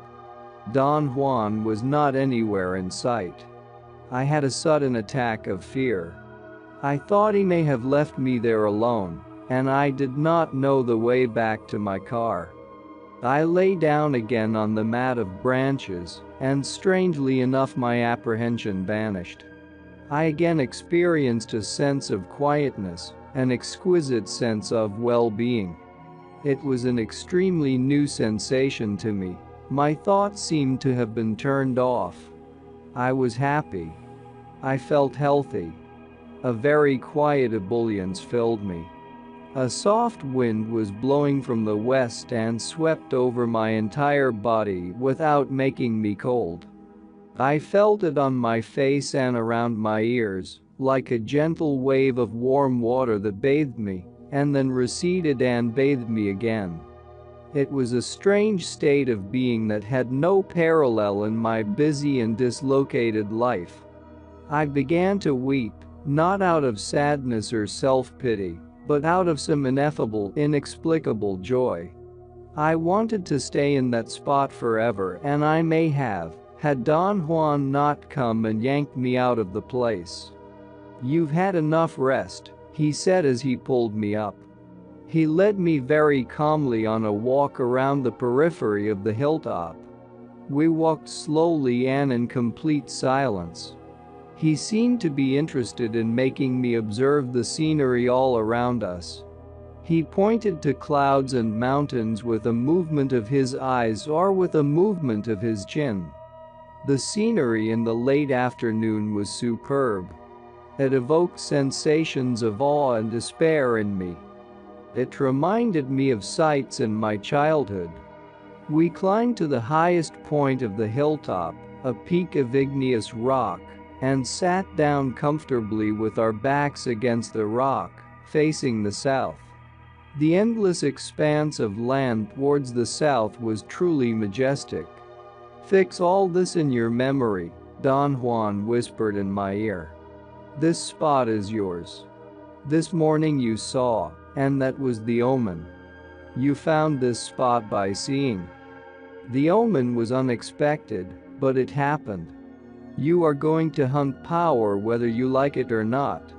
It is not a human decision, not yours or mine. Now, properly speaking, this hilltop is your place, your beloved place. All that is around you is under your care. You must look after everything here, and everything will in turn look after you." In a joking way I asked if everything was mine. He said yes in a very serious tone. I laughed and told him that what we were doing reminded me of the story of how the Spaniards that conquered the New World had divided the land in the name of their king. They used to climb to the top of a mountain and claim all the land they could see in any specific direction. "That's a good idea," he said. "I'm going to give you all the land you can see, not in one direction but all around you." He stood up and pointed with his extended hand, turning his body around to cover a complete circle. "All this land is yours," he said. I laughed out loud. He giggled and asked me, "Why not? Why can't I give you this land?" "You don't own this land," I said. "So what? The Spaniards didn't own it either, and yet they divided it and gave it away. So why can't you take possession of it in the same vein? I scrutinized him to see if I could detect a real mood behind his smile. He had an explosion of laughter and nearly fell of the rock. All this land, as far as you can see, is yours, he went on, still smiling. Not to use but to remember. This hilltop, however, is yours to use for the rest of your life. I am giving it to you because you have found it yourself. It is yours. Accept it. I laughed, but Don Juan seemed to be very serious. Except for his funny smile, he appeared to actually believe that he could give me that hilltop. Why not? He asked as if he were reading my thoughts. I accept it, I said half in jest. His smile disappeared. He squinted his eyes as he looked at me. Every rock and pebble and bush on this hill, especially on the top, is under your care, he said. Every worm that lives here is your friend. You can use them and they can use you. We remained silent for a few minutes. My thoughts were unusually scarce. I vaguely felt that his sudden change of mood was foreboding to me, but I was not afraid or apprehensive. I just did not want to talk anymore. Somehow, words seemed to be inaccurate and their meanings difficult to pinpoint. I had never felt that way about talking, and upon realizing my unusual mood, I hurriedly began to talk. But what can I do with this hill, Don Juan? Fix every feature of it in your memory. This is the place where you will come in dreaming. This is the place where you will meet with powers, where secrets will someday be revealed to you. You are hunting power and this is your place, the place where you will store your resources. It doesn't make sense to you now. So let it be a piece of nonsense for the time being. We climbed down the rock and he led me to a small bowl-like depression on the west side of the hilltop. We sat down and ate there. Undoubtedly there was something indescribably pleasant for me on that hilltop. Eating, like resting, was an unknown exquisite sensation. The light of the setting sun had a rich, almost copperish glow, and everything in the surroundings seemed to be dabbed with a golden hue. I was given totally to observing the scenery. I did not even want to think. Don Juan spoke to me almost in a whisper. He told me to watch every detail of the surroundings, no matter how small or seemingly trivial. Especially the features of the scenery that were most prominent in a westerly direction. He said that I should look at the sun without focusing on it until it had disappeared over the horizon. The last minutes of light, right before the sun hit a blanket of low clouds or fog, were, in a total sense, magnificent. It was as if the sun were inflaming the earth, kindling it like a bonfire. I felt a sensation of redness in my face. "Stand up!" Don Juan shouted as he pulled me up. He jumped away from me and ordered me in an imperative but urging voice to trot on the spot where I was standing. As I jogged on the same spot, I began to feel a warmth invading my body. It was a copperish warmth. I felt it in my palate and in the roof of my eyes. It was as if the top part of my head were burning with a cool fire that radiated a copperish glow. Something in myself made me trot faster and faster as the sun began to disappear. At a given moment I truly felt I was so light that I could have flown away. Don Juan very firmly grabbed my right wrist. The sensation caused by the pressure of his hand brought back a sense of sobriety and composure. I plunked down on the ground and he sat down by me. After a few minutes' rest he quietly stood up, tapped me on the shoulder, and signaled me to follow him. We climbed back again to the peak of igneous rock where we had sat before. The rock shielded us from the cold wind. Don Juan broke the silence. "It was a fine omen," he said. "How strange. It happened at the end of the day. You and I are so different. You are more a creature of the night. I prefer the young brilliancy of the morning. Or rather, the brilliancy of the morning sun seeks me, but it shies away from you.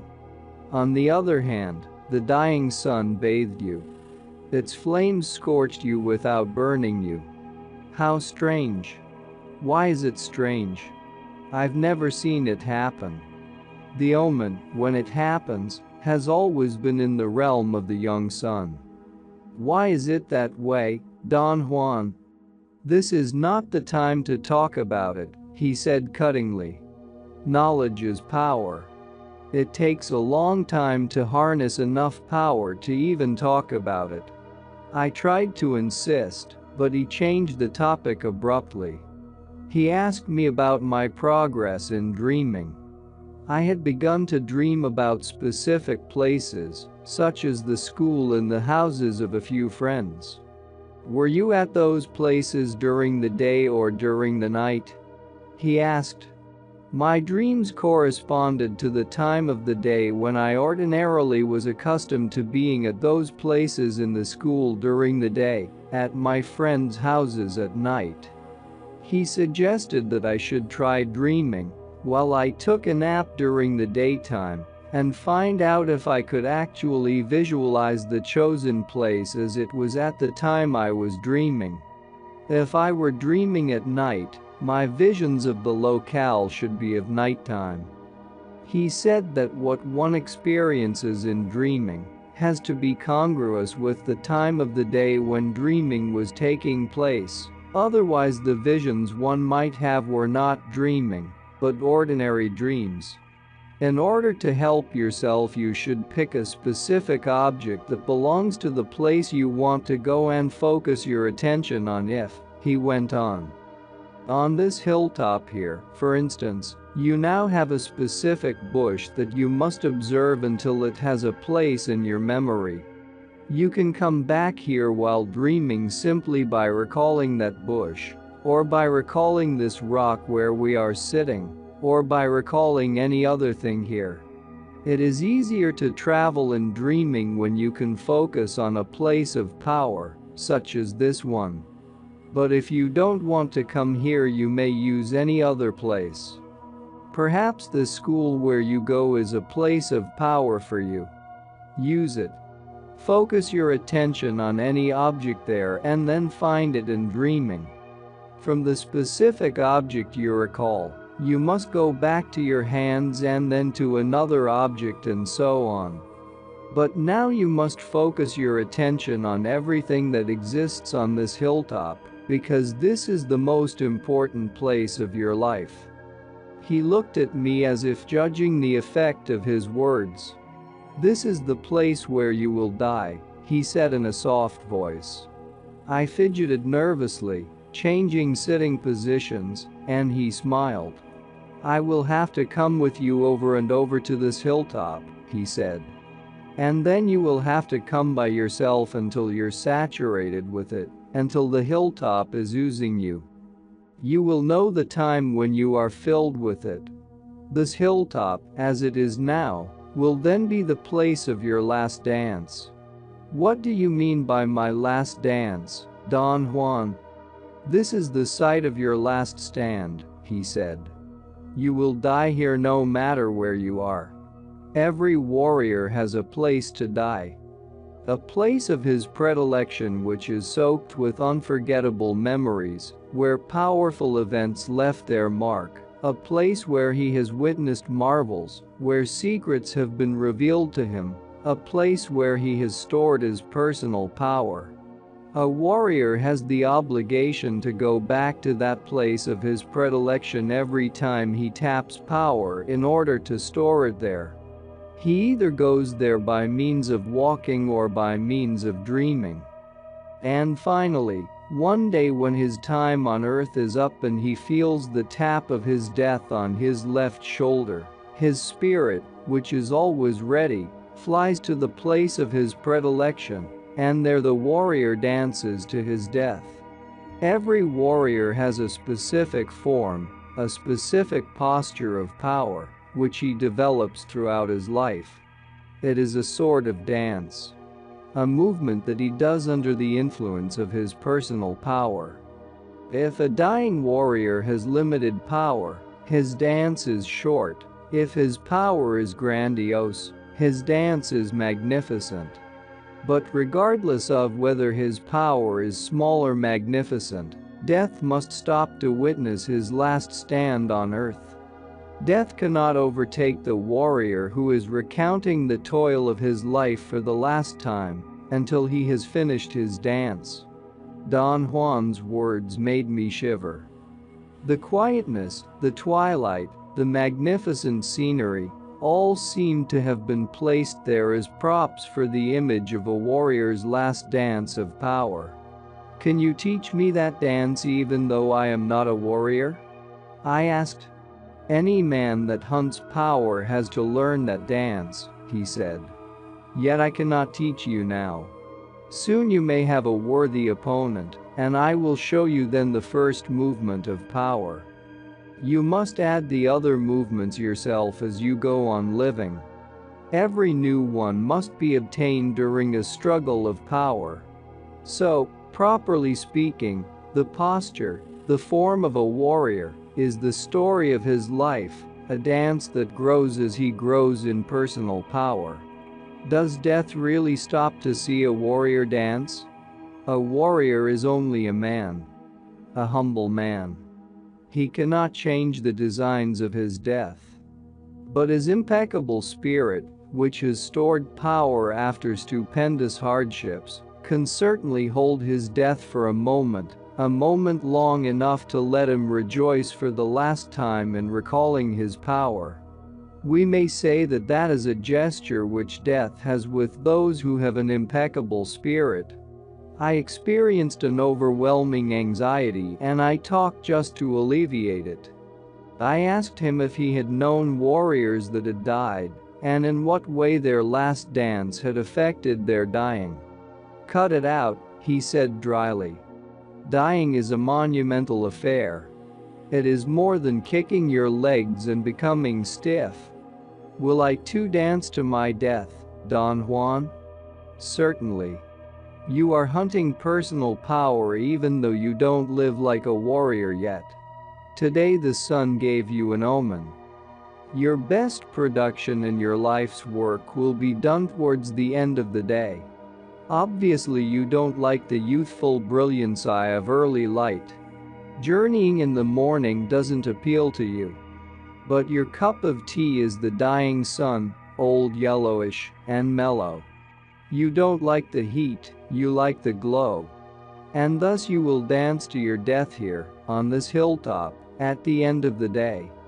And in your last dance you will tell of your struggle, of the battles you have won and of those you have lost. You will tell of your joys and bewilderments upon encountering personal power.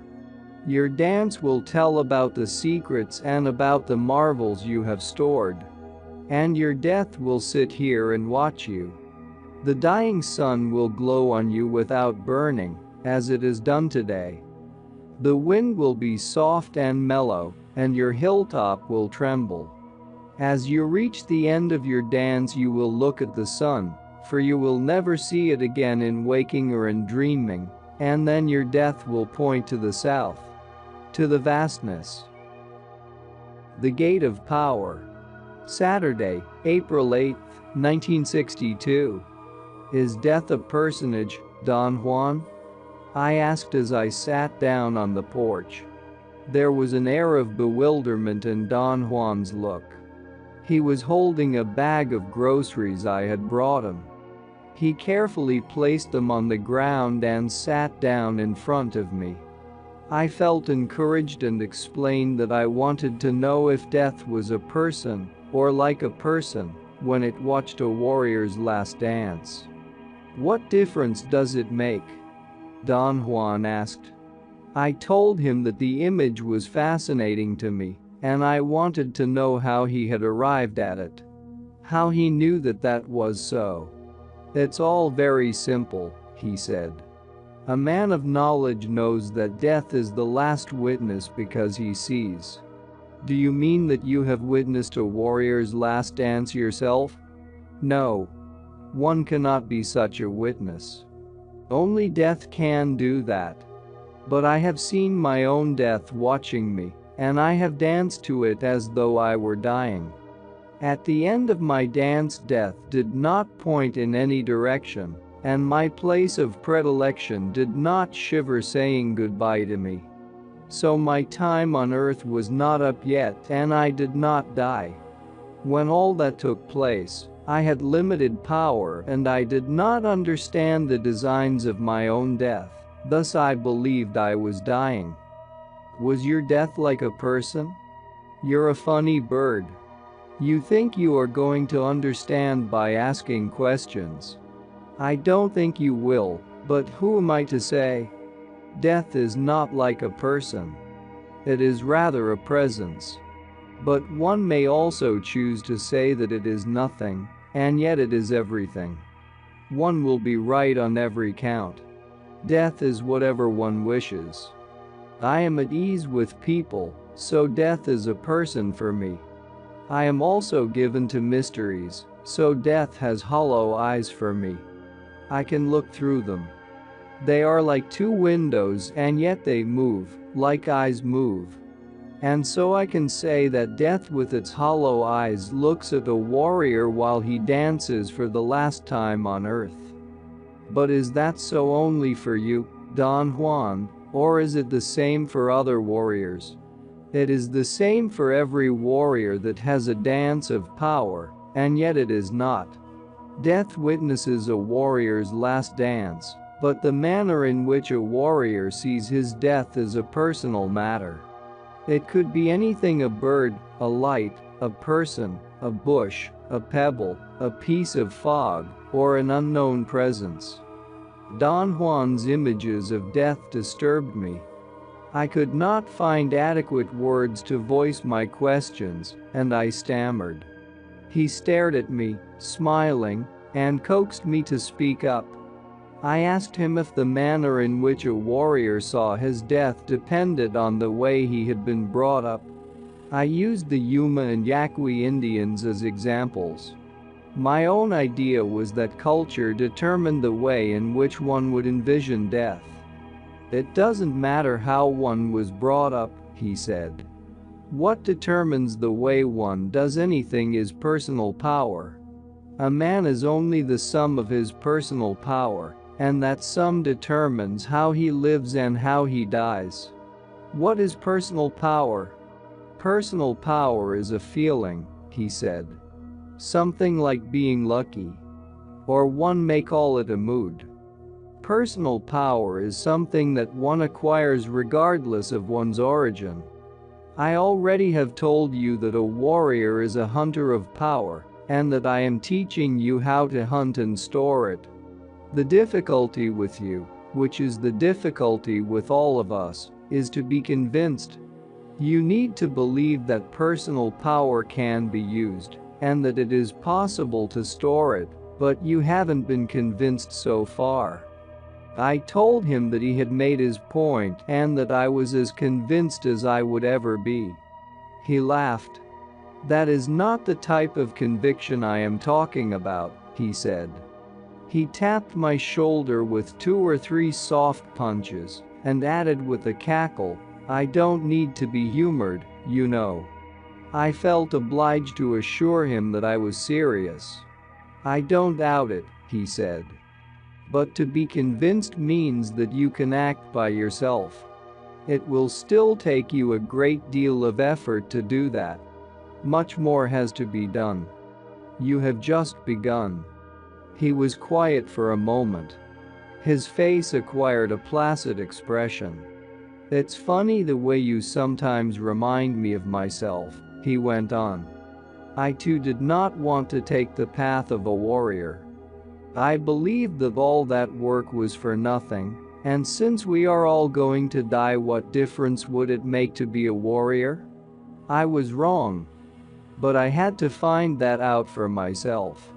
Whenever you do realize that you are wrong, and that it certainly makes a world of difference, you can say that you are convinced.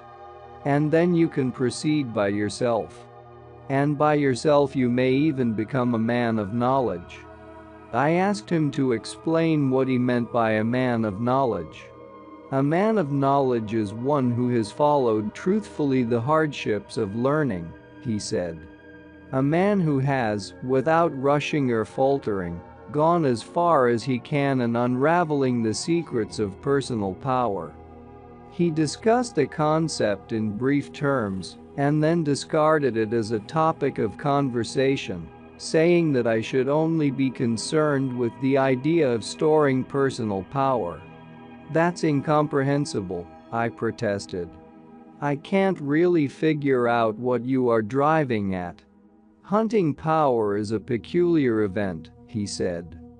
It first has to be an idea, then it has to be set up, step by step, and then, bingo. It happens. How does it happen? Don Juan stood up. He began stretching his arms and arching his back like a cat. His bones, as usual, made a series of cracking sounds. Let's go, he said. We have a long journey ahead of us. But there are so many things I want to ask you, I said. We are going to a place of power, he said as he stepped inside his house.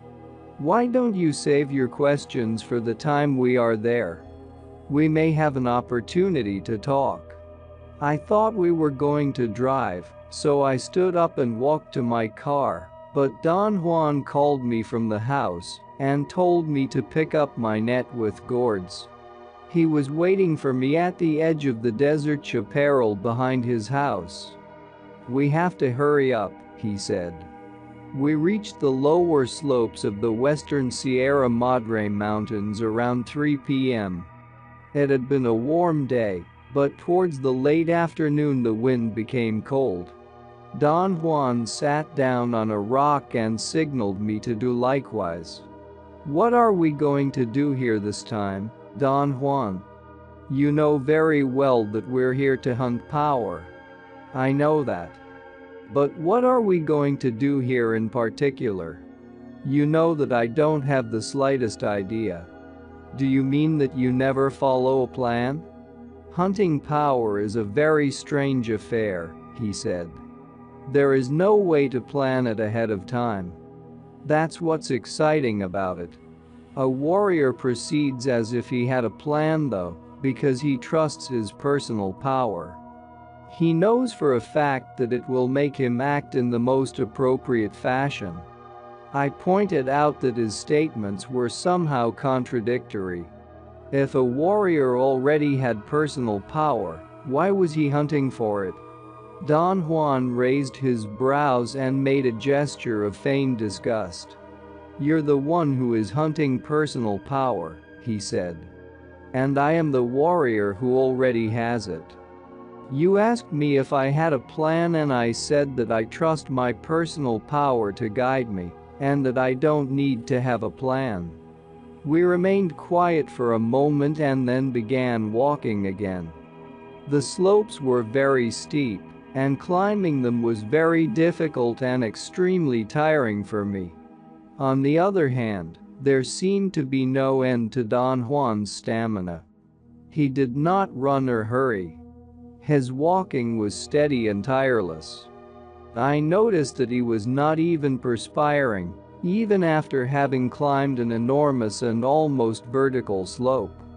When I reached the top of it, Don Juan was already there, waiting for me. As I sat down next to him, I felt that my heart was about to burst out of my chest. I lay on my back and perspiration literally poured from my brows. Don Juan laughed out loud and rolled me back and forth for a while. The motion helped me catch my breath. I told him that I was simply awed by his physical prowess. "I've been trying to draw your attention to it all along," he said. "You're not old at all, Don Juan." "Of course not. I've been trying to make you notice it." "How do you do it?" "I don't do anything. My body feels fine, that's all. I treat myself very well, therefore, I have no reason to feel tired or ill at ease. The secret is not in what you do to yourself, but rather in what you don't do." I waited for an explanation. He seemed to be aware of my incapacity to understand. He smiled knowingly and stood up. "This is a place of power," he said. "Find a place for us to camp here on this hilltop." I began to protest. I wanted him to explain what I should not do to my body. He made an imperative gesture. "Cut the guff," he said softly. "This time just act for a change. It doesn't matter how long it takes you to find a suitable place to rest. It might take you all night. It is not important that you find the spot either, the important issue is that you try to find it." I put away my writing pad and stood up. Don Juan reminded me, as he had done countless times, whenever he had asked me to find a resting place, that I had to look without focusing on any particular spot, squinting my eyes until my view was blurred. I began to walk, scanning the ground with my half-closed eyes. Don Juan walked a few feet to my right and a couple of steps behind me. I covered the periphery of the hilltop first. My intention was to work my way in a spiral to the center. But once I had covered the circumference of the hilltop, Don Juan made me stop. He said I was letting my preference for routines take over.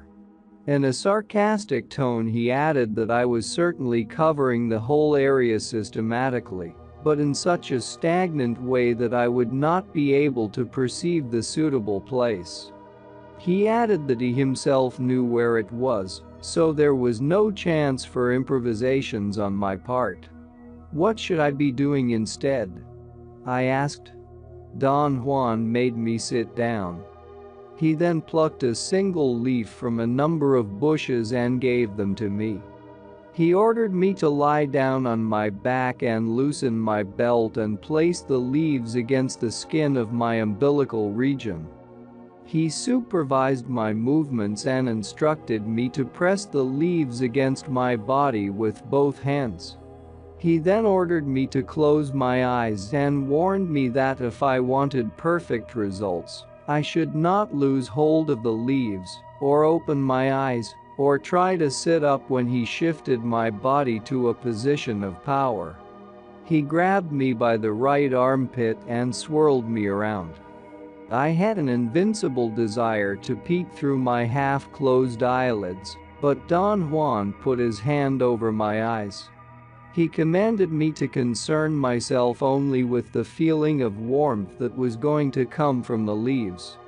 I lay motionless for a moment, and then I began to feel a strange heat emanating from the leaves.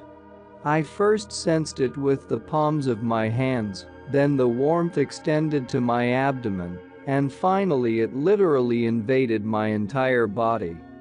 In a matter of minutes my feet were burning up with a heat that reminded me of times when I had had a high temperature. I told Don Juan about the unpleasant sensation and my desire to take off my shoes. He said that he was going to help me stand up, that I should not open my eyes until he told me to, and that I should keep pressing the leaves to my stomach until I had found the suitable spot to rest.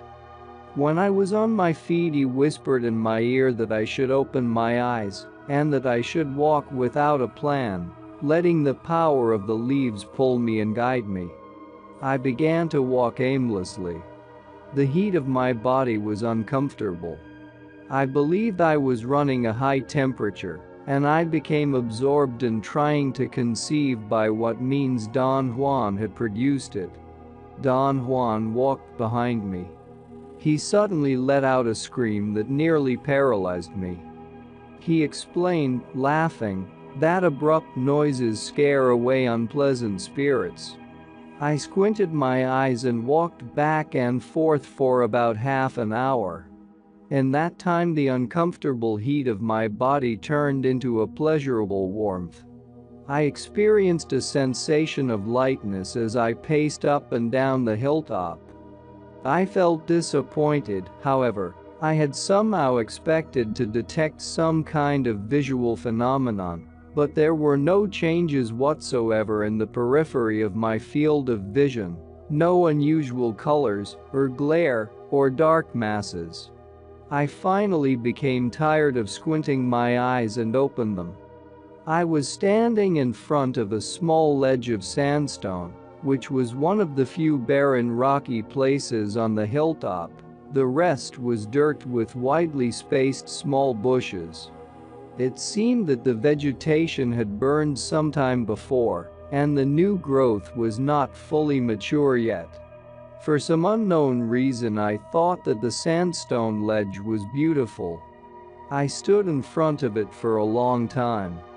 And then I simply sat down on it. "Good. Good," Don Juan said and patted me on the back. He then told me to carefully pull the leaves from under my clothes and place them on the rock. As soon as I had taken the leaves away from my skin, I began to cool off. I took my pulse. It seemed to be normal. Don Juan laughed and called me Dr. Carlos and asked me if I could also take his pulse. He said that what I had felt was the power of the leaves, and that power had cleared me and had enabled me to fulfill my task. I asserted in all sincerity that I had done nothing in particular, and that I sat down on that place because I was tired, and because I found the color of the sandstone very appealing. Don Juan did not say anything. He was standing a few feet away from me. Suddenly he jumped back and with incredible agility ran and leaped over some bushes to a high crest of rocks some distance away. "What's the matter?" I asked, alarmed. "Watch the direction in which the wind will blow your leaves," he said. "Count them quickly. The wind is coming. Keep half of them and put them back against your belly." I counted 20 leaves. I stuck 10 under my shirt, and then a strong gust of wind scattered the other 10 in a westerly direction. I had the eerie feeling as I saw the leaves being blown off that a real entity was deliberately sweeping them into the amorphous mass of green shrubbery. Don Juan walked back to where I was and sat down next to me, to my left, facing the south. We did not speak a word for a long time. I did not know what to say. I was exhausted. I wanted to close my eyes, but I did not dare. Don Juan must have noticed my state and said that it was all right to fall asleep. He told me to place my hands on my abdomen, over the leaves, and try to feel that I was lying suspended on the bed of strings that he had made for me on the place of my predilection. I closed my eyes and a memory of the peace and plenitude I had experienced while sleeping on that other hilltop invaded me. I wanted to find out if I could actually feel I was suspended, but I fell asleep. I woke up just before the sunset. Sleeping had refreshed and invigorated me. Don Juan had also fallen asleep. He opened his eyes at the same time I did. It was windy, but I did not feel cold. The leaves on my stomach seemed to have acted as a furnace, a heater of some sort. I examined the surroundings. The place I had selected to rest was like a small basin. One could actually sit on it as on a long couch. There was enough of a rock wall to serve as a backrest. I also found out that Don Juan had brought my writing pads and placed them underneath my head. You found the right place, he said, smiling. And the whole operation took place as I had told you it would. Power guided you here without any plan on your part. What kind of leaves did you give me? I asked. The warmth that had radiated from the leaves and had kept me in such a comfortable state, without any blankets or extra thick clothing, was indeed an absorbing phenomenon for me. They were just leaves, Don Juan said. Do you mean that I could grab leaves from any bush, and they would produce the same effect on me? No. I don't mean that you yourself can do that. You have no personal power. I mean that any kind of leaves would help you, providing that the person who gives them to you has power. What helped you today was not the leaves but power. Your power, Don Juan? I suppose you could say that it was my power, although that is not really accurate. Power does not belong to anyone.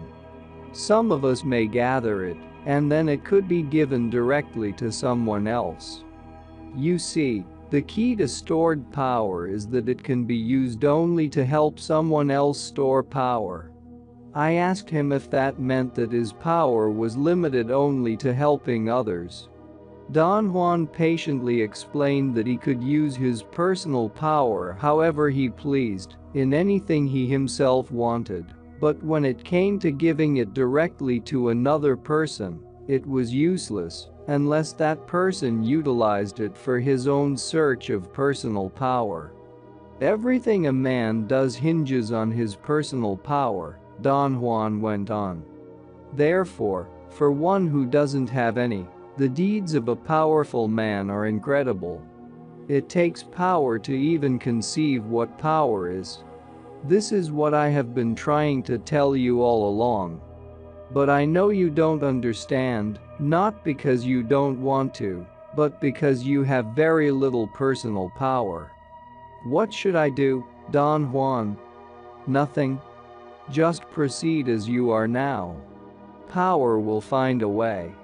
He stood up and turned around in a complete circle, staring at everything in the surroundings. His body moved at the same time his eyes moved.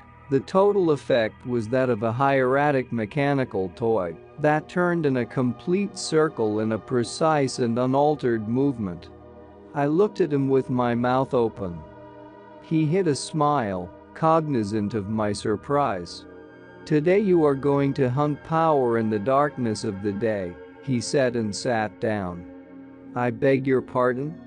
Tonight you'll venture into those unknown hills. In the darkness they are not hills. What are they? They are something else. Something unthinkable for you, since you have never witnessed their existence. What do you mean, Don Juan?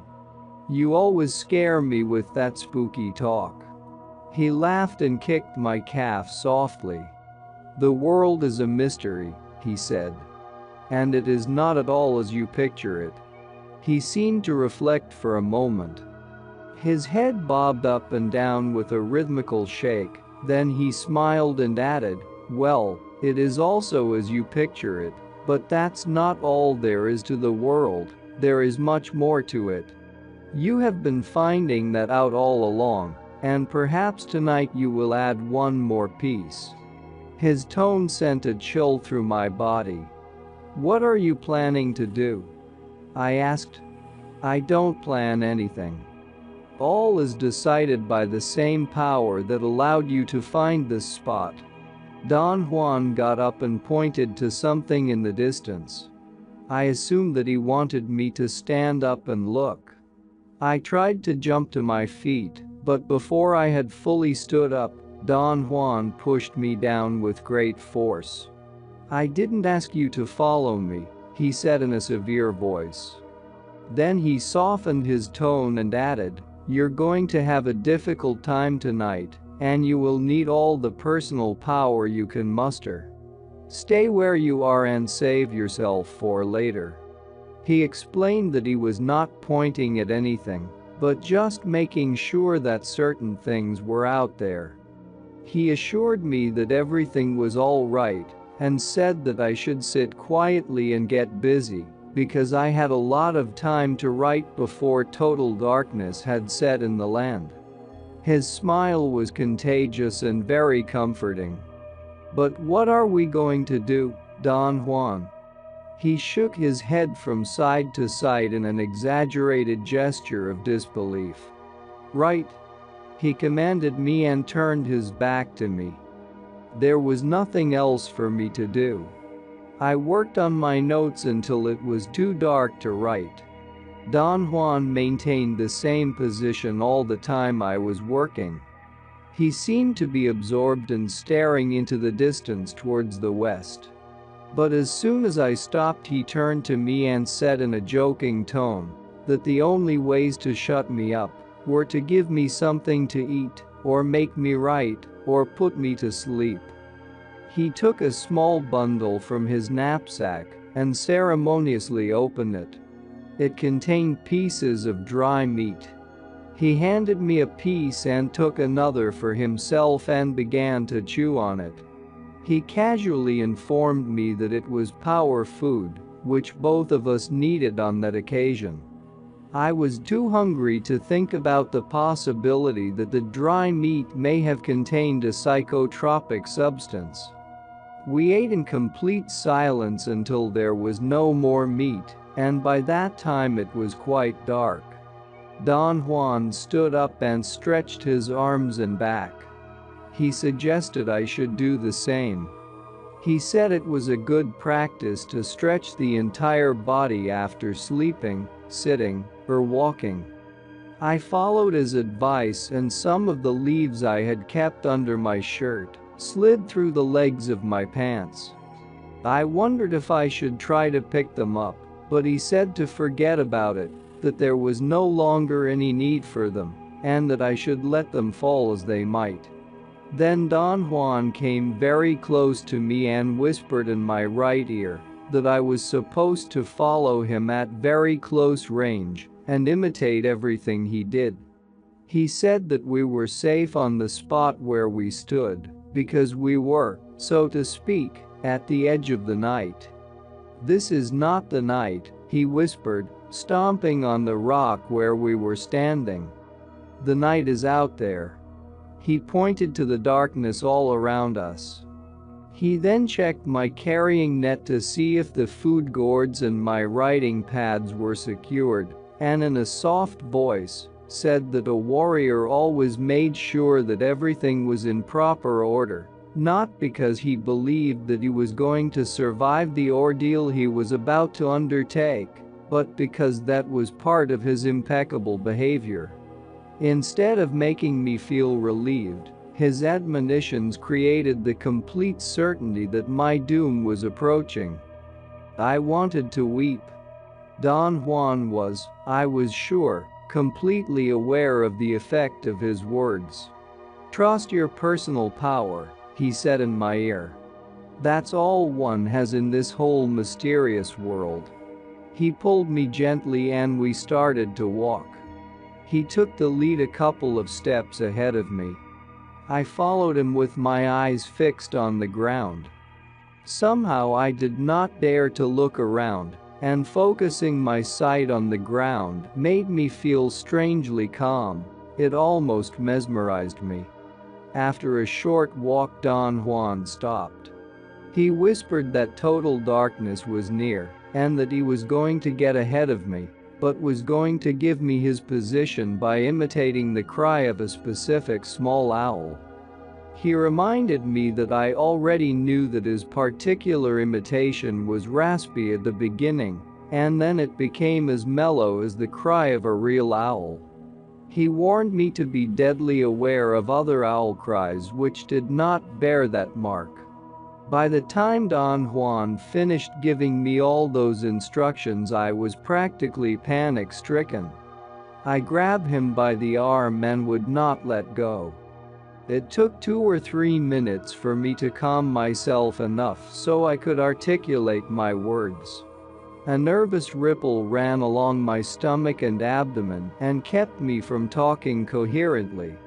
In a calm, soft voice he urged me to get hold of myself, because the darkness was like the wind, an unknown entity at large that could trick me if I was not careful. And I had to be perfectly calm in order to deal with it. You must let yourself go so your personal power will merge with the power of the night, he said in my ear. He said he was going to move ahead of me, and I had another attack of irrational fear. This is insane, I protested. Don Juan did not get angry or impatient. He laughed quietly and said something in my ear which I did not quite understand. What did you say? I said loudly through chattering teeth. Don Juan put his hand over my mouth and whispered that a warrior acted as if he knew what he was doing, when in effect he knew nothing. He repeated one statement 3 or 4 times, as if he wanted me to memorize it. He said, "A warrior is impeccable when he trusts his personal power, regardless of whether it is small or enormous." After a short wait he asked me if I was all right.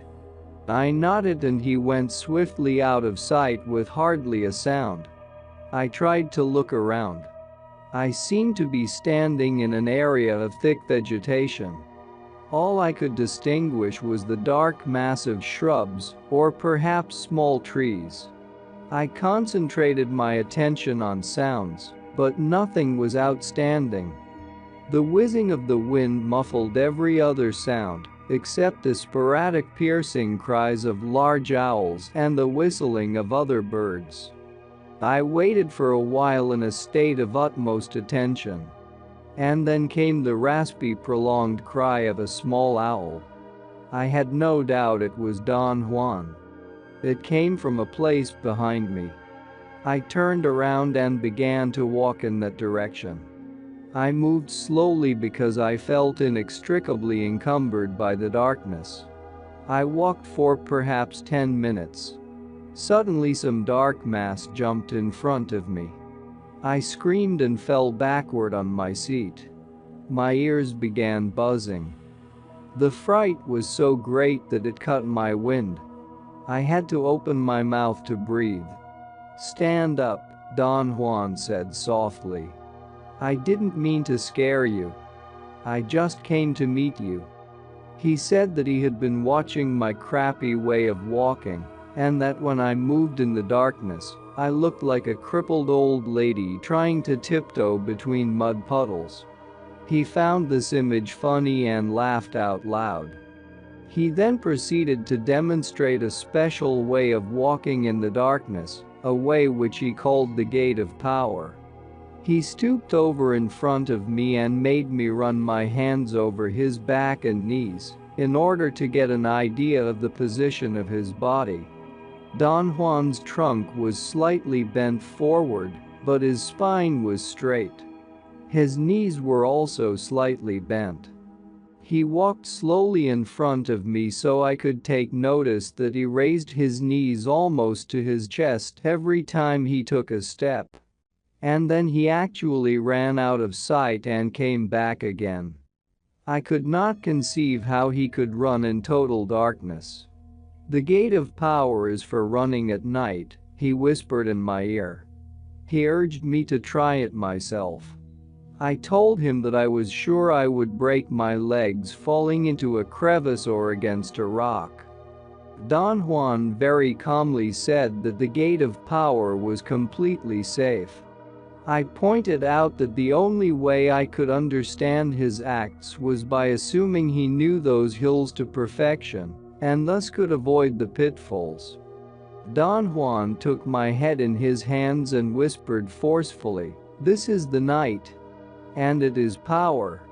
He let go of my head and then added in a soft voice that at night the world was different, and that his ability to run in the darkness had nothing to do with his knowledge of those hills. He said that the key to it was to let one's personal power flow out freely, so it could merge with the power of the night, and that once that power took over there was no chance for a slip-up. He added, in a tone of utmost seriousness, that if I doubted it, I should consider for a moment what was taking place. For a man of his age to run in those hills at that hour would be suicidal if the power of the night was not guiding him. "Look," he said, and ran swiftly out into the darkness and came back again. The way his body moved was so extraordinary that I could not believe what I was seeing. He sort of jogged on the same spot for a moment. The manner in which he lifted his legs reminded me of a sprinter doing preliminary warm-up exercises. He then told me to follow him. I did it with utter constraint and uneasiness. With extreme care I tried to look where I was stepping, but it was impossible to judge distance. Don Juan came back and jogged by my side. He whispered that I had to abandon myself to the power of the night and trust the little bit of personal power that I had, or I would never be able to move with freedom, and that the darkness was encumbering only because I relied on my sight for everything I did, not knowing that another way to move was to let power be the guide. I tried various times without any success. I simply could not let go. The fear of injuring my legs was overpowering. Don Juan ordered me to keep on moving in the same spot and to try to feel as if I were actually using the gate of power. He then said that he was going to run ahead and that I should wait for his owl's cry. He disappeared in the darkness before I could say anything. I closed my eyes at times and jogged on the same spot with my knees and trunk bent for perhaps an hour. Little by little my tension began to ease up until I was fairly comfortable. Then I heard Don Juan's cry. I ran 5 or 6 yards in the direction where the cry came from, trying to abandon myself, as Don Juan had suggested. But stumbling into a bush immediately brought back my feelings of insecurity. Don Juan was waiting for me and corrected my posture. He insisted I should first curl my fingers against my palms, stretching out the thumb and index of each hand. Then he said that in his opinion I was just indulging myself and my feelings of inadequacy, since I knew for a fact I could always see fairly well, no matter how dark the night was, if I did not focus on anything but kept scanning the ground right in front of me. The gate of power was similar to finding a place to rest. Both entailed a sense of abandon and a sense of trust. The gate of power required that one keep the eyes on the ground directly in front, because even a glance to either side would produce an alteration in the flow of movement. He explained that bending the trunk forward was necessary in order to lower the eyes, and the reason for lifting the knees up to the chest was because the steps had to be very short and safe. He warned me that I was going to stumble a great deal at first, but he assured me that with practice I could run as swiftly and as safely as I could in the daytime. For hours I tried to imitate his movements and get into the mood he recommended. He would very patiently jog on the same spot in front of me, or he would take off in a short run and return to where I was, so I could see how he moved. He would even push me and make me run a few yards. Then he took off and called me with a series of owl cries. In some inexplicable way I moved with an unexpected degree of self-confidence. To my knowledge I had done nothing to warrant that feeling, but my body seemed to be cognizant of things without thinking about them. For example, I could not really see the jagged rocks in my way, but my body always managed to step on the edges and never in the crevices, except for a few mishaps when I lost my balance because I became distracted. The degree of concentration needed to keep scanning the area directly in front had to be total. As Don Juan had warned me, any slight glance to the side or too far ahead altered the flow. I located Don Juan after a long search. He was sitting by some dark shapes that seemed to be trees. He came towards me and said that I was doing very well, but it was time to quit, because he had been using his whistle long enough and was sure that by then it could be imitated by others. I agreed that it was time to stop. I was nearly exhausted by my attempts. I felt relieved and asked him who would imitate his cry. Powers, allies, spirits, who knows? He said in a whisper. He explained that those entities of the night usually made very melodious sounds, but were at a great disadvantage in reproducing the raspiness of human cries or bird whistlings. He cautioned me to always stop moving if I ever heard such a sound, and to keep in mind all he had said, because at some other time I might need to make the proper identification. In a reassuring tone he said that I had a very good idea what the gate of power was like, and that in order to master it, I needed only a slight push, which I could get on another occasion when we ventured again into the night. He patted me on the shoulder and announced that he was ready to leave. "Let's get out of here," he said and began running. "Wait. Wait," I screamed frantically. "Let's walk." Don Juan stopped and took off his hat. "Golly," he said in a tone of perplexity. "We're in a fix. You know that I cannot walk in the dark. I can only run. I'll break my legs if I walk." I had the feeling he was grinning when he said that, although I could not see his face. He added in a confidential tone that he was too old to walk, and the little bit of the gate of power that I had learned that night had to be stretched to meet the occasion. "If we don't use the gate of power, we will be mowed down like grass," he whispered in my ear. "By whom?" "There are things in the night that act on people," he whispered in a tone that sent chills through my body. He said that it was not important that I keep up with him, because he was going to give repeated signals of 4 owl cries at a time, so I could follow him.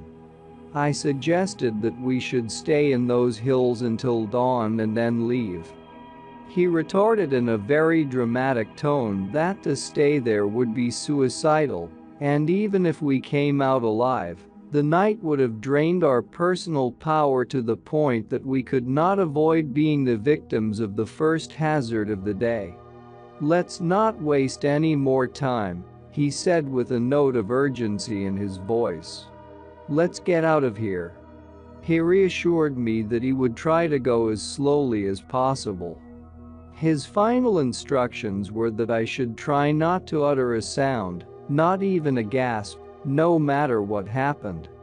He gave me the general direction we were going to go in and began running at a markedly slower pace.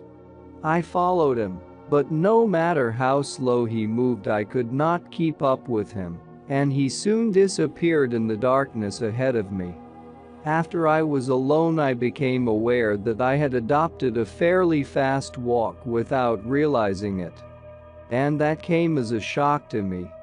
I tried to maintain that pace for a long while, and then I heard Don Juan's call a little bit to my right.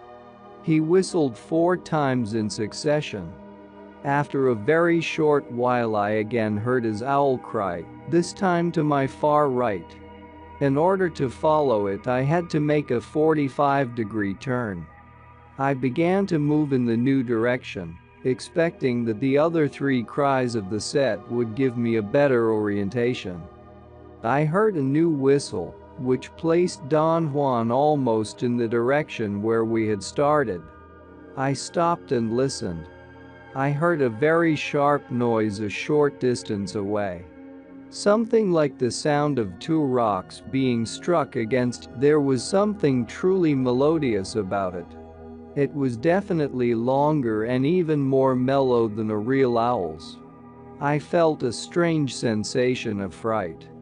My stomach contracted as if something were pulling me down from the middle part of my body. I turned around and started to semi-jog in the opposite direction. I heard a faint owl cry in the distance. There was a rapid succession of 3 more cries. They were Don Juan's. I ran in their direction. I felt that he must have then been a good quarter of a mile away, and if he kept up that pace, I would soon be inextricably alone in those hills. I could not understand why Don Juan would run ahead when he could have run around me if he needed to keep that pace. I noticed then that there seemed to be something moving with me to my left. I could almost see it in the extreme periphery of my visual field. I was about to panic, but a sobering thought crossed my mind. I could not possibly see anything in the dark. I wanted to stare in that direction, but I was afraid to lose my momentum. Another owl cry jolted me out of my deliberation. There was something very appealing, or perhaps haunting, or even sad about it. Then a very swift dark mass crossed from left to right ahead of me. The suddenness of its movements made me look ahead. I lost my balance and crashed noisily against some shrubs. I fell down on my side, and then I heard the melodious cry a few steps to my left.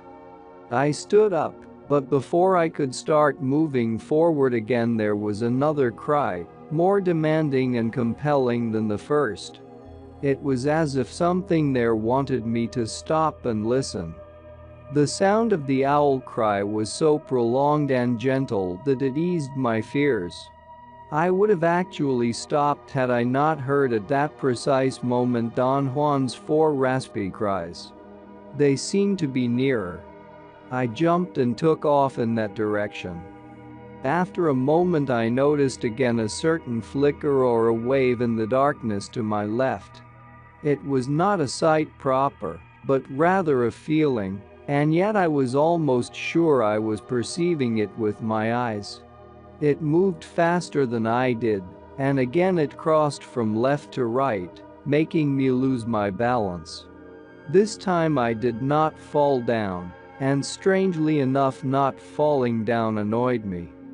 I suddenly became angry, and the incongruency of my feelings threw me into true panic.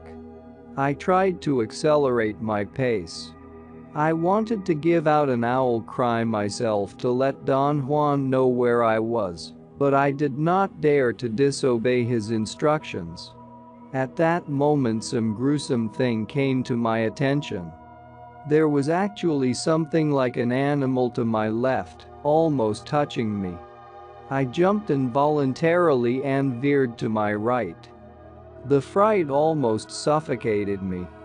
I was so intensely gripped by fear that there were no thoughts in my mind as I moved in the darkness as fast as I could. My fear seemed to be a bodily sensation that had nothing to do with my thoughts. I found that condition in the course of my life. My fears had always been mounted on an intellectual matrix and had been engendered by threatening social situations or by people behaving towards me in dangerous ways. This time, however, my fear was a true novelty. It came from an unknown part of the world and hit me in an unknown part of myself. I heard an owl cry very close and slightly to my left. I could not catch the details of its pitch, but it seemed to be Don Juan's. It was not melodious. I slowed down. Another cry followed.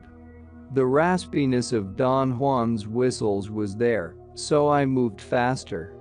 A third whistle came from a very short distance away. I could distinguish a dark mass of rocks or perhaps trees. I heard another owl's cry, and I thought that Don Juan was waiting for me because we were out of the field of danger. I was almost at the edge of the darker area when a fifth cry froze me on the spot. I strained to see ahead into the dark area, but a sudden rustling sound to my left made me turn around in time to notice a black object, blacker than the surroundings, rolling or sliding by my side. I gasped and jumped away. I heard a clicking sound, as if someone were smacking his lips, and then a very large dark mass lurched out of the darker area. It was square, like a door, perhaps 8 to 10 feet high. The suddenness of its appearance made me scream. For a moment my fright was all out of proportion, but a second later I found myself awesomely calm, staring at the dark shape. My reactions were, as far as I was concerned, another total novelty. Some part of myself seemed to pull me towards the dark area with an eerie insistence, while another part of me resisted. It was as if I wanted to find out for sure on the one hand, and on the other I wanted to run hysterically out of there. I barely heard Don Juan's owl cries. They seemed to be very close by and they seemed to be frantic. They were longer and raspier, as though he was whistling while I ran towards me. Suddenly I seemed to regain control of myself and was able to turn around, and for a moment I ran just as Don Juan had been wanting me to. "Don Juan!" I shouted when I found him. He put his hand on my mouth and signaled me to follow, and we both jogged at a very comfortable pace until we came to the sandstone ledge where we had been before. We sat in absolute silence on the ledge for about an hour, until dawn. Then we ate food from the gourds. Don Juan said that we had to remain on the ledge until midday, and that we were not going to sleep at all, but were going to talk as if nothing was out of the ordinary. He asked me to relate in detail everything that had happened to me from the moment he had left me. When I concluded my narration, he stayed quiet for a long time. He seemed to be immersed in deep thought. "It doesn't look too good," he finally said. "What happened to you last night was very serious, so serious that you cannot venture into the night alone anymore. From now on the entities of the night won't leave you alone." "What happened to me last night, Don Juan?" "You stumbled on some entities which are in the world, and which act on people. You know nothing about them because you have never encountered them. Perhaps it would be more proper to call them entities of the mountains. They don't really belong to the night. I call them entities of the night because one can perceive them in the darkness with greater ease. They are here, around us at all times. In daylight, however, it is more difficult to perceive them, simply because the world is familiar to us, and that which is familiar takes precedence. In the darkness, on the other hand, everything is equally strange, and very few things take precedence, so we are more susceptible to those entities at night." "But are they real, Don Juan?" "Of course. They are so real that ordinarily they kill people, especially those who stray into the wilderness and have no personal power. If you knew they were so dangerous, why did you leave me alone there? There is only one way to learn, and that way is to get down to business. To only talk about power is useless. If you want to know what power is, and if you want to store it, you must tackle everything yourself. The road of knowledge and power is very difficult and very long. You may have noticed that I have not let you venture into the darkness by yourself until last night. You did not have enough power to do that. Now you do have enough to wage a good battle, but not enough to stay in the dark by yourself. What would happen if I did? You'll die. The entities of the night will crush you like a bug. Does that mean that I cannot spend a night by myself? You can spend the night by yourself in your bed, but not in the mountains. What about the flatlands? It applies only to the wilderness, where there are no people around, especially the wilderness in high mountains. Since the natural abodes of the entities of the night are rocks and crevices, you cannot go to the mountains from now on, unless you have stored enough personal power. But how can I store personal power? You are doing it by living the way I have recommended. Little by little you are plugging all your points of drainage. You don't have to be deliberate about it, because power always finds a way. Take me as an example. I didn't know I was storing power when I first began to learn the ways of a warrior. Just like you, I thought I wasn't doing anything in particular, but that was not so. Power has the peculiarity of being unnoticeable when it is being stored. I asked him to explain how he had arrived at the conclusion that it was dangerous for me to stay by myself in the darkness. The entities of the night moved along your left, he said. They were trying to merge with your death. Especially the door that you saw. It was an opening, you know, and it would have pulled you until you had been forced to cross it. And that would have been your end. I mentioned, in the best way I could, that I thought it was very strange that things always happened when he was around, and that it was as if he had been concocting all the events himself. The times I had been alone in the wilderness at night had always been perfectly normal and uneventful. I had never experienced shadows or strange noises. In fact, I had never been frightened by anything. Don Juan chuckled softly and said that everything was proof he had enough personal power to call a myriad of things to his aid. I had the feeling he perhaps was hinting that he actually had called on some people as his confederates. Don Juan seemed to have read my thoughts and laughed out loud. "Don't tax yourself with explanations," he said. "What I said makes no sense to you, simply because you still don't have enough personal power. Yet you have more than when you started, so things have begun to happen to you. You already had a powerful encounter with the fog and lightning. It is not important that you understand what happened to you that night. What's important is that you have acquired the memory of it. The bridge and everything else you saw that night will be repeated someday when you have enough personal power. For what purpose would all that be repeated, Don Juan? I don't know. I am not you. Only you can answer that. We are all different. That's why I had to leave you by yourself last night, although I knew it was mortally dangerous. You had to test yourself against those entities.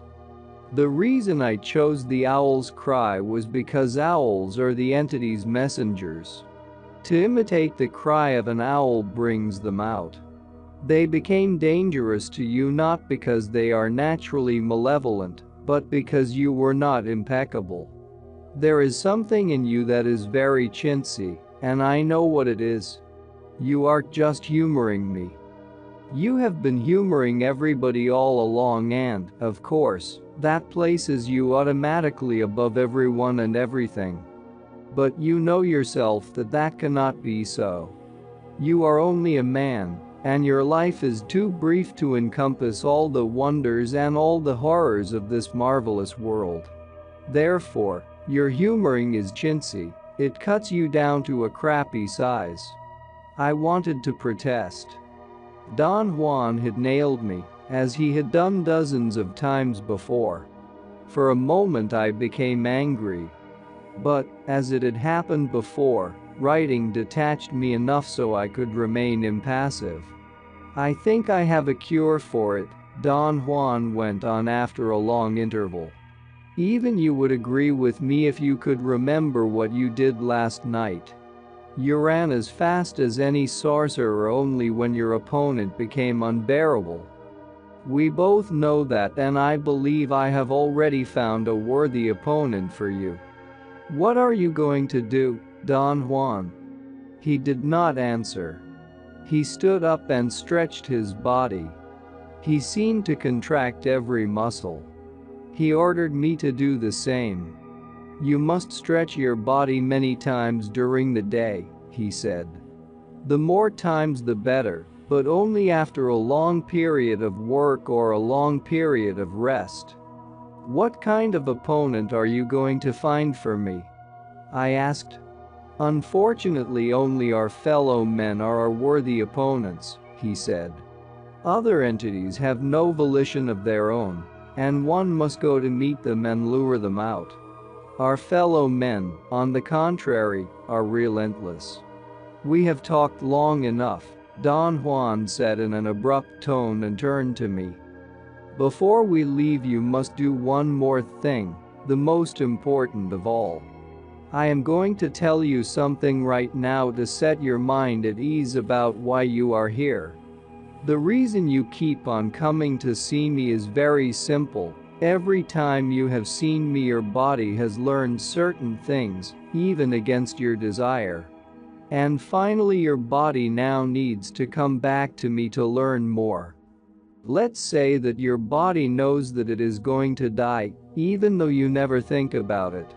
So I've been telling your body that I too am going to die, and before I do, I would like to show your body certain things which you cannot give to your body yourself. For example, your body needs fright. It likes it. Your body needs the darkness and the wind. Your body now knows the gate of power and can't wait to try it. Your body needs personal power and can't wait to have it. So let's say then that your body returns to see me because I am its friend." Don Juan remained silent for a long while. He seemed to be struggling with his thoughts. "I've told you that the secret of a strong body is not in what you do to it, but in what you don't do," he finally said. "Now it is time for you not to do what you always do. Sit here until we leave and not do." "I don't follow you, Don Juan." He put his hands over my notes and took them away from me. He carefully closed the pages of my notebook, secured it with its rubber band, and then threw it like a disc far into the chaparral.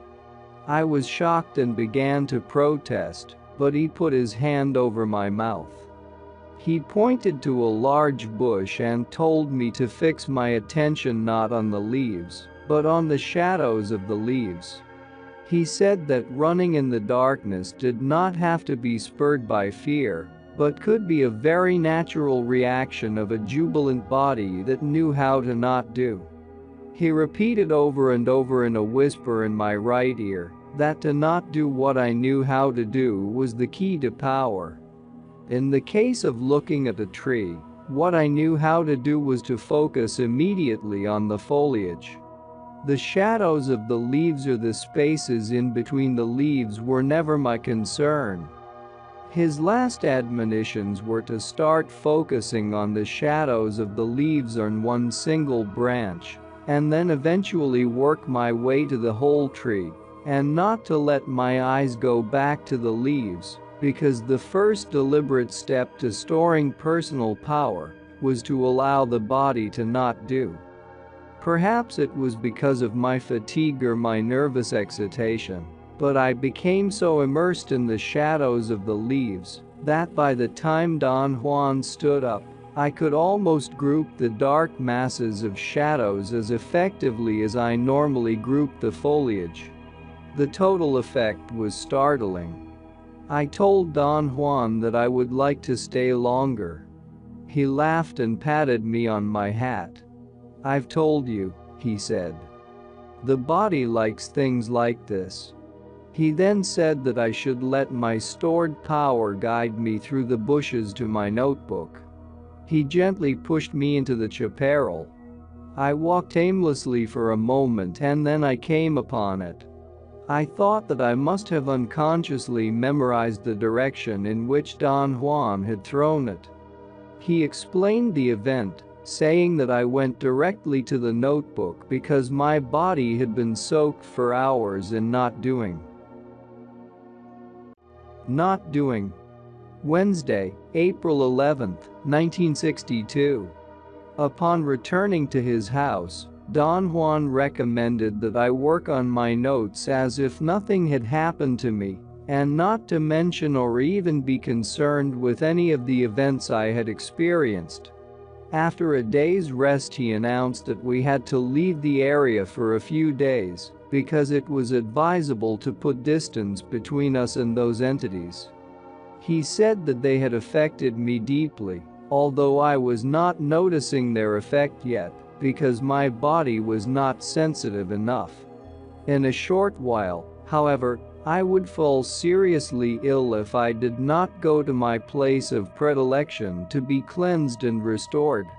We left before dawn and drove north, and after an exhausting drive and a fast hike, we arrived at the hilltop in the late afternoon. Don Juan, as he had done before, covered the spot where I had once slept with small branches and leaves. Then he gave me a handful of leaves to put against the skin of my abdomen and told me to lie down and rest. He fixed another place for himself slightly to my left, about 5 feet away from my head, and also lay down. In a matter of minutes I began to feel an exquisite warmth and a sense of supreme well-being. It was a sense of physical comfort, a sensation of being suspended in midair. I could fully agree with Don Juan's statement that the bed of strings would keep me floating. I commented on the unbelievable quality of my sensory experience. Don Juan said in a factual tone that the bed was made for that purpose. "I can't believe that this is possible," I exclaimed. Don Juan took my statement literally and scolded me. He said he was tired of my acting as an ultimately important being that has to be given proof over and over that the world is unknown and marvelous. I tried to explain that a rhetorical exclamation had no significance. He retorted that if that were so I could have chosen another statement. It seemed that he was seriously annoyed with me. I sat up halfway and began to apologize, but he laughed and, imitating my manner of speaking, suggested a series of hilarious rhetorical exclamations I could have used instead. I ended up laughing at the calculated absurdity of some of his proposed alternatives. He giggled and in a soft tone reminded me that I should abandon myself to the sensation of floating. The soothing feeling of peace and plenitude that I experienced in that mysterious place aroused some deeply buried emotions in me. I began to talk about my life. I confessed that I had never respected or liked anybody, not even myself, and that I had always felt I was inherently evil, and thus my attitude towards others was always veiled with a certain bravado and daring. "True," Don Juan said. "You don't like yourself at all." He cackled and told me that he had been seeing while I talked. His recommendation was that I should not have remorse for anything I had done, because to isolate one's acts as being mean, or ugly, or evil was to place an unwarranted importance on the self. I moved nervously, and the bed of leaves made a rustling sound. Don Juan said that if I wanted to rest I should not make my leaves feel agitated, and that I should imitate him and lie without making a single movement. He added that in his seeing he had come across one of my moods. He struggled for a moment, seemingly to find a proper word, and said that the mood in question was a frame of mind I continually lapsed into. He described it as a sort of trap door that opened at unexpected times and swallowed me. I asked him to be more specific. He replied that it was impossible to be specific about seeing. Before I could say anything else, he told me I should relax, but not fall asleep, and be in a state of awareness for as long as I could. He said that the bed of strings was made exclusively to allow a warrior to arrive at a certain state of peace and well-being. In a dramatic tone, Don Juan stated that well-being was a condition one had to groom, a condition one had to become acquainted with in order to seek it. You don't know what well-being is because you have never experienced it, he said. I disagreed with him. But he continued arguing that well-being was an achievement one had to deliberately seek. He said that the only thing I knew how to seek was a sense of disorientation, ill-being, and confusion. He laughed mockingly and assured me that in order to accomplish the feat of making myself miserable, I had to work in a most intense fashion, and that it was absurd. I had never realized I could work just the same in making myself complete and strong. The trick is in what one emphasizes, he said. We either make ourselves miserable, or we make ourselves strong. The amount of work is the same. I closed my eyes and relaxed again, and began to feel I was floating. For a short while it was as if I were actually moving through space, like a leaf. Although it was utterly pleasurable, the feeling somehow reminded me of times when I had become sick and dizzy, and would experience a sensation of spinning. I thought perhaps I had eaten something bad. I heard Don Juan talking to me, but I did not really make an effort to listen. I was trying to make a mental inventory of all the things I had eaten that day, but I could not become interested in it. It did not seem to matter. Watch the way the sunlight changes, he said. His voice was clear. I thought it was like water, fluid and warm. The sky was totally free of clouds towards the west, and the sunlight was spectacular. Perhaps the fact that Don Juan was cueing me made the yellowish glow of the afternoon sun truly magnificent. Let that glow kindle you, Don Juan said. Before the sun goes down today you must be perfectly calm and restored, because tomorrow or the day after, you are going to learn not doing. Learn not doing what? I asked. Never mind now, he said. Wait until we are in those lava mountains. He pointed to some distant jagged, dark, menacing-looking peaks towards the north. Thursday, April 12, 1962, we reached the high desert around the lava mountains in the late afternoon. In the distance the dark brown lava mountains looked almost sinister. The sun was very low on the horizon and shone on the western face of the solidified lava, tinting its dark brownness with a dazzling array of yellow reflections. I could not keep my eyes away. Those peaks were truly mesmerizing.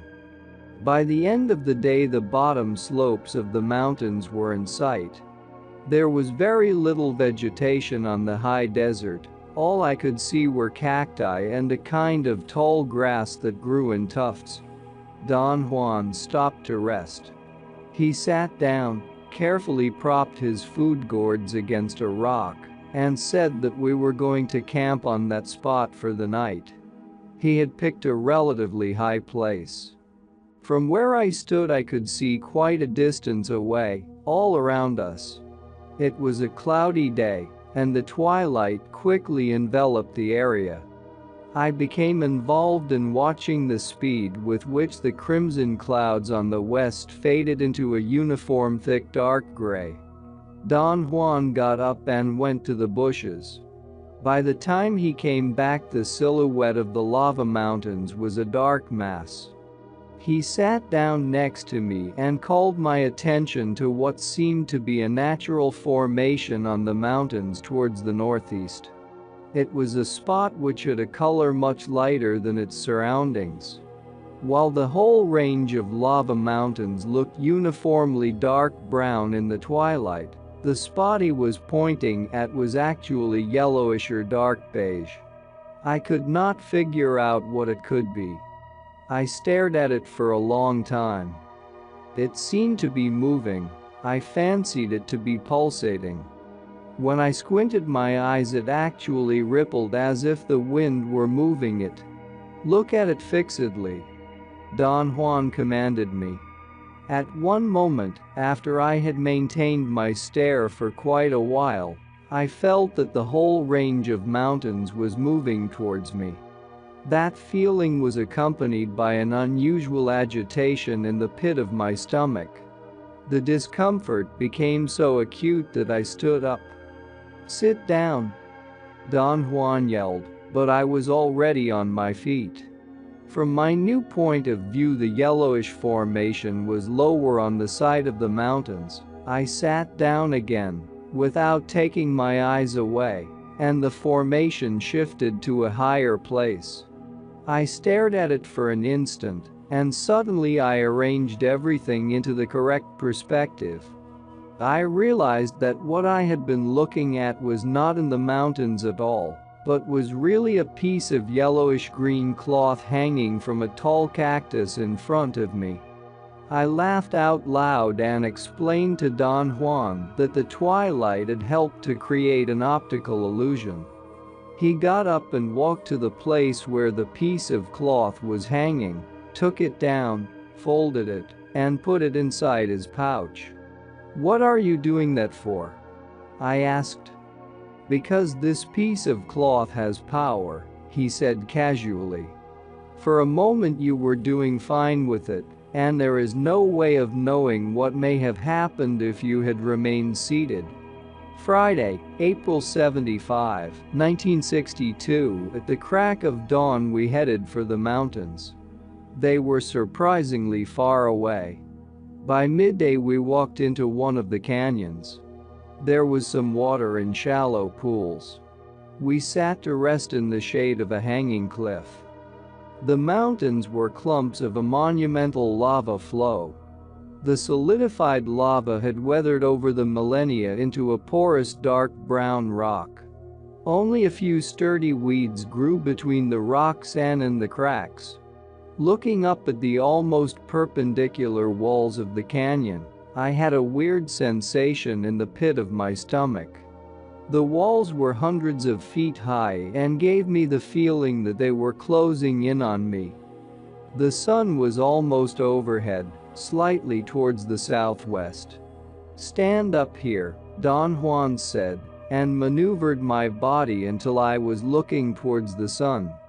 He told me to look fixedly at the mountain walls above me. The sight was stupendous. The magnificent height of the lava flow staggered my imagination. I began to wonder what a volcanic upheaval it must have been. I looked up and down the sides of the canyon various times. I became immersed in the richness of color in the rock wall. There were specks of every conceivable hue. There were patches of light gray moss or lichen in every rock. I looked right above my head and noticed that the sunlight was producing the most exquisite reflections when it hit the brilliant specks of the solidified lava. I stared at an area in the mountains where the sunlight was being reflected. As the sun moved, the intensity diminished, then it faded completely. I looked across the canyon and saw another area of the same exquisite light refractions. I told Don Juan what was happening, and then I spotted another area of light, and then another in a different place, and another, until the whole canyon was blotched with big patches of light. I felt dizzy. Even if I closed my eyes, I could still see the brilliant lights. I held my head in my hands and tried to crawl under the hanging cliff, but Don Juan grabbed my arm firmly and imperatively told me to look at the walls of the mountains and try to figure out spots of heavy darkness in the midst of the fields of light. I did not want to look, because the glare bothered my eyes. I said that what was happening to me was similar to staring into a sunny street through a window and then seeing the window frame as a dark silhouette everywhere else. Don Juan shook his head from side to side and began to chuckle. He let go of my arm and we sat down again under the hanging cliff. I was jotting down my impressions of the surroundings when Don Juan, after a long silence, suddenly spoke in a dramatic tone. "I have brought you here to teach you one thing," he said and paused. "You are going to learn not doing. We might as well talk about it because there is no other way for you to proceed. I thought you might catch on to not doing without my having to say anything. I was wrong. I don't know what you're talking about, Don Juan." "It doesn't matter," he said. "I am going to tell you about something that is very simple but very difficult to perform. I am going to talk to you about not doing, in spite of the fact that there is no way to talk about it, because it is the body that does it." He stared at me in glances and then said that I had to pay the utmost attention to what he was going to say. I closed my notebook, but to my amazement he insisted that I should keep on writing. "Not doing is so difficult and so powerful that you should not mention it," he went on. "Not until you have stopped the world, only then can you talk about it freely, if that's what you'd want to do." Don Juan looked around and then pointed to a large rock. "That rock over there is a rock because of doing," he said. We looked at each other and he smiled. I waited for an explanation, but he remained silent. Finally, I had to say that I had not understood what he meant. "That's doing?" he exclaimed. "Pardon me? That's also doing. What are you talking about, Don Juan? Doing is what makes that rock a rock and that bush a bush. Doing is what makes you yourself and me myself." I told him that his explanation did not explain anything. He laughed and scratched his temples. "That's the problem with talking," he said. "It always makes one confuse the issues. If one starts talking about doing, one always ends up talking about something else. It is better to just act. Take that rock for instance. To look at it is doing, but to see it is not doing." I had to confess that his words were not making sense to me. "Oh yes, they do," he exclaimed. "But you are convinced that they don't because that is your doing. That is the way you act towards me in the world." He again pointed to the rock. "That rock is a rock because of all the things you know how to do to it," he said. "I call that doing. A man of knowledge, for instance, knows that the rock is a rock only because of doing, so if he doesn't want the rock to be a rock, all he has to do is not doing. See what I mean?" I did not understand him at all. He laughed and made another attempt at explaining. "The world is the world because you know the doing involved in making it so," he said. "If you didn't know it's doing, the world would be different." He examined me with curiosity. I stopped writing. I just wanted to listen to him. He went on explaining that without that certain doing there would be nothing familiar in the surroundings. He leaned over and picked up a small rock between the thumb and index of his left hand and held it in front of my eyes. "This is a pebble because you know the doing involved in making it into a pebble," he said. "What are you saying?" I asked with a feeling of bona fide confusion. Don Juan smiled. He seemed to be trying to hide a mischievous delight. "I don't know why you are so confused," he said. "Words are your predilection. You should be in heaven." He gave me a mysterious look and raised his brows 2 or 3 times. Then he pointed again to the small rock he was holding in front of my eyes. "I say that you are making this into a pebble because you know the doing involved in it," he said. "Now, in order to stop the world you must stop doing." He seemed to know that I still had not understood and smiled, shaking his head. He then took a twig and pointed to the uneven edge of the pebble. "In the case of this little rock," he went on, "the first thing which doing does to it is to shrink it to this size.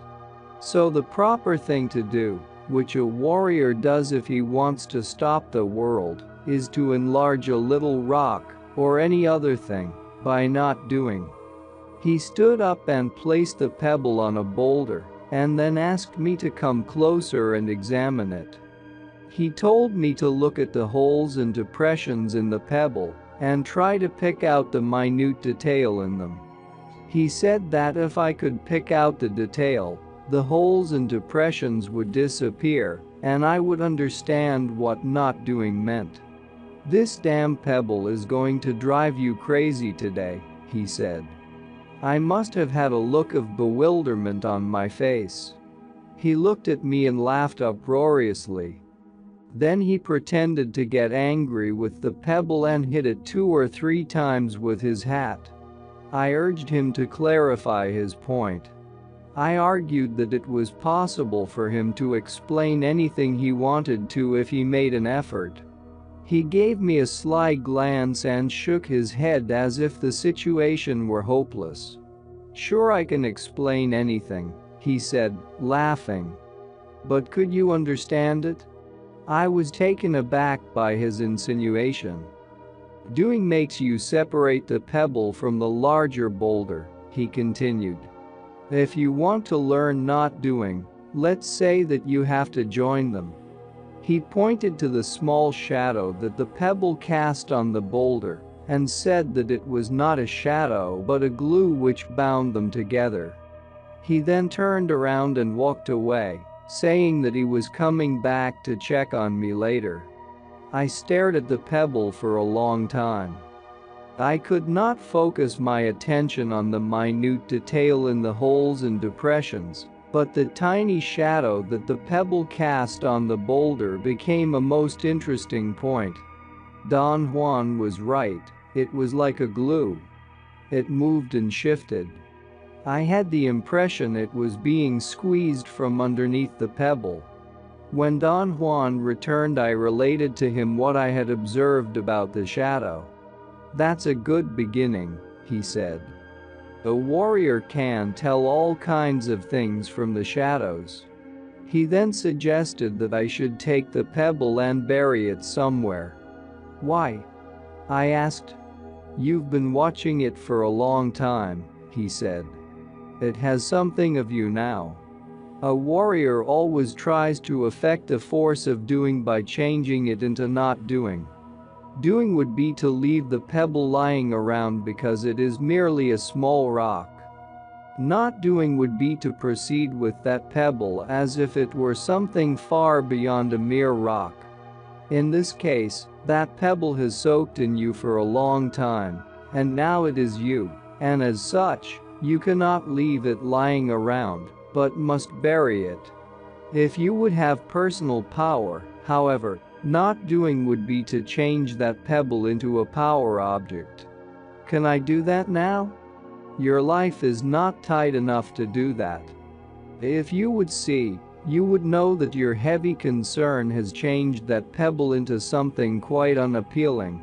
Therefore, the best thing you can do is to dig a hole and bury it, and let the earth absorb its heaviness. Is all this true, Don Juan? To say yes or no to your question is doing.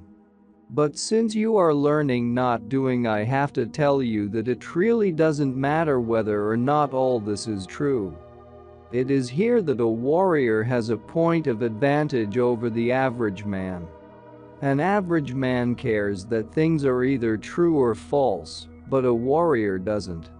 An average man proceeds in a specific way with things that he knows are true, and in a different way with things that he knows are not true. If things are said to be true, he acts and believes in what he does. But if things are said to be untrue, he doesn't care to act, or he doesn't believe in what he does. A warrior, on the other hand, acts in both instances. If things are said to be true, he would act in order to do doing. If things are said to be untrue, he still would act in order to do not doing. See what I mean? No, I don't see what you mean at all, I said. Don Juan's statements put me in a belligerent mood. I could not make sense of what he was saying. I told him it was gibberish, and he mocked me and said that I did not even have an impeccable spirit in what I like to do the most, talking. He actually made fun of my verbal command and found it faulty and inadequate. If you are going to be all mouth, be a mouth warrior, he said and roared with laughter. I felt dejected. My ears were buzzing. I experienced an uncomfortable heat in my head. I was actually embarrassed and presumably red in the face. I stood up and went into the chaparral and buried the pebble. I was teasing you a little bit, Don Juan said when I returned and sat down again. And yet I know that if you don't talk, you don't understand. Talking is doing for you, but talking is not appropriate, and if you want to know what I mean by not doing, you have to do a simple exercise. Since we are concerned with not doing, it doesn't matter whether you do the exercise now or 10 years from now. He made me lie down and took my right arm and bent it at my elbow. Then he turned my hand until the palm was facing the front. He curved my fingers so my hand looked as if I were holding a doorknob, and then he began to move my arm back and forth with a circular motion that resembled the act of pushing and pulling a lever attached to a wheel. Don Juan said that a warrior executed that movement every time he wanted to push something out of his body, something like a disease or an unwelcome feeling. The idea was to push and pull an imaginary opposing force until one felt a heavy object, a solid body, stopping the free movements of the hand. In the case of the exercise, not doing consisted in repeating it until one felt a heavy body with the hand, in spite of the fact that one could never believe it was possible to feel it.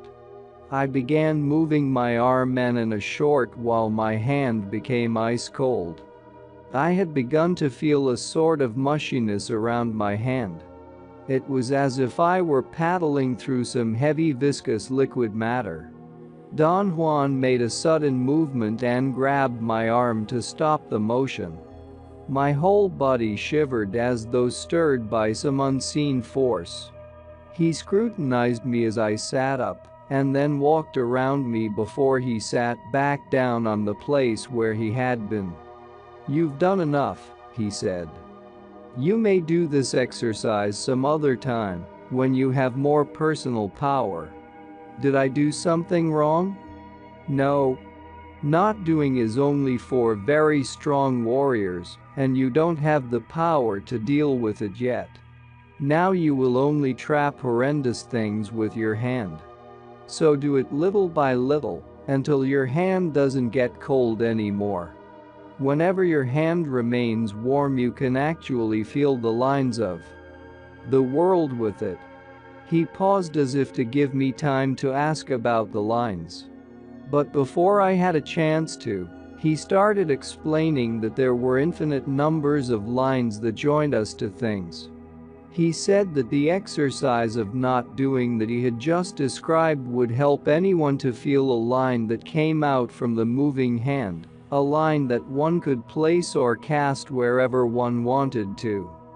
Don Juan said that this was only an exercise because the lines formed by the hand were not durable enough to be of real value in a practical situation.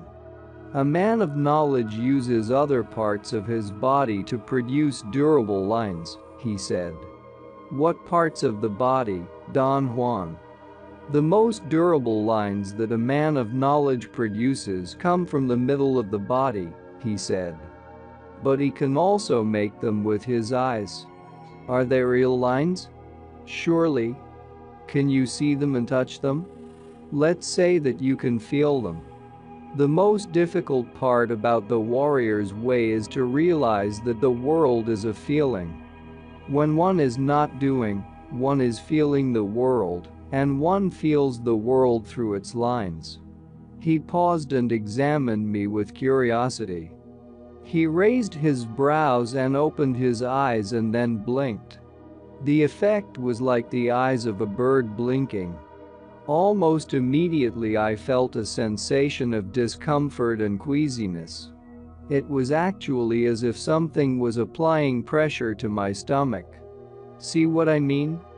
Don Juan asked and moved his eyes away. I mentioned that I felt nauseated and he replied in a matter-of-fact tone that he knew it and that he was trying to make me feel the lines of the world with his eyes.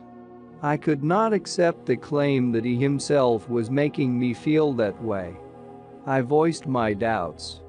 I could hardly conceive the idea that he was causing my feeling of nausea, since he had not, in any physical way, impinged on me.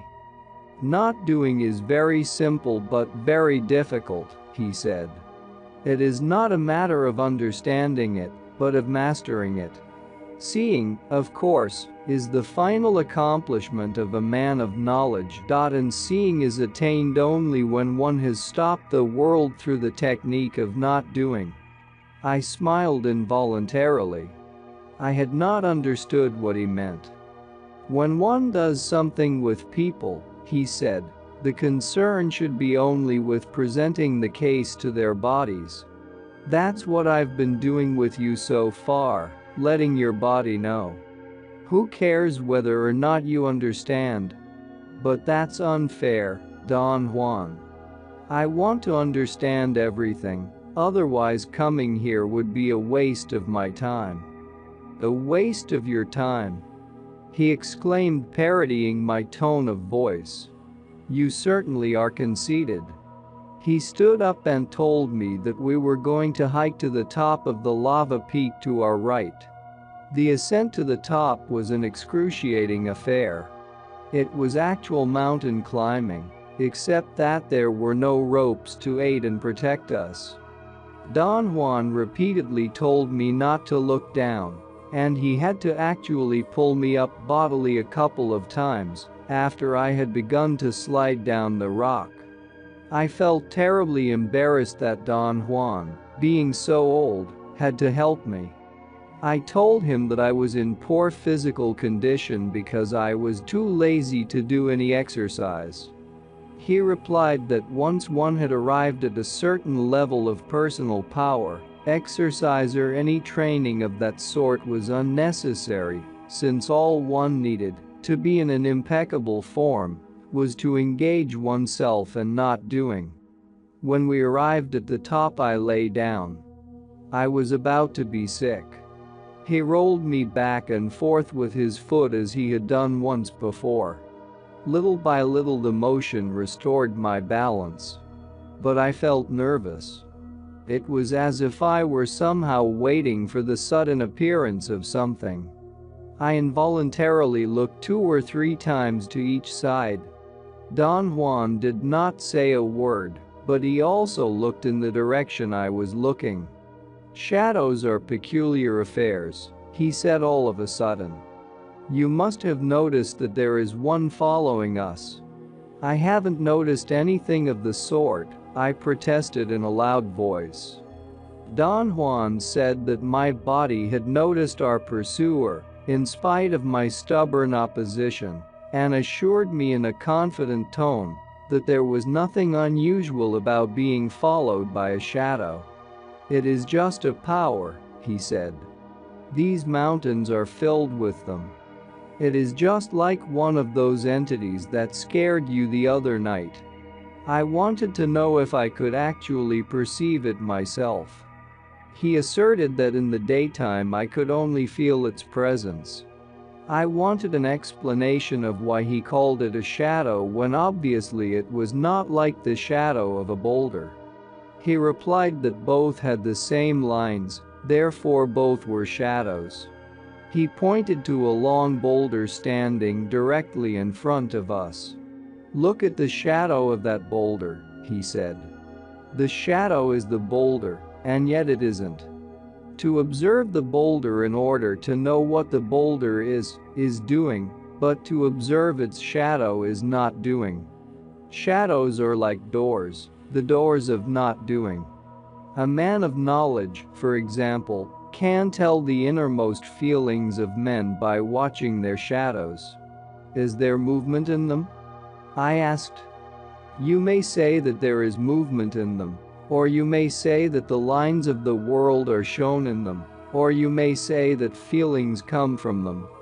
But how could feelings come out of shadows, Don Juan? To believe that shadows are just shadows is doing, he explained. That belief is somehow stupid. Think about it this way. There is so much more to everything in the world that obviously there must be more to shadows too. After all, what makes them shadows is merely our doing. There was a long silence. I did not know what else to say.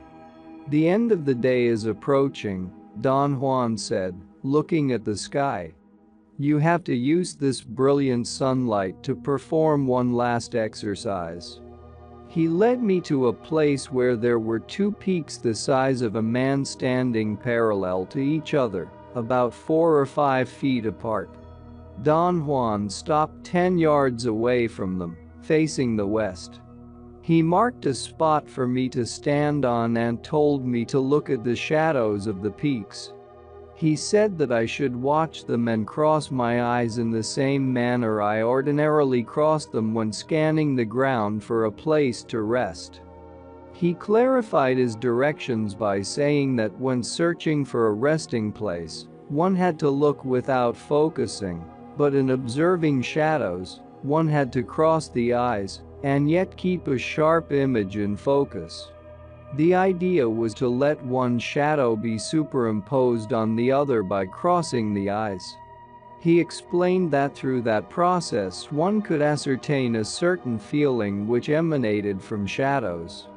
I commented on his vagueness, but he maintained that there was really no way of describing what he meant. My attempt to carry out the exercise was futile. I struggled until I got a headache.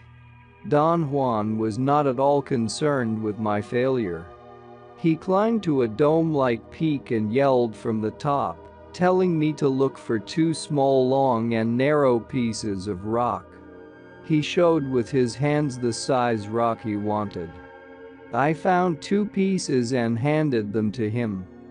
Don Juan placed each rock about a foot apart in 2 crevices, made me stand above them facing the west, and told me to do the same exercise with their shadows. This time it was an altogether different affair. Almost immediately I was capable of crossing my eyes and perceiving their individual shadows, as if they had merged into one. I noticed that the act of looking without converging the images gave the single shadow I had formed an unbelievable depth and a sort of transparency. I stared at it, bewildered. Every hole in the rock, on the area where my eyes were focused, was neatly discernible, and the composite shadow, which was superimposed on them, was like a film of indescribable transparency. I did not want to blink, for fear of losing the image I was so precariously holding. Finally my sore eyes forced me to blink, but I did not lose the view of the detail at all. In fact, by remoistening my cornea the image became even clearer. I noticed at that point that it was as if I were looking from an immeasurable height at a world I had never seen before. I also noticed that I could scan the surroundings of the shadow without losing the focus of my visual perception.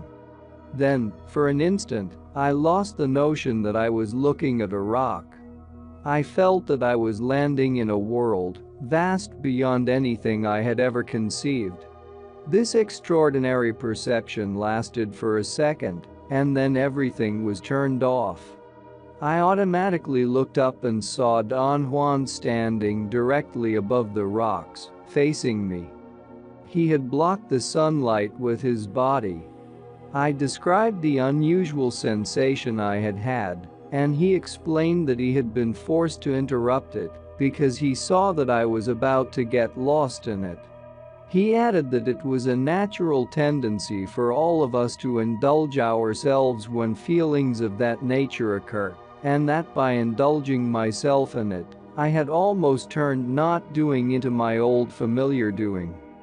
He said that what I should have done was to maintain the view without succumbing to it, because in a way doing was a manner of succumbing. I complained that he should have told me beforehand what to expect and what to do, but he pointed out that he had no way of knowing whether or not I would succeed in merging the shadows. I had to confess I was more mystified than ever about not doing. Don Juan's comments were that I should be satisfied with what I had done, because for once I had proceeded correctly, that by reducing the world I had enlarged it, and that, although I had been far from feeling the lines of the world, I had correctly used the shadow of the rocks as a door into not doing. The statement that I had enlarged the world by reducing it intrigued me to no end. The detail of the porous rock, in the small area where my eyes were focused, was so vivid and so precisely defined that the top of the round peak became a vast world for me, and yet it was really a reduced vision of the rock. When Don Juan blocked the light and I found myself looking as I normally would do, the precise detail became dull, the tiny holes in the porous rock became bigger, the brown color of the dried lava became opaque, and everything lost the shiny transparency that made the rock into a real world. Don Juan then took the two rocks, laid them gently into a deep crevice, and sat down cross-legged facing the west, on the spot where the rocks had been. He patted a spot next to him to his left and told me to sit down. We did not speak for a long time. Then we ate, also in silence. It was only after the sun had set that he suddenly turned and asked me about my progress in dreaming. I told him that it had been easy in the beginning, but that at the moment I had ceased altogether to find my hands in my dreams. When you first started dreaming you were using my personal power, that's why it was easier, he said. Now you are empty. But you must keep on trying until you have enough power of your own. You see, dreaming is the not doing of dreams, and as you progress in your not doing you will also progress in dreaming. The trick is not to stop looking for your hands, even if you don't believe that what you are doing has any meaning. In fact, as I have told you before, a warrior doesn't need to believe, because as long as he keeps on acting without believing he is not doing. We looked at each other for a moment. There is nothing else I can tell you about dreaming. He continued. Everything I may say would only be not doing. But if you tackle not doing directly, you yourself would know what to do in dreaming. To find your hands is essential, though, at this time, and I am sure you will. I don't know, Don Juan. I don't trust myself. This is not a matter of trusting anybody. This whole affair is a matter of a warrior's struggle, and you will keep on struggling, if not under your own power, then perhaps under the impact of a worthy opponent, or with the help of some allies. Like the one which is already following you. I made a jerky involuntary movement with my right arm. Don Juan said that my body knew much more than I suspected, because the force that had been pursuing us was to my right. He confided in a low tone of voice that twice that day the ally had come so close to me that he had had to step in and stop it. During the day, shadows are the doors of not doing, he said. But at night, since very little doing prevails in the dark, everything is a shadow, including the allies. I've already told you about this when I taught you the gate of power. I laughed out loud and my own laughter scared me. Everything I have taught you so far has been an aspect of not doing, he went on. A warrior applies not doing to everything in the world, and yet I can't tell you more about it than what I have said today. You must let your own body discover the power and the feeling of not doing. I had another fit of nervous cackling. It is stupid for you to scorn the mysteries of the world simply because you know the doing of scorn, he said with a serious face. I assured him that I was not scorning anything or anyone, but that I was more nervous and incompetent than he thought. I've always been that way, I said. And yet I want to change, but I don't know how. I am so inadequate. I already know that you think you are rotten, he said.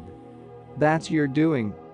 Now, in order to effect that doing, I am going to recommend that you learn another doing. From now on, and for a period of 8 days, I want you to lie to yourself. Instead of telling yourself the truth, that you are ugly and rotten and inadequate, you will tell yourself that you are the complete opposite, knowing that you are lying, and that you are absolutely beyond hope. But what would be the point of lying like that, Don Juan? It may hook you to another doing, and then you may realize that both doings are lies, unreal, and that to hinge yourself to either one is a waste of time, because the only thing that is real is the being in you that is going to die. To arrive at that being is the not doing of the self. The Ring of Power. Saturday, April 14, 1962. Don Juan felt the weight of our gourds and concluded that we had exhausted our food supply and that it was time to return home. I casually mentioned that it was going to take us at least a couple of days to get to his house. He said he was not going back to Sonora, but to a border town where he had some business to take care of. I thought we were going to start our descent through a water canyon, but Don Juan headed towards the northwest on the high plateaus of the lava mountains. After about an hour of walking, he led me into a deep ravine, which ended at a point where two peaks almost joined.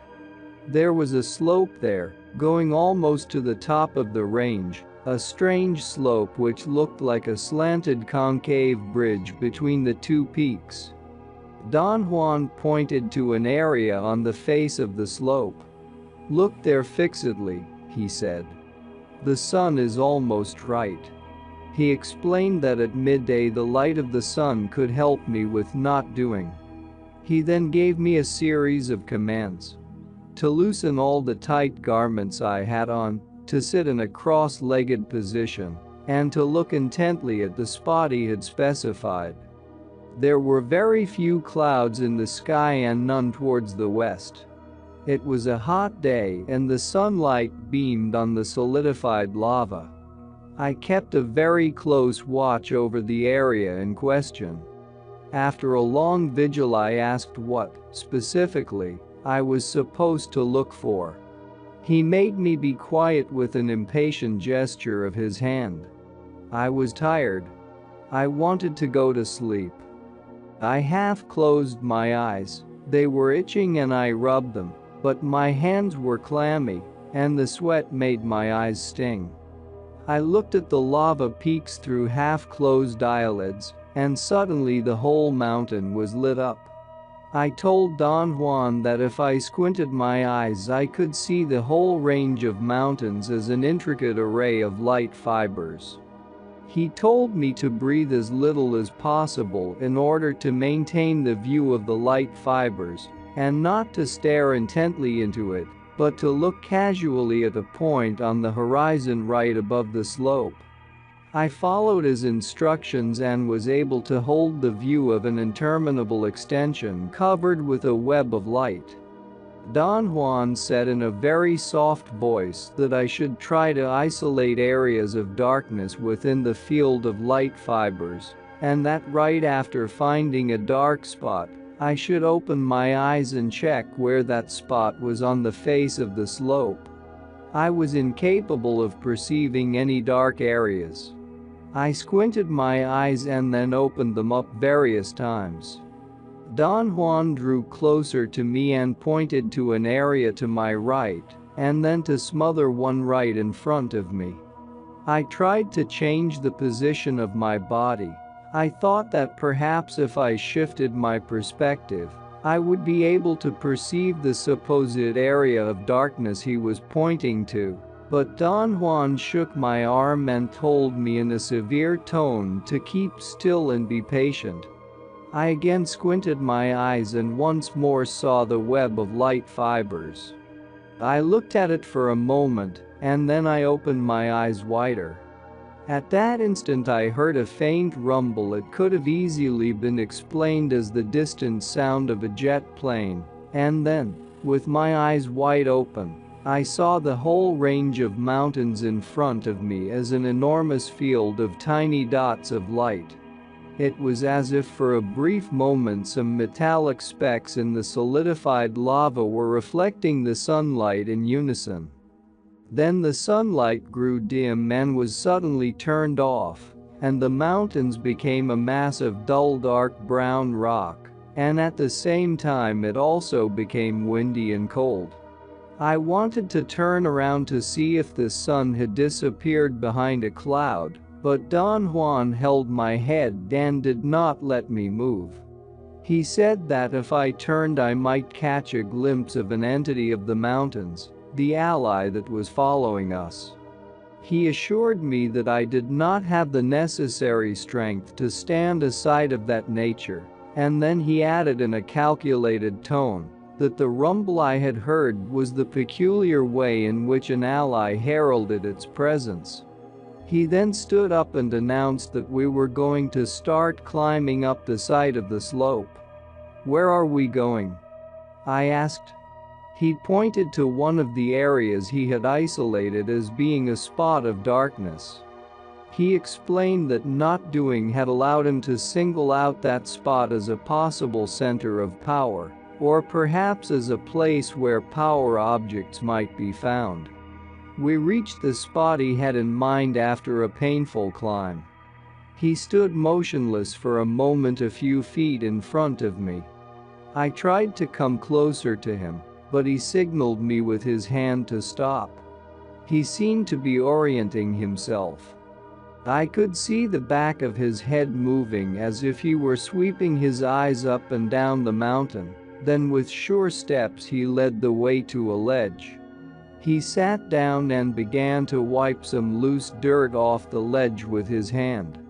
He dug with his fingers around a small piece of rock that was sticking out, cleaning the dirt around it. Then he ordered me to dig it out. Once I had dislodged the piece of rock, he told me to immediately put it inside my shirt, because it was a power object that belonged to me. He said that he was giving it to me to keep, and that I should polish and care for it. Right after that we began our descent into a water canyon, and a couple of hours later we were in the high desert at the foot of the lava mountains. Don Juan walked about 10 feet ahead of me and kept up a very good pace. We went south until just before sunset. A heavy bank of clouds in the west prevented us from seeing the sun, but we paused until it had presumably disappeared over the horizon. Don Juan changed directions then and headed towards the southeast. We went over a hill, and as we got to the top I spotted 4 men coming towards us from the south. I looked at Don Juan. We had never encountered people in our excursions, and I did not know what to do in a case like that. But he did not seem to be concerned. He kept on walking as if nothing had happened. The men moved as if they were not in a hurry. They meandered towards where we were in a leisurely way. When they were closer to us, I noticed that they were 4 young Indians. They seemed to recognize Don Juan. He talked to them in Spanish. They were very soft-spoken and treated him with great deference. Only one of them spoke to me. I asked Don Juan in a whisper if I could also talk to them, and he nodded his head affirmatively. Once I engaged them in conversation, they were very friendly and communicative, especially the one who had first spoken to me. They told me they were there in search of power quartz crystals. They said that they had been wandering around the lava mountains for several days, but they had not had any luck. Don Juan looked around and pointed to a rocky area about 200 yards away. "That's a good place to camp for a while," he said. He began to walk towards the rocks and we all followed him. The area he had selected was very rugged. There were no bushes on it. We sat down on the rocks. Don Juan announced that he was going to go back into the chaparral to gather dry branches for a fire. I wanted to help him, but he whispered to me that this was a special fire for those brave young men, and he did not need my help. The young men sat down around me in a close cluster. One of them sat with his back against mine. I felt a bit embarrassed. When Don Juan returned with a pile of sticks, he commended them for their carefulness and told me that the young men were a sorcerer's apprentices and that it was the rule to make a circle and have 2 people back to back in the center when going on hunting parties for power objects. One of the young men asked me if I had ever found any crystals myself. I told him that Don Juan had never taken me to look for them. Don Juan selected a place close to a big boulder and started to make a fire. None of the young men moved to help him, but watched him attentively. When all the sticks were burning, Don Juan sat with his back against a boulder. The fire was to his right. The young men apparently knew what was going on, but I did not have the faintest idea about the procedure to follow when one was dealing with sorcerer's apprentices. I watched the young men. They sat facing Don Juan, making a perfect half circle.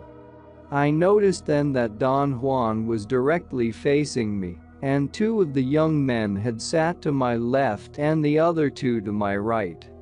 Don Juan began telling them that I was in the lava mountains to learn not doing, and that an ally had been following us. I thought that that was a very dramatic beginning, and I was right. The young men changed positions and sat with their left legs tucked under their seats. I had not observed how they were sitting before. I had assumed that they were sitting the same way I was, cross-legged. A casual glance at Don Juan revealed to me that he was also sitting with his left leg tucked in. He made a barely perceptible gesture with his chin to point at my sitting position. I casually tucked in my left leg. Don Juan had once told me that that was the posture that a sorcerer used when things were uncertain. It had always proved, however, to be a very tiring position for me. I felt it was going to be a terrible imposition on me to remain seated in that fashion for the duration of his talk. Don Juan seemed to be thoroughly aware of my handicap, and in a succinct manner explained to the young men that quartz crystals could be found in certain specific spots in that area, and that once they were found they had to be coaxed to leave their abode by means of special techniques. The crystals then became the man himself, and their power went beyond our understanding. He said that ordinarily quartz crystals were found in clusters, and that it was up to the man who had found them to choose 5 of the longest and best-looking blades of quartz and sever them from their matrix. The finder was responsible for carving and polishing them in order to make them pointed and to make them fit perfectly to the size and shape of the fingers of his right hand. Then he told us that the quartz crystals were weapons used for sorcery, that they were usually hurled to kill, and that they penetrated the enemy's body and then returned to their owner's hand as though they had never left it. Next, he talked about the search for the spirit that would turn the ordinary crystals into weapons, and said that the first thing one had to do was to find a propitious place to lure out the spirit. That place had to be on a hilltop and was found by sweeping the hand, with the palm turned towards the earth, until a certain heat was detected with the palm of the hand. A fire had to be made on that spot. Don Juan explained that the ally was attracted by the flames and manifested itself through a series of consistent noises. The person searching for an ally had to follow the direction of the noises until the ally revealed itself, and then wrestle it to the ground in order to overpower it. It was at that point that one could make the ally touch the crystals to imbue them with power. He warned us that there were other forces at large in those lava mountains, forces which did not resemble the allies. They did not make any noise, but appeared only as fleeting shadows, and did not have any power at all. Don Juan added that a brilliantly colored feather or some highly polished quartz crystals would attract the attention of an ally, but in the long run any object whatever would be equally effective, because the important part was not to find the objects, but to find the force that would imbue them with power. What's the use of having beautifully polished crystals if you never find the spirit giver of power? He said. On the other hand, if you don't have the crystals but do find the spirit, you may put anything in his way to be touched. You could put your dicks in the way if you can't find anything else. The young men giggled. The most daring of them, the one who talked to me first, laughed loudly. I noticed that Don Juan had crossed his legs and was sitting in a relaxed manner. All the young men had also crossed their legs. I tried to slip casually into a more relaxed posture, but my left knee seemed to have a pinched nerve or a sore muscle, and I had to stand up and jog on the spot for a few minutes. Don Juan made a joking comment.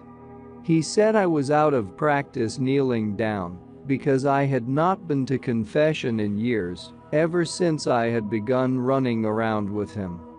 That produced a great commotion among the young men. They laughed in spurts. Some of them covered their faces and giggled nervously. I'm going to show you fellows something, Don Juan said casually after the young men had stopped laughing. My guess was that he was going to let us see some power objects he had in his pouch. For an instant I thought the young men were going to cluster around him, for they made a sudden movement in unison. All of them bent forward a little bit, as if they were going to stand up, but then they all tucked their left legs in and went back to that mysterious position that was so hard on my knees. I tucked my left leg in as casually as possible. I found that if I did not sit on my left foot, that is, if I kept a half-kneeling position, my knees did not hurt as much. Don Juan stood up and walked around the big boulder until he was out of sight. He must have fed the fire before he stood up, while I was tucking in my leg, for the new sticks chirped as they ignited, and long flames spurted out. The effect was extremely dramatic. The flames grew twice as big. Don Juan suddenly stepped out from behind the boulder and stood where he had been sitting. I had a moment of bewilderment. Don Juan had put on a funny black hat. It had peaks on the side, by the ears, and it was round on top. It occurred to me that it was actually a pirate's hat. He was wearing a long black coat with tails, fastened with a single shiny metallic button, and he had a peg leg. I laughed to myself. Don Juan really looked silly in his pirate's costume. I began to wonder where he had gotten that outfit out there in the wilderness. I assumed that it must have been hidden behind a rock. I commented to myself that all Don Juan needed was a patch over his eye and a parrot on his shoulder to be the perfect stereotype of a pirate. Don Juan looked at every member of the group, sweeping his eyes slowly from right to left. Then he looked up above us and stared into the darkness behind us. He remained in that position for a moment, and then he went around the boulder and disappeared. I did not notice how he walked. Obviously, he must have had his knee bent in order to depict a man with a wooden leg. When he turned around to walk behind the boulder, I should have seen his bent leg, but I was so mystified by his acts that I did not pay any attention to details. The flames lost their strength at the very moment Don Juan went around the boulder. I thought that his timing had been superb. He must have calculated how long it would take for the sticks he had added to the fire to burn, and had arranged his appearance and exit according to that calculation. The change in the intensity of the fire was very dramatic for the group. There was a ripple of nervousness among the young men. As the flames diminished in size, the young men went back in unison to a cross-legged sitting position. I expected Don Juan to step out from behind the boulder right away and sit down again, but he did not. He remained out of sight. I waited impatiently. The young men were sitting with an impassive look on their faces. I could not understand what Don Juan had intended with all those histrionics. After a long wait, I turned to the young man on my right and asked him in a low voice if any of the items Don Juan had put on, the funny hat and the long tail coat, and the fact he was standing on a peg leg, had any meaning to him. The young man looked at me with a funny blank expression. He seemed confused. I repeated my question, and the other young man next to him looked at me attentively in order to listen. They looked at each other seemingly in utter confusion. I said that to me the hat and the stump and the coat made him into a pirate. By then all four young men had come closer together around me. They giggled softly and fretted nervously. They seemed to be at a loss for words. The most daring of them finally spoke to me. He said that Don Juan did not have a hat on, was not wearing a long coat, and was certainly not standing on a stump, but that he had a black collar shawl over his head and a jet black tunic, like a friar's, that went all the way to the ground. "No," another young man exclaimed softly. "He didn't have a cowl." "That's right," the others said. The young man who had spoken first looked at me with an expression of total disbelief. I told them that we had to review what had happened very carefully and very quietly, and that I was sure Don Juan had wanted us to do so, and thus he had left us alone. The young man who was to my extreme right said that Don Juan was in rags. He had on a tattered poncho, or some sort of Indian coat, and a most beat-up sombrero. He was holding a basket with things in it, but he was not sure what those things were. He added that Don Juan was not really dressed as a beggar, but rather as a man who was coming back from an interminable journey loaded with strange things. The young man who had seen Don Juan with a black cowl said that he had nothing in his hands, but that his hair was long and wild, as if he were a wild man that had just killed a friar and had put on his clothes, but could not hide his wildness. The young man to my left chuckled softly and commented on the weirdness of it all. He said that Don Juan was dressed as an important man who had just gotten off his horse. He had leather leggings for horseback riding, big spurs, a whip that he kept beating on his left palm, a Chihuahua hat with a conical crown, and two .45 caliber automatic pistols. He said that Don Juan was the picture of a well-to-do ranchero. The young man to my extreme left laughed shyly and did not volunteer to reveal what he had seen. I coaxed him, but the others did not seem to be interested. He appeared to be rather too shy to talk. The fire was about to be extinguished when Don Juan came out from behind the boulder. "We'd better leave the young men to their doings," he said to me. "Bid them goodbye." He did not look at them. He began to walk away slowly to give me time to say goodbye. The young men embraced me. There were no flames in the fire, but the live coals reflected enough glare. Don Juan was like a dark shadow a few feet away, and the young men were a circle of neatly defined static silhouettes. They were like a row of jet black statues set in a background of darkness. It was at that point that the total event had an impact on me. A chill ran up my spine. I caught up with Don Juan. He told me in a tone of great urgency not to turn around to look at the young men, because at that moment they were a circle of shadows. My stomach felt a force coming from the outside. It was as if a hand had grabbed me. I screamed involuntarily. Don Juan whispered that there was so much power in that area that it would be very easy for me to use the gate of power. We jogged for hours.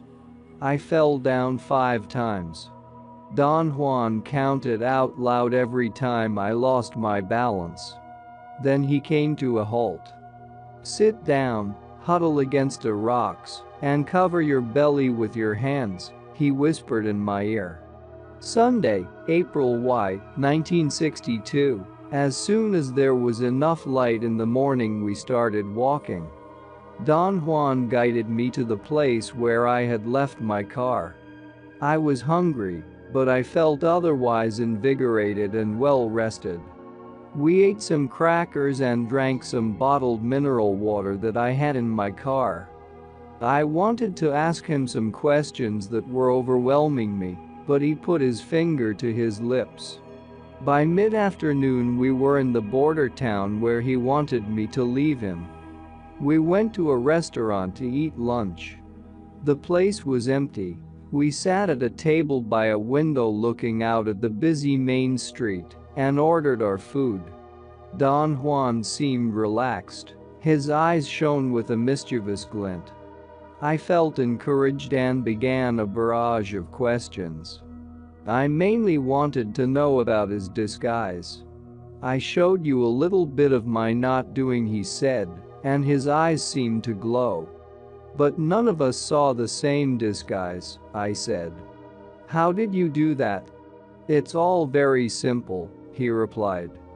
"They were only disguises, because everything we do is in some way merely a disguise. Everything we do, as I have told you, is a matter of doing. A man of knowledge could hook himself to everyone's doing and come up with weird things. But they are not weird, not really. They are weird only to those who are trapped in doing. Those 4 young men and yourself are not aware yet of not doing, so it was easy to fool all of you. But how did you fool us? It won't make sense to you. There is no way for you to understand it. Try me, Don Juan, please." Let's say that when every one of us is born we bring with us a little ring of power. That little ring is almost immediately put to use. So every one of us is already hooked from birth, and our rings of power are joined to everyone else's. In other words, our rings of power are hooked to the doing of the world in order to make the world. Give me an example so I could understand it, I said. For instance, our rings of power, yours and mine, are hooked right now to the doing in this room. We are making this room. Our rings of power are spinning this room into being at this very moment. Wait, I said. This room is here by itself. I am not creating it. I have nothing to do with it. Don Juan did not seem to be concerned with my argumentative protests. He very calmly maintained that the room we were in was brought to being and was kept in place because of the force of everybody's ring of power. You see, he continued, every one of us knows the doing of rooms because, in one way or another, we have spent much of our lives in rooms. A man of knowledge, on the other hand, develops another ring of power. I would call it the ring of not doing, because it is hooked to not doing. With that ring, therefore, he can spin another world. A young waitress brought our food and seemed to be suspicious of us. Don Juan whispered that I should pay her to show her that I had enough money. I don't blame her for distrusting you, he said and roared with laughter. You look like hell. I paid the woman and tipped her, and when she left us alone I stared at Don Juan, trying to find a way to recapture the thread of our conversation. He came to my rescue. Your difficulty is that you haven't yet developed your extra ring of power, and your body doesn't know not doing, he said. I did not understand what he had said. My mind was locked in quite a prosaic concern. All I wanted to know was whether or not he had put on a pirate's outfit. Don Juan did not answer but laughed uproariously. I begged him to explain. But I've just explained it to you, he retorted. You mean that you didn't put on any disguise? I asked. All I did was to hook my ring of power to your own doing, he said. You yourself did the rest and so did the others. That's incredible, I exclaimed. We all have been taught to agree about doing, he said softly. You don't have any idea of the power that agreement brings with it. But, fortunately, not doing is equally miraculous and powerful. I felt an uncontrollable ripple in my stomach. There was an unbridgeable abysm between my first-hand experience and his explanation. As an ultimate defense I ended up, as I had always done, with a tinge of doubt and distrust and with the question, what if Don Juan was really in cahoots with the young men, and he himself had set it all up? I changed the subject and asked him about the 4 apprentices. Did you tell me that they were shadows? I asked. That's right. Were they allies? No. They were apprentices of a man I know. Why did you call them shadows? Because at that moment they had been touched by the power of not doing, and since they are not as stupid as you are, they shifted into something quite different from what you know. I didn't want you to look at them for that reason. It would have only injured you. I did not have any more questions. I was not hungry either. Don Juan ate heartily and seemed to be in an excellent mood. But I felt dejected. Suddenly a consuming fatigue possessed me. I realized that Don Juan's path was too arduous for me. I commented that I did not have the qualifications to become a sorcerer. Perhaps another meeting with Mescalito will help you, he said. I assured him that was the farthest thing from my mind, and that I would not even consider the possibility. Very drastic things have to happen to you in order for you to allow your body to profit from all you have learned, he said. I ventured the opinion that since I was not an Indian, I was not really qualified to live the unusual life of a sorcerer. Perhaps if I could disentangle myself from all my commitments I could fare in your world a little better, I said. Or if I would go into the wilderness with you and live there. As it is now, the fact I have a foot in both worlds makes me useless in either. He stared at me for a long moment. This is your world, he said, pointing to the busy street outside the window. You are a man of that world. And out there, in that world, is your hunting ground. There is no way to escape the doing of our world, so what a warrior does is to turn his world into his hunting ground. As a hunter, a warrior knows that the world is made to be used. So he uses every bit of it. A warrior is like a pirate that has no qualms in taking and using anything he wants, except that the warrior doesn't mind or he doesn't feel insulted when he is used and taken himself. A worthy opponent. Tuesday, December 11, 1962. My traps were perfect, the setting was correct. I saw rabbits, squirrels and other rodents, quail, and birds, but I could not catch anything at all during the whole day.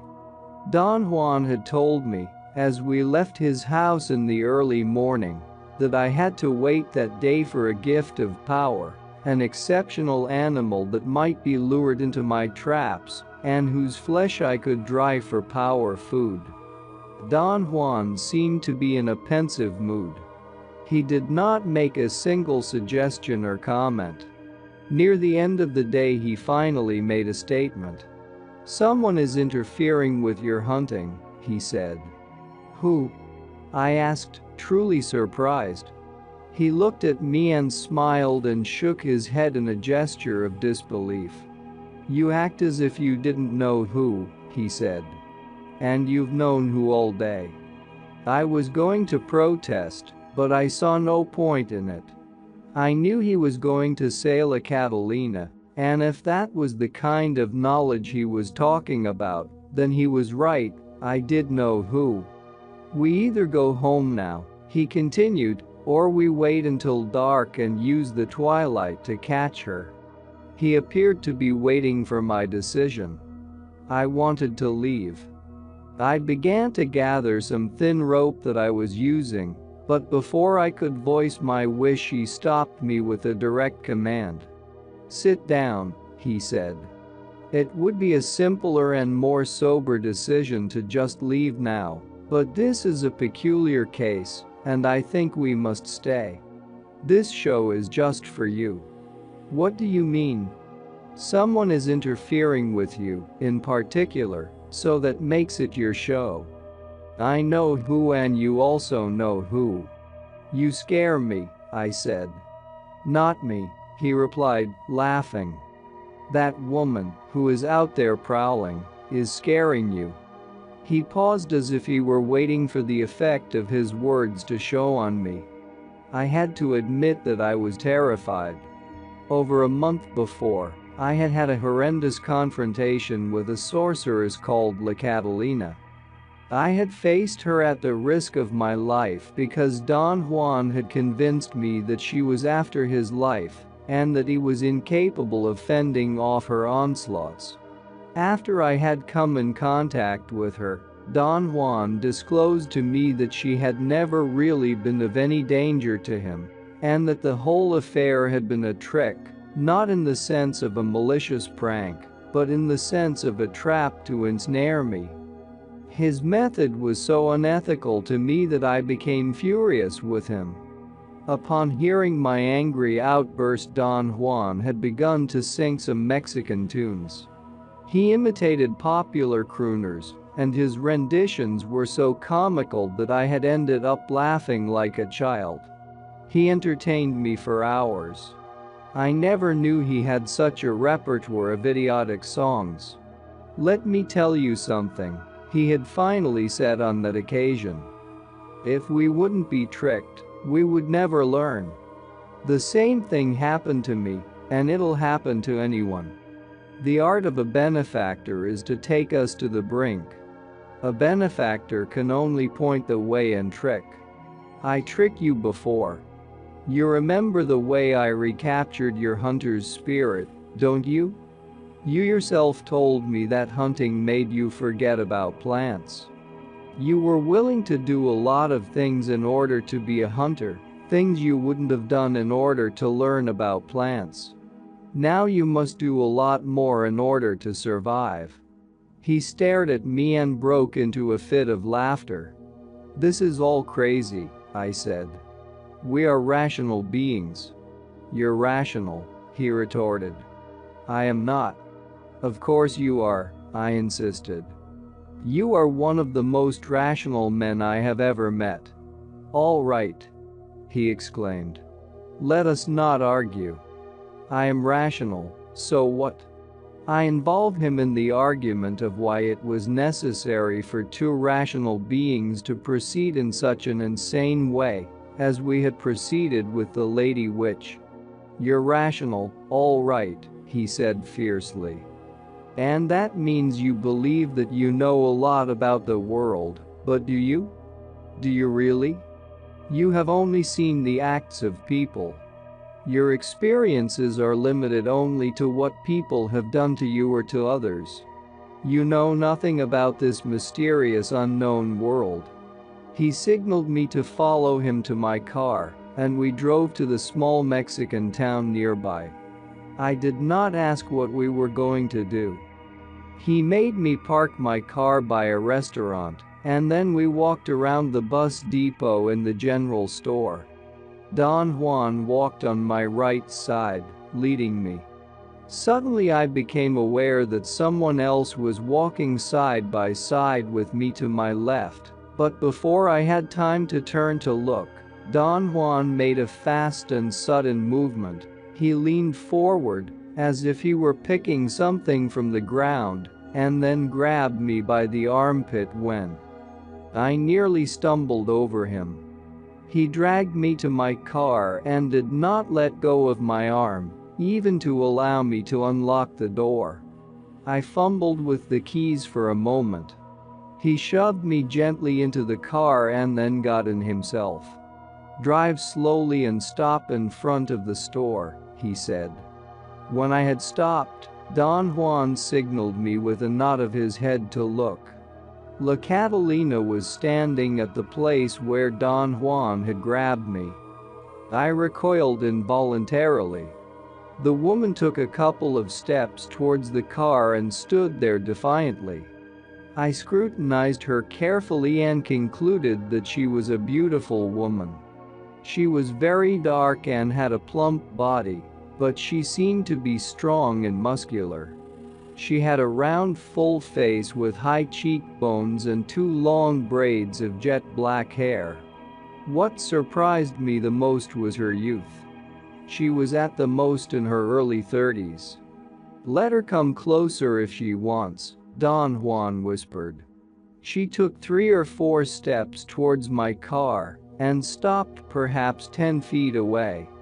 We looked at each other. At that moment I felt there was nothing threatening about her. I smiled and waved at her. She giggled as if she were a shy little girl and covered her mouth. Somehow I felt delighted.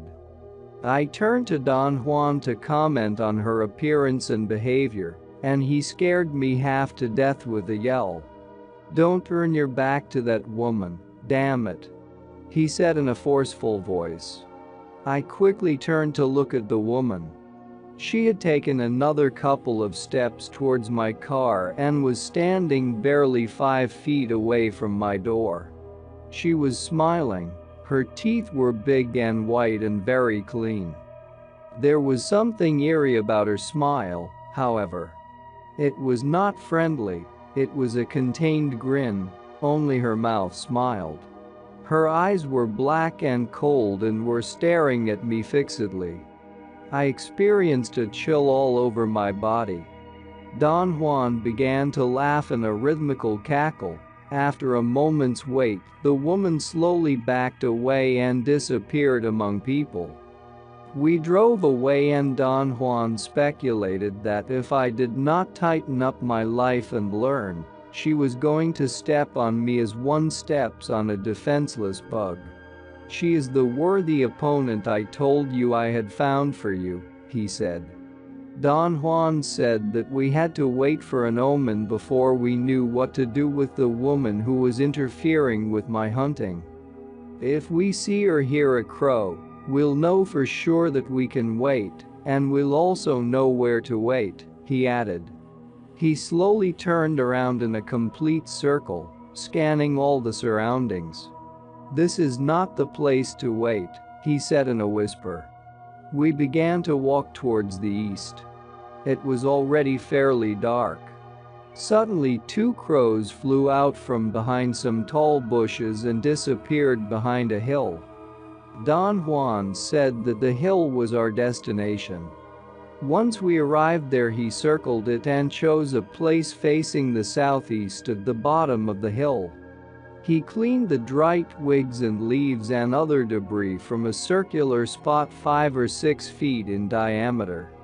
I attempted to help him, but he refused me with a strong movement of his hand. He put his finger over his lips and made a gesture of silence. When he had finished, he pulled me to the center of the circle, made me face the south away from the hill, and whispered in my ear that I had to imitate his movements. He began a sort of dance, making a rhythmical thump with his right foot. It consisted of 7 even beats spaced by a cluster of 3 fast thumps. I tried to adapt myself to his rhythm, and after a few clumsy attempts, I was more or less capable of reproducing the same thumping. "What's this for?" I whispered in his ear. He told me, also in a whisper, that I was thumping like a rabbit, and that sooner or later the prowler would be attracted by the noise and would show up to see what was going on. Once I had copied the rhythm, Don Juan ceased to thump himself, but had me continue, marking the pace with a movement of his hand. From time to time he would listen attentively, with his head slightly tilted to the right, seemingly to pick out noises in the chaparral. At one point he signaled me to stop, and he remained in a most alert position. It was as if he were ready to spring up and jump on an unknown and unseen assailant. Then he motioned me to continue the thumping, and after a while he stopped me again. Every time I stopped, he listened with such a concentration that every fiber in his body seemed to be tense to the point of bursting. Suddenly he jumped to my side and whispered in my ear that the twilight was at its full power. I looked around. The chaparral was a dark mass, and so were the hills and the rocks. The sky was dark blue and I could not see the clouds anymore. The whole world seemed to be a uniform mass of dark silhouettes, which did not have any visible boundaries. I heard the eerie distant cry of an animal, a coyote or perhaps a night bird. It happened so suddenly that I did not pay attention to it.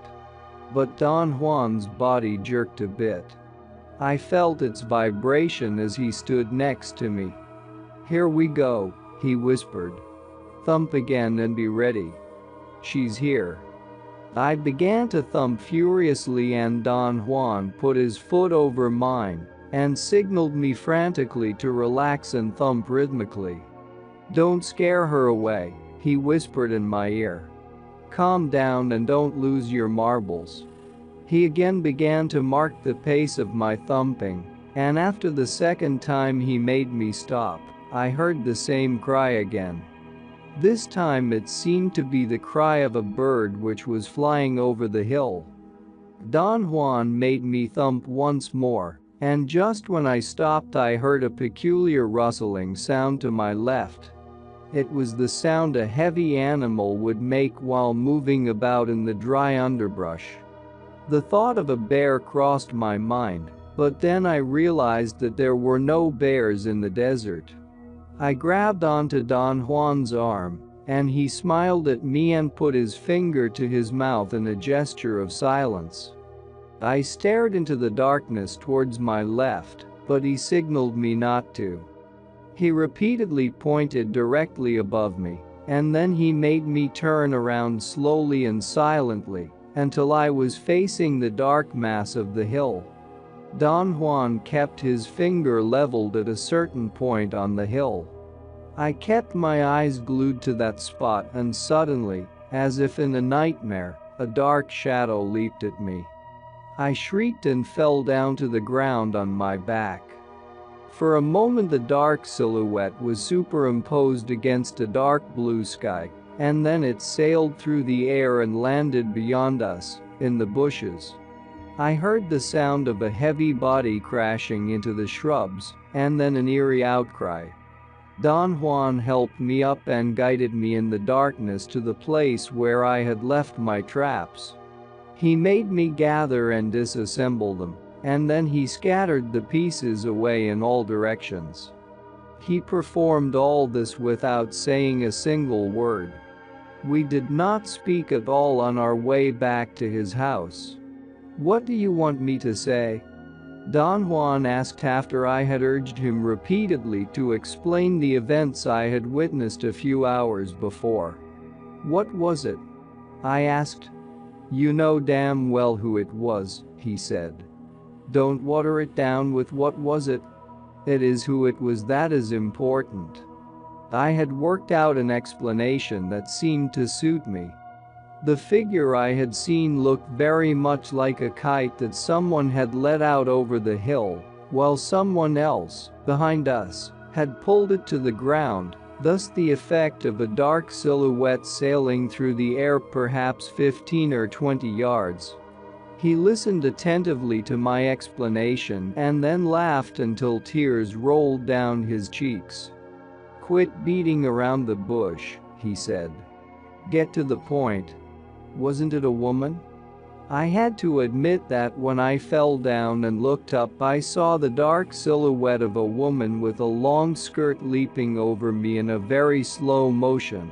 Then something seemed to have pulled the dark silhouette, and it flew over me with great speed and crashed into the bushes. In fact, that movement was what had given me the idea of a kite. Don Juan refused to discuss the incident any further. The next day he left to fulfill some mysterious errand, and I went to visit some Yaqui friends in another community. Wednesday, December 12, 1962. As soon as I arrived at the Yaqui community, the Mexican storekeeper told me that he had rented a record player and 20 records from an outfit in Ciudad Obregón for the fiesta he was planning to give that night in honor of the Virgin of Guadalupe.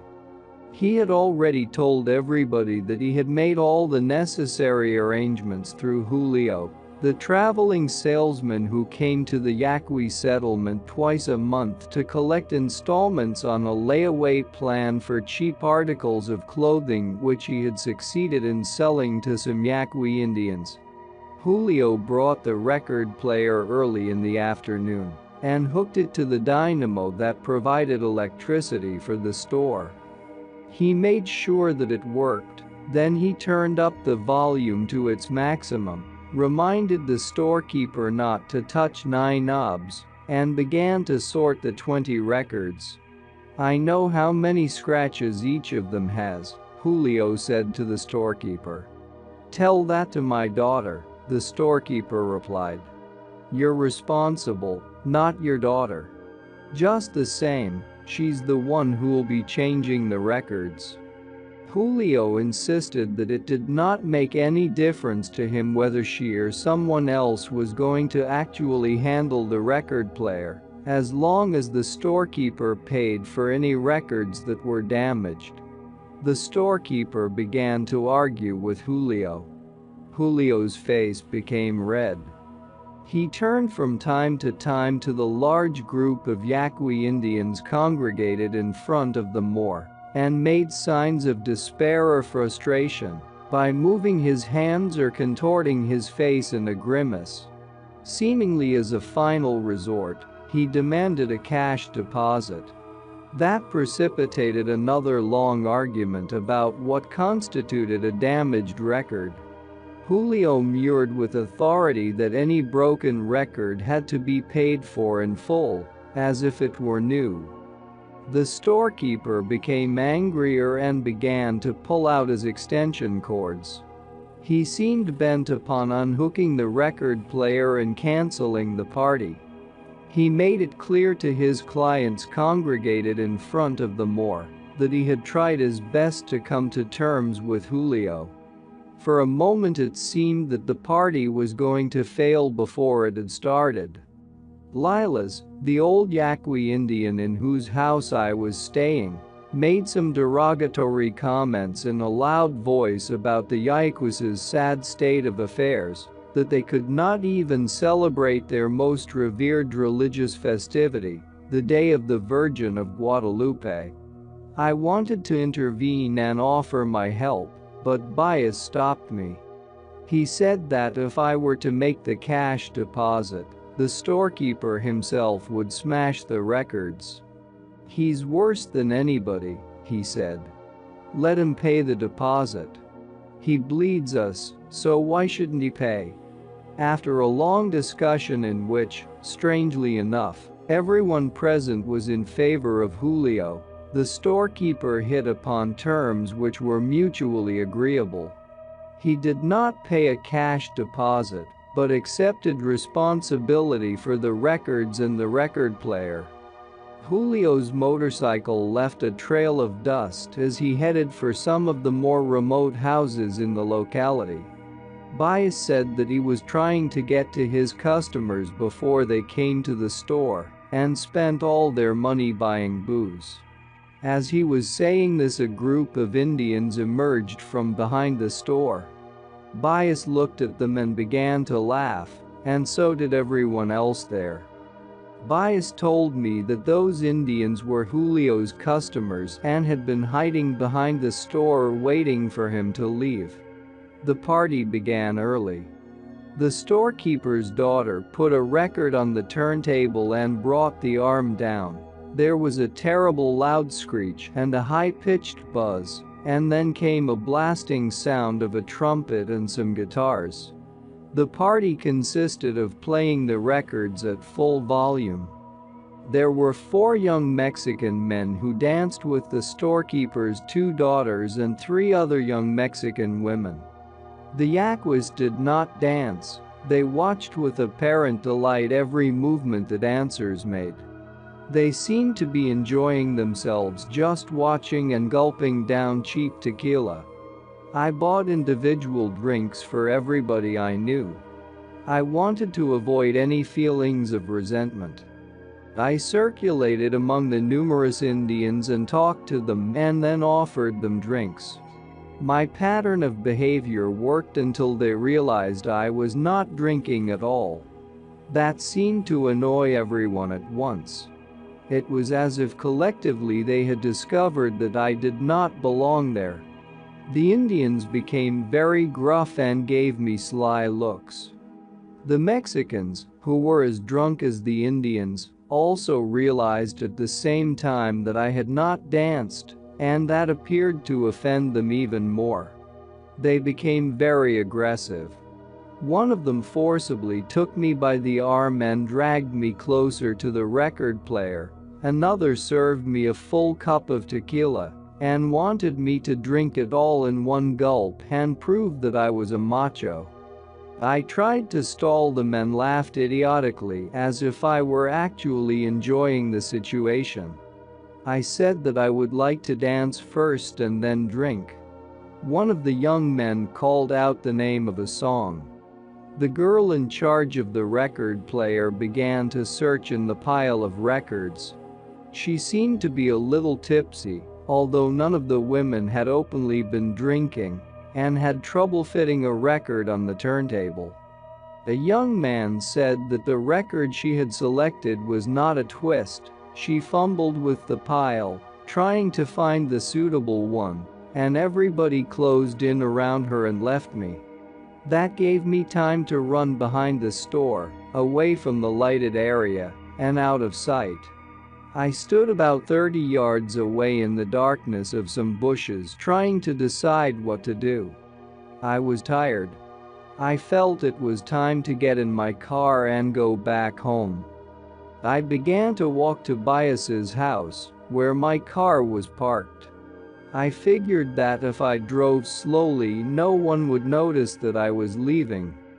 The people in charge of the record player were apparently still looking for the record. All I could hear was the high-pitched buzzing of the loudspeaker, but then came the blasting sound of a twist.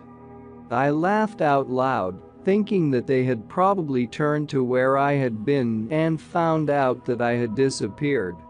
I saw some dark silhouettes of people walking in the opposite direction, going towards the store. We passed each other and they mumbled, "Buenas noches." I recognized them and spoke to them.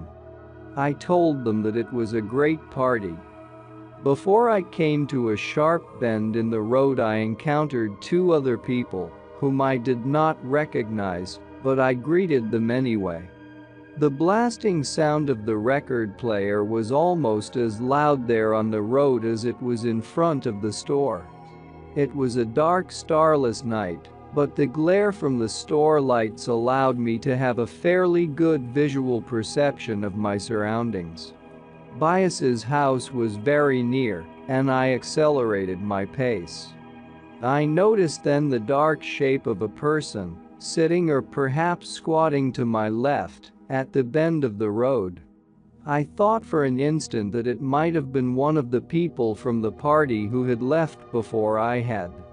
The person seemed to be defecating on the side of the road. That seemed odd. People in the community went into the thick bushes to perform their bodily functions. I thought that whoever it was in front of me must have been drunk. I came to the bend and said, "Buenas noches." The person answered me with an eerie, gruff, inhuman howl. The hair on my body literally stood on end. For a second I was paralyzed. Then I began to walk fast. I took a quick glance. I saw that the dark silhouette had stood up halfway. It was a woman. She was stooped over, leaning forward. She walked in that position for a few yards, and then she hopped. I began to run, while the woman hopped like a bird by my side, keeping up with my speed. By the time I arrived at Bias's house, she was cutting in front of me, and we had almost touched. I leaped across a small dry ditch in front of the house and crashed through the flimsy door. Bias was already in the house and seemed unconcerned with my story. "They pulled a good one on you," he said reassuringly. "The Indians take delight in teasing foreigners." My experience had been so unnerving that the next day I drove to Don Juan's house instead of going home as I had planned to do. Don Juan returned in the late afternoon. I did not give him time to say anything but blurted out the whole story, including Bias's commentary. Don Juan's face became somber. Perhaps it was only my imagination, but I thought he was worried.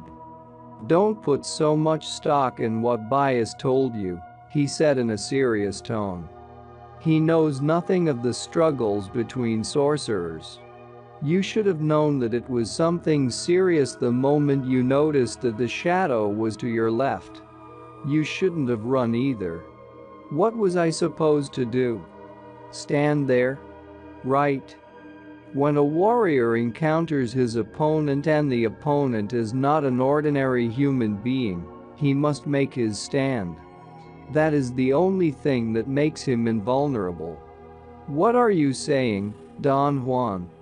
I'm saying that you have had your third encounter with your worthy opponent. She's following you around, waiting for a moment of weakness on your part. She almost bagged you this time." I felt a surge of anxiety and accused him of putting me in unnecessary danger. I complained that the game he was playing with me was cruel. "It would be cruel if this would have happened to an average man," he said. "But the instant one begins to live like a warrior, one is no longer ordinary. Besides, I didn't find you a worthy opponent because I want to play with you, or tease you, or annoy you. A worthy opponent might spur you on. Under the influence of an opponent like La Catalina, you may have to make use of everything I have taught you. You don't have any other alternative." We were quiet for a while. His words had aroused a tremendous apprehension in me. He then wanted me to imitate as close as possible the cry I had heard after I had said, "Buenas noches." I attempted to reproduce the sound and came up with some weird howling that scared me. Don Juan must have found my rendition funny. He laughed almost uncontrollably. Afterwards he asked me to reconstruct the total sequence, the distance I ran, the distance the woman was from me at the time I encountered her, the distance she was from me at the time I reached the house, and the place where she had begun hopping. "No fat Indian woman could hop that way," he said after assessing all those variables. "They could not even run that far." He made me hop. I could not cover more than 4 feet each time, and if I were correct in my perception, the woman had hopped at least 10 feet with each leap. "Of course, you know that from now on you must be on the lookout," he said in a tone of great urgency. "She will try to tap you on your left shoulder during a moment when you are unaware and weak." "What should I do?" I asked. "It is meaningless to complain," he said. "What's important from this point on is the strategy of your life." I could not concentrate at all on what he was saying. I took notes automatically. After a long silence he asked if I had any pain behind my ears or in the nape of my neck. I said no, and he told me that if I had experienced an uncomfortable sensation in either of those two areas, it would have meant that I had been clumsy and that La Catalina had injured me.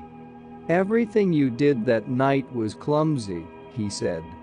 "First of all, you went to the party to kill time, as though there is any time to kill. That weakened you." "You mean I shouldn't go to parties?" "No, I don't mean that.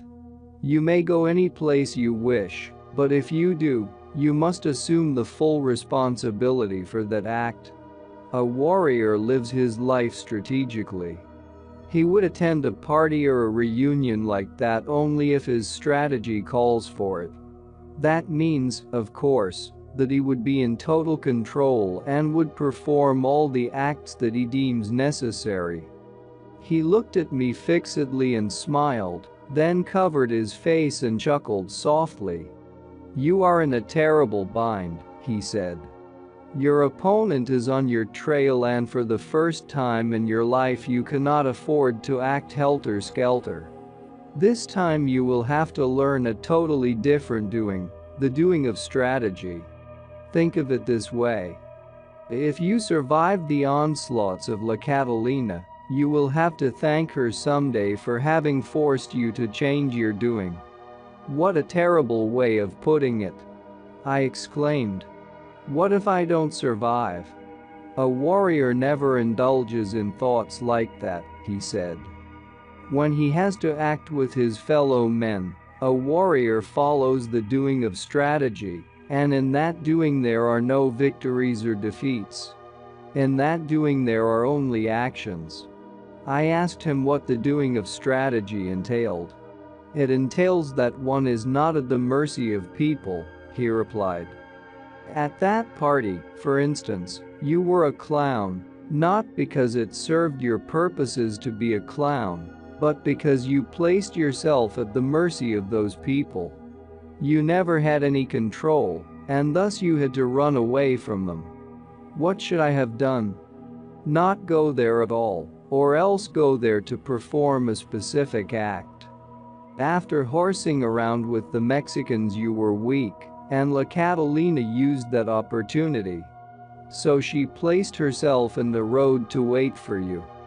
Your body knew that something was out of place, though, and yet you spoke to her. That was terrible. You must not utter a single word to your opponent during one of those encounters. Then you turned your back to her. That was even worse. Then you ran away from her, and that was the worst thing you could have done. Apparently she is clumsy. A sorcerer that is worth his salt would have mowed you down right then, the instant you turned your back and ran away. So far your only defense is to stay put and do your dance. What dance are you talking about? I asked. He said that the rabbit thumping he had taught me was the first movement of the dance that a warrior groomed and enlarged throughout his life, and then executed in his last stand on earth. I had a moment of strange sobriety, and a series of thoughts occurred to me. On one level it was clear that what had taken place between me and La Catalina, the first time I had confronted her, was real. La Catalina was real, and I could not discard the possibility that she was actually following me. On the other level, I could not understand how she was following me, and this gave rise to the faint suspicion that Don Juan might be tricking me, and that he himself was somehow producing the weird effects I had witnessed. Don Juan suddenly looked at the sky and told me that there was still time to go and check the sorceress. He reassured me that we were running very little danger, because we were only going to drive by her house. You must confirm her shape, Don Juan said. Then there won't be any doubts left in your mind, one way or the other. My hands began to sweat profusely, and I had to dry them repeatedly with a towel. We got in my car and Don Juan directed me to the main highway, and then to a white unpaved road. I drove in the center of it. Heavy trucks and tractors had carved deep trenches, and my car was too low to go on either the left or the right side of the road. We went slowly amid a thick cloud of dust. The coarse gravel which was used to level the road had lumped with dirt during the rains, and chunks of dry mud rocks bounced against the metal underside of my car, making loud explosive sounds.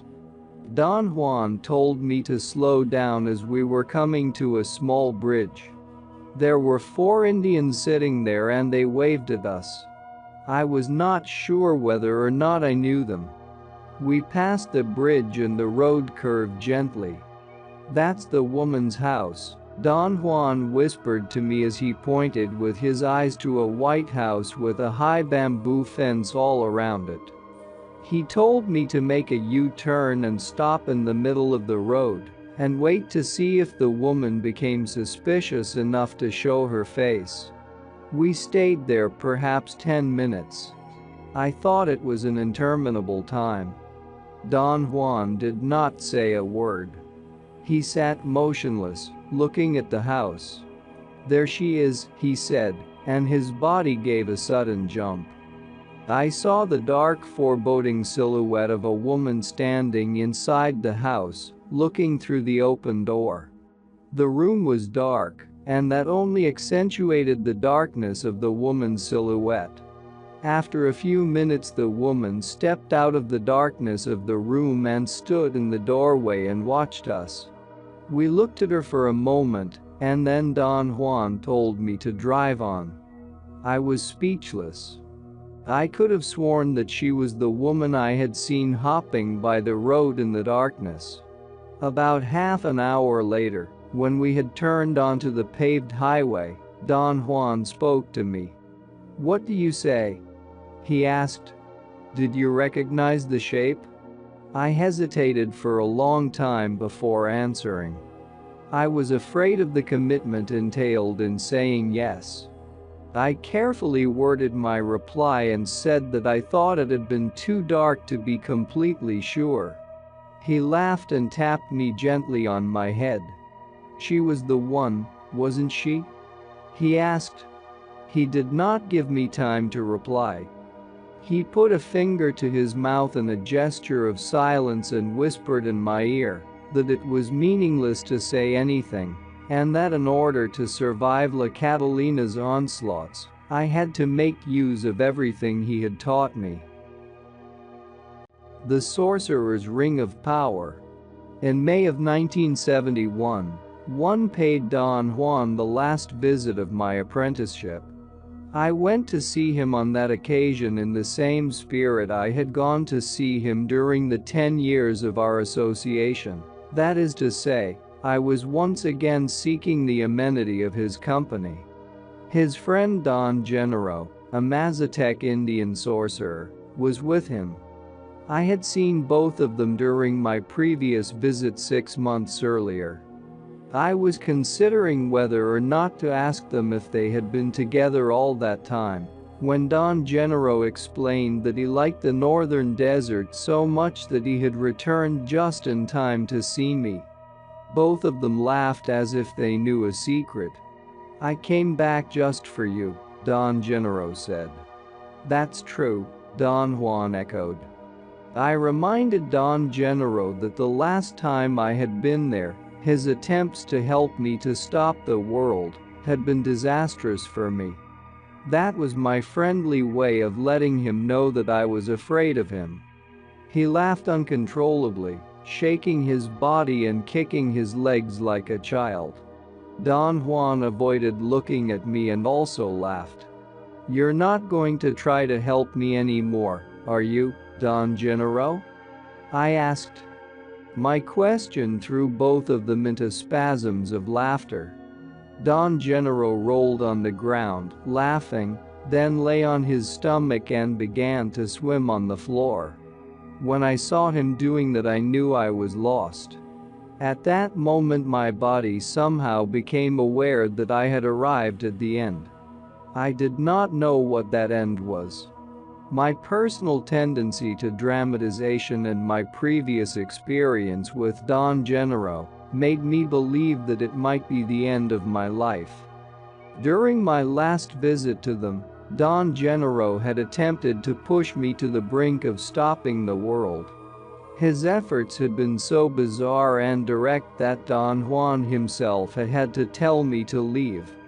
Don Genero's demonstrations of power were so extraordinary and so baffling that they forced me to a total reevaluation of myself. I went home, reviewed the notes that I had taken in the very beginning of my apprenticeship, and a whole new feeling mysteriously set in on me, although I had not been fully aware of it until I saw Don Genero swimming on the floor. The act of swimming on the floor, which was congruous with other strange and bewildering acts he had performed in front of my very eyes, started as he was lying face down. He was first laughing so hard that his body shook as in a convulsion, then he began kicking, and finally the movement of his legs became coordinated with a paddling movement of his arms, and Don Genero started to slide on the ground, as if he were lying on a board fitted with ball bearings. He changed directions various times and covered the entire area of the front of Don Juan's house, maneuvering around me and Don Juan. Don Genero had clowned in front of me before, and every time he had done it, Don Juan had asserted that I had been on the brink of seeing.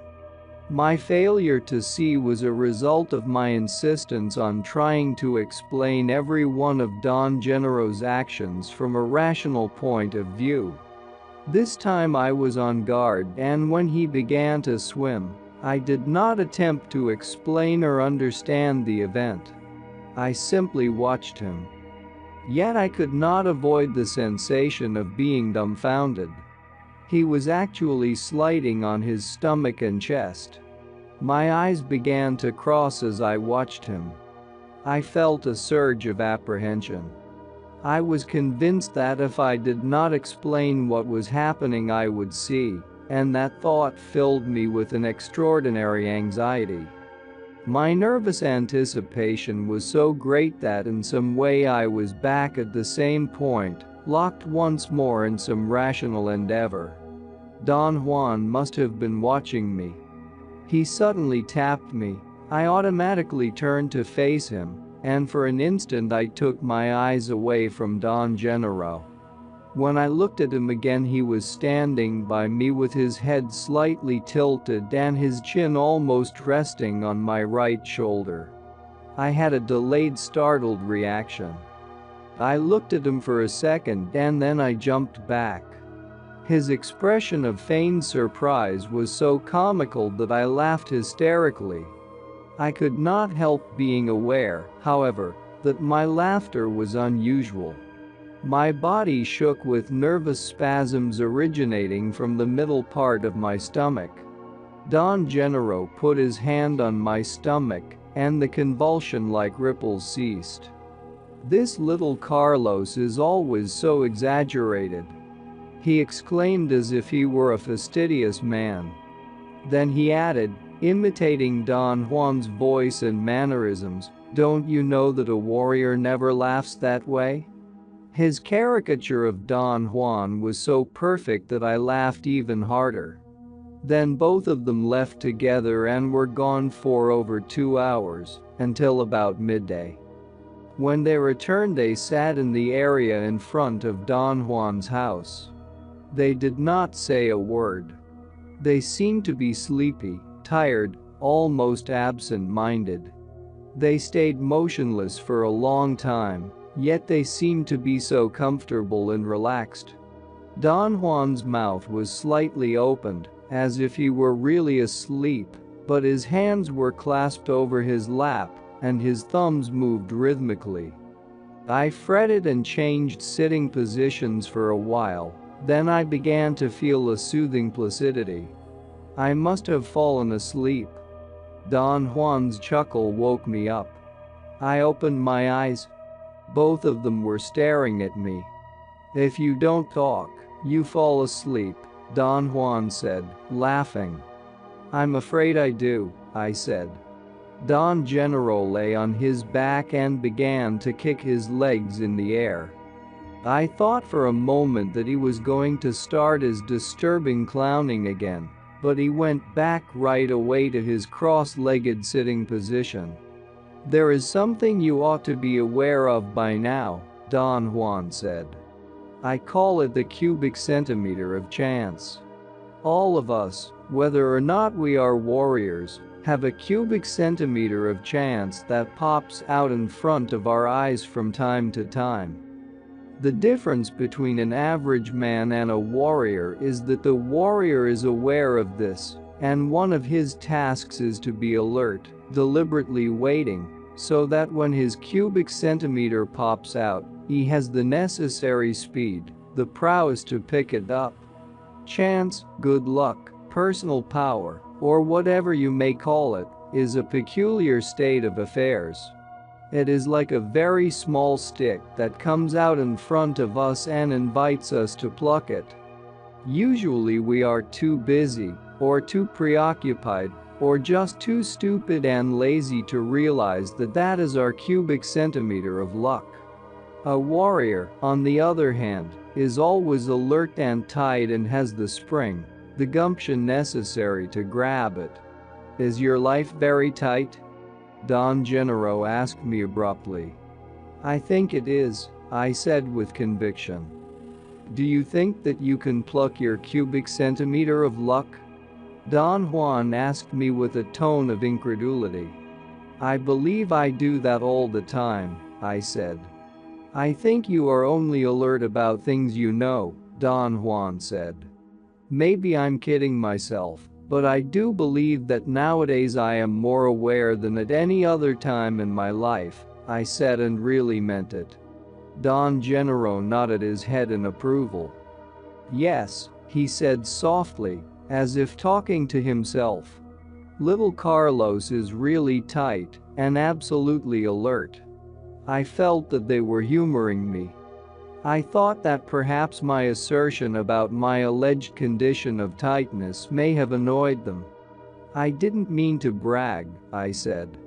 Don Gennaro arched his eyebrows and enlarged his nostrils. He glanced at my notebook and pretended to be writing. I think Carlos is tighter than ever, Don Juan said to Don Gennaro. Maybe he's too tight, Don Gennaro snapped. He may very well be, Don Juan conceded. I did not know what to interject at that point, so I remained quiet. Do you remember the time when I jammed your car? Don Juan asked casually. His question was abrupt and unrelated to what we had been talking about. He was referring to a time when I could not start the engine of my car until he said I could. I remarked that no one could forget such an event. That was nothing, Don Juan asserted in a factual tone. Nothing at all. True, Gennaro? True, Don Gennaro said indifferently. What do you mean? I said in a tone of protest. What you did that day was something truly beyond my comprehension. That's not saying much, Don Gennaro retorted. They both laughed loudly and then Don Juan patted me on the back. Gennaro can do something much better than jamming your car, he went on. True, Gennaro? True, Don Gennaro replied, puckering up his lips like a child. What can he do? I asked, trying to sound unruffled. Gennaro can take your whole car away. Don Juan exclaimed in a booming voice, and then he added in the same tone, True, Gennaro? True? Don Gennaro retorted in the loudest human tone I had ever heard. I jumped involuntarily. My body was convulsed by 3 or 4 nervous spasms. What do you mean, he can take my whole car away? I asked. What did I mean, Gennaro? Don Juan asked. You meant that I can get into his car, turn the motor on, and drive away, Don Gennaro replied with unconvincing seriousness. Take the car away, Gennaro, Don Juan urged him in a joking tone. It's done, Don Gennaro said, frowning and looking at me askew. I noticed that as he frowned his eyebrows rippled, making the look in his eyes mischievous and penetrating. All right, Don Juan said calmly. Let's go down there and examine the car. Yes, Don Gennaro echoed. Let's go down there and examine the car. They stood up very slowly. For an instant I did not know what to do, but Don Juan signaled me to stand up.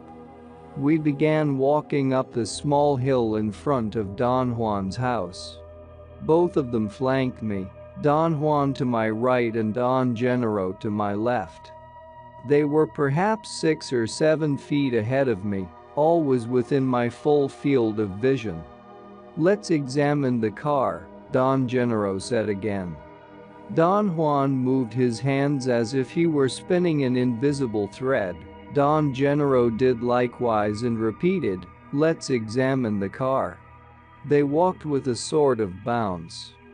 Their steps were longer than usual, and their hands moved as though they were whipping or batting some invisible objects in front of them. I had never seen Don Juan clowning like that, and felt almost embarrassed to look at him. We reached the top, and I looked down to the area at the foot of the hill, some 50 yards away, where I had parked my car. My stomach contracted with a jolt. The car was not there. I ran down the hill. My car was not anywhere in sight. I experienced a moment of great confusion. I was disoriented. My car had been parked there since I had arrived early in the morning. Perhaps half an hour before, I had come down to get a new pad of writing paper. At that time I had thought of leaving the windows open because of the excessive heat, but the number of mosquitoes and other flying insects that abounded in the area had made me change my mind, and I had left the car locked as usual. I looked all around again. I refused to believe that my car was gone. I walked to the edge of the cleared area. Don Juan and Don Genero joined me and stood by me, doing exactly what I was doing, peering into the distance to see if the car was somewhere in sight. I had a moment of euphoria that gave way to a disconcerting sense of annoyance. They seemed to have noticed it and began to walk around me, moving their hands as if they were rolling dough in them. "What do you think happened to the car, Genero?" Don Juan asked in a meek tone. "I drove it away," Don Genero said, and made the most astounding motion of shifting gears and steering. He bent his legs as though he were sitting, and remained in that position for a few moments, obviously sustained only by the muscles of his legs. Then he shifted his weight to his right leg and stretched his left foot to mimic the action on the clutch. He made the sound of a motor with his lips, and finally, to top everything, he pretended to have hit a bump in the road and bobbed up and down, giving me the complete sensation of an inept driver that bounces without letting go of the steering wheel. Don Genero's pantomime was stupendous. Don Juan laughed until he was out of breath. I wanted to join them in their mirth, but I was unable to relax. I felt threatened and ill at ease. An anxiety that had no precedence in my life possessed me. I felt I was burning up inside and began kicking small rocks on the ground, and ended up hurling them with an unconscious and unpredictable fury. It was as if the wrath was actually outside of myself and had suddenly enveloped me. Then the feeling of annoyance left me, as mysteriously as it had hit me. I took a deep breath and felt better. I did not dare to look at Don Juan. My display of anger embarrassed me, but at the same time I wanted to laugh. Don Juan came to my side and patted me on the back. Don Genero put his arm on my shoulder. "It's all right," Don Genero said. "Indulge yourself. Punch yourself in the nose and bleed. Then you can get a rock and knock your teeth out. It'll feel good. And if that doesn't help, you can mash your balls with the same rock on that big boulder over there." Don Juan giggled. I told them that I was ashamed of myself for having behaved so poorly. I did not know what had gotten into me. Don Juan said that he was sure I knew exactly what was going on, that I was pretending not to know, and that it was the act of pretending that made me angry. Don Genero was unusually comforting. He patted my back repeatedly. "It happens to all of us," Don Juan said. "What do you mean by that, Don Juan?" Don Genero asked, imitating my voice, mocking my habit of asking Don Juan questions. Don Juan said some absurd things like, "When the world is upside down we are right side up, but when the world is right side up we are upside down. Now when the world and we are right side up, we think we are upside down," he went on and on, talking gibberish while Don Genero mimicked my taking notes. He wrote on an invisible pad, enlarging his nostrils as he moved his hand, keeping his eyes wide open and fixed on Don Juan. Don Genero had caught on to my efforts to write without looking at my pad, in order to avoid altering the natural flow of conversation. His portrayal was genuinely hilarious. I suddenly felt very at ease, happy. Their laughter was soothing. For a moment I let go and had a belly laugh. But then my mind entered into a new state of apprehension, confusion, and annoyance. I thought that whatever was taking place there was impossible. In fact, it was inconceivable according to the logical order by which I am accustomed to judge the world at hand. Yet, as the perceiver, I perceived that my car was not there. The thought occurred to me, as it always had happened when Don Juan had confronted me with inexplicable phenomena, that I was being tricked by ordinary means.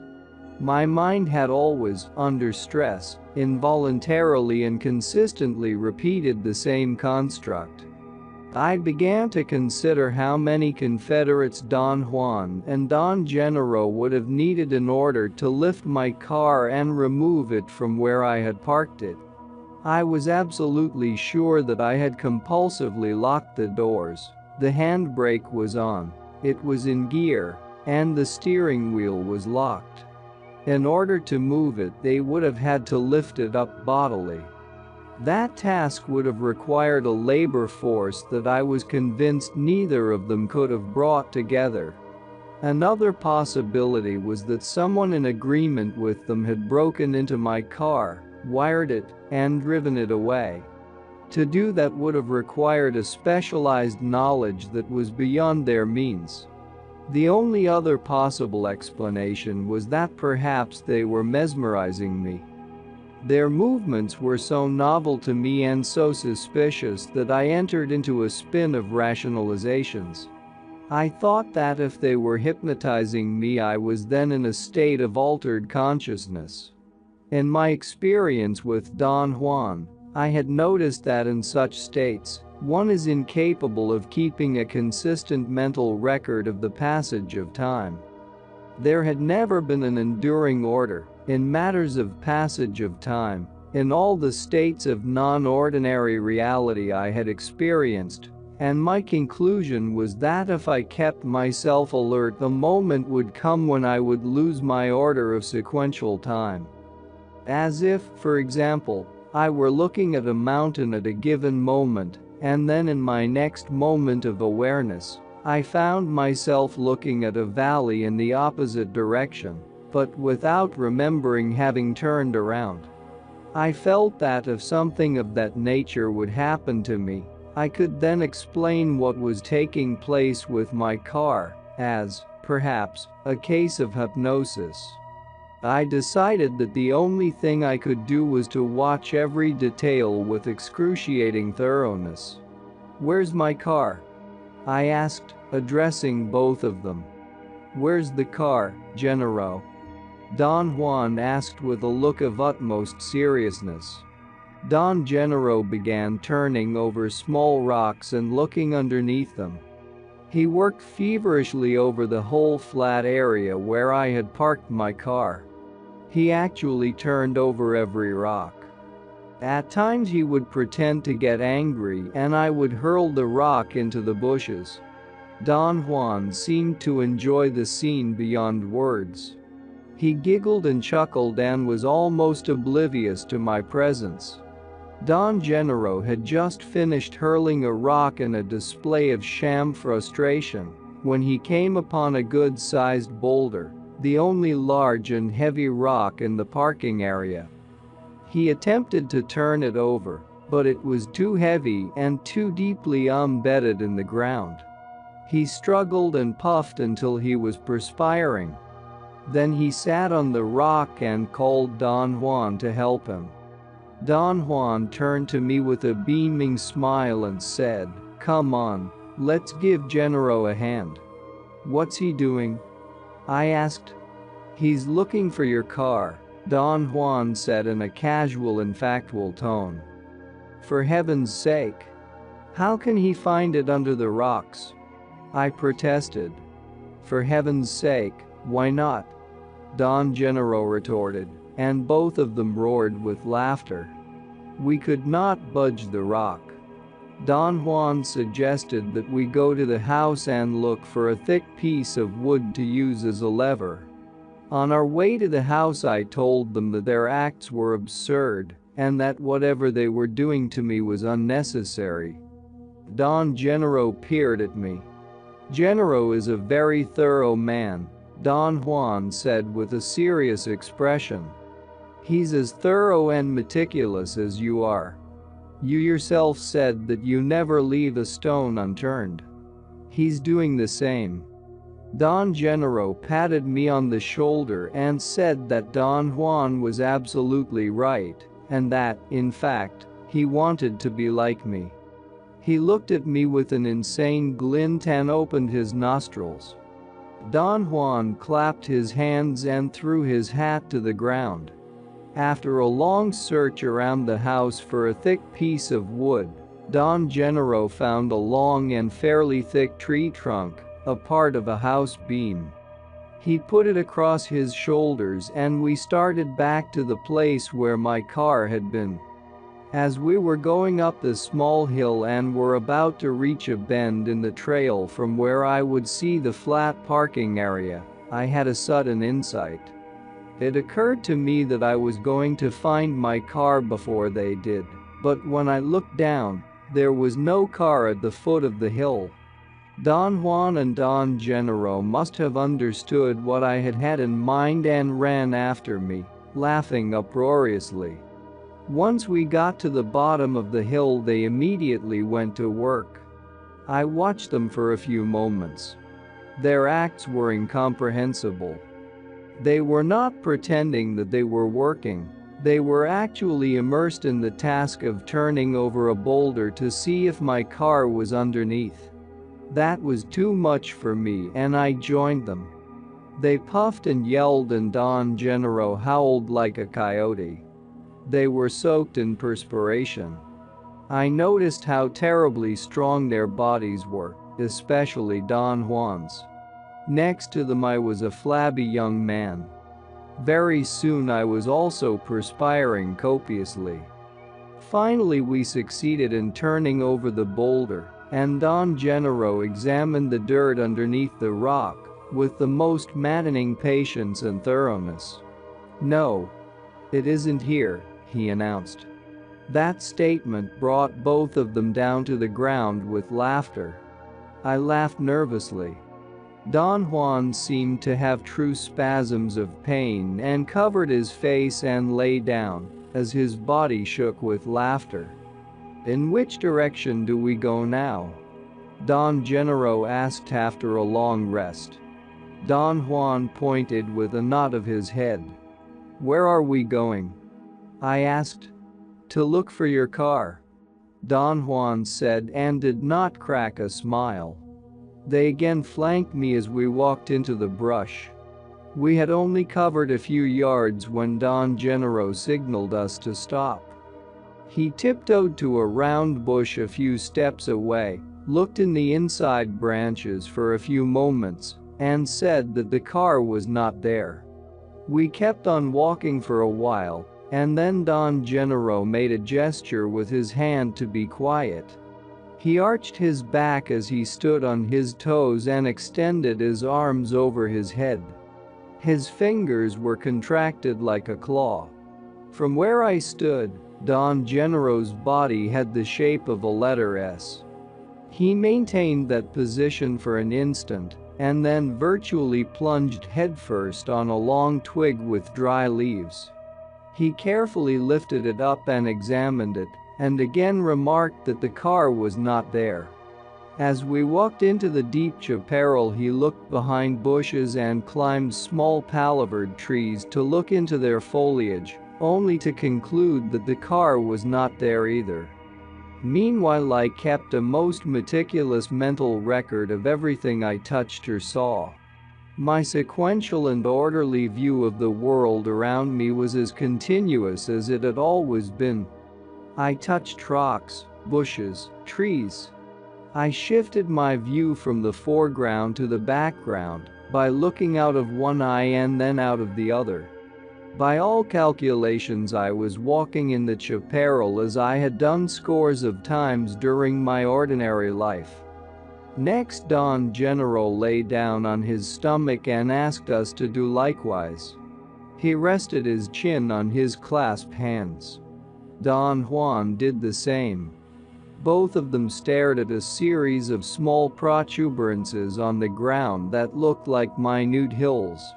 Suddenly Don Gennaro made a sweeping movement with his right hand and clasped something. He hurriedly stood up, and so did Don Juan. Don Gennaro held his clasped hand in front of us and signaled us to come closer and look. Then he slowly began to open his hand. When it was half open, a big black object flew away. The motion was so sudden and the flying object was so big that I jumped back and nearly lost my balance. Don Juan propped me up. "That wasn't the car," Don Gennaro complained. "It was a goddamn fly." "Sorry." Both of them scrutinized me. They were standing in front of me and were not looking directly at me, but out of the corners of their eyes. It was a prolonged look. "It was a flight, wasn't it?" Don Gennaro asked me. "I think so," I said. "Don't think," Don Juan ordered me imperiously. "What did you see?" "I saw something as big as a crow flying out of his hand," I said. My statement was congruous with what I had perceived and was not intended as a joke, but they took it as perhaps the most hilarious statement that anyone had made that day. Both of them jumped up and down and laughed until they choked. "I think Carlos has had enough," Don Juan said. His voice sounded hoarse from laughing. Don Gennaro said that he was about to find my car, that the feeling was getting hotter and hotter. Don Juan said we were in a rugged area and that to find the car there was not a desirable thing. Don Gennaro took off his hat and rearranged the strap with a piece of string from his pouch. Then he attached his woolen belt to a yellow tassel affixed to the brim of the hat. "I'm making a kite out of my hat," he said to me. I watched him and I knew that he was joking. I had always considered myself to be an expert on kites. When I was a child, I used to make the most complex kites, and I knew that the brim of the straw hat was too brittle to resist the wind. The hat's crown, on the other hand, was too deep, and the wind would circulate inside it, making it impossible to lift the hat off the ground. "You don't think it'll fly, do you?" Don Juan asked me. "I know it won't," I said. Don Gennaro was unconcerned and finished attaching a long string to his kite hat. It was a windy day and Don Gennaro ran downhill as Don Juan held his hat. Then Don Gennaro pulled the string, and the damn thing actually flew. Look at the kite," Don Gennaro yelled.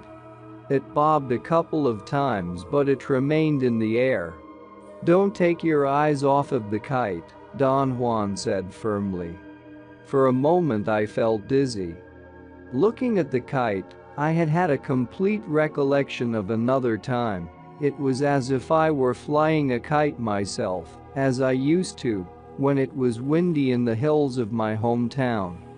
For a brief moment the recollection engulfed me, and I lost my awareness of the passage of time. I heard Don Gennaro yelling something, and I saw the hat bobbing up and down and then falling to the ground, where my car was. It all took place with such speed that I did not have a clear picture of what had happened. I became dizzy and absent-minded. My mind held on to a very confusing image. I either saw Don Gennaro's hat turning into my car, or I saw the hat falling over on top of the car. I wanted to believe the latter, that Don Gennaro had used his hat to point at my car.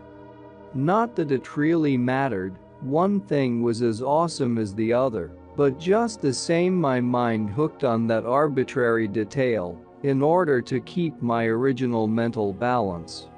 "Don't fight it," I heard Don Juan saying. I felt that something inside me was about to surface. Thoughts and images came in uncontrollable waves as if I were falling asleep. I stared at the car dumbfounded. It was sitting on a rocky flat area about 100 feet away. It actually looked as if someone had just placed it there. I ran towards it and began to examine it. "God damn it!" Don Juan exclaimed. "Don't stare at the car. Stop the world." Then as in a dream I heard him yelling, "Gennaro's hat. Gennaro's hat." I looked at them. They were staring at me directly. Their eyes were piercing. I felt a pain in my stomach. I had an instantaneous headache and got ill. Don Juan and Don Gennaro looked at me curiously. I sat by the car for a while and then, quite automatically, I unlocked the door and let Don Gennaro get in the back seat. Don Juan followed him and sat next to him. I thought that was strange because he usually sat in the front seat. I drove my car to Don Juan's house in a sort of haze. I was not myself at all. My stomach was very upset, and the feeling of nausea demolished all my sobriety. I drove mechanically. I heard Don Juan and Don Gennaro in the back seat laughing and giggling like children. I heard Don Juan asking me, "Are we getting closer?" It was at that point that I took deliberate notice of the road. We were actually very close to his house. "We're about to get there," I muttered. They howled with laughter. They clapped their hands and slapped their thighs. When we arrived at the house, I automatically jumped out of the car and opened the door for them. Don Gennaro stepped out first and congratulated me for what he said was the nicest and smoothest ride he had ever taken in his life. Don Juan said the same. I did not pay much attention to them. I locked my car and barely made it to the house. I heard Don Juan and Don Gennaro roaring with laughter before I fell asleep. Stopping the world. The next day, as soon as I woke up, I began asking Don Juan questions. He was cutting firewood in the back of his house, but Don Gennaro was nowhere in sight. He said that there was nothing to talk about. I pointed out that I had succeeded in remaining aloof and had observed Don Gennaro's swimming on the floor without wanting or demanding any explanation whatsoever. But my restraint had not helped me to understand what was taking place. Then, after the disappearance of the car, I became automatically locked in seeking a logical explanation, but that did not help me either. I told Don Juan that my insistence on finding explanations was not something that I had arbitrarily devised myself, just to be difficult, but was something so deeply ingrained in me that it overruled every other consideration. "It's like a disease," I said. "There are no diseases," Don Juan replied calmly. "There is only indulging. And you indulge yourself in trying to explain everything. Explanations are no longer necessary in your case." I insisted that I could function only under conditions of order and understanding. I reminded him that I had drastically changed my personality during the time of our association, and that the condition that had made that change possible was that I had been capable of explaining to myself the reasons for that change. Don Juan laughed softly. He did not speak for a long time. "You are very clever," he finally said. "You go back to where you have always been. This time you are finished though. You have no place to go back to. I will not explain anything to you anymore. Whatever Gennaro did to you yesterday, he did it to your body, so let your body decide what's what." Don Juan's tone was friendly but unusually detached, and that made me feel an overwhelming loneliness. I expressed my feelings of sadness. He smiled. His fingers gently clasped the top of my hand. "We both are beings who are going to die," he said softly. "There is no more time for what we used to do. Now you must employ all the not doing I have taught you and stop the world." He clasped my hand again. His touch was firm and friendly. It was like a reassurance that he was concerned and had affection for me, and at the same time it gave me the impression of an unwavering purpose. "This is my gesture for you," he said, holding the grip he had on my hand for an instant. "Now you must go by yourself into those friendly mountains." He pointed with his chin to the distant range of mountains towards the southeast. He said that I had to remain there until my body told me to quit and then return to his house. He let me know that he did not want me to say anything or to wait any longer by shoving me gently in the direction of my car. "What am I supposed to do there?" I asked. He did not answer but looked at me, shaking his head. "No more of that," he finally said. Then he pointed his finger to the southeast. "Go there," he said cuttingly. I drove south and then east, following the roads I had always taken when driving with Don Juan. I parked my car around the place where the dirt road ended, and then I hiked on a familiar trail until I reached a high plateau. I had no idea what to do there. I began to meander, looking for a resting place. Suddenly I became aware of a small area to my left. It seemed that the chemical composition of the soil was different on that spot, yet when I focused my eyes on it, there was nothing visible that would account for the difference. I stood a few feet away and tried to feel as Don Juan had always recommended I should do. I stayed motionless for perhaps an hour. My thoughts began to diminish by degrees until I was no longer talking to myself. I then had a sensation of annoyance. The feeling seemed to be confined to my stomach and was more acute when I faced the spot in question. I was repulsed by it and felt compelled to move away from it. I began scanning the area with crossed eyes, and after a short walk I came upon a large flat rock. I stopped in front of it. There was nothing in particular about the rock that attracted me. I did not detect any specific color or any shine on it, and yet I liked it. My body felt good. I experienced a sensation of physical comfort and sat down for a while. I meandered in the high plateau and the surrounding mountains all day without knowing what to do or what to expect. I came back to the flat rock at dusk. I knew that if I spent the night there I would be safe. The next day I ventured farther east into the high mountains. By late afternoon I came to another even higher plateau. I thought I had been there before. I looked around to orient myself, but I could not recognize any of the surrounding peaks. After carefully selecting a suitable place, I sat down to rest at the edge of a barren rocky area. I felt very warm and peaceful there. I tried to pour out some food from my gourd, but it was empty. I drank some water. It was warm and stale. I thought that I had nothing else to do but to return to Don Juan's house, and began to wonder whether or not I should start on my way back right away. I lay down on my stomach and rested my head on my arm.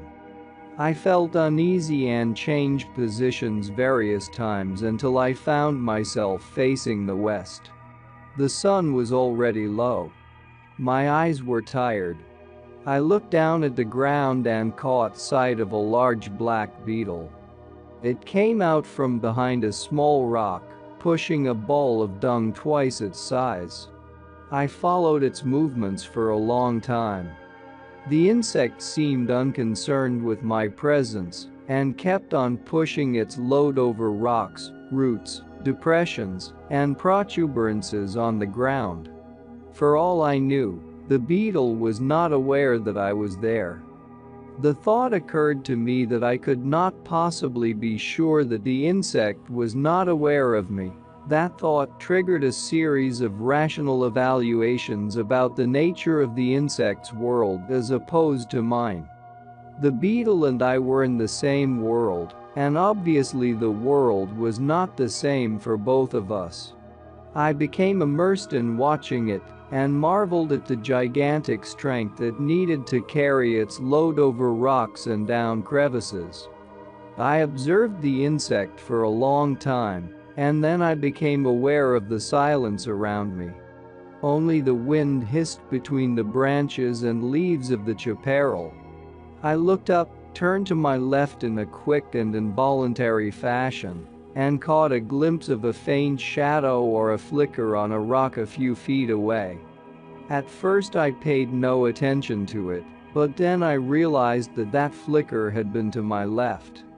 I turned again suddenly and was able to clearly perceive a shadow on the rock. I had the weird sensation that the shadow instantly slid down to the ground, and the soil absorbed it as a blotter dries an ink blotch. A chill ran down my back. The thought crossed my mind that death was watching me and the beetle. I looked for the insect again, but I could not find it. I thought that it must have arrived at its destination and then had dropped its load into a hole in the ground. I put my face against a smooth rock. The beetle emerged from a deep hole and stopped a few inches away from my face. It seemed to look at me, and for a moment I felt that it became aware of my presence, perhaps as I was aware of the presence of my death. I experienced a shiver. The beetle and I were not that different after all. Death, like a shadow, was stalking both of us from behind the boulder. I had an extraordinary moment of elation. The beetle and I were on a par. Neither of us was better than the other. Our death made us equal. My elation and joy were so overwhelming that I began to weep. Don Juan was right. He had always been right. I was living in a most mysterious world and, like everyone else, I was a most mysterious being, and yet I was no more important than a beetle. I wiped my eyes, and as I rubbed them with the back of my hand, I saw a man, or something which had the shape of a man. It was to my right about 50 yards away.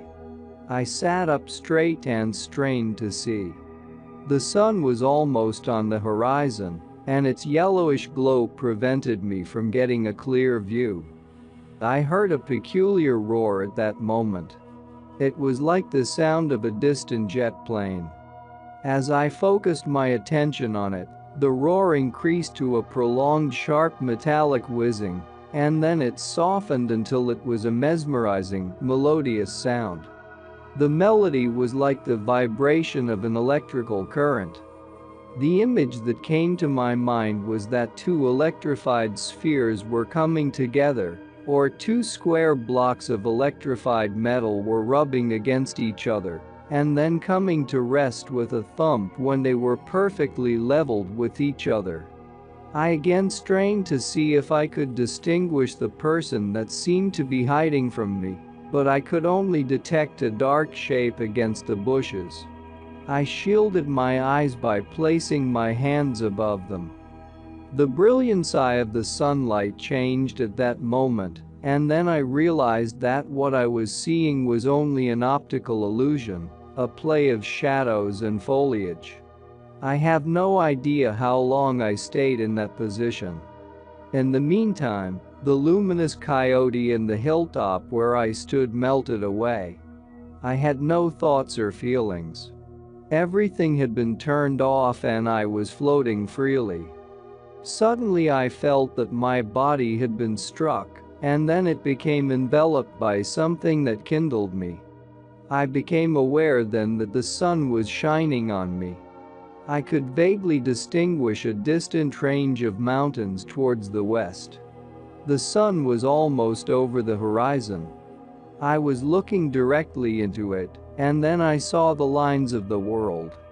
I actually perceived the most extraordinary profusion of fluorescent white lines which crisscrossed everything around me. For a moment I thought that I was perhaps experiencing sunlight as it was being refracted by my eyelashes. I blinked and looked again. The lines were constant and were superimposed on or were coming through everything in the surroundings. I turned around and examined an extraordinarily new world. The lines were visible and steady even if I looked away from the sun.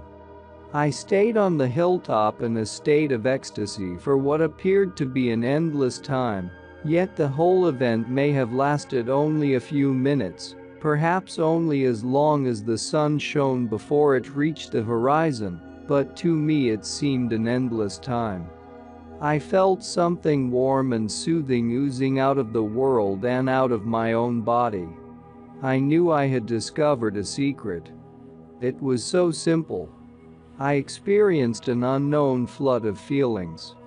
Never in my life had I had such a divine euphoria, such peace, such an encompassing grasp, and yet I could not put the discovered secret into words, or even into thoughts, but my body knew it. Then I either fell asleep or I fainted. When I again became aware of myself, I was lying on the rocks. I stood up. The world was as I had always seen it. It was getting dark and I automatically started on my way back to my car.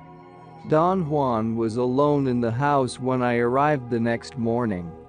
I asked him about Don Gennaro, and he said that he was somewhere in the vicinity, running an errand. I immediately began to narrate to him the extraordinary experiences I had had. He listened with obvious interest. "You have simply stopped the world," he commented after I had finished my account. We remained silent for a moment, and then Don Juan said that I had to thank Don Gennaro for helping me. He seemed to be unusually pleased with me. He patted my back repeatedly and chuckled. "But it is inconceivable that a coyote could talk," I said. "It wasn't talk," Don Juan replied. "What was it then?" "Your body understood for the first time. But you failed to recognize that it was not a coyote to begin with, and that it certainly was not talking the way you and I talk." "But the coyote really talked, Don Juan. Now look who is talking like an idiot. After all these years of learning, you should know better. Yesterday you stopped the world and you might have even seen.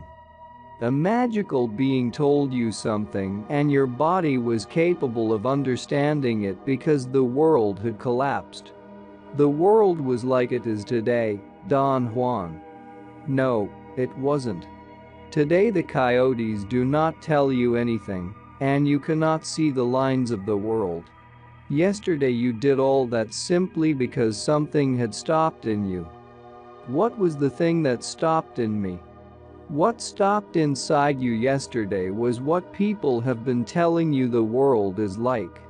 You see, people tell us from the time we are born that the world is such and such and so, and naturally we have no choice but to see the world the way people have been telling us it is." We looked at each other. "Yesterday the world became as sorcerers tell you it is," he went on.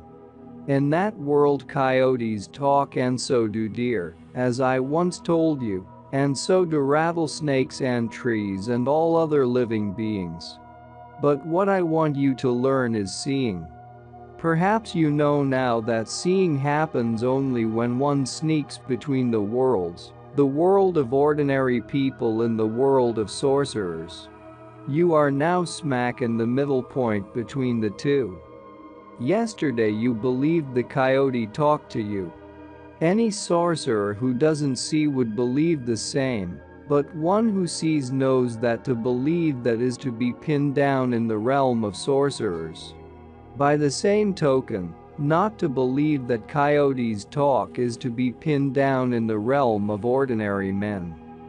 Do you mean, Don Juan, that neither the world of ordinary men nor the world of sorcerers is real? They are real worlds. They could act upon you. For example, you could have asked that coyote about anything you wanted to know, and it would have been compelled to give you an answer. The only sad part is that coyotes are not reliable. They are tricksters. It is your fate not to have a dependable animal companion. Don Juan explained that the coyote was going to be my companion for life, and that in the world of sorcerers to have a coyote friend was not a desirable state of affairs. He said that it would have been ideal for me to have talked to a rattlesnake, since they were stupendous companions. If I were you, he added, I would never trust a coyote. But you are different and you may even become a coyote sorcerer. What is a coyote sorcerer? One who draws a lot of things from his coyote brothers. I wanted to keep on asking questions, but he made a gesture to stop me. You have seen the lines of the world, he said. You have seen a luminous being. You are now almost ready to meet the ally. Of course you know that the man you saw in the bushes was the ally. You heard its roar like the sound of a jet plane. He'll be waiting for you at the edge of a plane I will take you to myself. We were quiet for a long time. Don Juan had his hands clasped over his stomach. His thumbs moved almost imperceptibly. Genero will also have to go with us to that valley, he said all of a sudden. He is the one who has helped you to stop the world. Don Juan looked at me with piercing eyes. I will tell you one more thing, he said and laughed. It really does matter now. Genero never moved your car from the world of ordinary men the other day. He simply forced you to look at the world like sorcerers do, and your car was not in that world. Genero wanted to soften your certainty. His clowning told your body about the absurdity of trying to understand everything. And when he flew his kite you almost saw. You found your car and you were in both worlds. The reason we nearly split our guts laughing was because you really thought you were driving us back from where you thought you had found your car. But how did he force me to see the world as sorcerers do? I was with him. We both know that world. Once one knows that world, all one needs to bring it about is to use that extra ring of power I have told you sorcerers have. Genero can do that as easily as snapping his fingers. He kept you busy turning over rocks in order to distract your thoughts and allow your body to see. I told him that the events of the last 3 days had done some irreparable damage to my idea of the world. I said that during the 10 years I had been associated with him I had never been so moved, not even during the times I had ingested psychotropic plants. Power plants are only an aid, Don Juan said. The real thing is when the body realizes that it can see. Only then is one capable of knowing that the world we look at every day is only a description. My intent has been to show you that. Unfortunately, you have very little time left before the ally tackles you. Does the ally have to tackle me? There is no way to avoid it. In order to see, one must learn the way sorcerers look at the world, and thus the ally has to be summoned, and once that is done it comes. Couldn't you have taught me to see without summoning the ally? No. In order to see, one must learn to look at the world in some other fashion, and the only other fashion I know is the way of a sorcerer. Journey to Ixtlan. Don Genero returned around noon, and at Don Juan's suggestion the three of us drove down to the range of mountains where I had been the day before. We hiked on the same trail I had taken, but instead of stopping in the high plateau, as I had done, we kept on climbing until we reached the top of the lower range of mountains. Then we began to descend into a flat valley. We stopped to rest on top of a high hill. Don Gennaro picked the spot. I automatically sat down, as I have always done in their company, with Don Juan to my right and Don Gennaro to my left, making a triangle. The desert chaparral had acquired an exquisite moist sheen. It was brilliantly green after a short spring shower. "Gennaro is going to tell you something," Don Juan said to me all of a sudden. "He is going to tell you the story of his first encounter with his ally. Isn't that so, Gennaro?"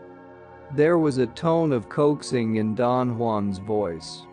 Don Gennaro looked at me and contracted his lips until his mouth looked like a round hole. He curled his tongue against his palate and opened and closed his mouth as if he were having spasms. Don Juan looked at him and laughed loudly. I did not know what to make out of it. "What's he doing?" I asked Don Juan. "He's a hen," he said. "A hen? Look at his mouth. That's the hen's ass and it is about to lay an egg." The spasms of Don Gennaro's mouth seemed to increase. He had a strange, crazy look in his eyes. His mouth opened up as if the spasms were dilating the round hole. He made a croaking sound in his throat, folded his arms over his chest with his hands bent inward, and then unceremoniously spat out some phlegm. "Damn it. It wasn't an egg," he said with a concerned look on his face. The posture of his body and the expression on his face were so ludicrous that I could not help laughing. "Now that Gennaro almost laid an egg, maybe he will tell you about his first encounter with his ally," Don Juan insisted. "Maybe," Don Gennaro said, uninterested. I pleaded with him to tell me. Don Gennaro stood up, stretched his arms and back. His bones made a cracking sound. Then he sat down again. "I was young when I first tackled my ally," he finally said. "I remember that it was in the early afternoon. I had been in the fields since daybreak and I was returning to my house. Suddenly, from behind a bush, the ally came out and blocked my way. He had been waiting for me and was inviting me to wrestle him. I began to turn around in order to leave him alone, but the thought came to my mind that I was strong enough to tackle him. I was afraid though. A chill ran up my spine, and my neck became stiff as a board. By the way, that is always the sign that you're ready, I mean, when your neck gets hard." He opened up his shirt and showed me his back. He stiffened the muscles of his neck, back, and arms. I noticed a superb quality of his musculature. It was as if the memory of the encounter had activated every muscle in his torso. "In such a situation," he continued, "you must always close your mouth." He turned to Don Juan and said, "Isn't that so?" "Yes," Don Juan said calmly. "The jolt that one gets from grabbing an ally is so great that one might bite off one's tongue or knock one's teeth out. One's body must be straight and well grounded, and the feet must grab the ground." Don Gennaro stood up and showed me the proper position. His body slightly bent at the knees, his arms hanging at his sides with the fingers curled gently. He seemed relaxed and yet firmly set on the ground. He remained in that position for an instant, and when I thought he was going to sit down, he suddenly lunged forward in one stupendous leap, as if he had springs attached to his heels. His movement was so sudden that I fell down on my back, But as I fell, I had the clear impression that Don Gennaro had grabbed a man, or something which had the shape of a man. I sat up again. Don Gennaro was still maintaining a tremendous tension all over his body, then he relaxed his muscles abruptly and went back to where he had been sitting before and sat down. "Carlos just saw your ally right now," Don Juan remarked casually, "but he's still weak and fell down." "Did you?" Don Gennaro asked in a naive tone and enlarged his nostrils. Don Juan assured him that I had seen it. Don Gennaro leaped forward again with such a force that I fell on my side. He executed his jump so fast that I really could not tell how he had sprung to his feet from a sitting position in order to lunge forward. Both of them laughed loudly, and then Don Gennaro changed his laughter into a howling indistinguishable from a coyote's. "Don't think that you have to jump as well as Gennaro in order to grab your ally," Don Juan said in a cautioning tone. "Gennaro jumps so well because he has his ally to help him. All you have to do is to be firmly grounded in order to sustain the impact. You have to stand just like Gennaro did before he jumped, then you have to leap forward and grab the ally."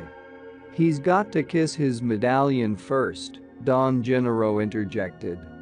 Don Juan, with feigned severity, said that I had no medallions.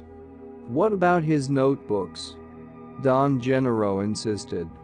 "He's got to do something with his notebooks, put them down somewhere before he jumps, or maybe he'll use his notebooks to beat the ally."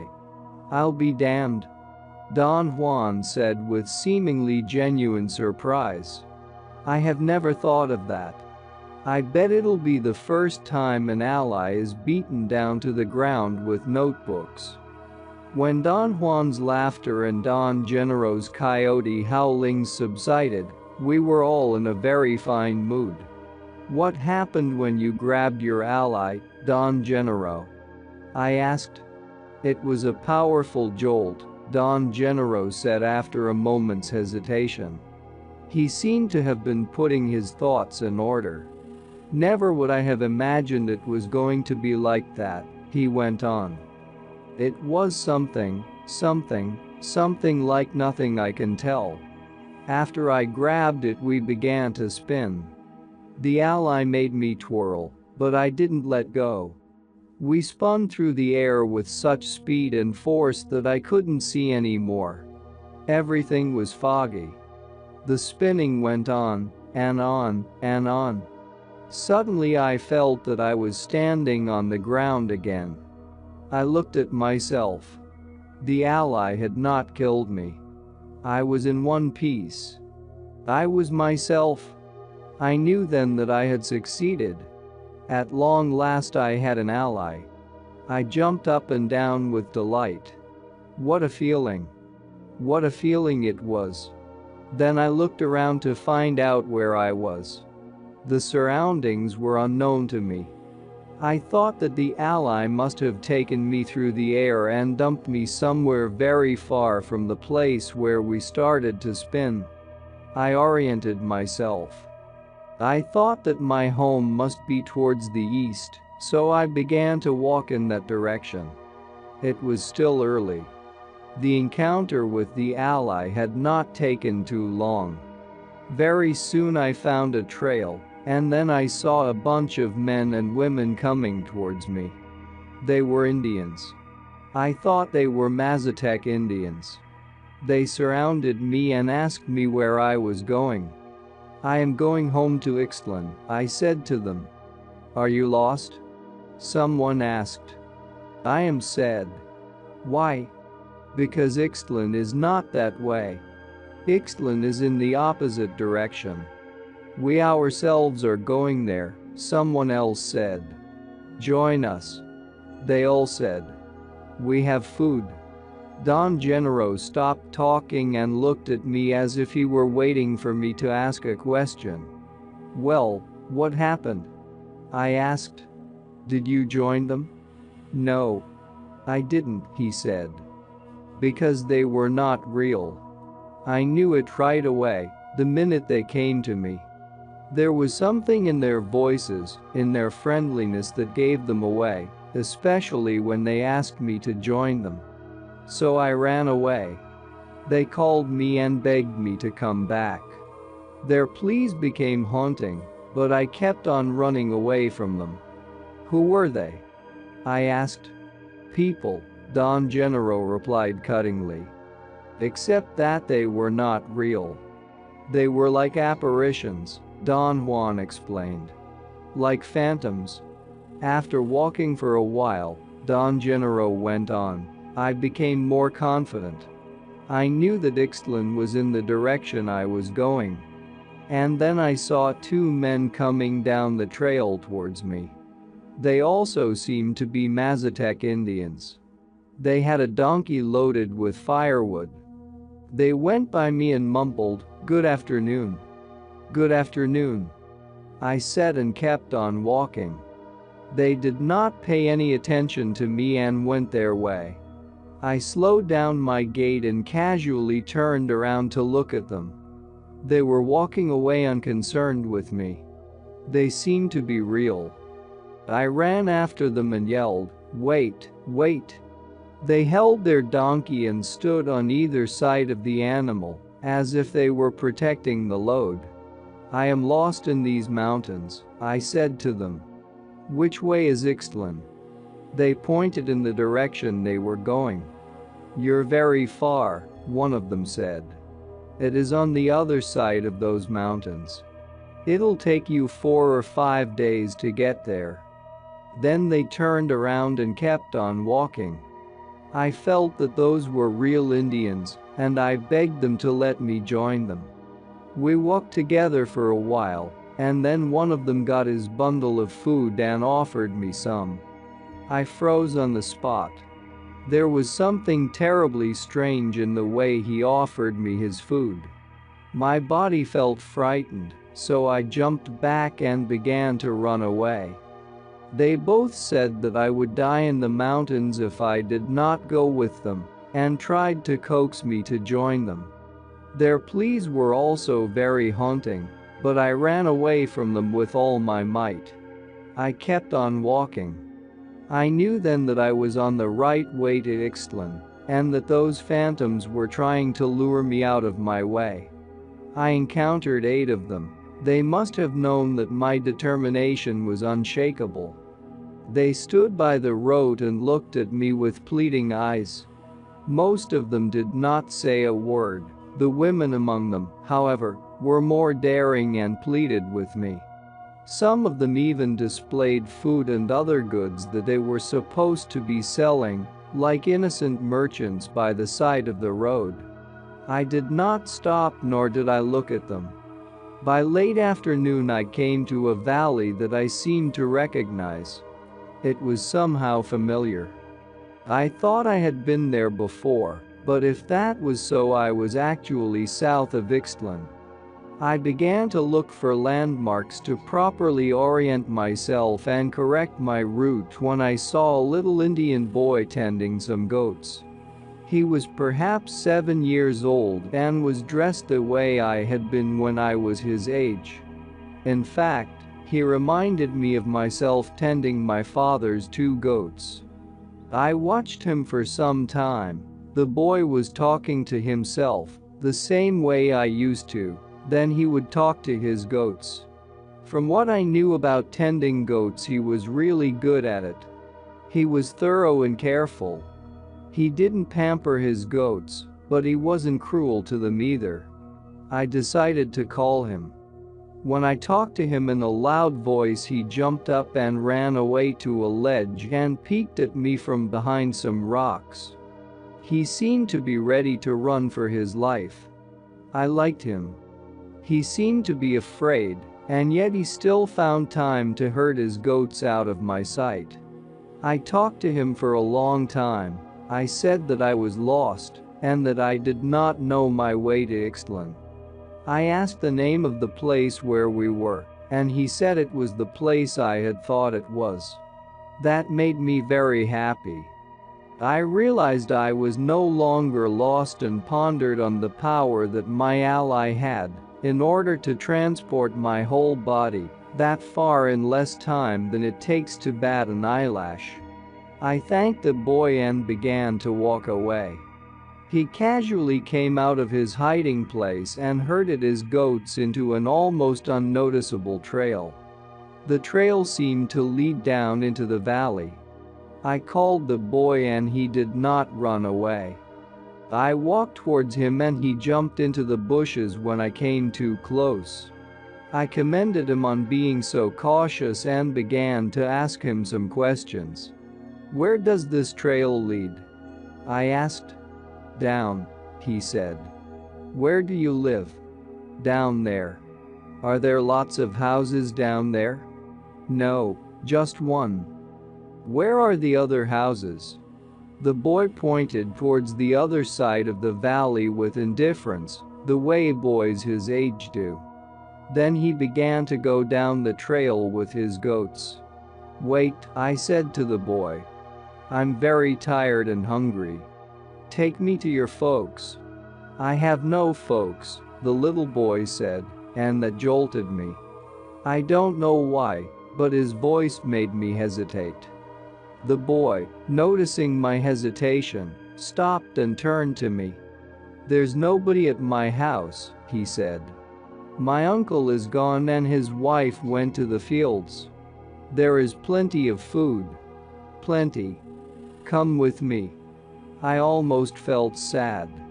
The boy was also a phantom. The tone of his voice and his eagerness had betrayed him. The phantoms were out there to get me, but I wasn't afraid.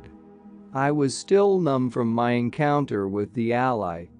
I wanted to get mad at the ally or at the phantoms, but somehow I couldn't get angry like I used to, so I gave up trying. Then I wanted to get sad, because I had liked that little boy, but I couldn't, so I gave up on that too. Suddenly I realized that I had an ally, and that there was nothing that the phantoms could do to me. I followed the boy down the trail. Other phantoms lurched out swiftly and tried to make me trip over the precipices, but my will was stronger than they were. They must have sensed that, because they stopped pestering me. After a while they simply stood by my path. From time to time some of them would leap towards me, but I stopped them with my will.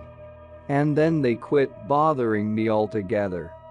Don Gennaro remained quiet for a long time. Don Juan looked at me. "What happened after that, Don Gennaro?" I asked. "I kept on walking," he said factually. It seemed that he had finished his tale and there was nothing he wanted to add. I asked him why was the fact that they offered him food a clue to their being phantoms. He did not answer. I probed further and asked whether it was a custom among Mazatec Indians to deny that they had any food, or to be heavily concerned with matters of food. He said that the tone of their voices, their eagerness to lure him out, and the manner in which the phantoms talked about food were the clues, and that he knew that because his ally was helping him. He asserted that by himself alone he would have never noticed those peculiarities. "Were those phantoms allies, Don Gennaro?" I asked. "No. They were people." "People? But you said they were phantoms." I said that they were no longer real. After my encounter with the ally nothing was real anymore. We were quiet for a long time. "What was the final outcome of that experience, Don Gennaro?" I asked. "Final outcome? I mean, when and how did you finally reach Ixtlan?" Both of them broke into laughter at once. "So that's the final outcome for you," Don Juan remarked. "Let's put it this way then. There was no final outcome to Gennaro's journey. There will never be any final outcome. Gennaro is still on his way to Ixtlan." Don Gennaro glanced at me with piercing eyes and then turned his head to look into the distance, towards the south. "I will never reach Ixtlan," he said. His voice was firm but soft, almost a murmur. Yet in my feelings sometimes I think I'm just one step from reaching it. Yet I never will. In my journey I don't even find the familiar landmarks I used to know. Nothing is any longer the same. Don Juan and Don Gennaro looked at each other. There was something so sad about their look. "In my eye find only phantom travelers," he said softly. I looked at Don Juan. I had not understood what Don Gennaro had meant. "Everyone Gennaro finds on his way to Ixtlan is only an ephemeral being," Don Juan explained. "Take you, for instance. You are a phantom. Your feelings and your eagerness are those of people. That's why he says that he encounters only phantom travelers on his." I suddenly realized that Don Gennaro's journey was a metaphor. "Yours is not real then," I said. "It is real," Don Gennaro interjected. "The travelers are not real." He pointed to Don Juan with a nod of his head and said emphatically, "This is the only one who is real. The world is real only when I am with this one." Don Juan smiled. "Gennaro was telling his story to you," Don Juan said, "because yesterday you stopped the world, and he thinks that you also saw, but you are such a fool that you don't know it yourself. I keep on telling him that you are weird, and that sooner or later you will see. At any rate, in your next meeting with the ally, if there is a next time for you, you will have to wrestle with it and tame it. If you survive the shock, which I'm sure you will, since you're strong and have been living like a warrior, you will find yourself alive in an unknown land. Then, as is natural to all of us, the first thing you will want to do is to start on your way back to Los Angeles. But there is no way to go back to Los Angeles. What you left there is lost forever. By then, of course, you will be a sorcerer, but that's no help. At a time like that, what's important to all of us is the fact that everything we love or hate or wish for has been left behind.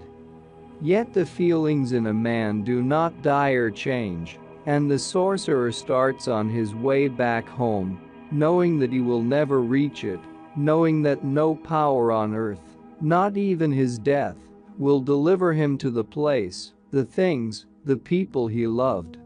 That's what Gennaro told you." Don Juan's explanation was like a catalyst.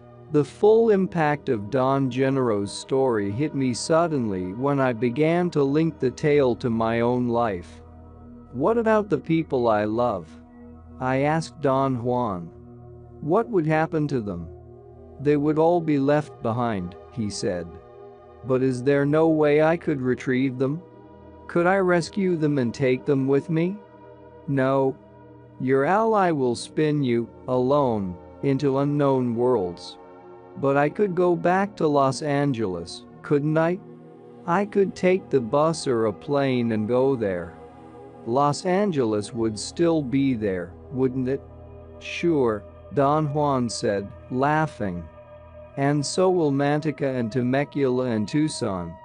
"And Tecate," Don Gennaro added with great seriousness. "And Piedras Negras and Tranquitas," Don Juan said, smiling. Don Gennaro added more names, and so did Don Juan, and they became involved in enumerating a series of the most hilarious and unbelievable names of cities and towns. "Spinning with your ally will change your idea of the world," Don Juan said. "That idea is everything, and when that changes, the world itself changes." He reminded me that I had read a poem to him once and wanted me to recite it. He cued me with a few words of it, and I recalled having read to him some poems of Juan Ramon Jimenez. The particular one he had in mind was entitled El Viaje Definitivo, the definitive journey. I recited it. And I will leave. But the birds will stay, singing. And my garden will stay, with its green tree, with its water well. Many afternoons the skies will be blue and placid, and the bells in the belfry will chime, as they are chiming this very afternoon. The people who have loved me will pass away, and the town will burst anew every year. But my spirit will always wander nostalgic in the same recondite corner of my flowery garden. That is the feeling Genaro is talking about, Don Juan said. In order to be a sorcerer, a man must be passionate. A passionate man has earthly belongings and things dear to him, if nothing else, just a path where he walks. What Genaro told you in his story is precisely that. Genaro left his passion in Ixtlan. His home, his people, all the things he cared for. And now he wanders around in his feelings, and sometimes, as he says, he almost reaches Ixtlan. All of us have that in common.